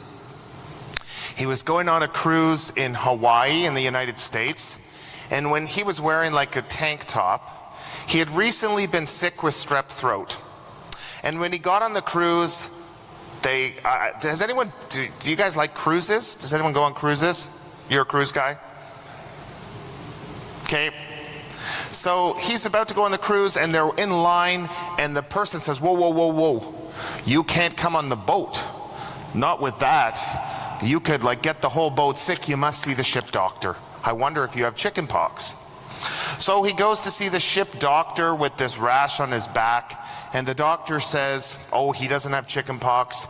He's safe to come on this cruise to Hawaii. And he goes on this cruise to Hawaii and he's actually gets better in Hawaii a little bit, and he comes back to see me in Canada for this rash on his back. So this is a strange request. This is a woman who comes in saying, can I have a prescription renewal? Now, when people come in for prescription renewals in Canada, they're not asking for cholesterol pills. They're not asking for thyroid pills. They're usually asking for either opioids or benzos. This woman says, requesting valcyclovir.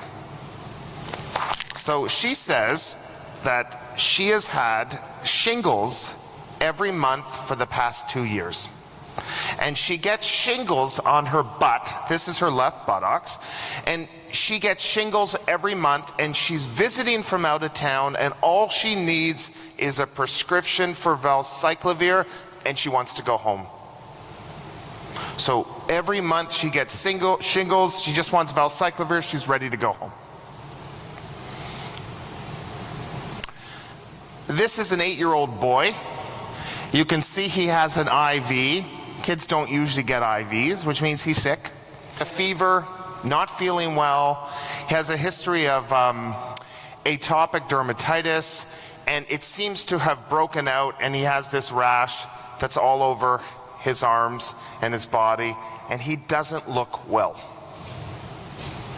And his mom brings him in to see you.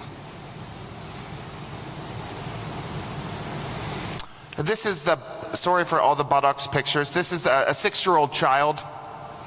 His dad is one of our emergency doctors, and he's had this rash on his bum for a while. So at first, the dad just gives him some hydrocortisone. Maybe it's a bit of dermatitis. Then the dad says maybe he has a pinworm. Any parents here? Have any of you ever tried to look for pinworms in children? So it's a crazy thing once you have kids. You go to your kid's bedroom in the middle of the night and you put some tape on their bum and a flashlight, and you hope to see worms coming out of their kids' bums.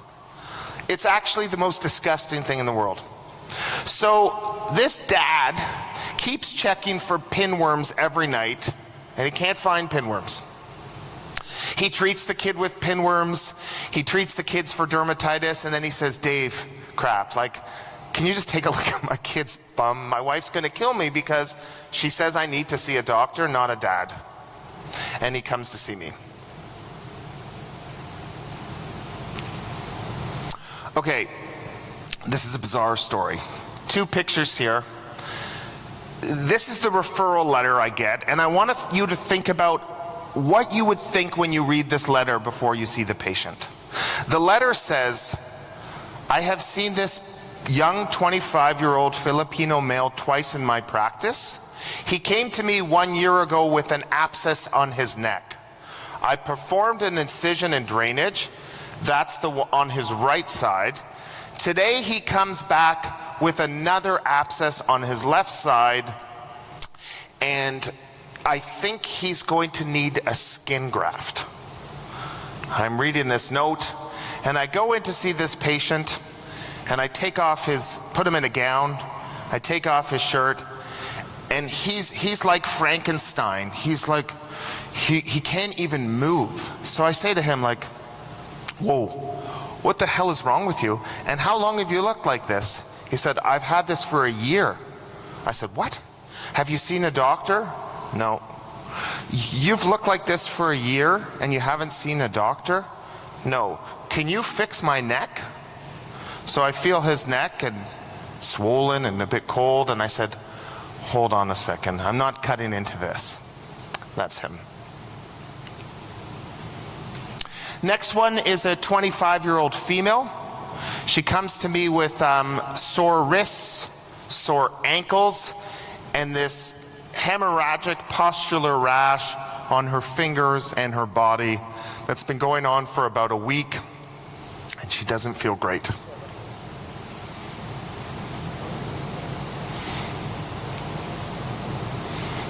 So this is a guy I saw last winter. He's a marginalized individual who lives, he's homeless. We have a large homeless population in Toronto. And he came in with some bleeding gums, and he's a drinker, maybe has some bone marrow problem. I order some blood work. I get the CBC, thinking this is going to be a slam dunk. His platelets are 350. They're completely normal. And I look at his rash, hoping it was thrombocytopenia, but it ain't. And that's his rash.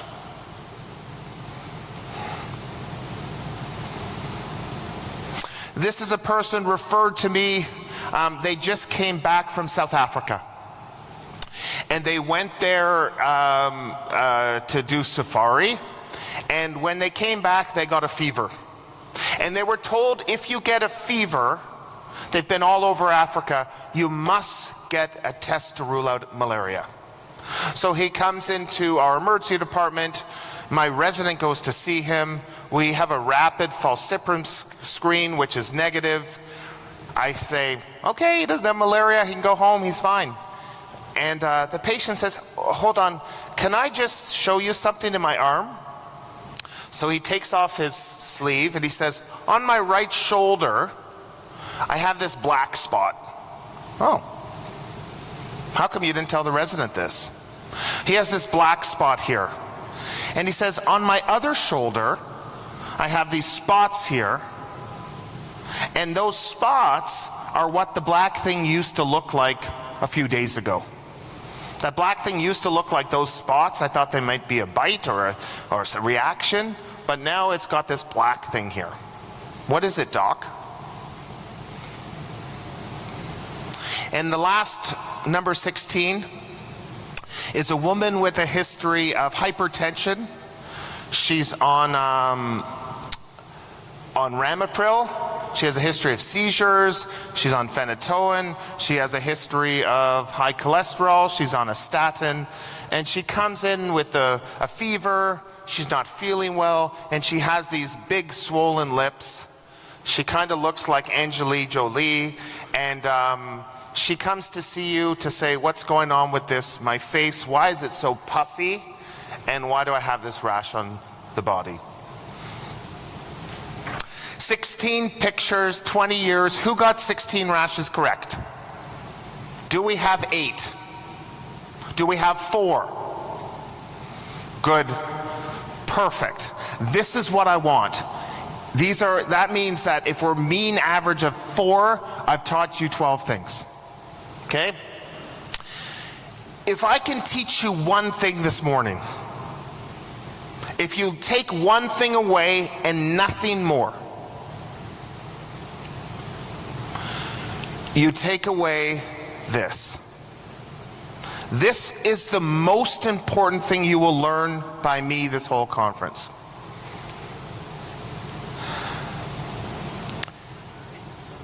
Who knows what the first rash is?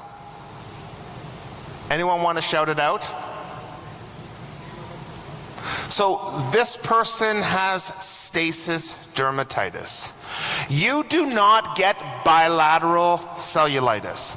Cellulitis doesn't work where you get it here, skips this stuff, and goes down the other way. That's not how things work. If you write in your chart bilateral cellulitis, I want you to know that somewhere I will be watching you, and I will be looking down on you, and I'll be shaking my head like this. Don't ever call something bilateral cellulitis. We get sent these people all the time. You do not get bilateral problems at the same time. And it's a cycle of unnecessary antibiotic after unnecessary antibiotic, and stop the cycle. These people need weight management to lose weight. They need a steroid. Now, usually we just give everyone hydrocortisone, that's fine. They actually need a real steroid. Something like clobetasol, which is a class 1, a very potent steroid. And they need their circulation checked. Ankle brachial stuff to make sure they don't have arterial disease. But this is something we do terribly in Canada, and I'm gonna guess all over the world people just give antibiotics and get these people out of their emergency departments. Okay, let's look at picture number 2. Who wants to guess? This is the guy who has a rash, who's tachycardic, who's hypotensive, and is requiring pain management. I want you to shout out in Turkish or English what this person has and what you're worried about.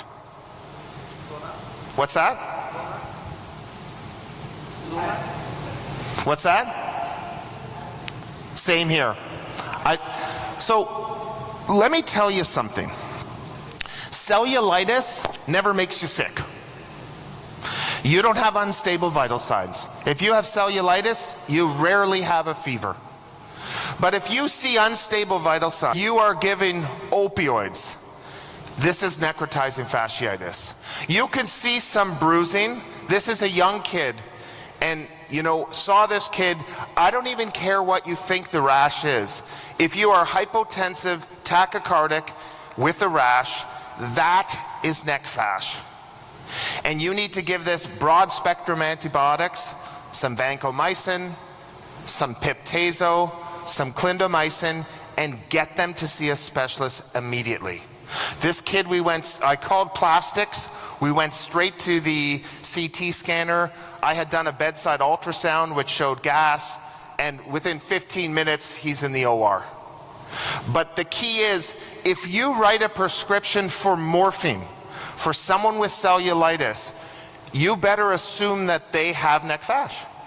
Because cellulitis is just a problem of the epidermis. It doesn't cause pain. If it's painful, there's something deeper going on that you've ignored. So unstable vital signs, and if you're given opioids, you have to think about either a necrotizing cellulitis or a necrotizing fasciitis. Both of these people don't look well. And feel free to scream out to interrupt me. We got lots of time.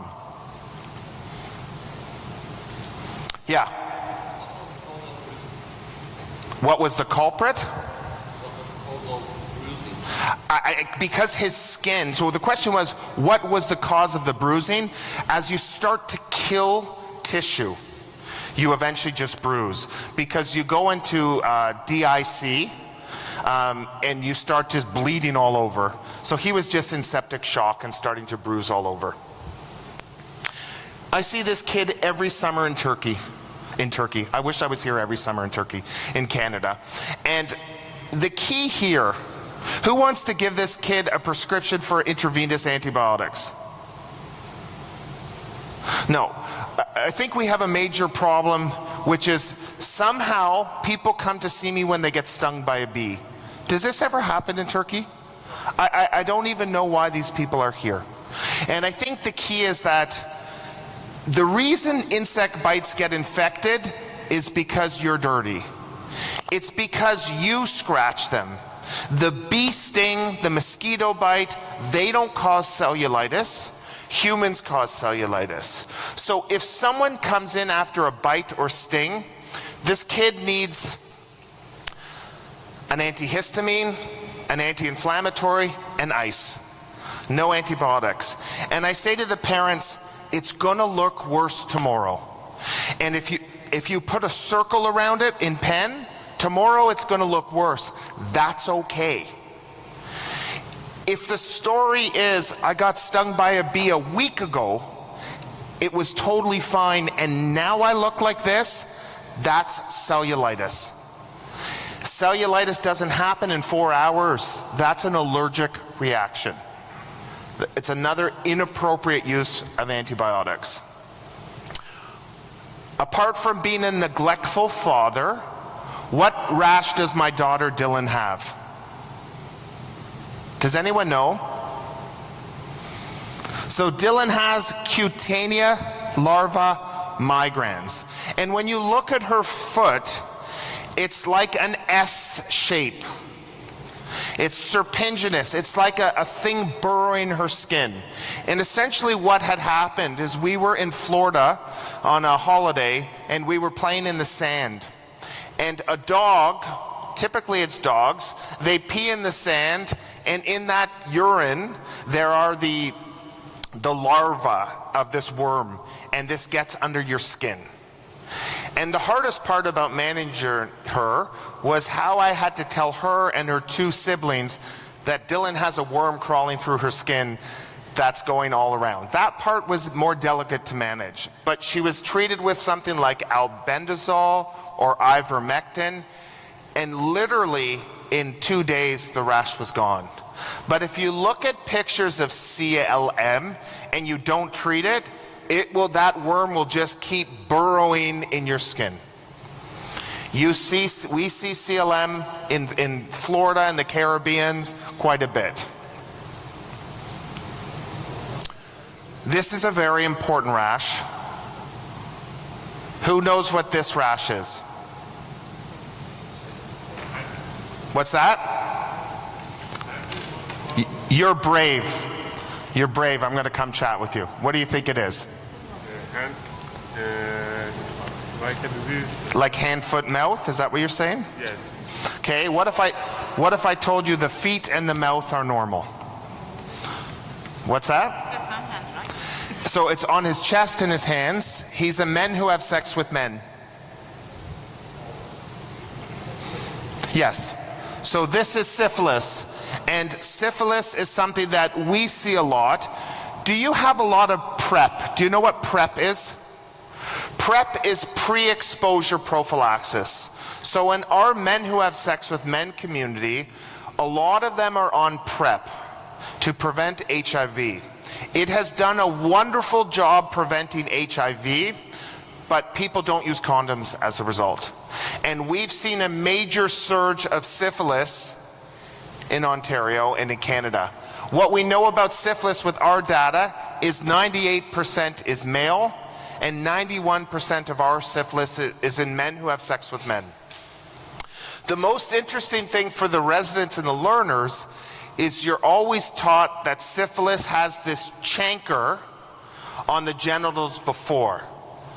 But what's startling is that 85% of women and 65% of men never had the chancre, which means it's not that relevant. It's the classic description of syphilis, but it's not the common presentation. We see tons of this. It often gets misdiagnosed as pityriasis rosacea because it's a rash on the chest. It gets misdiagnosed all the time. Do you see a lot of syphilis in Turkey? Yeah. Let me ask you this. Here's a bonus question. What happens when you treat this person with penicillin? So they have syphilis. You look at this and you're like, ah, you have syphilis. And you give them benzene penicillin. What happens after you treat them? Do they feel good? They come back the next day with a fever, a headache, and a stiff neck. I see someone nodding. What is that called? Gerish Herxheimer. So Gerish Herxheimer means you made the right diagnosis. It's the killing of the spirochete makes them come in with fever and feeling crappy, and you tap yourself on the back, say, I nailed it. Okay, next rash. Of the rashes I show you, this is the second most important rash. The first one is stop treating bilateral cellulitis. And what's the cause of this rash? Remember, this is the dog bite who comes in with an itchy rash, not a painful rash, after the dog bite. What do people think? What's that? So staph infection, okay. I'm going to say he's itchy. Excellent. So this person has contact dermatitis. If you look at the picture, it's very much maps the gauze that it's on.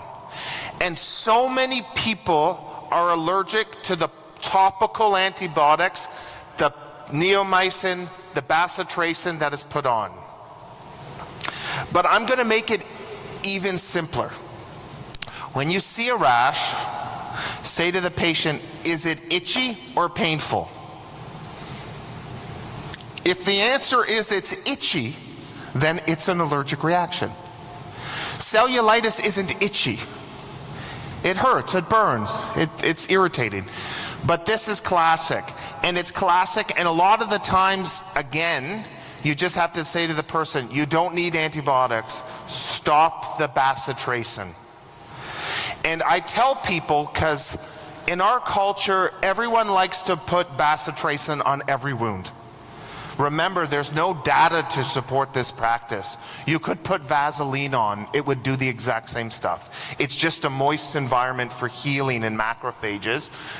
If you use Fusidin, you have Fusidin here, that has a lot less reactivity than people who are allergic to neomycin or bacitracin.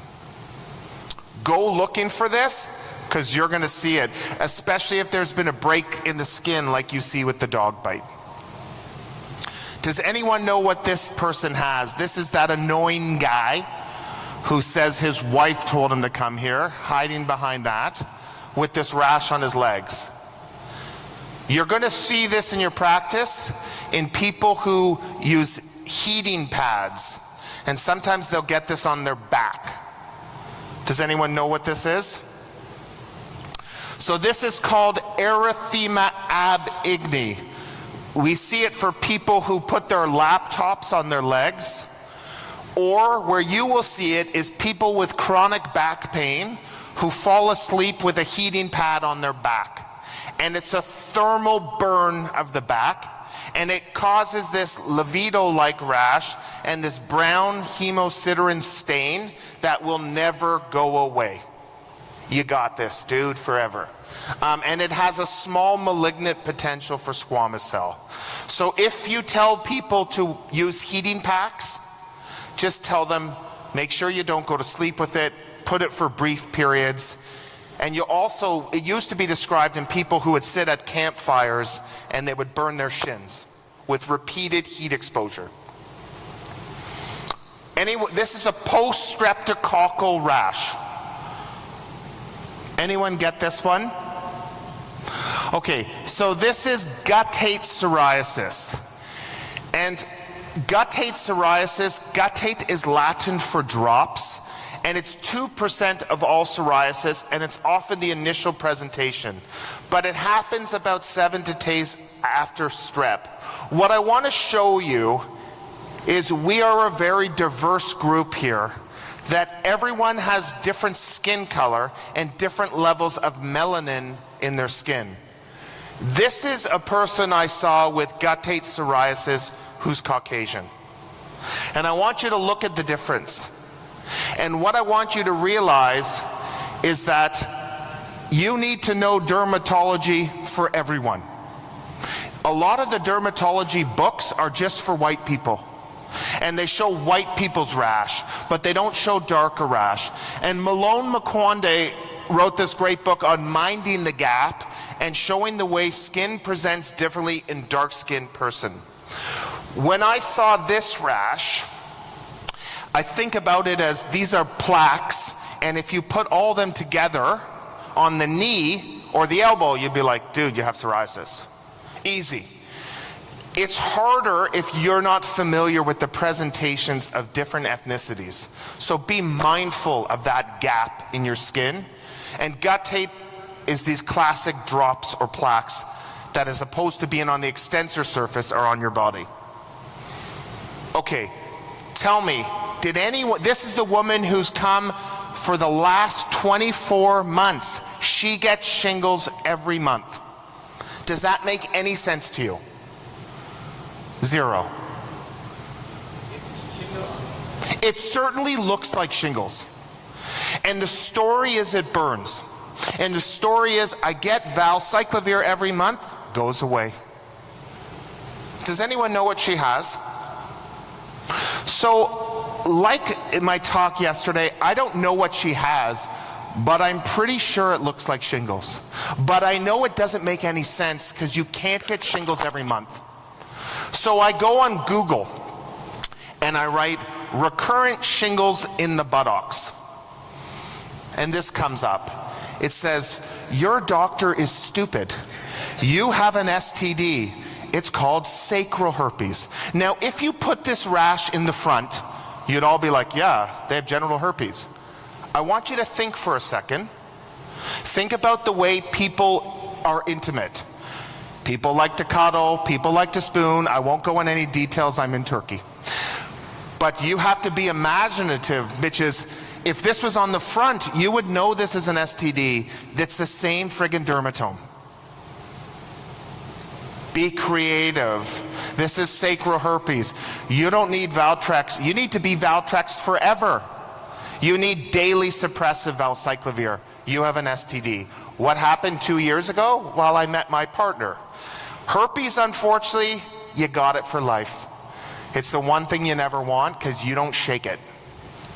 Okay, this is an important one. Kid with the rash, kid who has sick, kid who has a history of atopic dermatitis. Does anyone know what this is? So this is eczema herpeticum.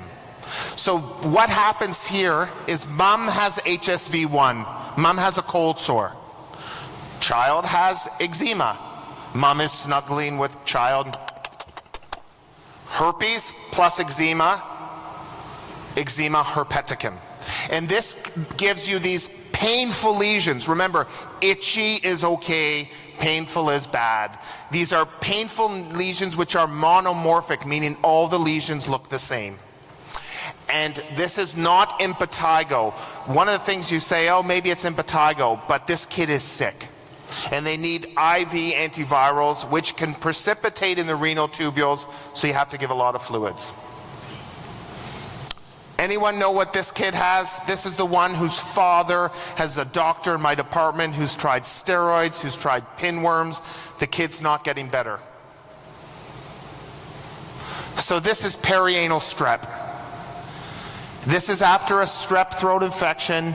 About 6% of children will be positive if you swab their anal region. This is very red, it's very painful. One of the things is we don't like to look at things, oh, the kid has a rash, just try this medication. We don't look. But unlike, this is a very red, painful rash, and in the kid who's not getting better with a diaper dermatitis, swab the bum for strep, and you have to think about treating household contacts. I feel like I'm in a part of the world where you may see more of this than I do.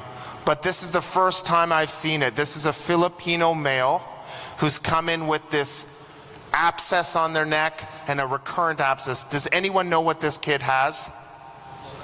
What's that? Yes. So this kid has scrofula. For me, in Canada, we don't have TB, but I'm going to tell you something. You don't have to travel. You have to look at who are the ethnic groups. Remember, 1 billion people in the world have TB or are carriers. So if you hang out with a high-risk community, you could be exposed to TB. And this person has had this for a year, and it's spreading like wildfire. He's been untreated. living with multiple people, working. He's just exposed the world to TB. No blame, but the point is, I think we're all good at realizing that if someone comes in with a cough and shooting up blood and they're in a high-risk group, you think about TB, but extrapulmonary TB is something you have to worry about. I think I have a couple more. Young woman, arthritis, rash. Anyone got this? You see where I'm focusing on today. This is disseminated gonorrhea. And I think the key thing about disseminated gonorrhea is it happens about 3 to 4 weeks after the initial infection, and there will no longer be urogenital symptoms present. So if you ask her, do you have discharge or odor? She'll be like, no. But if you say, in the last month, have you had an STD-like symptoms? She would say yes. And for some reason, it's much more common in women than men. 4 times more common in women than men. And they get this arthritis dermatitis. So they get these hemorrhagic vesicular pustular lesions, and they're just sore joints. And they obviously need treatment. I think we have 2 more. Has anyone seen this, or did anyone get this? This is a homeless guy who came in with bleeding gums and this rash. What's that? Okay. Yes, vitamin C. So this is scurvy. And I thought scurvy was something you read about of people who were sailors that's 300 years ago got. I actually saw my first scurvy this year. You will see this in people with precarious social circumstances, and they get these S-shaped hairs. If you zoom in on this photo, you will see that the hairs of the leg are like the letter S. And in between them, they get these perifollicular hemorrhages, and they will often have bleeding gums. And you will see this in your marginalized population. It's not just on sailors who haven't had sunlight and fruit. This is our traveler who's come back with the fever, who doesn't have malaria. What do you got?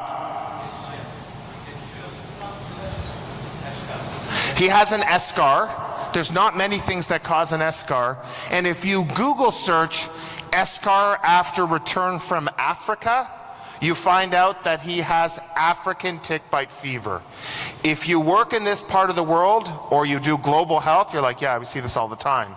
If you work in Canada, you're like, what the hell is this? If you want to be a good doctor, you need to be able to look after people from all areas of the world. And this is a classic African tick bite fever. I remember I looked it up. I took a picture on my phone. I was so excited, and I called infectious disease, and I said, this is African tick bite fever? He's like, yeah, obviously. He ruined all my excitement. He's like, yeah, everyone knows that. And this was classic. I gave him some doxycycline. I actually called this guy to see how he's doing, because I was really happy. And he was totally fine within a week. And the last rash of the day, rash number 16. Anyone know what this is? This is a person who's on an ACE inhibitor and is on phenytoin dilantin and is sick. And it's a bit of a trap. The trap is, I want you to say that she has angioedema. That's the trap. She doesn't. If you have angioedema from an ACE inhibitor, you don't get a fever, you don't have a systemic rash, your face is swollen, your uvula can be swollen, but you're not sick. She has something called DRESS. Has anyone seen DRESS? Yeah. So DRESS used to be called delayed phenytoin hypersensitivity reaction. It's often started, it's a late effect, so delayed reaction usually after starting phenytoin, and these people are sick, and DRESS stands for drug rash with eosinophilia and systemic symptoms, and they're sick. There's not a lot of rashes that make people sick. In my talk, we talked about neck fash, we talked about DRESS, but most people aren't sick. That's 16. If you got 0, I'm delighted. If you got 16, you're crazy. If you got 8, 4, it doesn't matter. I want to just say thank you so much for having me. for learning with me, and for listening to me in Turkey. I hope to see you all soon. Thank you so much.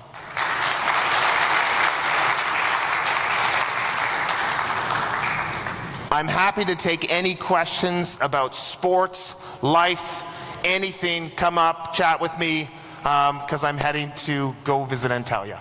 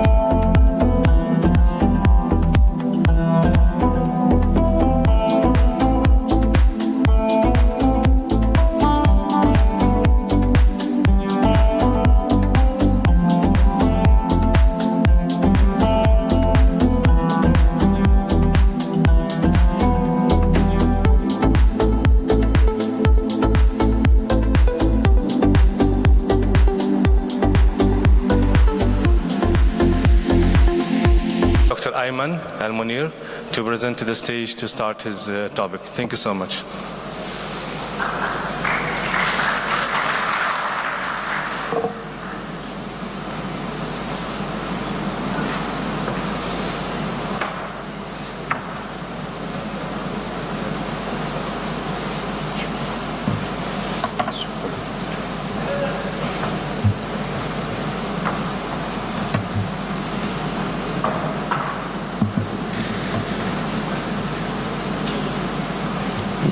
Good morning. My name is Dr. Ayman. I come from Mohammed Medical Corporation in Qatar. I'm working as Director of Clinical Research in Trauma and Vascular Medicine with background of cardiology. So I would like to thank the organizing committee and the panel, and I will talk today about the utilization of artificial intelligence and the machine learning in trauma. So how to utilize the machine learning in the diagnosis and the prognosis of traumatic injury. So artificial intelligence, it's like the intelligence or behavior pattern of human. It is a program that can sense, reason, act, and adapt. So this is to summarize how the machine learning is working. So machine learning is a technique by which the computer can learn from data with using a set of different rules. The performance of models improve as they are exposed for more data. The problem of our analysis, the conventional analysis we are using, that when we deal with a big data, we have a problem. Also with a connected data, again the software available like SBS or R or so on have a problem with the big data and the connected data. So the machine learning has solved this problem. The other type of machine learning is a deep learning, which is a multi-layered neural network that learn from huge amount of data. So as I mentioned, artificial intelligence, the privilege of using artificial intelligence is to use more data, better quality of data, and more connected data. And as this psychologists say, that when human can handle 4 independent variables, and when we go for 5, we lost. So this means that our capacity to analyze is limited by the number of data we going to use it. But machine learning or artificial intelligence is solving this problem. So we'll quickly summarize what is how to start doing the machine learning in our analysis. So first we have the problem selection, then go for the data collection, then we have the model development. Model development we created after collecting the data and specify the inclusion and the exclusion criteria.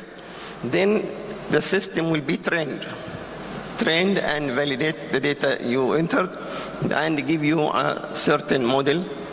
From this model, you can choose which one is the best to use. The example of using the artificial intelligence is the matching patient condition to appropriate physician and intervention. So it can quickly when you enter the data of the patient, the machine learning can quickly give you what is the best physician or timing or whatever you want. This according to the predefined data you enter to the model. So it can help the physician for patient diagnosis, patient prognosis, organize the images. It is very important, machine learning, when we go for imaging. It helps a lot to let you understand what is the problem or where is the lesion in the imaging. So instantly find the physician, I say, and also it can schedule the appointment with the physician. The assisted doctor for searching which protocol can be applied also. So in our conventional statistical analysis, when we go for the prediction, we use a multivariate analysis and logistic regression.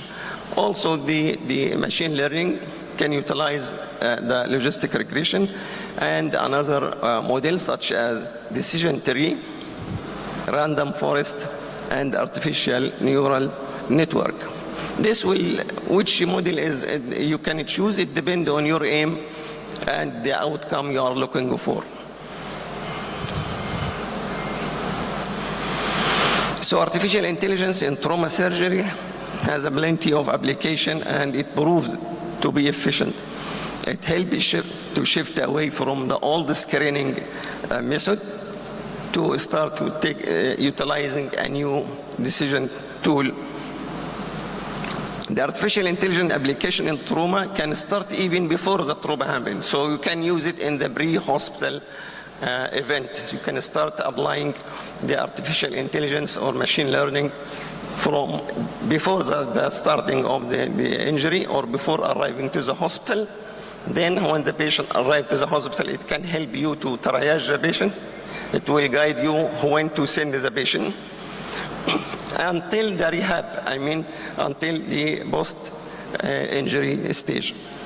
So artificial intelligence can predict the severity of the injury from 0 to 96. So there is a big variation between this 0 to 96, and it is mainly depend on the input, the data you enter, the aim you are looking for, the quality of data.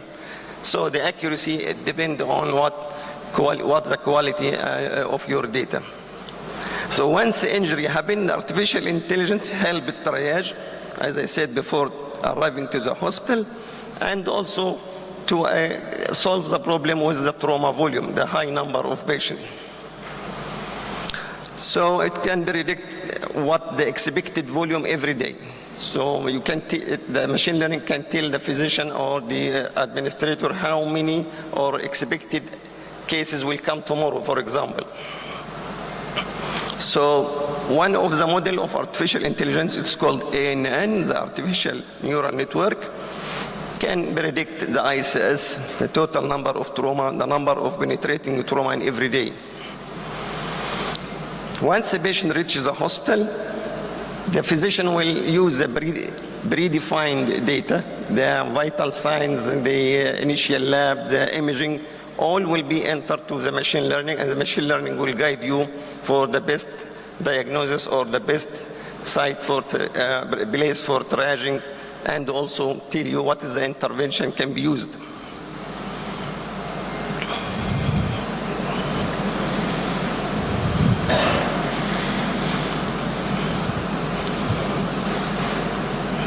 So this is a good example of how the artificial intelligence can be used before the accident. For example, in Sweden, they are using artificial intelligence to predict when the collision or accident happen on the road. So it can predict tomorrow or next week what expected accident and where and what is the volume of the injury. So again, it assists the ability to perform risk prediction post-injury as well, and this can be achieved by using easily data. I mean, no need to go for complicated data when the patient arrives to the hospital. Just enter the vital signs, as I mentioned this, the imaging, X-ray, CT scan finding, laboratory finding. All this will be entered automatically in the Cerner, for example, and the machine learning will tell you what we can do next step. Also, one of the important things for the machine learning, especially for the junior doctor, he cannot detect unseen injury like cervical injury in patient who's in coma. So with using the model like ANN, it can predict the cervical injury for the patient. It can tell you there is a high probability that this patient has cervical injury. So there is many areas that utilize the artificial intelligence and the machine learning in trauma, for example, in spinal trauma. But until today, it is still in the infancy stage, so it's still a long time to say that machine learning is so safe and so well validated in detecting the spinal injury. This is another example of using the deep learning model to predict a new scoring system. It can give you a combination of all the scoring system we are using in trauma and end up with a more suitable or more convenient scoring system. How we decide this is the best model or the best way we are using for the patient, then like our statistical analysis, it will give you each model and what is the area under the curve, what is the sensitivity, what is the specificity, and so on, a negative predictive value. Which one of this we can use, it depends on your aim. If you are looking that we are not willing to miss any patient, for example, for mortality, we don't want to miss any patient, so we don't want to have false negative patient. Or in another thing, when we diagnose, we don't want to have false positive, for example. So depending on your aim, the machine learning will guide you to what is the best model you can use. This is also another interesting thing for the junior resident to diagnose hip fracture in the emergency.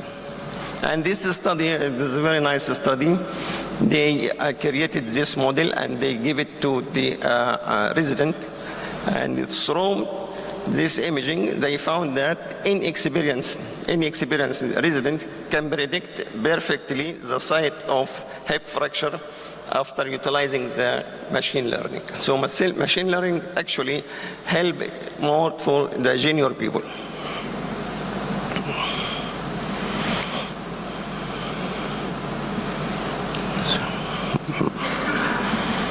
One of the also important utilization of machine learning is the musculoskeletal trauma for ligament injury, for muscle injury. This also easily missed in the X-rays. So this machine learning can guide the physician about the accurate location of the injury. In traumatic brain injury, it is very important because there is a limitation to predict what is going on or what will happen for the patient with brain injury, because a lot of factors will play in the prognosis of brain injury. So if you utilize that machine learning or artificial intelligence and trained the system about what is the important variable we should use for this patient with brain injury, this is very helpful with the machine learning. So it can reduce the cost, no need to have a lot of imaging, no need to use a lot of biomarker, you can save the cost, resources, and also it can save the life of the patient because this will be done in few seconds. So we will save time also.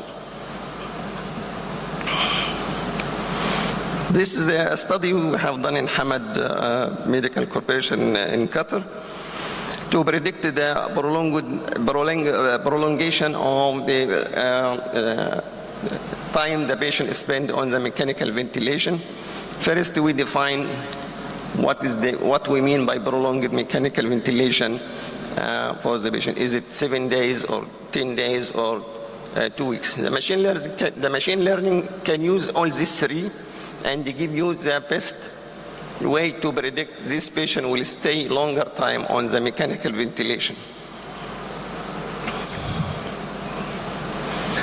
So how we do this? This is the simple summarize like any study. We will start, for example, in Hamad we have a national trauma registry, and from this registry we have the data preparation. I clean the data, inclusion criteria, exclusion criteria. Then we'll go for the modeling, which, as I said, there is many type of modeling: logistic regression, ANN, SVM, random forest, and the CS. So you will not bother yourself by knowing all this. The machine learning will automatically give you what is the best model to predict the prognosis or predict the mechanical ventilation stay, but you should enter or feed the computer with the data which you gather it immediately when the patient arrives to the hospital, or even from the ambulance or AMS, they give you some hint like what is expected, is there any cardiac arrest happen during the resuscitation, and so on. All this information automatically on Cerner connected with the machine learning software that will end up with very accurate or nearly perfect accuracy of the prediction. Also, it is important thing in machine learning, they give you this as a figure.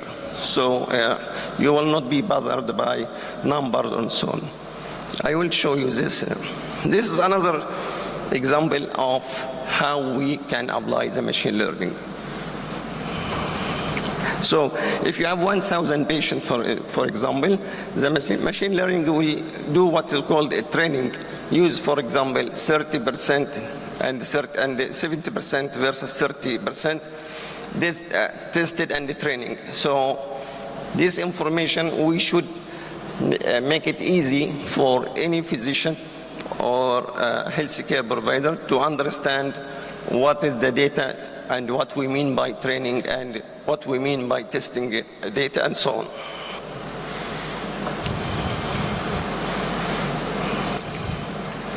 Well, this will end like I told you that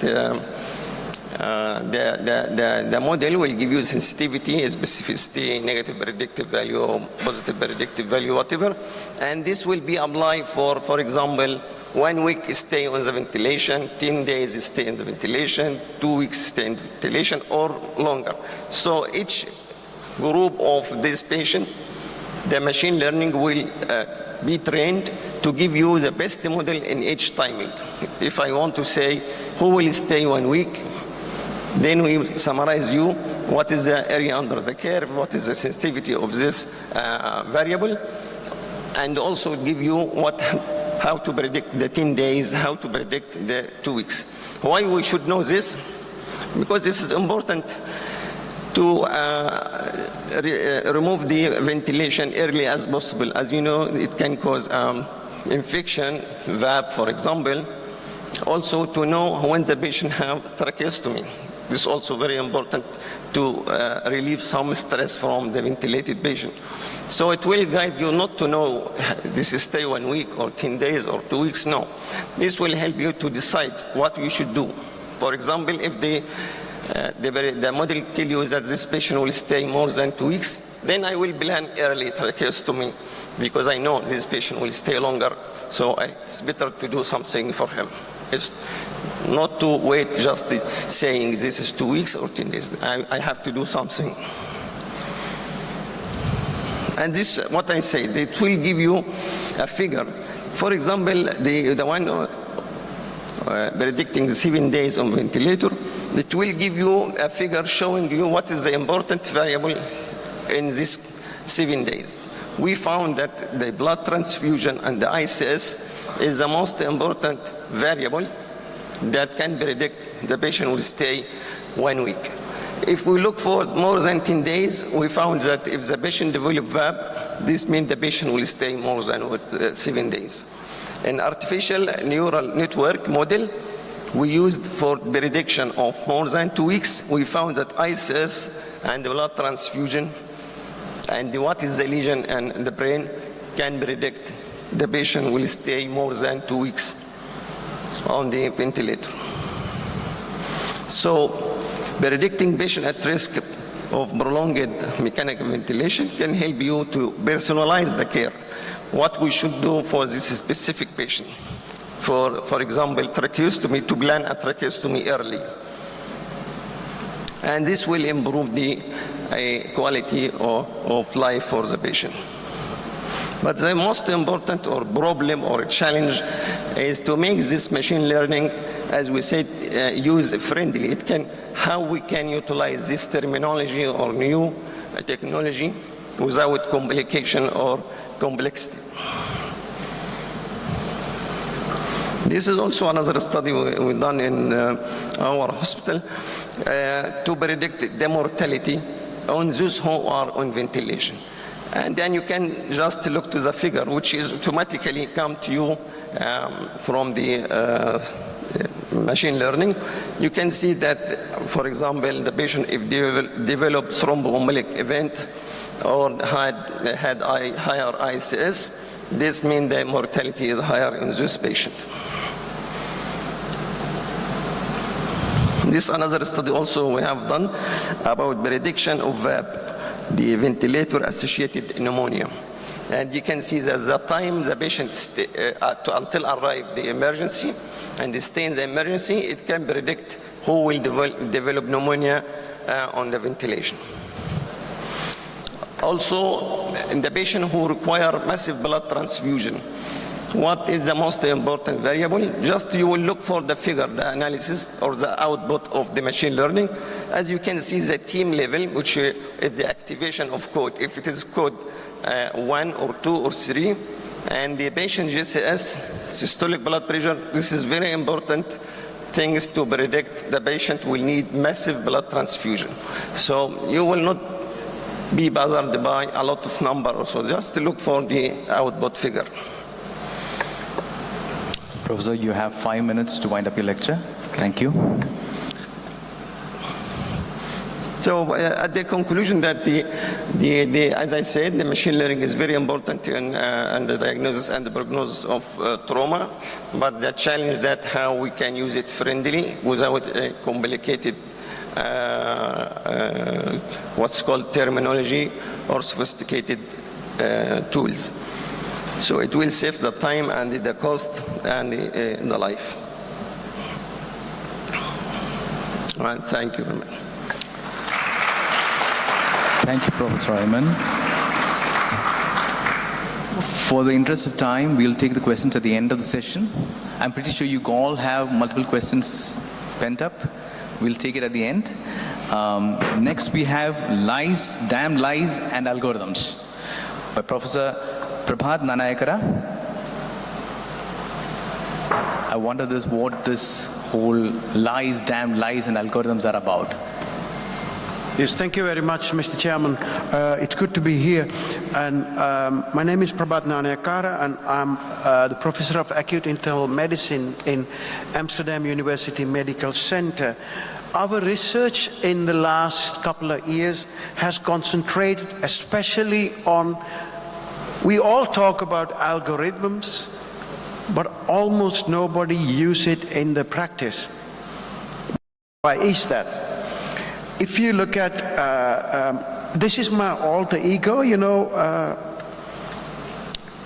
this is my alter ego. I'm a musician and singer and songwriter. My songs are there in Spotify. I get mails all the time from American companies. We have run through your songs through an algorithm. They have potential, so can we help you promote them? Everybody's used artificial intelligence, except in medicine. These are our publications from last 3 years, where we worked with a guy called Ketan Peranape, who was a PhD student, who did a PhD with us, and we just talked to people, we did research, we went through lots of protocols to see why don't we use these AI interventions more often? And do we not trust them? Or are we so conventional that we don't want to use them? Because you know that doctors are conventional, arrogant, and also very sure of what they do is the best thing for the patient. And our journey in artificial intelligence started a long time ago. And a couple of months ago in Annals of Internal Medicine, we wrote this piece about ChatGPT. We're going to hear more about it. And what we did was we took a abstract from ChatGPT, from Annals of Internal Medicine, put it through ChatGPT, and asked people which is which. Which one is ChatGPT? Which one is from real Annals article? And most of them got it wrong. So you see that artificial intelligence is going to be used, especially by students, pretty often. And most of the letters you get for interviews are already written on ChatGPT. Our journey started here. People who followed my talk yesterday would know this is fantasy trial where we gave antibiotics in the ambulances to patients with suspected sepsis, after randomizing them in the ambulances to receive antibiotics in the ambulance or at the ED. The study was published in Lancet and led to lots of discussion among sepsis gurus here about this. But I just want to, sometimes it can take you to places you never expected to land. About 3 weeks after publishing the study, Grey's Anatomy, American soap series, talked about our study. So I just wanted to show it to you. Can we have some volume, please?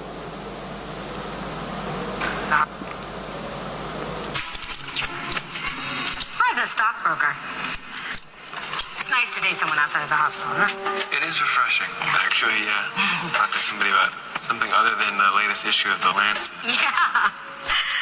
Yeah. Did you read that article about pre-hospital antibiotics? That was amazing. You read that? Groundbreaking. So you see, when you end up in Grey's Anatomy, you have done something well, you know, so you think, okay, you don't need to do anything else.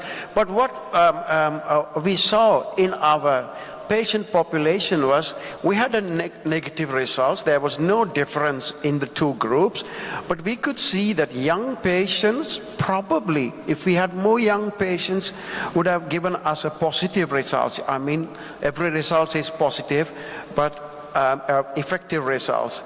So what we did was we used machine learning to see and to play with our population to see, let's say we had more young patients. Do you think the the results would have been different. So what we saw was there was an interaction between time and antibiotics. After a certain age, you could give antibiotics, especially to elderly. Nothing happened. Their mortality did not change much. While in young people, giving antibiotics as soon as possible when patient comes through the ambulance was really effective. And this is a way machine learning can be used already in the data sets to predict outcomes.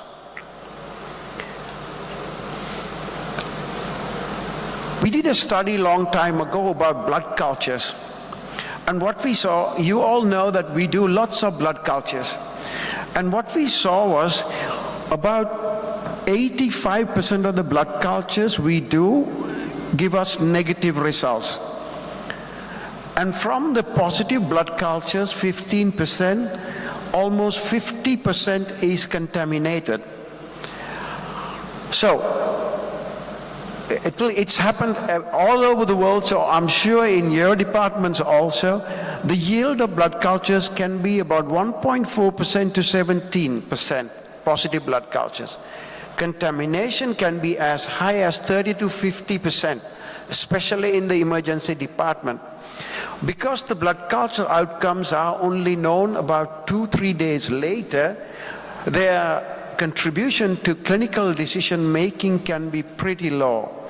Less than 3% of the blood cultures really helps us in our decisions.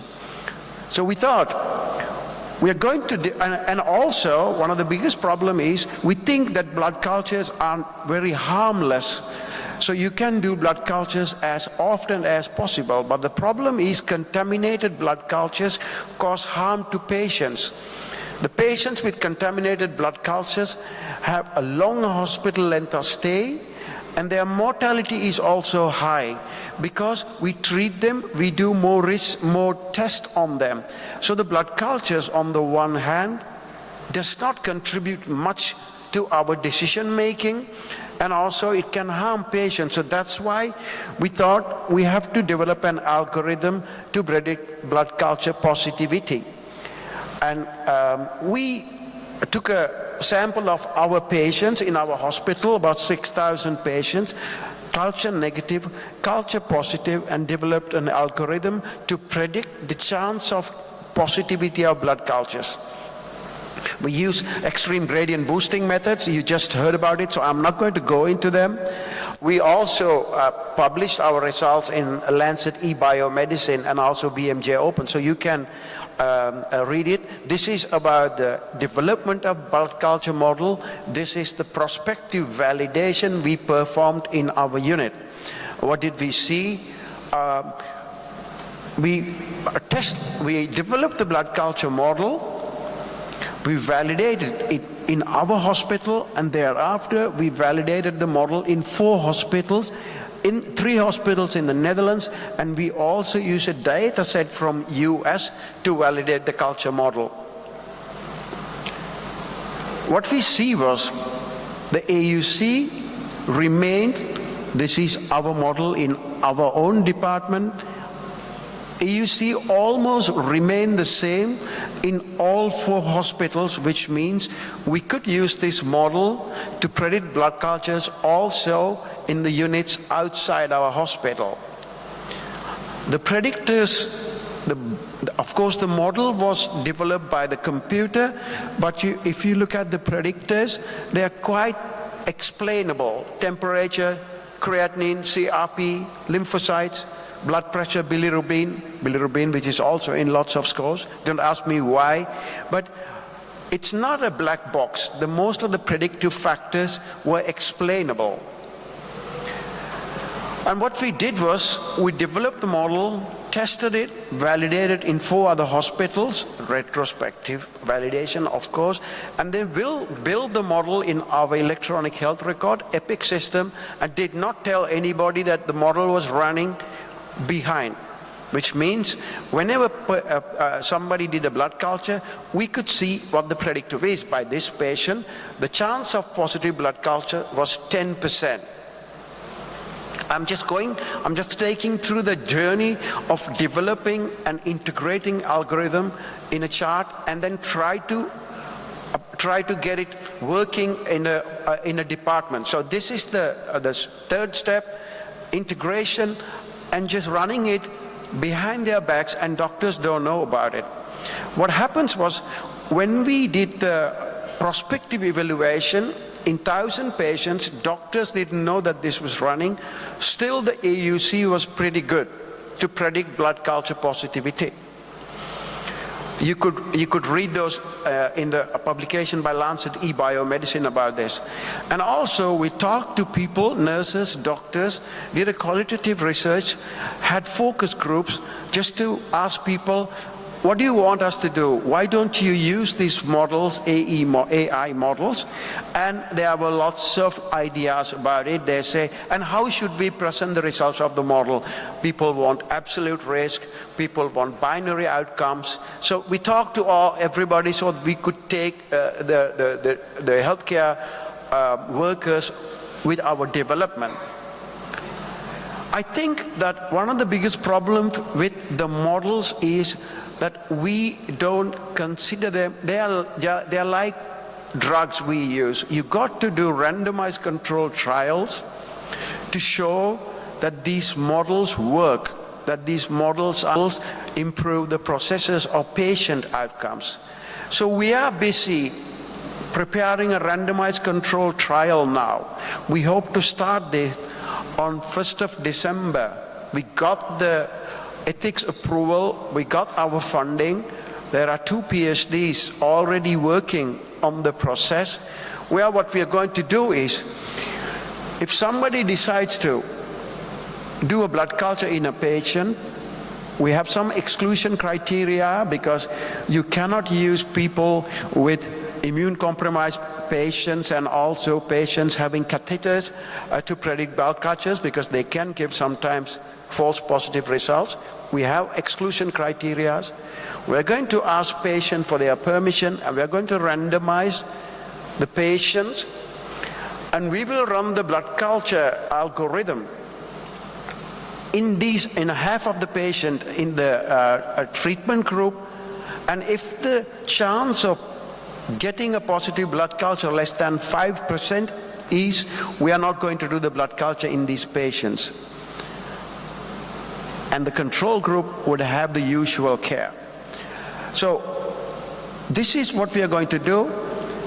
And we have also tested our model continuously almost every month to see whether our model loses performance. And if you want to read more about what we think about artificial intelligence, you can also read these publications. So in conclusion, what we think is the artificial intelligence algorithms can be used in practice if we properly implement it, and also if we ask the right question and develop the right model and integrate the model in day-to-day practice. Doctors are mostly conventional. They don't want to change, but they want evidence that the model works to better patient outcomes, or model works better to make the processes efficient and also cut the cost. And that's the way to go, I think. And these are our team. Lots of people have been working on it, and we are expanding the team. This is my story. So if you want have any questions, we can have a discussion about it at the end. Thank you very much. Thank you. Thank you, Dr. Prabhat. Very well within the time. We are back on schedule. And next, we'll have Dr. Ibrahim. He's going to talk to you about ChatGPT in medical writing and research. We've changed the order a bit.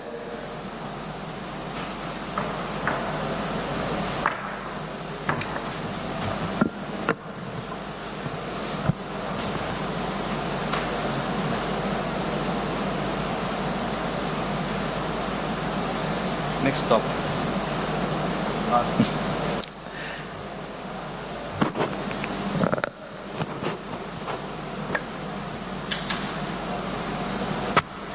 sorry, because we have changed actually the topics now. I don't know, it's good morning or we reach afternoon now. What's the time? I'm not sure. Nice to meet you all here once again. I'm Dr. Ibrahim Abu Jundi. I'm emergency consultant and head of the hospital called Al Khor, which is stated in Qatar. Usually Qatar has a medical corporation which has 5 hospitals, and this Al Khor is one of those hospitals. This is the night view of Doha, the capital of Qatar, and this is the sea view, because I love sea, and this is a beautiful place. I really invite all of you to come and have a nice time in Qatar. If you have a chance, really you'll love it. Okay, this is very important for me. I have no conflict of interest, so I don't get any money, nobody give me gifts for all these things. Okay. Today we're going to talk about ChatGPT and how we use it in the writing and research. And we're going to go through the introduction, application in the medical research, advantages, and of course the most important, limitation and ethics consideration, and future prospect and practical application and recommendation. Before starting the presentation, I just would like to share with you my personal opinion. Actually, I belong to the old school. I'm not sure how many in my batch is here, but during my days, that's you can talk 20, 30 years back, the way we used to get our information, the access to the knowledge or something like that, I used to go, during medical school, I used to go to the library, open my books, search what topics I want with my notes, write down, and then if I get another doubt, I'll open another book, and another book, another book. Within 3-4 hours, I'll end up with 3-4 books in the table, and that is all days. I'm not sure how many of you guys experienced this. And I'll have my notes, I'll summarize it in 4 or 5 pages, and that's done. Things has been changed a lot. Things has been changed in massive way. Now, my son, he's 16 years old, he can do the same job sitting in his room, in his bedroom, wearing pajama, using either laptop or even his phone. Within 10 minutes, he's done. I remember just a couple of weeks back, my daughter, she's 13 years old. She has some project in the school, and she asked my son in the lunchtime, they're discussing something. I said, what's wrong with you? I think she's late to submit that project. So I told her, don't worry, it will be done. I really realized that she's helping her to do the project. So he went to his room, as was I said. After 10 minutes, she finished a bath, and then she went to him. Did you do this? I said, it's in your email. Then I thought, hold on, come here. What's in her email? No, the project. When I saw the project, I was shocked. Now, I am head of the Department of Emergency and have been experienced more than 20 years. I cannot do this in 10 minutes, what he did, my son, in 10 minutes. That's really scary. But let us go to the lectures. We'll go back to that. So, we're talking about this called Generative Pre-trained Transformer. It is language model developed by the Open Artificial Intelligence. And I think it has been launched somewhere in November 2022, recently. And they use this natural language processing system that uses algorithms to understand and generate a human-like conversation. And that word scared me, actually. And this, you cannot imagine what it can do. It can produce highly coherent, natural sounding text and allow computer to understand the human writing and spoken language, and uses reinforcement learning from human feedback. This is actually, can do anything to you. It can write lyrics or songs. It can write abstract about anything come to your mind. And even it can answer exams. I'm sure if my son uses it in his exams, he can answer his exams while he's sitting home. That much can do. And it has a lot of application, lot of things to be done. They can do it, which is really scary sometimes. And what happens sometimes, if you ask for a certain article or certain topics, he'll give it to you, and you think this has been given by the most expert, the way they write it, the way presented to you, and then at the end they'll ask you for feedback. Once you give your feedback, it has been programmed in such a way, use your feedback to improve their product. So next time, for example, I want to do an omelet for my wife. So I'll just go how to make an omelet, he'll give me the information, he'll give me everything, then he'll ask me my feedback. So I'll just write my feedback, and then my wife, when she eats the omelet, this is less salt, this is more vegetables, that feedback will improve almost next time when she asks me to do the omelet. So these guys can make omelet better like evolving. After 10, 15 times, they'll do the best omelet has been ever done. And this is what actually called reinforcement learning. Every time they have processed some data or some project, they'll improve it. And they are doing it in so fast and so scary point. And they're evolving. The present, which are available publicly, it uses 175 billion parameters. It trained on 570 gigabytes, and ability to learn more novel tasks, which has been mentioned earlier. The previous version, which was like 1.5 billion and trained in 40 gigabytes. And there is a newer version. I don't know, there's more newer now because I finished this presentation 2 days back. I'm not sure what's going on now. So it has like, I'm sure, more advanced than what is going on in GPT-3. This is GPT-4 now. They said it is 82% less likely to respond to requests for disallowed content. And this is very important, actually, disallowed content. And 40% more likely to produce factional responses. We'll go through a little bit of the uses, which has been mentioned earlier here. Language is editing scientific articles and can write literatures and review the health-related topics. It can generate summaries or provide abstracts for articles, and can synthesize ideas. It can give you an idea which topic you want to research about, which topic you want to present. Can give you lots of ideas around. And do proofreading and grammar checking, and analyze data for scientific purpose. It can be done by this platform. And some of the advantage, it can summarize papers, sometimes can generate plagiarism-free text, which is very important, and has consistency and accuracy in the language, and simplify complex medical information and help in learning unfamiliar topics. And also it can be used as a research engine. I remember like when you start doing researches, so you have to go to the certain site, and this site will redirect you to the other site to get the citation and to get those papers. But ChatGPT is one way. It just give you everything what you want. And it can identify potential research topics. The main issue actually to start research is to find the topic itself, and those guys are just providing you with different ideas to choose which topic you want to start. And can produce text that's similar to the human author and expert in that field. When you see the product of the ChatGPT, you can imagine or you can think this has been done by the most expert person in that field, but actually it is done by the program which has been downloaded. The other part of the ChatGPT which we have to care of, it is the limitation and ethical consideration. So it is really a tool. It is really, like you can say, way of gaining information, but we have to be very careful in using it, and it has lots of limitation. It actually is not made for only medical field. It's not made for us. We think about it, we're talking about it now because we are in medical field, we are physicians. Those type of access to information and different platforms affect, I'm sure, 100% directly on us as a physician, on our juniors who's learning, the resident, or even our patient, our customer who's their patient. Their concept of the medical field, their concept of a physician, what the physician can do to them, how they can treat them, what type of medication he can receive. I remember this little bit story out of this topic. 1 week back, I got one patient, he's almost 35 years old, he's hypertensive. He came with me with headache, mild headache and dizziness. His blood pressure was 200 by 120. So I told him, like I took history, are you hypertensive? He said, yes. How long? A couple of years. So what happened to your medication? I said, yeah, I'm using medication. Who did describe it to you? Who's your primary physician? He told me he did not see his physician for 1 year. Why? He's not happy with the physician medication, so he started Googling or searching those platforms. He changed his medication 3 times within 1 year. He was not happy with one medication, he changed it to the other medication, and now he's inserting 2 double medication. He Googled it from certain platform, I don't know, ChatGPT or somewhere else, that they advise him this is the best thing for your condition.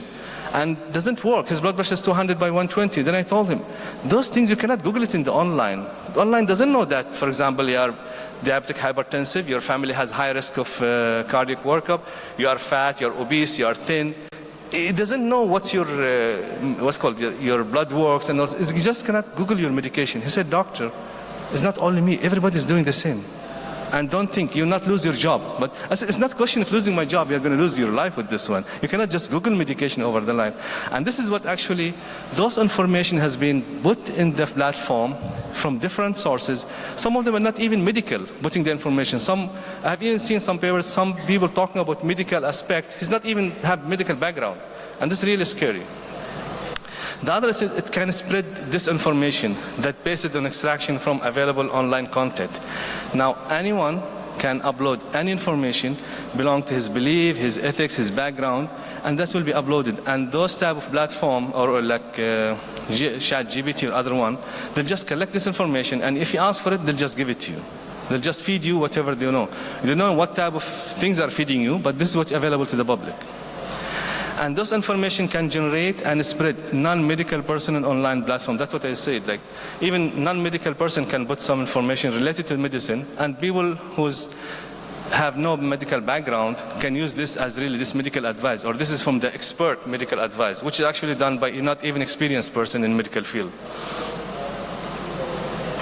And this another issue is the privacy and security. These platforms are open to everybody, and the privacy and security is a big question about that.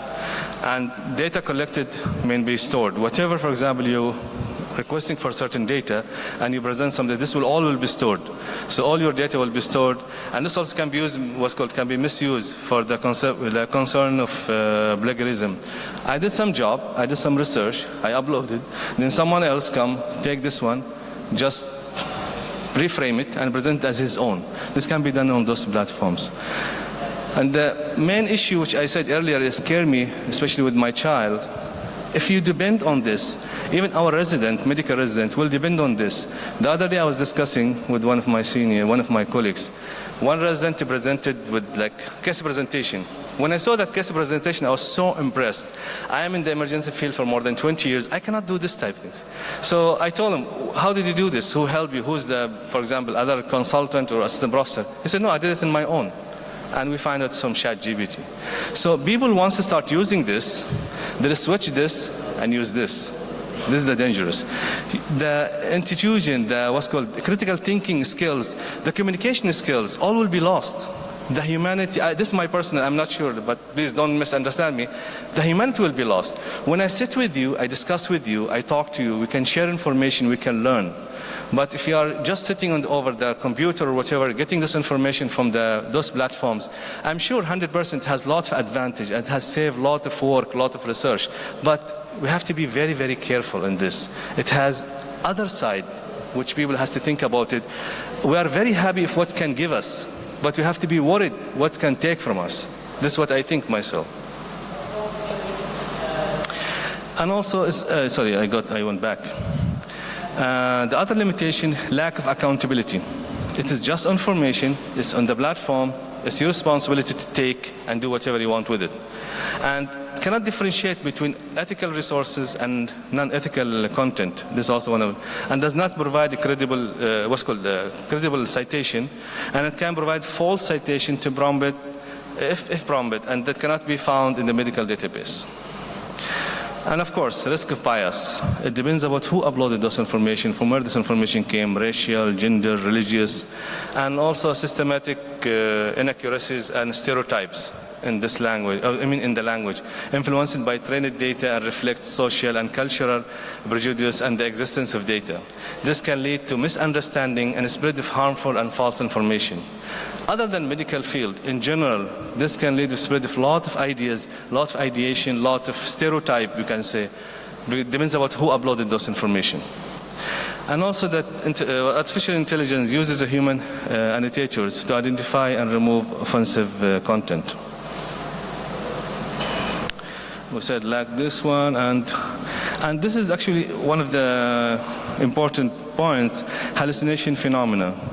So when using ChatGPT, it will make you convinced that this, for example, product, it is very good, it's the best product you can buy, because they depend their data on the statistics, but not about really the quality. So I can say, okay, I want to buy this car is very nice, nice color, nice engine, nice, but actually, the share, and I want to buy share in that company, but actually the market price of that share is very low. But because the data or lot of feedback that this car is nice, the color is nice, variable color, nice, comfortable, that will give you the false information that this car is good. You have to gain, for example, share in that companies and those type of examples. This is one of the big questions now is asking, since we're using ChatGPT in the research and in writing, can we use it as co-author? This question has been different answer, different opinion, and I'm not sure the right answer for that, but some people say it like it doesn't even make sense. It is like dignity of science and use of ChatGPT as co-author, and it is fun, but it's not an author. And many scientists disagree with this. But let us see why and how. ChatGPT cannot take responsibility for the content and the integrity of the scientific papers. If you are presenting the paper, they're just providing the information. They're not responsible for what information has given to you, or what is the accuracy or the authenticity or the what you call the correct information has been given or correct data, and cannot give consent to the term, use, and distribution of the right. And this issue really needs to be discussed and considered. Meanwhile, as we said earlier, we have to use this tool, or we have to use it as a tool or resource in research process rather than listed as an co-author or author. The future prospect and practical application, it needs really appropriate protocol and clear guidelines regarding the extent to use and mitigate the risk associated with ChatGPT. I don't want to say risk, but concern. License and editorial policies need to be updated, whether GPT can be used in the work or not for research or for writing medical papers or no. And we have to have training separate model to filter the content generated by the language model reinforcement learning with the human feedback. And also the ethical issues is another concern. Here the ChatGPT, what's called ChatGPT, aided in the academic writing. It helped in learning tools and citation and attribution, and we have to understand the limitation while using it. And we have to edit and revise the information which we get from the ChatGPT. And we have, of course, 100%, we have to avoid the plagiarism. What we recommend for the ChatGPT use in academic writing, proofreading and edit. Artificial intelligence generated text thoroughly. We have to really check it out, and we have to close. If you use it, we have to inform. We have to state it that we are using this for a certain purpose, and how extent we use it, how long, what exactly we got from it. We have to declare it. We have to disclose these things. And whatever information we get through them, we have to really verify, and we have to double check it. And multiple AI input can be used. It can be validated and diversified to generate the content. And understand the limitation of AI. It is not substitute for a human expertise and critical thinking. I don't think any platform or any information platform can really replace the human critical thinking, can really replace the human expertise. This is my personal belief. And other from the accommodation, data handling must be secured. Ensure data privacy and security. This is very, very important actually, emergent in the place, and compliance with relevant data protection regulation. And we have to ensure data is ethically sourced and analyze the biases. And for continuous learning, stay updated about the latest advancement and the best practice in AI used academic writing. Still, it is part of our life. Still, it is with us. So we have to really update ourselves with the artificial intelligence and ChatGPT's update.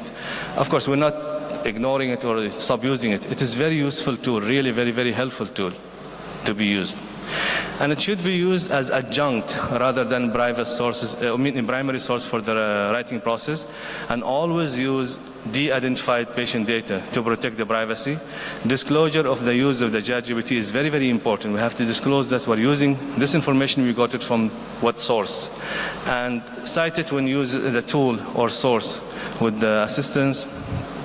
And AI generated text must be critically reviewed by medical experts and to validate it before using the content in a clinical or medical consent. I'm sure you have lots of questions. Me too, I have lots of questions because this topic is really a very interesting topic since it has a lot of divergence and a lot of different ideas. So we'll keep the questions at the end after the last lectures. And this is part of some of the reference. And this is me if I'm not in emergency doing resuscitation. I love sea, I love to be in the beach. That's why I got you the picture of that. Thank you so much.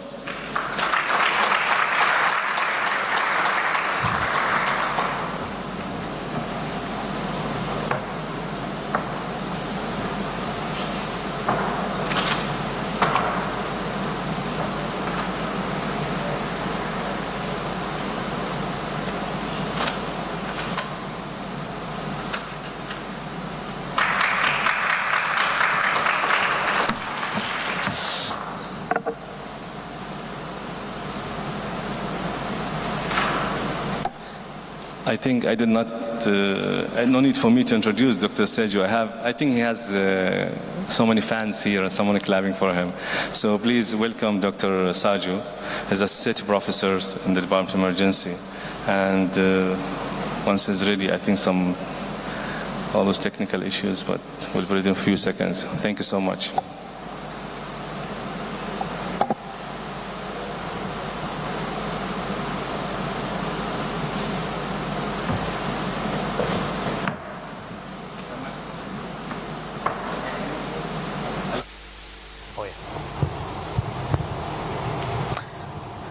Marhaba. Hi everyone. I'm Siju. Without much ado, let me just go straight to my topic. Now, how many students in here? Residents? Medical students? Undergrads? Oh yeah.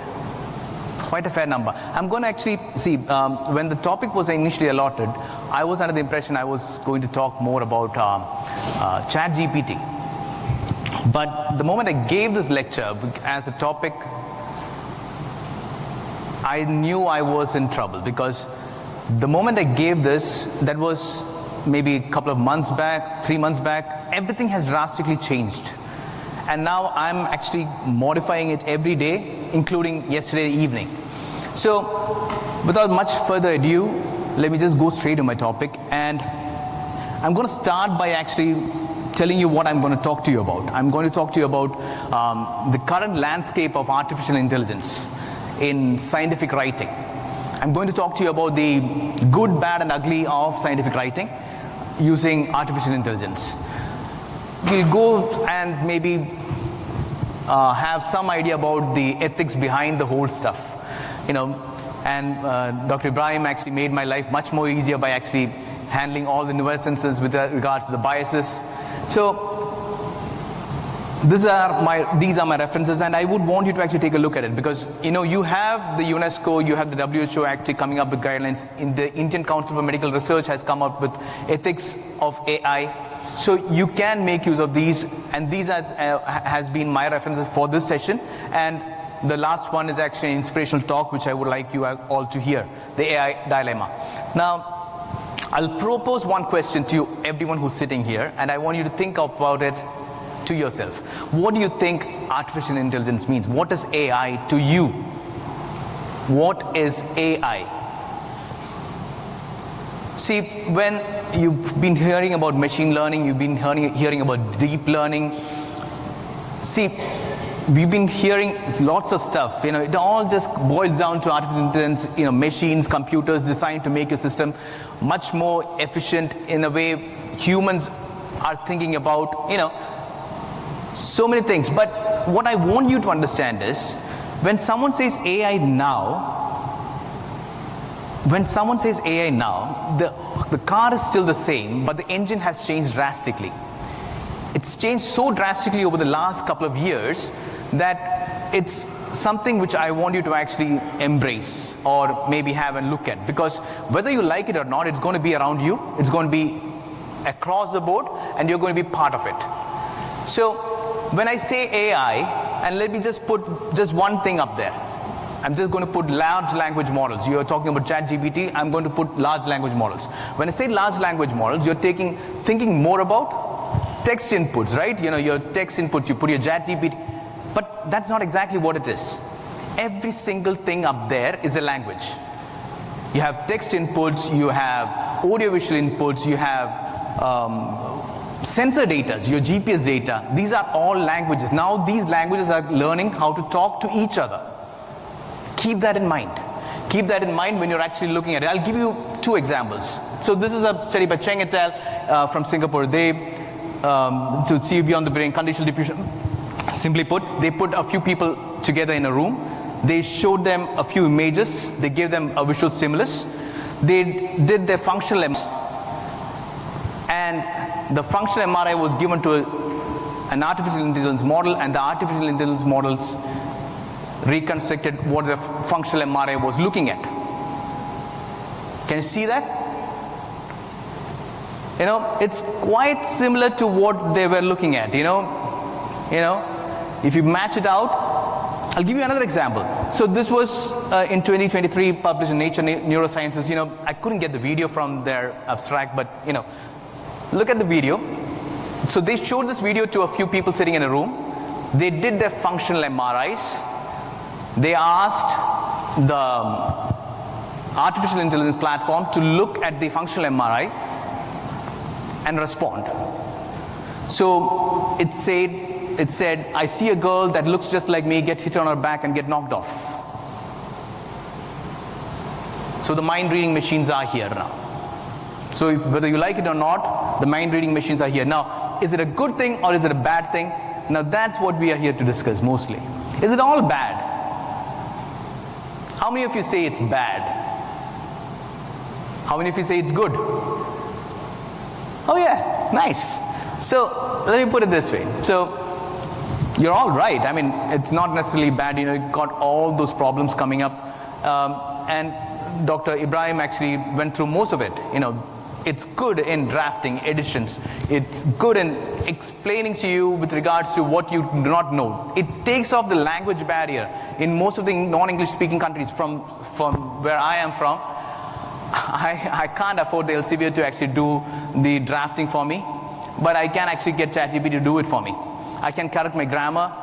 It helps me drastically with the way I can actually present my data. Now, I'm going to actually show some extra stuff for the students sitting here. You see, this is one platform which I keep using most of the times. It helps me visualize data. Now, this is orange, and by the way, no conflict of interest, no financial commitments. Just something which I use. So it's simple. You put your data in. You load up your data. You decide to actually. So this is me. I work mostly in snakebite and stroke. And this is snakebite data. So I put it, I want to see what my data looks like. I put a scatter plot. So I have all these options, and I do not know what to actually generate. Maybe, which gives me more informative projections. The AI does that for me. It actually gives me different options to actually scroll through to see what efficiently shows or depicts my data to the general audience. Now that's just one. Earlier when we used to do qualitative studies, we had to sit with the recordings, get the whole recording done and, scribe it down. You have a scribe scribing it down. You go through the data parameters, see what is, and you have the newer analytic softwares which you can use. Yeah, of course, yes. But here I'm just putting it in corpse, and, I have my whole data set ready up for me. That's what they were talking about mostly, about anti-venom development, about hypnale. The word cloud is built for me. Now, it took me just that many minutes to actually get it done. Now, I'm doing a PhD in coagulation disorders, so and doing a literature map to see where my research stands right now. That's me there. How many of you has cited me? Whom did I cite? Earlier, like he was saying, I had to take all these literature, sit down, timeline map them, and then see what happened where. Now I can do it in a GIF, in a press of a button. And for the students sitting here, I'm pretty sure you guys are already doing this. I mean, you have all these, this is Tommy up there. You can actually use AI to actually generate images for you. You want to decide on what kind of a template you want. You want to actually decide on what you say you want to do a study in the near future landscapes. You put it up, you could get the AI to actually edit your slides for you, get your text materials for you. You can actually rewrite the text materials. Maybe if you want to actually have a change in the image, say a brutalistic concrete architectural structure in the Icelandic countryside, it generates it for you. You have your slide made, voila, done. You know, it took me, what, less than a minute? So, yes, not necessarily. It's going to make, it's going to do this. But is it all good? So that's what I want you to actually, think about. Is it all good? Dr. Ibrahim was actually putting it up in a very nice way. You have the complexity of the review, which this algorithm right now doesn't understand. Probably it will start understanding in the future. I put in something called GIGO up there. Anyone know what GIGO means? Yeah, garbage in, garbage out. You put in garbage, you're going to get garbage. So whatever, it's all pre-trained, right? So your input matters. So whatever you put in, if you don't know what it is, and if you have no clue, and you're going to get garbage out. Now, and with regards to the bias, there's so much biases with regards to confirmation bias, contextual bias. These are there. Now, I'll put a picture up there for you. Can you tell me which one is AI generated? Who says it's, let's say, that's A and that's B. Which is AI generated? Why? So, this was me actually putting up an image of seeing a very relaxing man on a chair looking at the sunset with a fishing rod in hand. The reason why I put this image up is because it might give you this belief that you're going to make, this AI is going to make your life easier. How many of you feel so? Your life is going to be easier with AI around. Okay, I'm going to put it this way.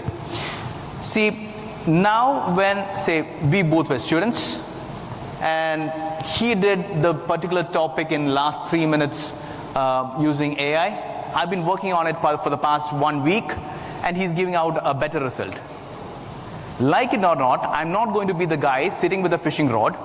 Those days are gone. As technology is going to advance, I'll have to run in his space. Keep that in your mind. You're going to have this problem where you will have to catch up with the technology around you.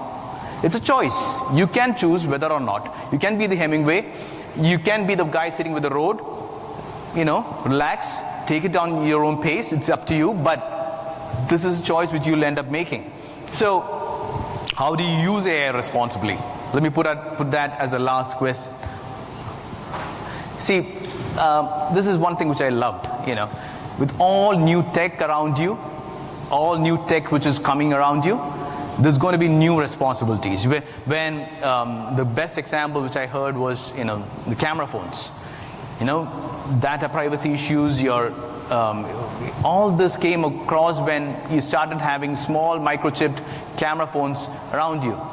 So these things are going to change drastically around you. And with all new tech, a new class of responsibility comes, and if the tech is not regulated properly, it's going to end up in a rat race, and the rat race is going to end up bad. Now, I'll put one thing here. This is the interesting paper, Theory of Mind. Theory of Mind. This is by Kosinski. It's in the preprint format. So, if you look at it, you can see. What theory of mind is? Theory of mind is what you and I have. The human way of thinking, and able to put, say, unobservable mental states in, spontaneously emerge. But it has seemed to have spontaneously emerged in these large language models. If you put, so ChatGPT was given, ChatGPT performed the best of the lot. And you can see that particular theory of mind has changed over the last, and the time frame, just take a look at the time frame. 2018, 20, nothing happened. 22, 22, 22, 23, March, it was a 3-year-old child, and June of 23, it's a 7-year-old child. So keep that in mind, and it's your responsibility, and you need to know how to use it responsibly. Critical oversight, human oversight. I've just broken it down to 4 different things. 1, critical oversight. 2, transparent reporting. Now, 3, ethical data usage and to be aware about what's happening. Now, I'll tell you why I put it into 4 different things. The critical oversight is quite important in the sense human oversight over this media. I'm thinking about Terminator right now, but I'm pretty sure you need that critical oversight. The second part about ethical, transparent reporting, everyone's talking about it right now. So I'm pretty sure it's going to come, and it's already there. Elsevier has its own guidelines, Springer has one. So right now you have to actually, people are thinking about it. So it's going to come up in a more robust way, and we are learning as we go. Now, the third one, be aware of the biases involved. I want you to be aware of the biases involved in this particular using of AI. Keep that in mind, because if you do not know what you want to, and yesterday in David Carr's lecture, he was actually mentioning, unless you know it, you will not see it. Unless you know it, you will not see it. So if you do not know it, you will not be able to actually see these biases. So you need to know what all biases are involved. I'm not going to go into the details of the same, but still, I want you to actually keep that in mind. And the bottom line is going to be that with all great power, so use it responsibly. Now, keeping that in mind, I want you to actually have an overview with regards to the ethics involved in AI, and the UNESCO WHO guidelines and the Indian Council of Medical Research guidelines are excellent. And since we are already talking about it in lots and different medias, I think we are in the right direction. I'm going to leave the question about whether we are in the right direction to you. And when you're writing, the LCB has got, it's got its AI-assisted technologies in scientific writing. They got Springer's actually having their own policies now. So I'm going to leave that question to you, whether we are in the right direction, because the responsibility resides in you, in using this technology responsibly. With that, that's the last image which I want to show you. This was actually created using DALL-E, race of man against robot to the finish line as an oil painting with an exploding nebula. Thank you so much for listening. We will have time for questions. Do we have time for Thank you so much. Yeah, I think we can have some comments. Thank you.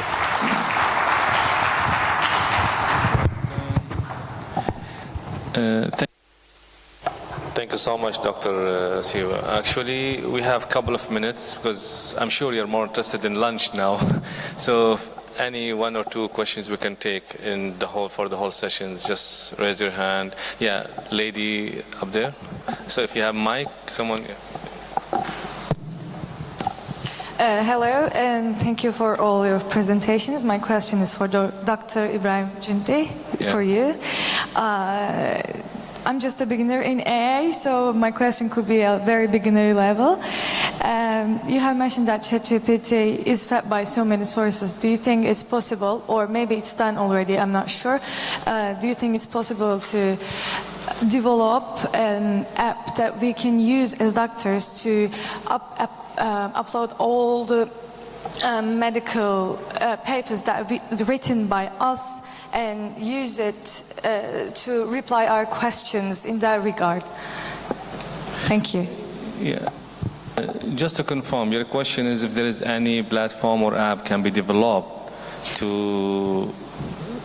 Actually, I don't know if it's developed already, or do you think ChatGPT is good for that use? To be honest with you, and I'm sure there's no right answer for this because it still is under development, and one of the recommendations which I mentioned in my talks, really it's a tool. It's very, very useful tool. It's very, very important tool which has been developed very fast and help in different aspects really, and it help different professions, especially in the medical field. It is very, very good help, but at the same time it is very, very important to know how to use it, when to use it, how extent to use it. Like for example, I'll just give very, very simple example. The butter knife or the knife, it is a tool, has been for many years. If I give it to my wife, she can cut apple and make nice fruit salad. If I give it to my 2-year-old child, he can cut his hand. So if this tool has been given to an inexperienced person, a resident R1 or R2, just starting his life, using this, depending on this, he will lose a lot of things. Confident, communication skills, critical thinking. Yeah, he will get good outcome because not he's the one did the job. Someone else did it for him, and he'll be appreciated and all this. But he will lose the learning. He will lose, the intuitions. Is what comes from you doing the job, doing learning, doing the research, and getting at the end of it, getting the result. And that, believe me, psychologically, you'll feel more proud of yourself when you did hard work and you get the end product successful. Other the person who's sitting 5 minutes, 10 minutes and get amazing outcome, but he did nothing, someone else did it for him. It is actually a very controversial discussion about this. And to be honest with you, I'm not an expert, an emergency physician. Give me a patient I can handle, critical patient. I'm in emergency for the last 30 years, 25 years. But this is new for all of us. I'm sure when the Dr. was asked who is happy, it is good for us, I saw the hands of all new generation who raised their hand. Maybe I'm eldest among you, but the other little bit elder generation, they kept their hand down. The younger generation are very happy. It is like bright, it's like stars, but it has a risk. It has other side which you have to take care of it. I'm not sure if I answered your question, but I think thank you so much. Any more question or a query? You could mention whom to the question is and ask your question, sir. Hello, my question is for Dr. Shizu. I'm Zishan, I'm one of an A&E doctors from Royal Free London. Dr. Shizu, regarding the AI, the concept you have just taught us today, don't you think it is more important for us to conduct more workshops regarding the use of AI in the recent forms, and there should be an inclusion of an AI in academics as we teach the students through the residency program? What do you think of it? Let me repeat your question. Your question is whether we should include more workshops with AI, right? AI, how to use an AI in the practice. Exactly. So I'm going to echo what he just said, and coming back to what I was saying also, using AI responsibly. How do you use it? Now, yes, you are absolutely right. In the sense, we need to have, and I'm pretty sure it's going to come up in the next few months, I guess. You're going to get all these workshops who's actually going to, because see, even, so I've been using artificial intelligence for multiple purposes, including a systematic review recently, but I've been using AI, but it's running so fast, I'm unable to keep up with it. The moment I gave the topic for this lecture here, it's changed so drastically. And for me to actually keep up, and I'm seeing such a big exponential curve that I do not know when's the right time to start, but I think it should be now. Because if we are going to let something grow this exponentially without any responsibility, we will end up in a rat race, which is going to end up in a disaster. So yes, you're right.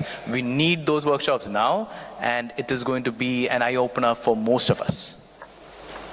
Thank you, sir. Any more question? One more question before lunch? Any ideas? Any? Thank you so much. I think we'll wrap this one, and please, I hope you'll have a nice, tasty lunch. Thank you a lot. Thank you. Thank you all.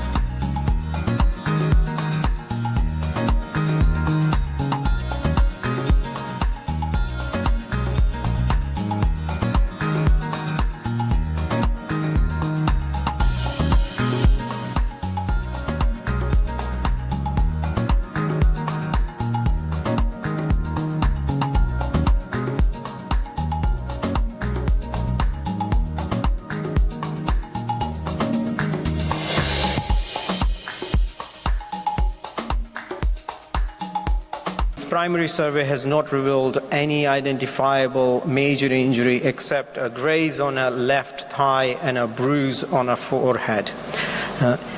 He claims that there has been no loss of consciousness at any point. His vital signs are normal. His clinical examination reveals no other abnormal findings except the graze on the left thigh and the bruise on the forehead.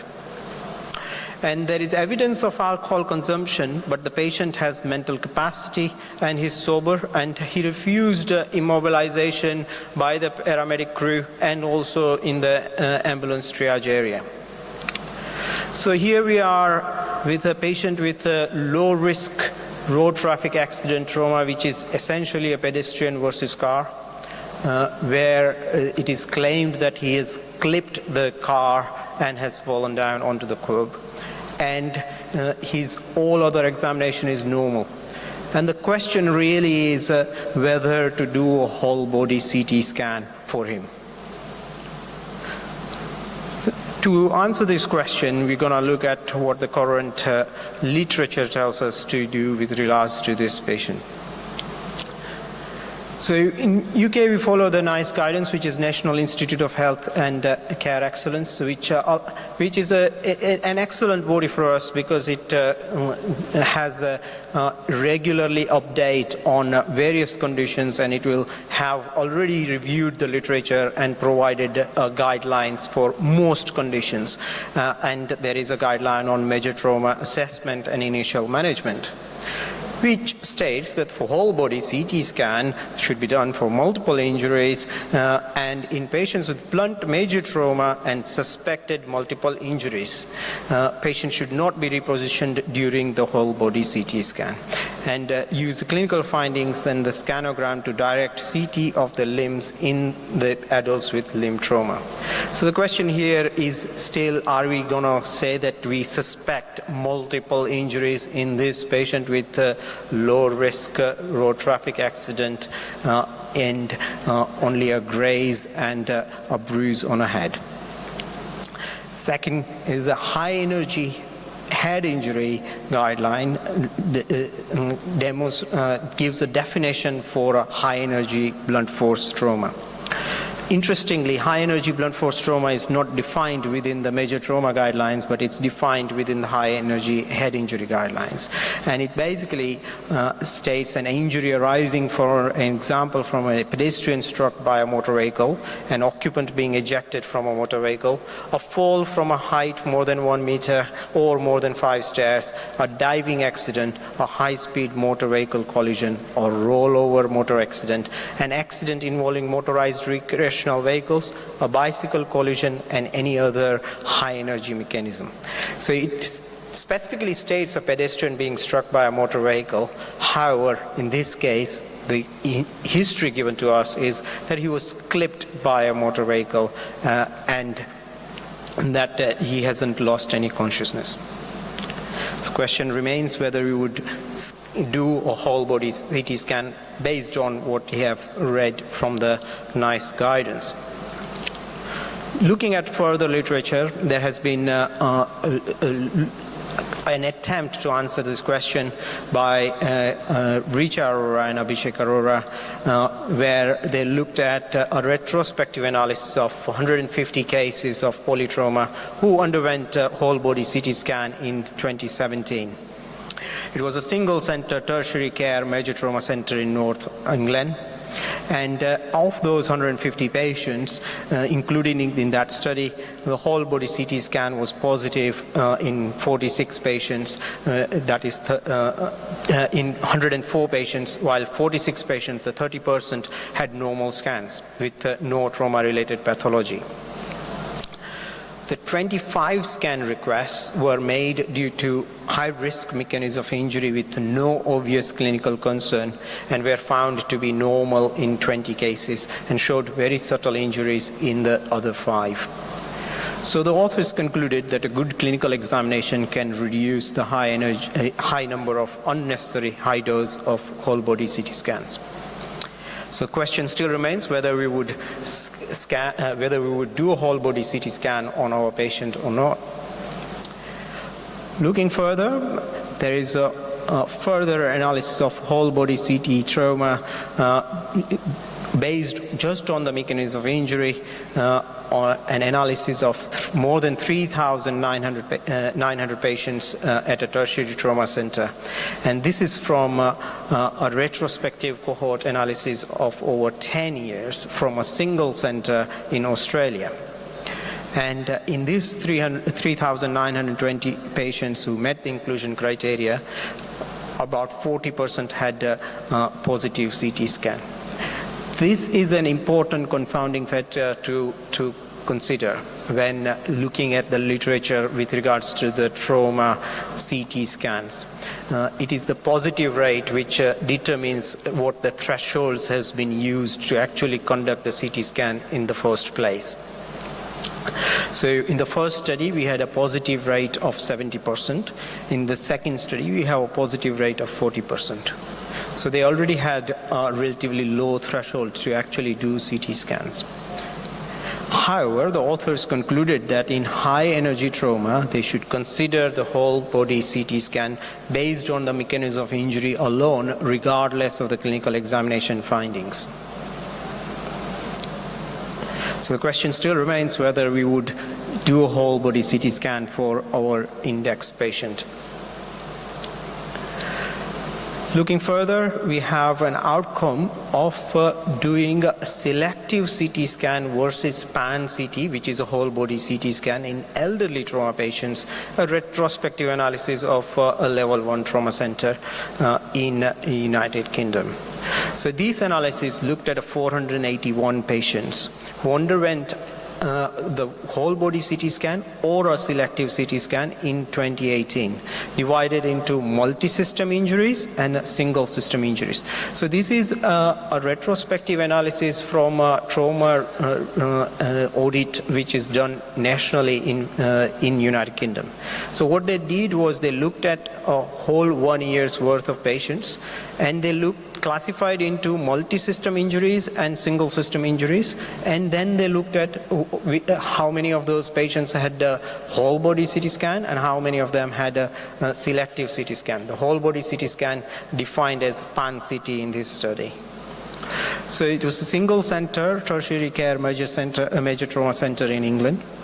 And interestingly, what they found that within the single system injuries, when comparing the pan-CT with the single system CT, there was no change in the mortality.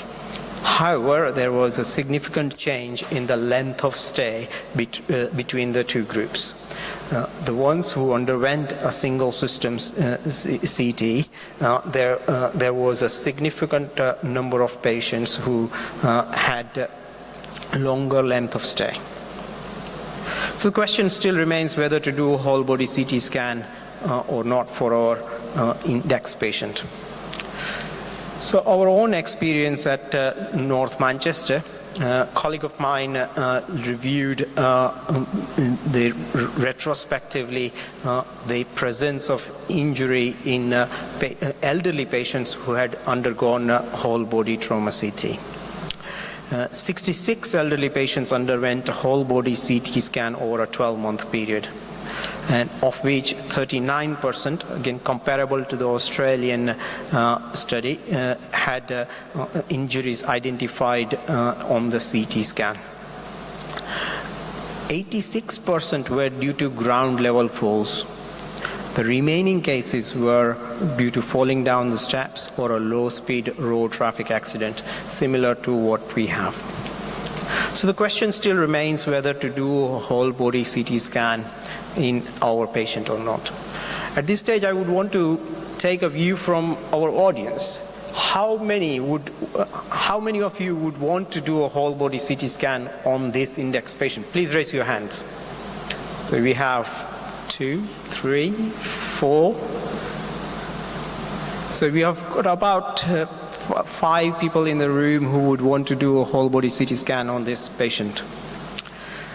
So indeed, this patient actually underwent a whole body CT scan, and we found that he had 3 rib fractures, a small pneumothorax in the chest, and 2 stable fractures in his lumbar vertebrae in abdomen. His head CT scan was normal, as was his x-rays of his thigh, where the superficial injuries were there. So the patient was admitted to the trauma ward in a major trauma center after being transferred there and was discharged 48 hours later without any procedural intervention with rehabilitation and physiotherapy follow-up. So he was treated conservatively with no further intervention into his care. So conclusions, history matters. What we thought initially when we started that he was clipped by a car, i.e. on the side of the car that he was hit and he's fallen down. In reality, he was hit in the front of the car from what we see from the injuries, and he has hit his head on the bonnet and then he's fallen down on the ground. And these things matter. The exact mechanism of injury matters in trauma. At this stage, I would want to remind you of another case where a 12-year-old presented to an emergency department with a history of falling from a trampoline. Now, history was documented at triage, fall from a trampoline. She has walked in, she was examined, and she was then discharged. In reality, the child had actually had a fall after jumping on the trampoline into the air and then landing onto the ground. So rather than a fall from just a 2 foot high from a trampoline, it was actually a fall from more than the child's height after going up in the air from the trampoline and then landing onto the ground. And unfortunately, the child was then later diagnosed with lumbar-vertebral fractures, which were unstable and led to a spinal cord injury with paraplegia. So mechanism of injury in trauma matters, particularly in terms of the history taking. And when in doubt, consider the whole body CT scan. So mechanism of injury should be elicited diligently in hemodynamically stable patients with no identifiable body injury. The evidence of superficial injuries in 2 areas of body should raise suspicion and consideration for whole body CT scan. So this is the top tip here. This gentleman had a bruise on his head and a graze on his thigh, which alerted us to think that the body in the middle could have sustained an injury because there were 2 body parts which had contact with some form of blunt force trauma, whether it is from the bonnet or whether it is from lying down on the ground. We presume that the thigh injury is from the front of the car, and head is actually from him hitting his head on the bonnet of the car. In settings with adequate resources, the whole body CT scan should be considered irrespective of the examination findings in high energy blunt force trauma as defined by NICE, which includes pedestrian versus car accident of any speed in any setting with any history. If the car has hit a pedestrian, they should get a whole body CT scan irrespective of the examination findings. And in elderly patients with a fall from standing height, because in elderly patients, fall from standing height generates enough energy for sustaining significant injury. However, in the settings where there are not adequate resources, then there could be a consideration for admission and a decision about the CT scan next day, because as we identified from the last study, the actual difference between a pan CT and a selective CT is very much dependent on the length of stay rather than the mortality effect, especially in the hemodynamically stable settings. In the settings where we are, whole body CT scan is much more cost effective compared to actually admission into the hospital. These are the references which I have quoted during the talk. I'll take any questions if you have.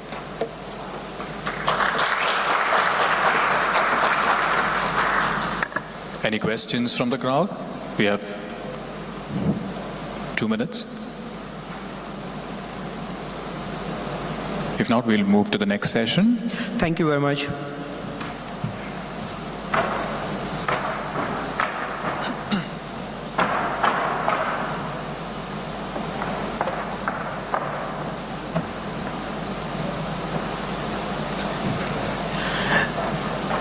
So I'm also moderating this session, and I would like to introduce the next speaker, Dr. Vimal Pillai. He is Professor of Emergency Medicine at Kasturba Medical College in India, and his skills include the coordinator for the Medical Simulation Center at Kasturba Medical College as well, and he's also a governing council member of Academic College of Emergency Experts in India. And he's going to be talking to us today about taming the bleed, viscoelastic assays in emergency medicine. Thank you, Dr. Himanshu. Welcome, everyone. I guess we all had a big lunch, so we'll try to keep it interactive. I'm going to talk about, I'm an emergency physician working in India. I work in Kasturba Medical College. I've got no financial disclosures for this talk other than the fact that I've been teaching resuscitation courses in trauma for more than a decade now. So what am I dealing with? I'm going to start off with an index case like before. So it's 3 a.m. in the emergency department. The usual story for all emergency physicians out here. Can I have a show of hands, people working in the emergency department? Okay. Residents in the Department of Emergency Medicine here. Okay, I've got a few residents in emergency medicine too. Perfect. I think you guys will make more use of this than the others. So you've got it's a typical case. It's a case that I've managed last month. 3 a.m. in the morning, you get a young male, head-on collision, comes down with some patterned aberrations over the chest, a big swollen thigh on the left side. The limb length is also discrete. Now he comes completely altered. How do you manage? I think people might talk about ATLS. Yes, sir.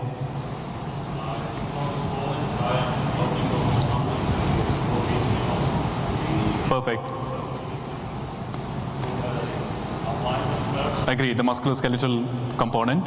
He's also altered.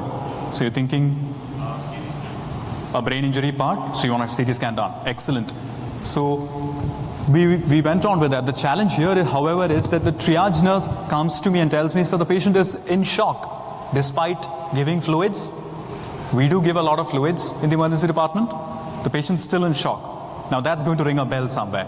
What are we going to do for a patient who is persistently in shock? You want to give blood. You're thinking blood, right? You're thinking some strategies to reduce the bleed, right? So we'll talk about how you can change your thought process for managing a refractory shocky patient post-trauma. Emergency medicine is nothing but you recognize patterns, you translate the knowledge that you have, and you have the courage to take the best decision based on the limited knowledge you have at that point in time. Because retrospectively, and I'll tell this to all residents in the room, retrospectively, every other consultant would come to the ER and say, you didn't know this? Retrospectively, they'd come down and say, we had more information, you guys didn't do this in the beginning. So that's a curse that we're born with, the responsibility that we have to work with limited information. We'll talk about some newer strategies in managing hemorrhagic shock. We'll talk about a case-based approach, something that I do day in, day out for hemorrhagic shock in the emergency department. Shock, we all know, it's inadequate perfusion to the tissue. It's not just a low BP. We know that trauma is a leading cause of mortality. There are stalwarts managing trauma in this very room, and you'll hear from them in a bit. Trauma, it just doesn't kill, it kills more than 40% of the world. It just leads to poor quality of life. And that is the reason we just don't need buildings for trauma care. We just need processes in place, systems in place for trauma right from the field to rehabilitation. That is what the focus should be. There's a need for rapid intervention in identifying and managing shock, specifically in the polytrauma victim. The biggest challenge that we have when you're managing trauma hemorrhagic shock is trauma coagulopathy. Now there are different definitions for this. I believe even here in this land, you would have multiple semantics for defining hemorrhagic shock in trauma. Some people would call it as acute coagulopathy of traumatic shock. That is there over there at the edge. The endpoint is the same. All roads lead to Rome. Ultimately, it's about hemorrhage. The more we resuscitate with saline, it creates more problems. If you don't get blood very quickly. The shock that you have is made worse by the hypothermia in your setting. All emergency departments are cold places, right? The shock that you have is worsened by the acidemia that you have in that place. Your triad kicks in, your death triad kicks in with severe acidemia and hypothermia leading to coagulopathy. The dilution that we induce on the patient by pushing in a lot of saline is another component.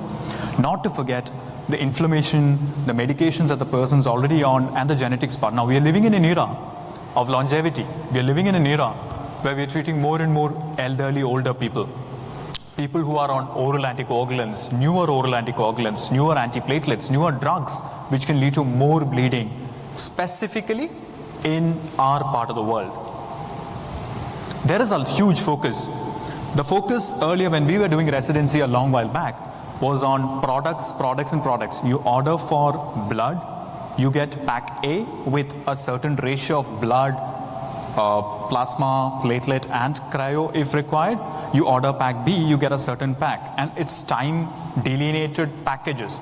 Now the focus has to move from the product to the patient. If you look at transfusion medicine societies right now, they are focusing on the patient. That's why there is a big domain of patient blood management, PBM. We are moving from massive transfusion protocol to massive hemorrhage protocol, where a systematic and a coordinated delivery of care to the patient is focused on. What are the benefits? It reduces wastage, it improves the interprofessional communication, it standardizes the process, there is faster blood reception, and more importantly, it reduces the variability in your treatment.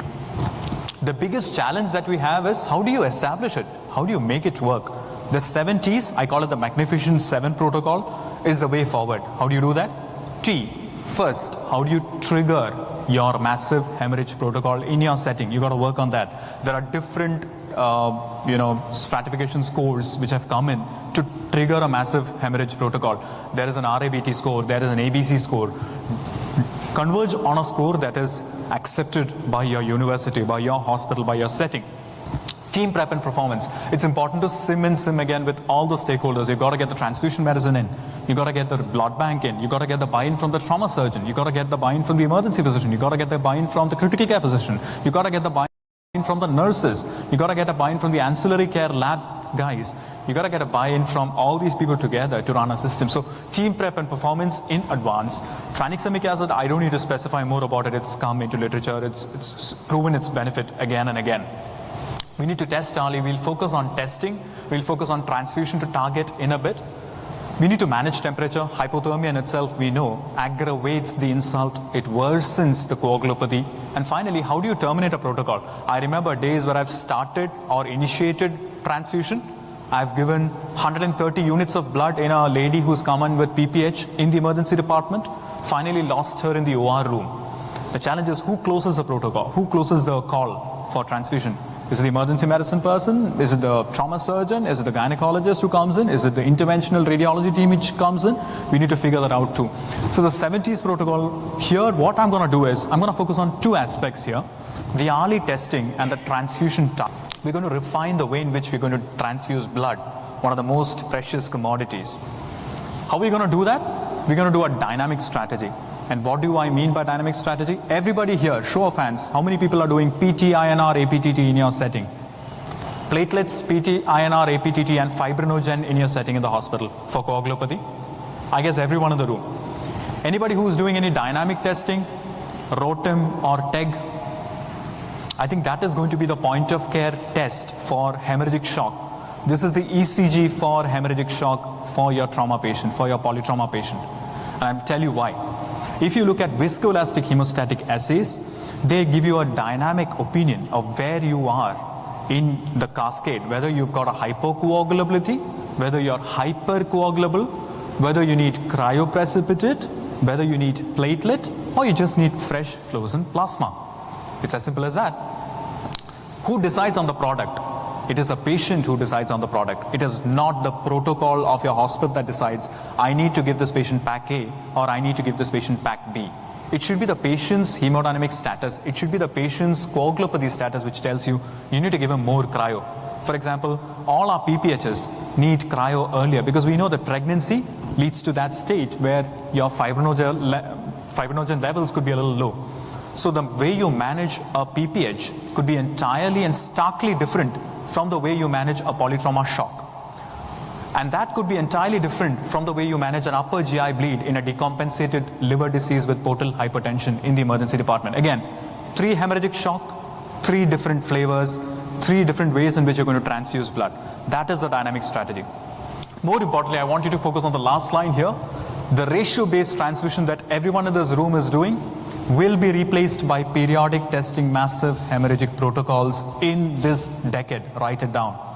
By 2030, all trauma care systems, all emergency systems would move to massive hemorrhage protocol, which is a lab-based approach where you look at patients, where you look at strategizing blood product delivery to patients based on their coagulopathy status. A patient's going to dictate terms, not the protocol which is fixed in the hospital. Now, how do you do that? You need to look into using TEG or ROTEM. So my center, I use TEG. I have no financial disclosures. I don't work for any company. Thromboelastography is something that we worked on, not just for shock. We do a lot of TEG for snake bites. And 3 years back, we have a pandemic. I hope people still remember COVID. We used a lot of TEG during COVID, and it made a huge difference for us because COVID is a hypercoagulable state, and it helped us treat patients better. So we look into how it guides transfusion therapy. We look into how you get objective evidence for endpoints of resuscitation. Now, when you start blood transfusion, the biggest challenge for us is how do you alter the dynamics of blood transfusion from paper to the patient who comes in with shock. The biggest challenge for us is we depend on lactates. We depend on endpoints for perfusion parameters, which might not be the foolproof method. For example, you continue giving fresh frozen plasma or even platelets, or let's say other parameters other than cryo to a hemorrhagic shocky patient post-partum, it is going to be catastrophic. You are going to end up with a patient with possible transfusion-associated circulatory overload TACO and transfusion-associated lung injury. And we've burnt our fingers enough to know that you need to go for cryo early. Same thing with upper GI bleeds. You need to ensure that thrombocytopenia is not your target. Your target is the coagulopathy that the patient is coming with. And that can be worsened with our volume resuscitation in the emergency department. You need to dictate terms on how you can correct the same. Now, if you look into the method, it's all in a cup. I call it the cup and pin method. You take in a cup, a pre-warmed cup, either the cup rotates or the pin rotates. You have a shear strain on the cup. It forms a clot, a thin clot, and you measure the clot stability. The mechanical activity is converted into electrical activity. Where have you heard of that? Residents in the room? ECG. You look at mechanical activity or electrical activity, and you convert it into some mechanical activity on a piece of paper, right? So this is what happens with this also. You basically look into the formation of clot, the time to formation of clot, the rate of formation of clot, and the stability of the clot. Now, what do you get? You get something called a graph in TEG. Thromboelastography gives you a graph. You start off with vessel injury, and then you form an immature clot. You have the R time or the reaction time. For the residents in the room, R time is reaction time or the time to clot formation.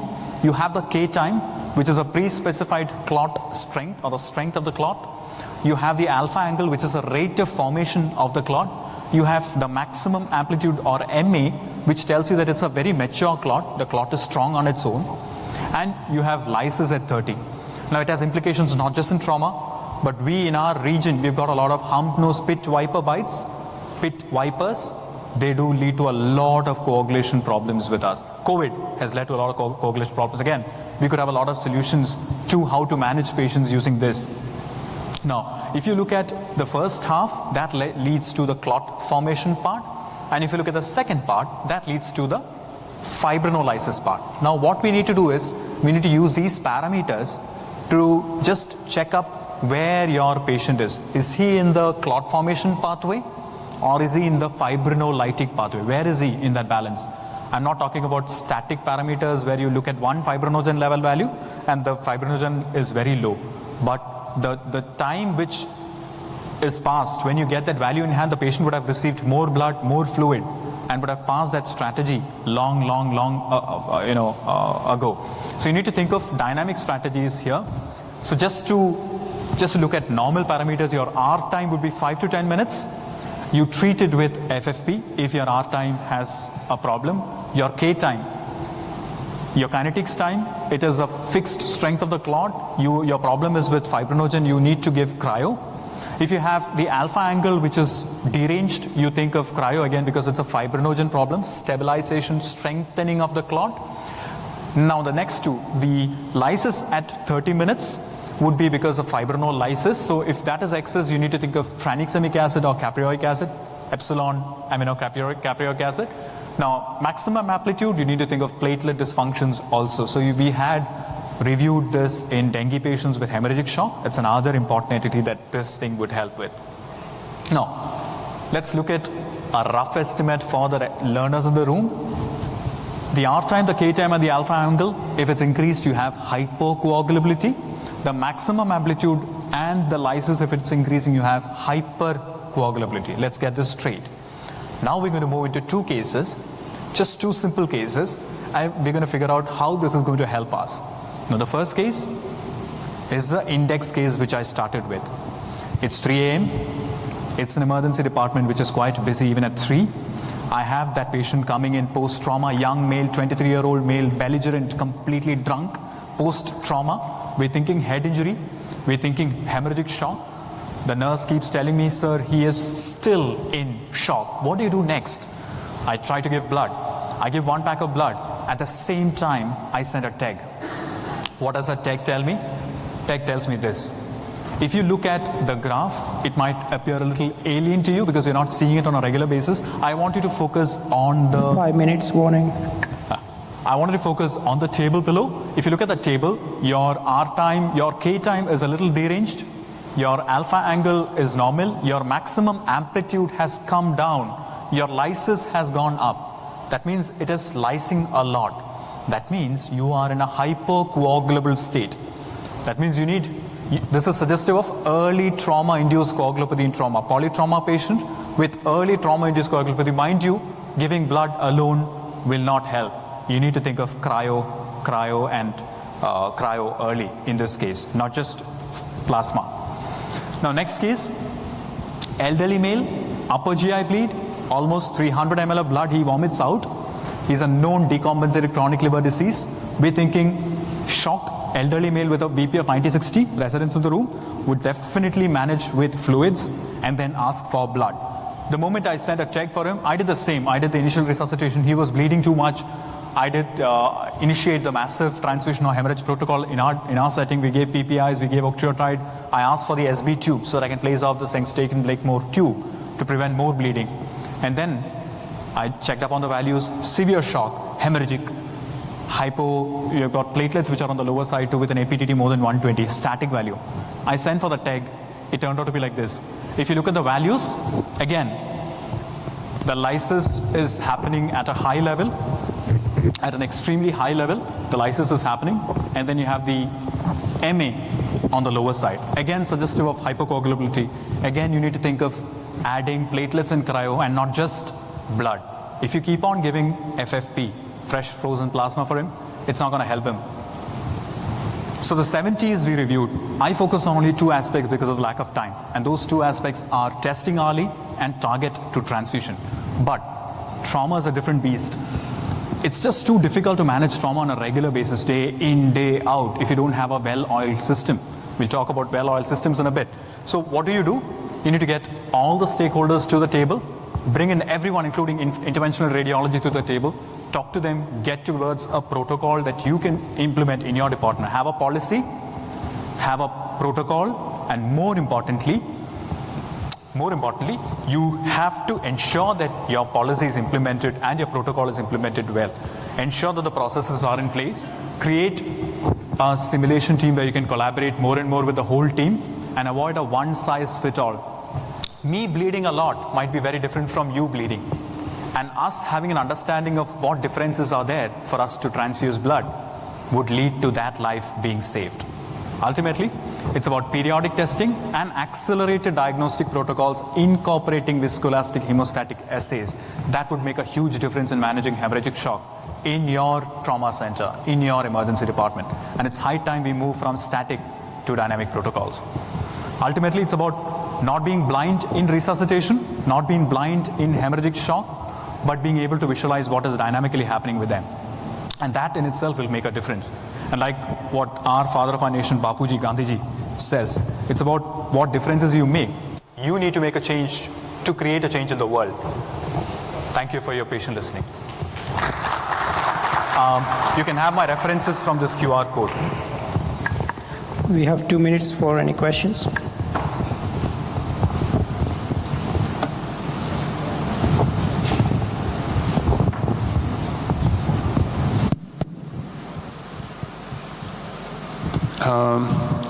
Like me, much of this room is working in the emergency department. Also in emergency, when we solve the hemorrhagic shock trauma, our main goal as soon as possible to send the patient to surgery room. So we generally have less time with the patient instead of rare cases. So what do you think about? Also, you mentioned that hypocoagulopathy is more risk for these patients in hemorrhagic shock. To use in a sudden time synthetic factor X3s for coagulopathy. What do you think about? Right. Thank you, sir, for your question. Very pertinent. You have little time with you before you transfer the patient. The rapid tech that we do in our institute, it takes 20 minutes. It's a point of care test. Like a blood gas that you send, blood gas is even more quicker. But a point of care test which gives you information in 20 minutes rather than 4 hours, where you get a PTNR, APTT, platelet, CBC later, would give you enough time to do something in the beginning itself. And it's important to do things in the beginning well. Because if you do things in the beginning well, you would let down or bring down the number of days a patient presence inside or stays inside the hospital, stays inside the ICU, stays on the ventilator also down. So your surgeons would definitely be helpful or thankful to you guys doing the right thing in the beginning. So maybe this is a way forward. Thank you again.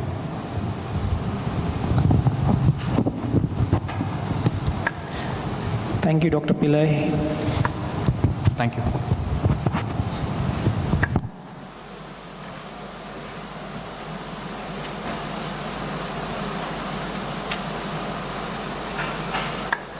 So we now have a next talk on lethal hyperkalemia during massive transfusion protocol after preservation period of red blood cell products was extended.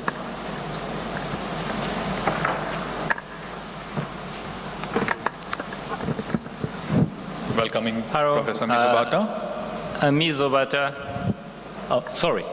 Welcoming Professor Mizobata, who is Professor of Trauma Critical Care Systems in Osaka University, in Osaka Metropolitan University, Japan. Thank you. I'm Mizobata from Japan, and I appreciate for EPAT and WASM for giving me this opportunity to present my study. And also thank you for Professor Himanshu and Professor Bimal to moderate this session.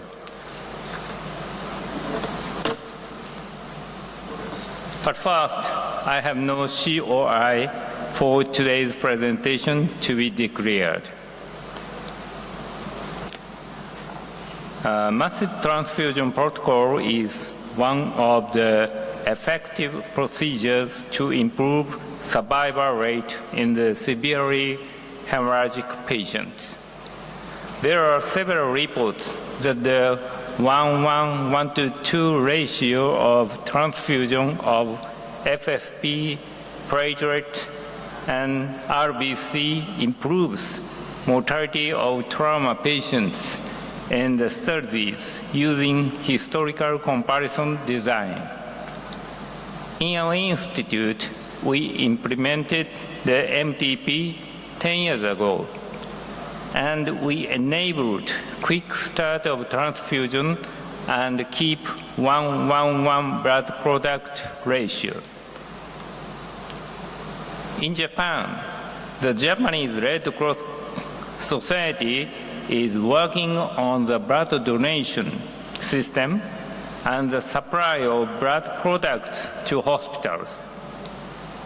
Recently, the society issued a notice of their approval to extend the preservation period of red blood cell product. This extension is, of course, evidence-based and mainly promulgated to reduce costs and avoid the destruction of limited resources. However, when massive transfusions are administered under the massive transfusion protocol to treat hemorrhagic patients, the incidence of adverse events related to this change are not well known. We report our experiences with 2 cases of critical hyperkalemia during trauma resuscitation with massive transfusion protocol. Case 1 is 24-year-old Asian man who was transported to our hospital after having been stabbed his right posterior chest by a housemate. On his hospital arrival, the airway was maintained spontaneously, respiratory rate was 30 breaths per minute, blood pressure was unmeasurable, but the pulse of the femoral artery was palpable. Heart rate was regular at 136 beats per minute. Glasgow Coma Scale was E3V1M5, and his body temperature was 36.1 Celsius. After we found a massive hemothorax on his right side chest via focused assessment with sonography for trauma, first, we immediately performed tube tracheostomy and activated MTP with the use of O-positive RBCs within 3 minutes after his arrival.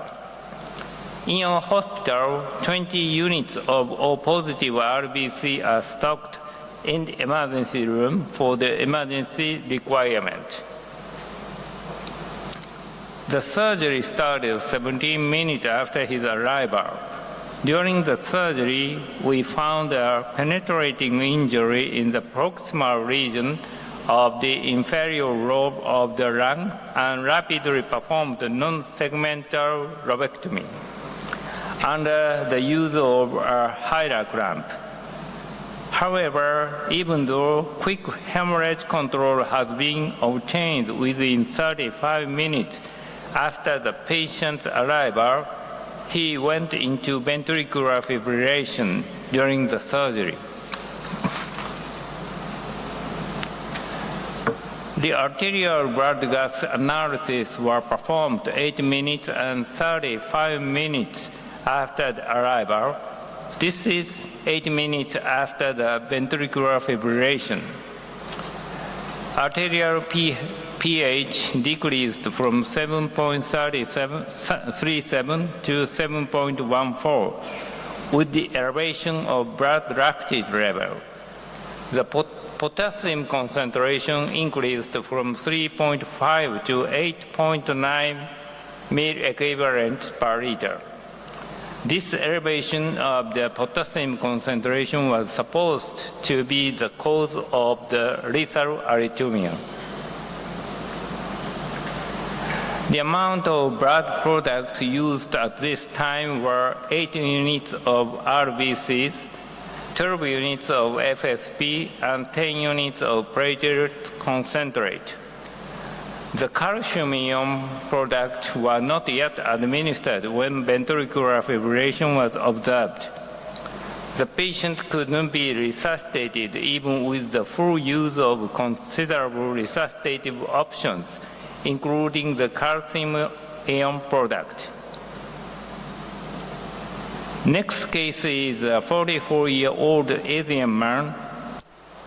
When he was riding on his motorcycle, he ran out to the opposite lane and had head-on crash with a car. He had no helmet and was transferred to a hospital. On hospital arrival, the patient's airway was maintained spontaneously, respiratory rate was 30 breaths per minute, blood pressure was 98/87 millimeter Hg, with a palpable left femoral artery pulse.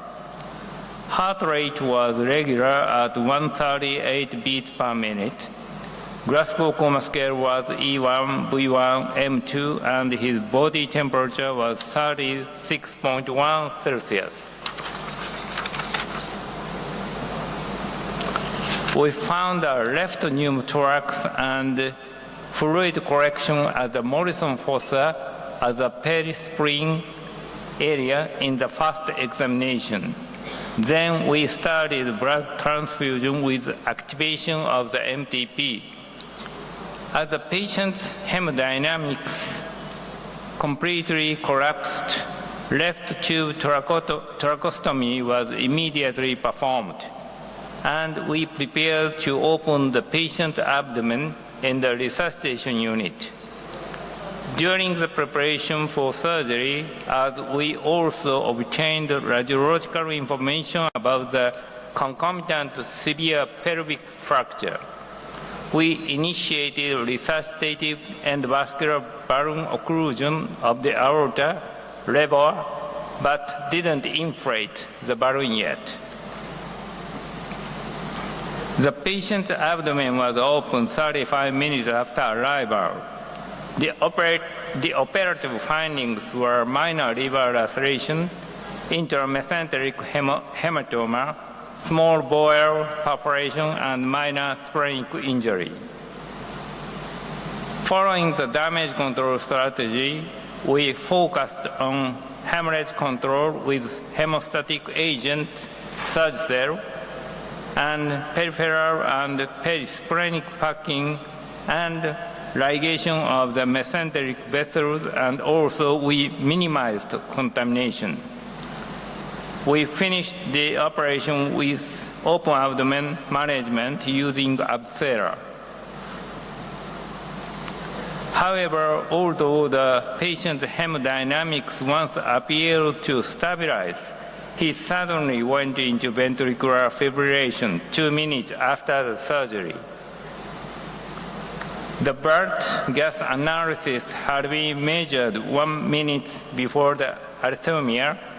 This was 46 minutes after the start of the transfusion. Arterial pH was low on his arrival with high blood lactate level. The potassium concentration increased from 3.5 to 7.8 ml equivalent per liter. This elevation of the potassium concentration was supposed to be the cause of lethal arrhythmia. The amount of blood product delivered at this time were 12 units of RBC, 12 units of FFP, and 20 units of platelet concentrate. The calcium-ion products were not yet administered when ventricular fibrillation was observed.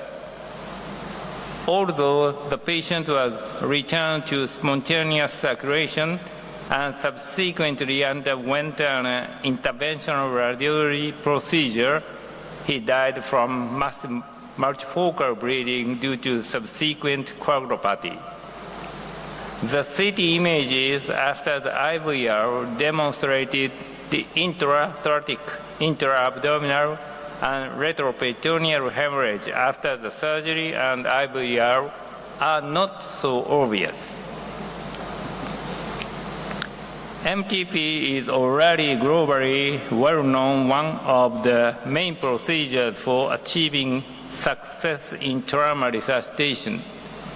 Recently, although the several protocols for the guidance of massive blood transfusion, such as goal-directed transfusion by using thromboelastography, have been proposed. We traditionally assume that most of the high-level trauma centers, including ours, follow the RBC, FFE, PC 1:1:1 ratio theory based on the previously reported evidence.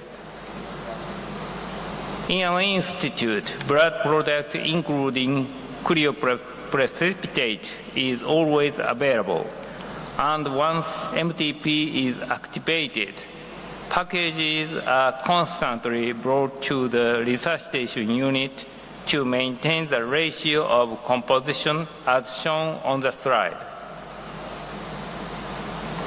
We usually administer blood transfusion with the use of level 1 fast flow fluid warning system from the peripheral vein by a 16 gauge or larger size needle.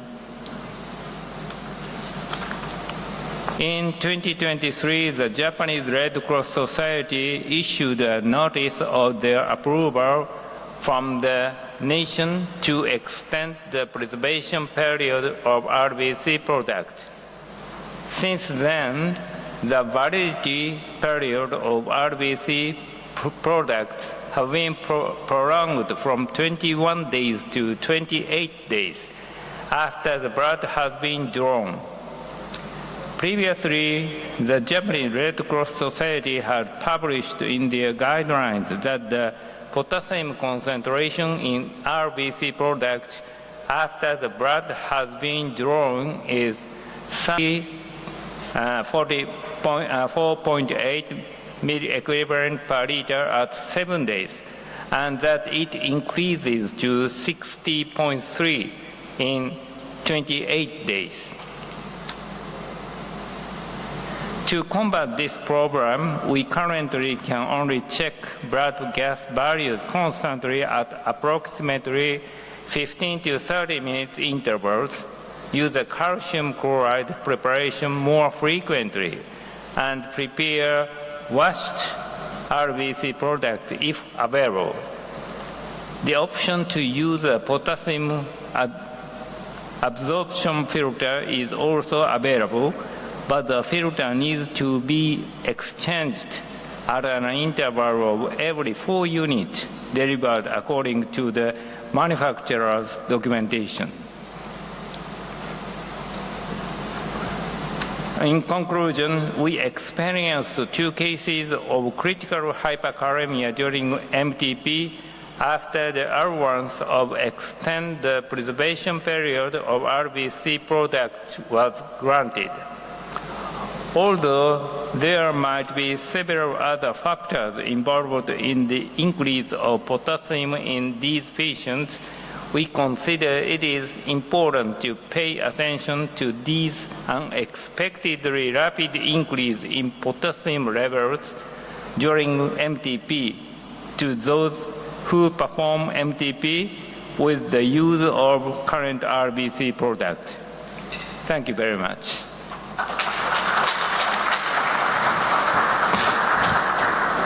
Thank you, Professor Misabata. Any questions for Professor Misabata?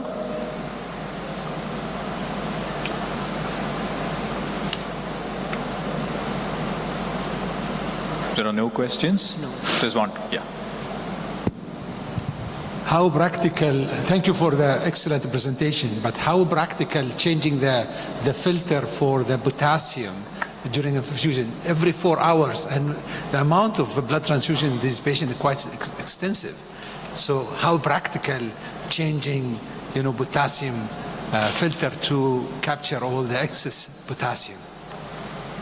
Thank you very much. Yes, I know that the filter for the potassium is recommended to change every 4 units. But it is thought to use in the ICU or in the ward.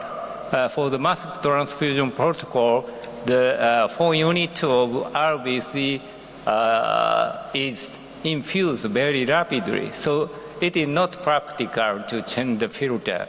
And we are talking about the blood laboratory to use the washed RBC, but it takes time 20 or 30 minutes to prepare the washed RBC, so it is not practical yet. So now we are thinking about change the calcium administration. Before these 2 cases, our protocol was administer calcium ion every 10 units of RBC.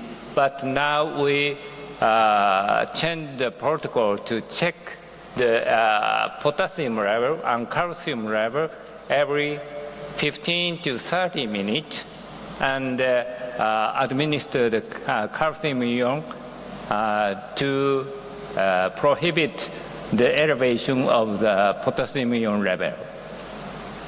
Thank you.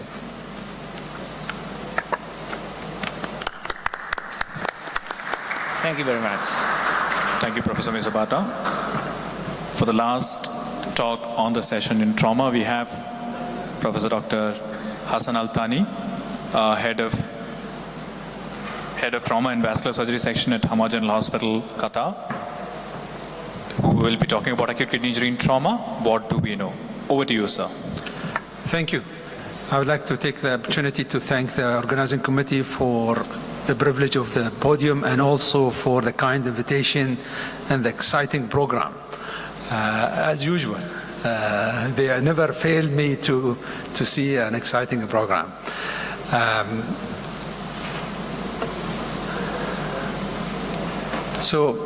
This is what Sagar recommended that we have to put the slides. So my name is Hassan Al-Thani. I'm from Doha, Qatar. I have nothing to disclose for this presentation except that I am working in Hamad Medical Corporation. So the specific objective of this is to review the pattern, the predisposing factor, and the outcome of acute kidney injury in a trauma patient.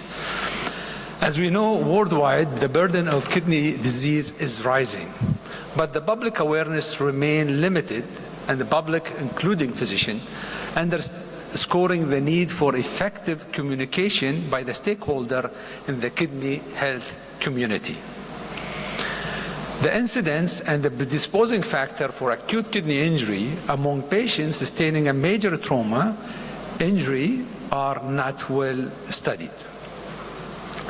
So the theoretical model for kidney disease in a trauma is, or in general, is usually we start with a normal kidney, then we have a raise in the kidney function, then the damage, and then the decrease in the glomerular filtration rate, ending with kidney failure. So with the damage, the GFR start to decrease, and then the damage actually start to increase. With that, the complication start to build up, ending with the mortality of the patient. So the pathophysiology of acute kidney injury in a trauma setting is a similar thing. We actually give a contrast for these patients when they come for scanning. We have a tissue damage, we have hemorrhagic shock, we have rhabdomyolysis and abdominal compartment syndrome, as well as the excessive fluid that we give the patient. There is a ischemia, reperfusion injury, hypovolemia, myoglobin is produced, systemic inflammatory process, renal oxidative stress, and then intrarenal vasoconstriction, and the abdominal compartment will result also in renal parenchymal effect with the renal vein compression and actually compromise. And then we'll have the excess of fluid with renal edema and the inflammatory process will continue, resulting in the aggravation and the start of the immune modulation and stimulation. This will result in renal hyperperfusion and hypoxia, ending with acute kidney injury, and the insult continue with rescanning of these patients. So when we classify kidney injury disease, we have to look at 4 dimensions, and they are structural, functional, and outcome, and this is related to the duration and time. And there is a number of classification of kidney injury.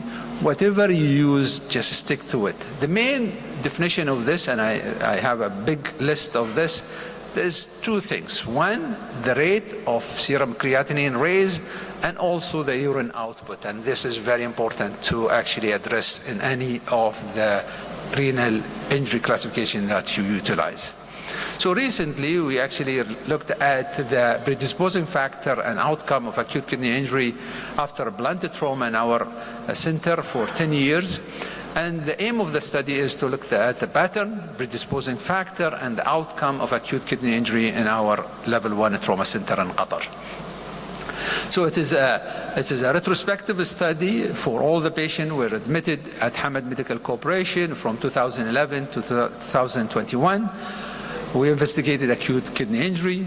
During this study, we had 140 patients out of 17,000 admitted during that period of time, which make it 0.8% of the total number of patients who were admitted.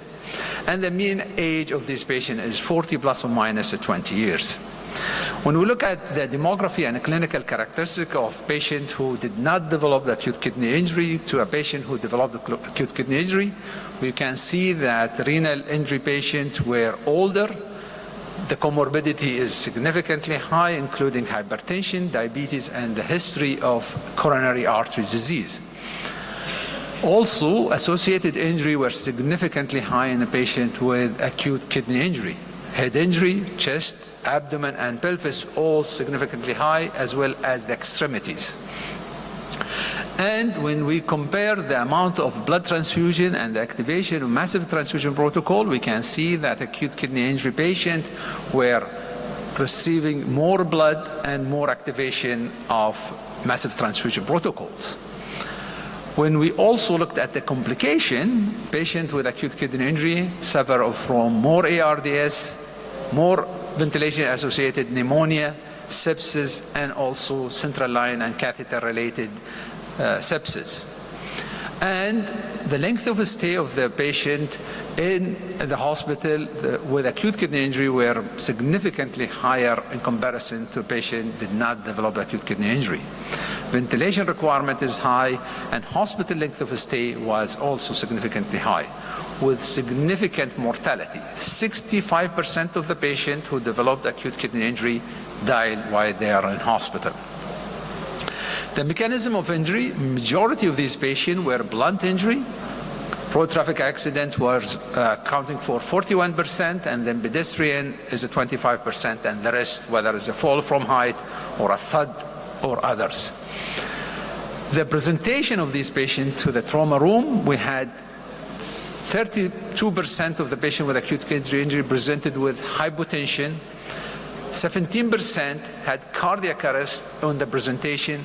Myoglobin level on admission was 1,200 and increased after 24 hours to 2,088. The need for vancomycin in this patient was 7.9%. So this has actually increased the insult on the kidney, and the number of CT scan for these patients in average was 4, but it raised up to 11 CT scan for them, and the contrast required for these is quite high. When we looked at also the procedure done for this patient, we have 96% of the patients were intubated, the patient who actually suffered acute kidney injury. Hemodialysis was required in 64% of the patient, and patient who survived and off dialysis was 23%. And there is patient recovered from acute kidney injury with normal kidney function is 32%, and with not normal kidney function but did not require dialysis was 32% also, and 7% of these patients require ECMO. The stage of acute kidney injury, the majority were stage 3, high stage of actually acute kidney injury, and renal replacement therapy was required in 6.4% of the patient. Patients who had direct renal injury were accounting for 6.5%, and we actually published a paper looking at this patient who actually had direct kidney injury, and that can be reviewed in this paper.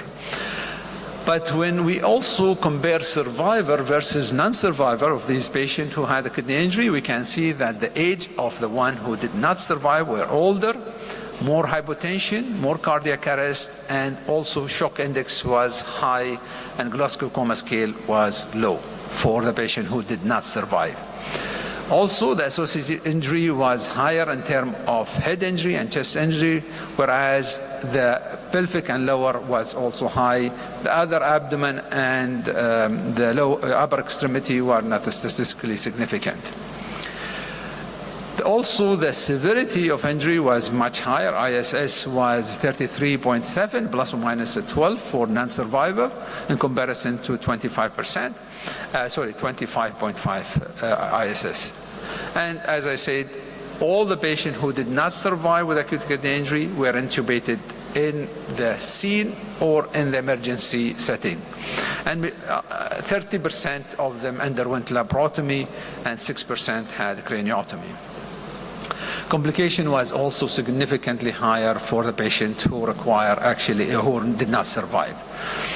And the main thing when we look at the multivariate regression analysis for the predictor of mortality for acute kidney injury were age, hypotension, and injury severity score. And this is actually a chart of all the patients who actually had the kidney injury, and you can see they are classified into stage as well as direct injury and non-direct injury. And the majority of the cases in our group were having a stage 3 injury with higher mortality. 70% of these patients died from their acute kidney injury. And the Kaplan-Meier for these patients showed stage 1 injury had the best survival. There is no much difference between stage 2 and 3 for these patients with acute kidney injury in terms of survival.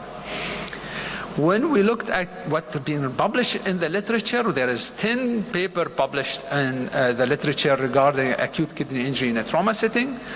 There is 5 of them from a multi-center and 5 from a single center. And they were published recently from 2018 up to 2023 in our cases. The largest one is the American College of Surgeons, the TQIB data, which has actually the highest number, but it is 825 institute. And the second is the UK and also the Spanish multi-center study. The duration of the study in our case is 10 years and a half, and in the UK is 10 years, and the rest were between 2 years and 4 years. In our group, we had the mortality group with acute kidney injury is 40 years, and the rest were much higher in comparison to our study. When we look at also the number of cases, you can see that we had 17,000. The American College has close to 1 million. But the percentage of the cases we had, the lowest is 0.8%, which is similar almost to the American is 1%. The highest was actually, the paper was coming from Al-Zaqiq University in Egypt, which is a single center, and they have 50% of the patient who developed acute kidney injury with severe. The ISS score was high in our group, it's 30, but in the Egypt study was 41. And we had a low Glasgow Coma Scale. The mortality, unfortunately, in our group was 65%, and in the Egypt one is 70, but in the rest of the studies goes as low as 2.1% in the Japanese population. So when they looked at actually the risk of mortality score with a severe acute kidney injury, you can see that the higher the score, the higher the mortality as demonstrated in the graph here. So in conclusion, acute kidney injury is not uncommon among the trauma patient and associated with high rate of a prolonged hospital stay and mortality. Early detection and prevention of acute injury should be a priority in such high-risk population. I would like to thank you for actually the privilege to present, and I thank the organization committee for the invitation. Thank you, Professor Altani. Any questions from the crowd?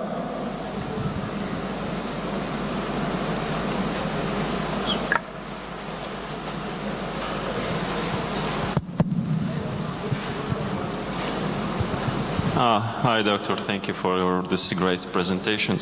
I have one question as I'm a new emergency medicine resident, so I have this inquiry about the rhabdomyolysis. So what is the greatest risk factor of rhabdomyolysis to cause acute kidney injury? Is it the site of the injury to the muscle? So for example, is it in a great muscle, for example, the quadriceps, or a small muscle? Or is it the duration of the injury since the muscle is crushed until we detect the myoglobin in the urine, so we can determine the acute kidney injury is being already detected? Thank you. Thank you. Excellent question. Actually, rhabdomyolysis is associated with both what you said. It's the size of the muscle and the timing of actual intervention. The best treatment for rhabdomyolysis is actually early detection and early treatment. And early treatment means need for fasciotomy should be done early, stabilization of bone, resuscitation properly with the fluid, and stabilizing the hemodynamic status of the patient. That's how we deal with it actually to reduce the rhabdomyolysis. And you need to follow it. We do actually follow rhabdomyolysis in the first 24 hours, and after that we don't. Just we see the trending, whether it's going up or down. But that's an excellent question. Thank you.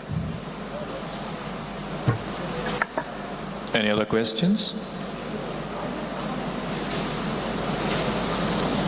There are no questions. We are wrapping up the session on time. There's one more question.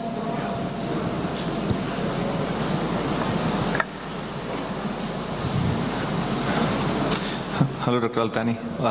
About AKI in trauma patients, the crush injury point was a very excellent point regarding the injury pattern. But when it comes to preventive strategies to prevent AKI, is there still an accepted norm to have a prevention algorithm in terms of fluid, or if there is a crush injury, we start with bicarbs early, estimating rhabdomyolysis, or we make sure that the pressures are maintained? Because if the patient is in hypovolemic shock, there is a high chance that there would be a kidney injury. Now, the new papers suggest that the creatinine and contrast don't go hand in hand.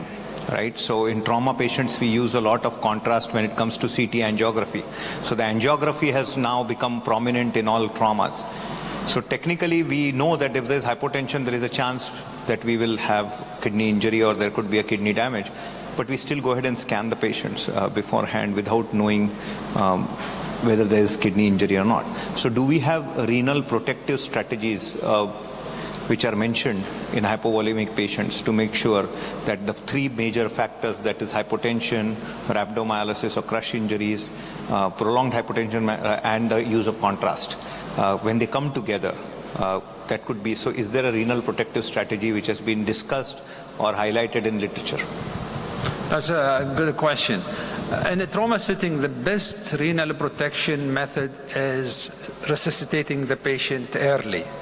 By resuscitating is trying to stabilize the patient hemodynamically. When you achieve that, you actually achieve the renal protection method.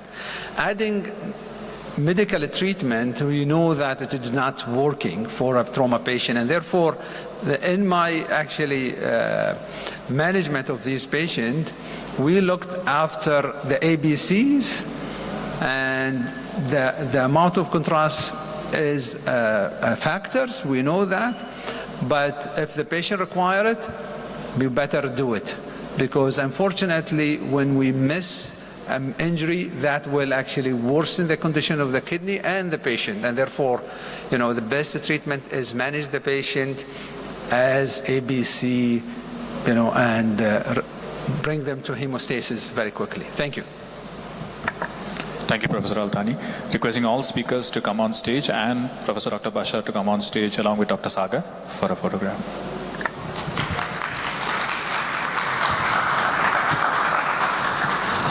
Thank you. Thank you very much. Şey yapalım. Şunları verin. This is okay, Viman. Doktor Viman.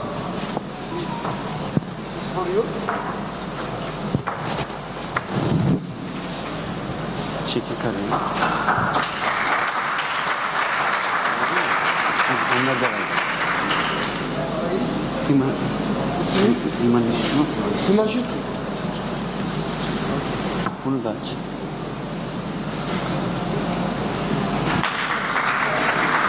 Bir de şey abi. Yasemin su. Yasemin su.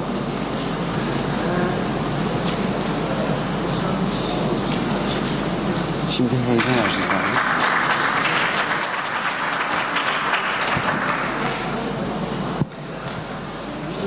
Hasan eltanın içine heybe geçiyor. Şunu vereceğim. Dur Fatma. Oh, this is so good.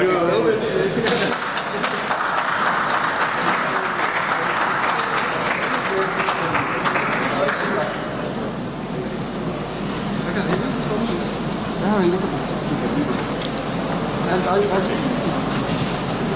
yeah, just for a second.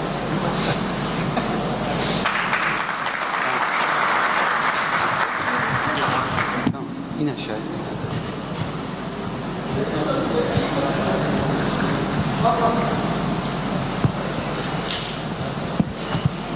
Şu mikrofonu al.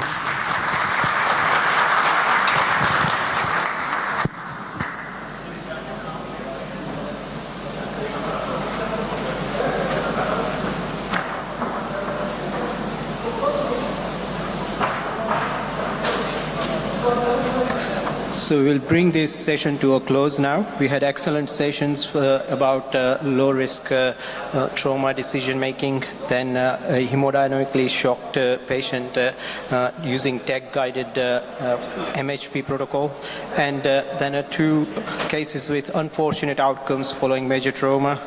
And finally, Atuder ve Vacem Başkanı Sayın Profesör Doktor Başar Cander. Bir diğer konuşmacımız ise Altınbaş Üniversitesi Klinik Farmakoloji Bilim Dalı'ndan Sayın Profesör Doktor Barkın Berk. Sempozyumumuzun ilk konuşmasını yapmak üzere değerli dernek başkanımız Sayın Başar Cander'i buraya davet ediyorum. Buyurun hocam.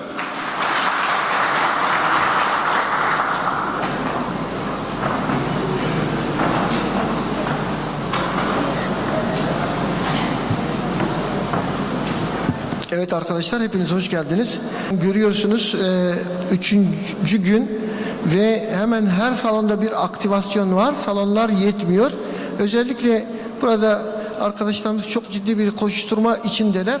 Ama Dünya Kongresi olmasının böyle bir heyecanı var, böyle bir şey var. Ya burada yabancı konuklarımız var. Onlara biz Türkçe yapacağız anlatımı. Kulaklık getirebilir misiniz yabancı konuklarımıza? For Hasan El-Tani and other maybe Sagar and okay. No, wait please. Okay. Biz başlayalım. Şimdi arkadaşlar tabii ki acil servislerde en çok karşılaştığımız semptomun başında ağrı geliyor. Ama düşünün mesela birinin bacağı ağrıyor veya omuzu ağrıyor veya boynu ağrıyor şikayetiyle geldiğinde ilk hissettiğimiz duygu nedir arkadaşlar? Aslında bir rahatlama hissediyoruz. Neden rahatlama hissediyoruz? Çünkü şikayetinin çok ağır bir şikayet olamayacağını, yani bir ekstremite, kas, iskelet sistemi hastalığı olduğunu düşünüyoruz. Dolayısıyla hani bir kırmızı alan hastası değil de bir sarı alan, yeşil alan hastası olduğunu, reçeteyle tedavi edebileceğimizi veya kısa şekilde tedavi edebileceğimizi düşünüyoruz. Ama burada biraz yanılıyoruz. Neden yanılıyoruz? Evet, ağrı hayatı tehdit eden birçok şeyde ağrıyla geliyor. Ama diyelim kas iskelet sistemi ağrıları bizim hayatımızı en çok etkileyen olaylardan biri. Mesela biz workshop yaptık İstanbul'da. Workshop yapınca bir hocamız workshop yaptığımız otel mesafesiyle hastane arası 500 metreyi geçmiyor. Sayın Boy vardı burada. Otele yürüyüp geleceklerini planlamıştık. Bir türlü gelemediler. Sonra sorduk nerede arkadaşlar diye. Onlar da telefon açtılar, dediler ki ayağını incitmiş, yürüyemiyor. Bu yüzden gelemiyor.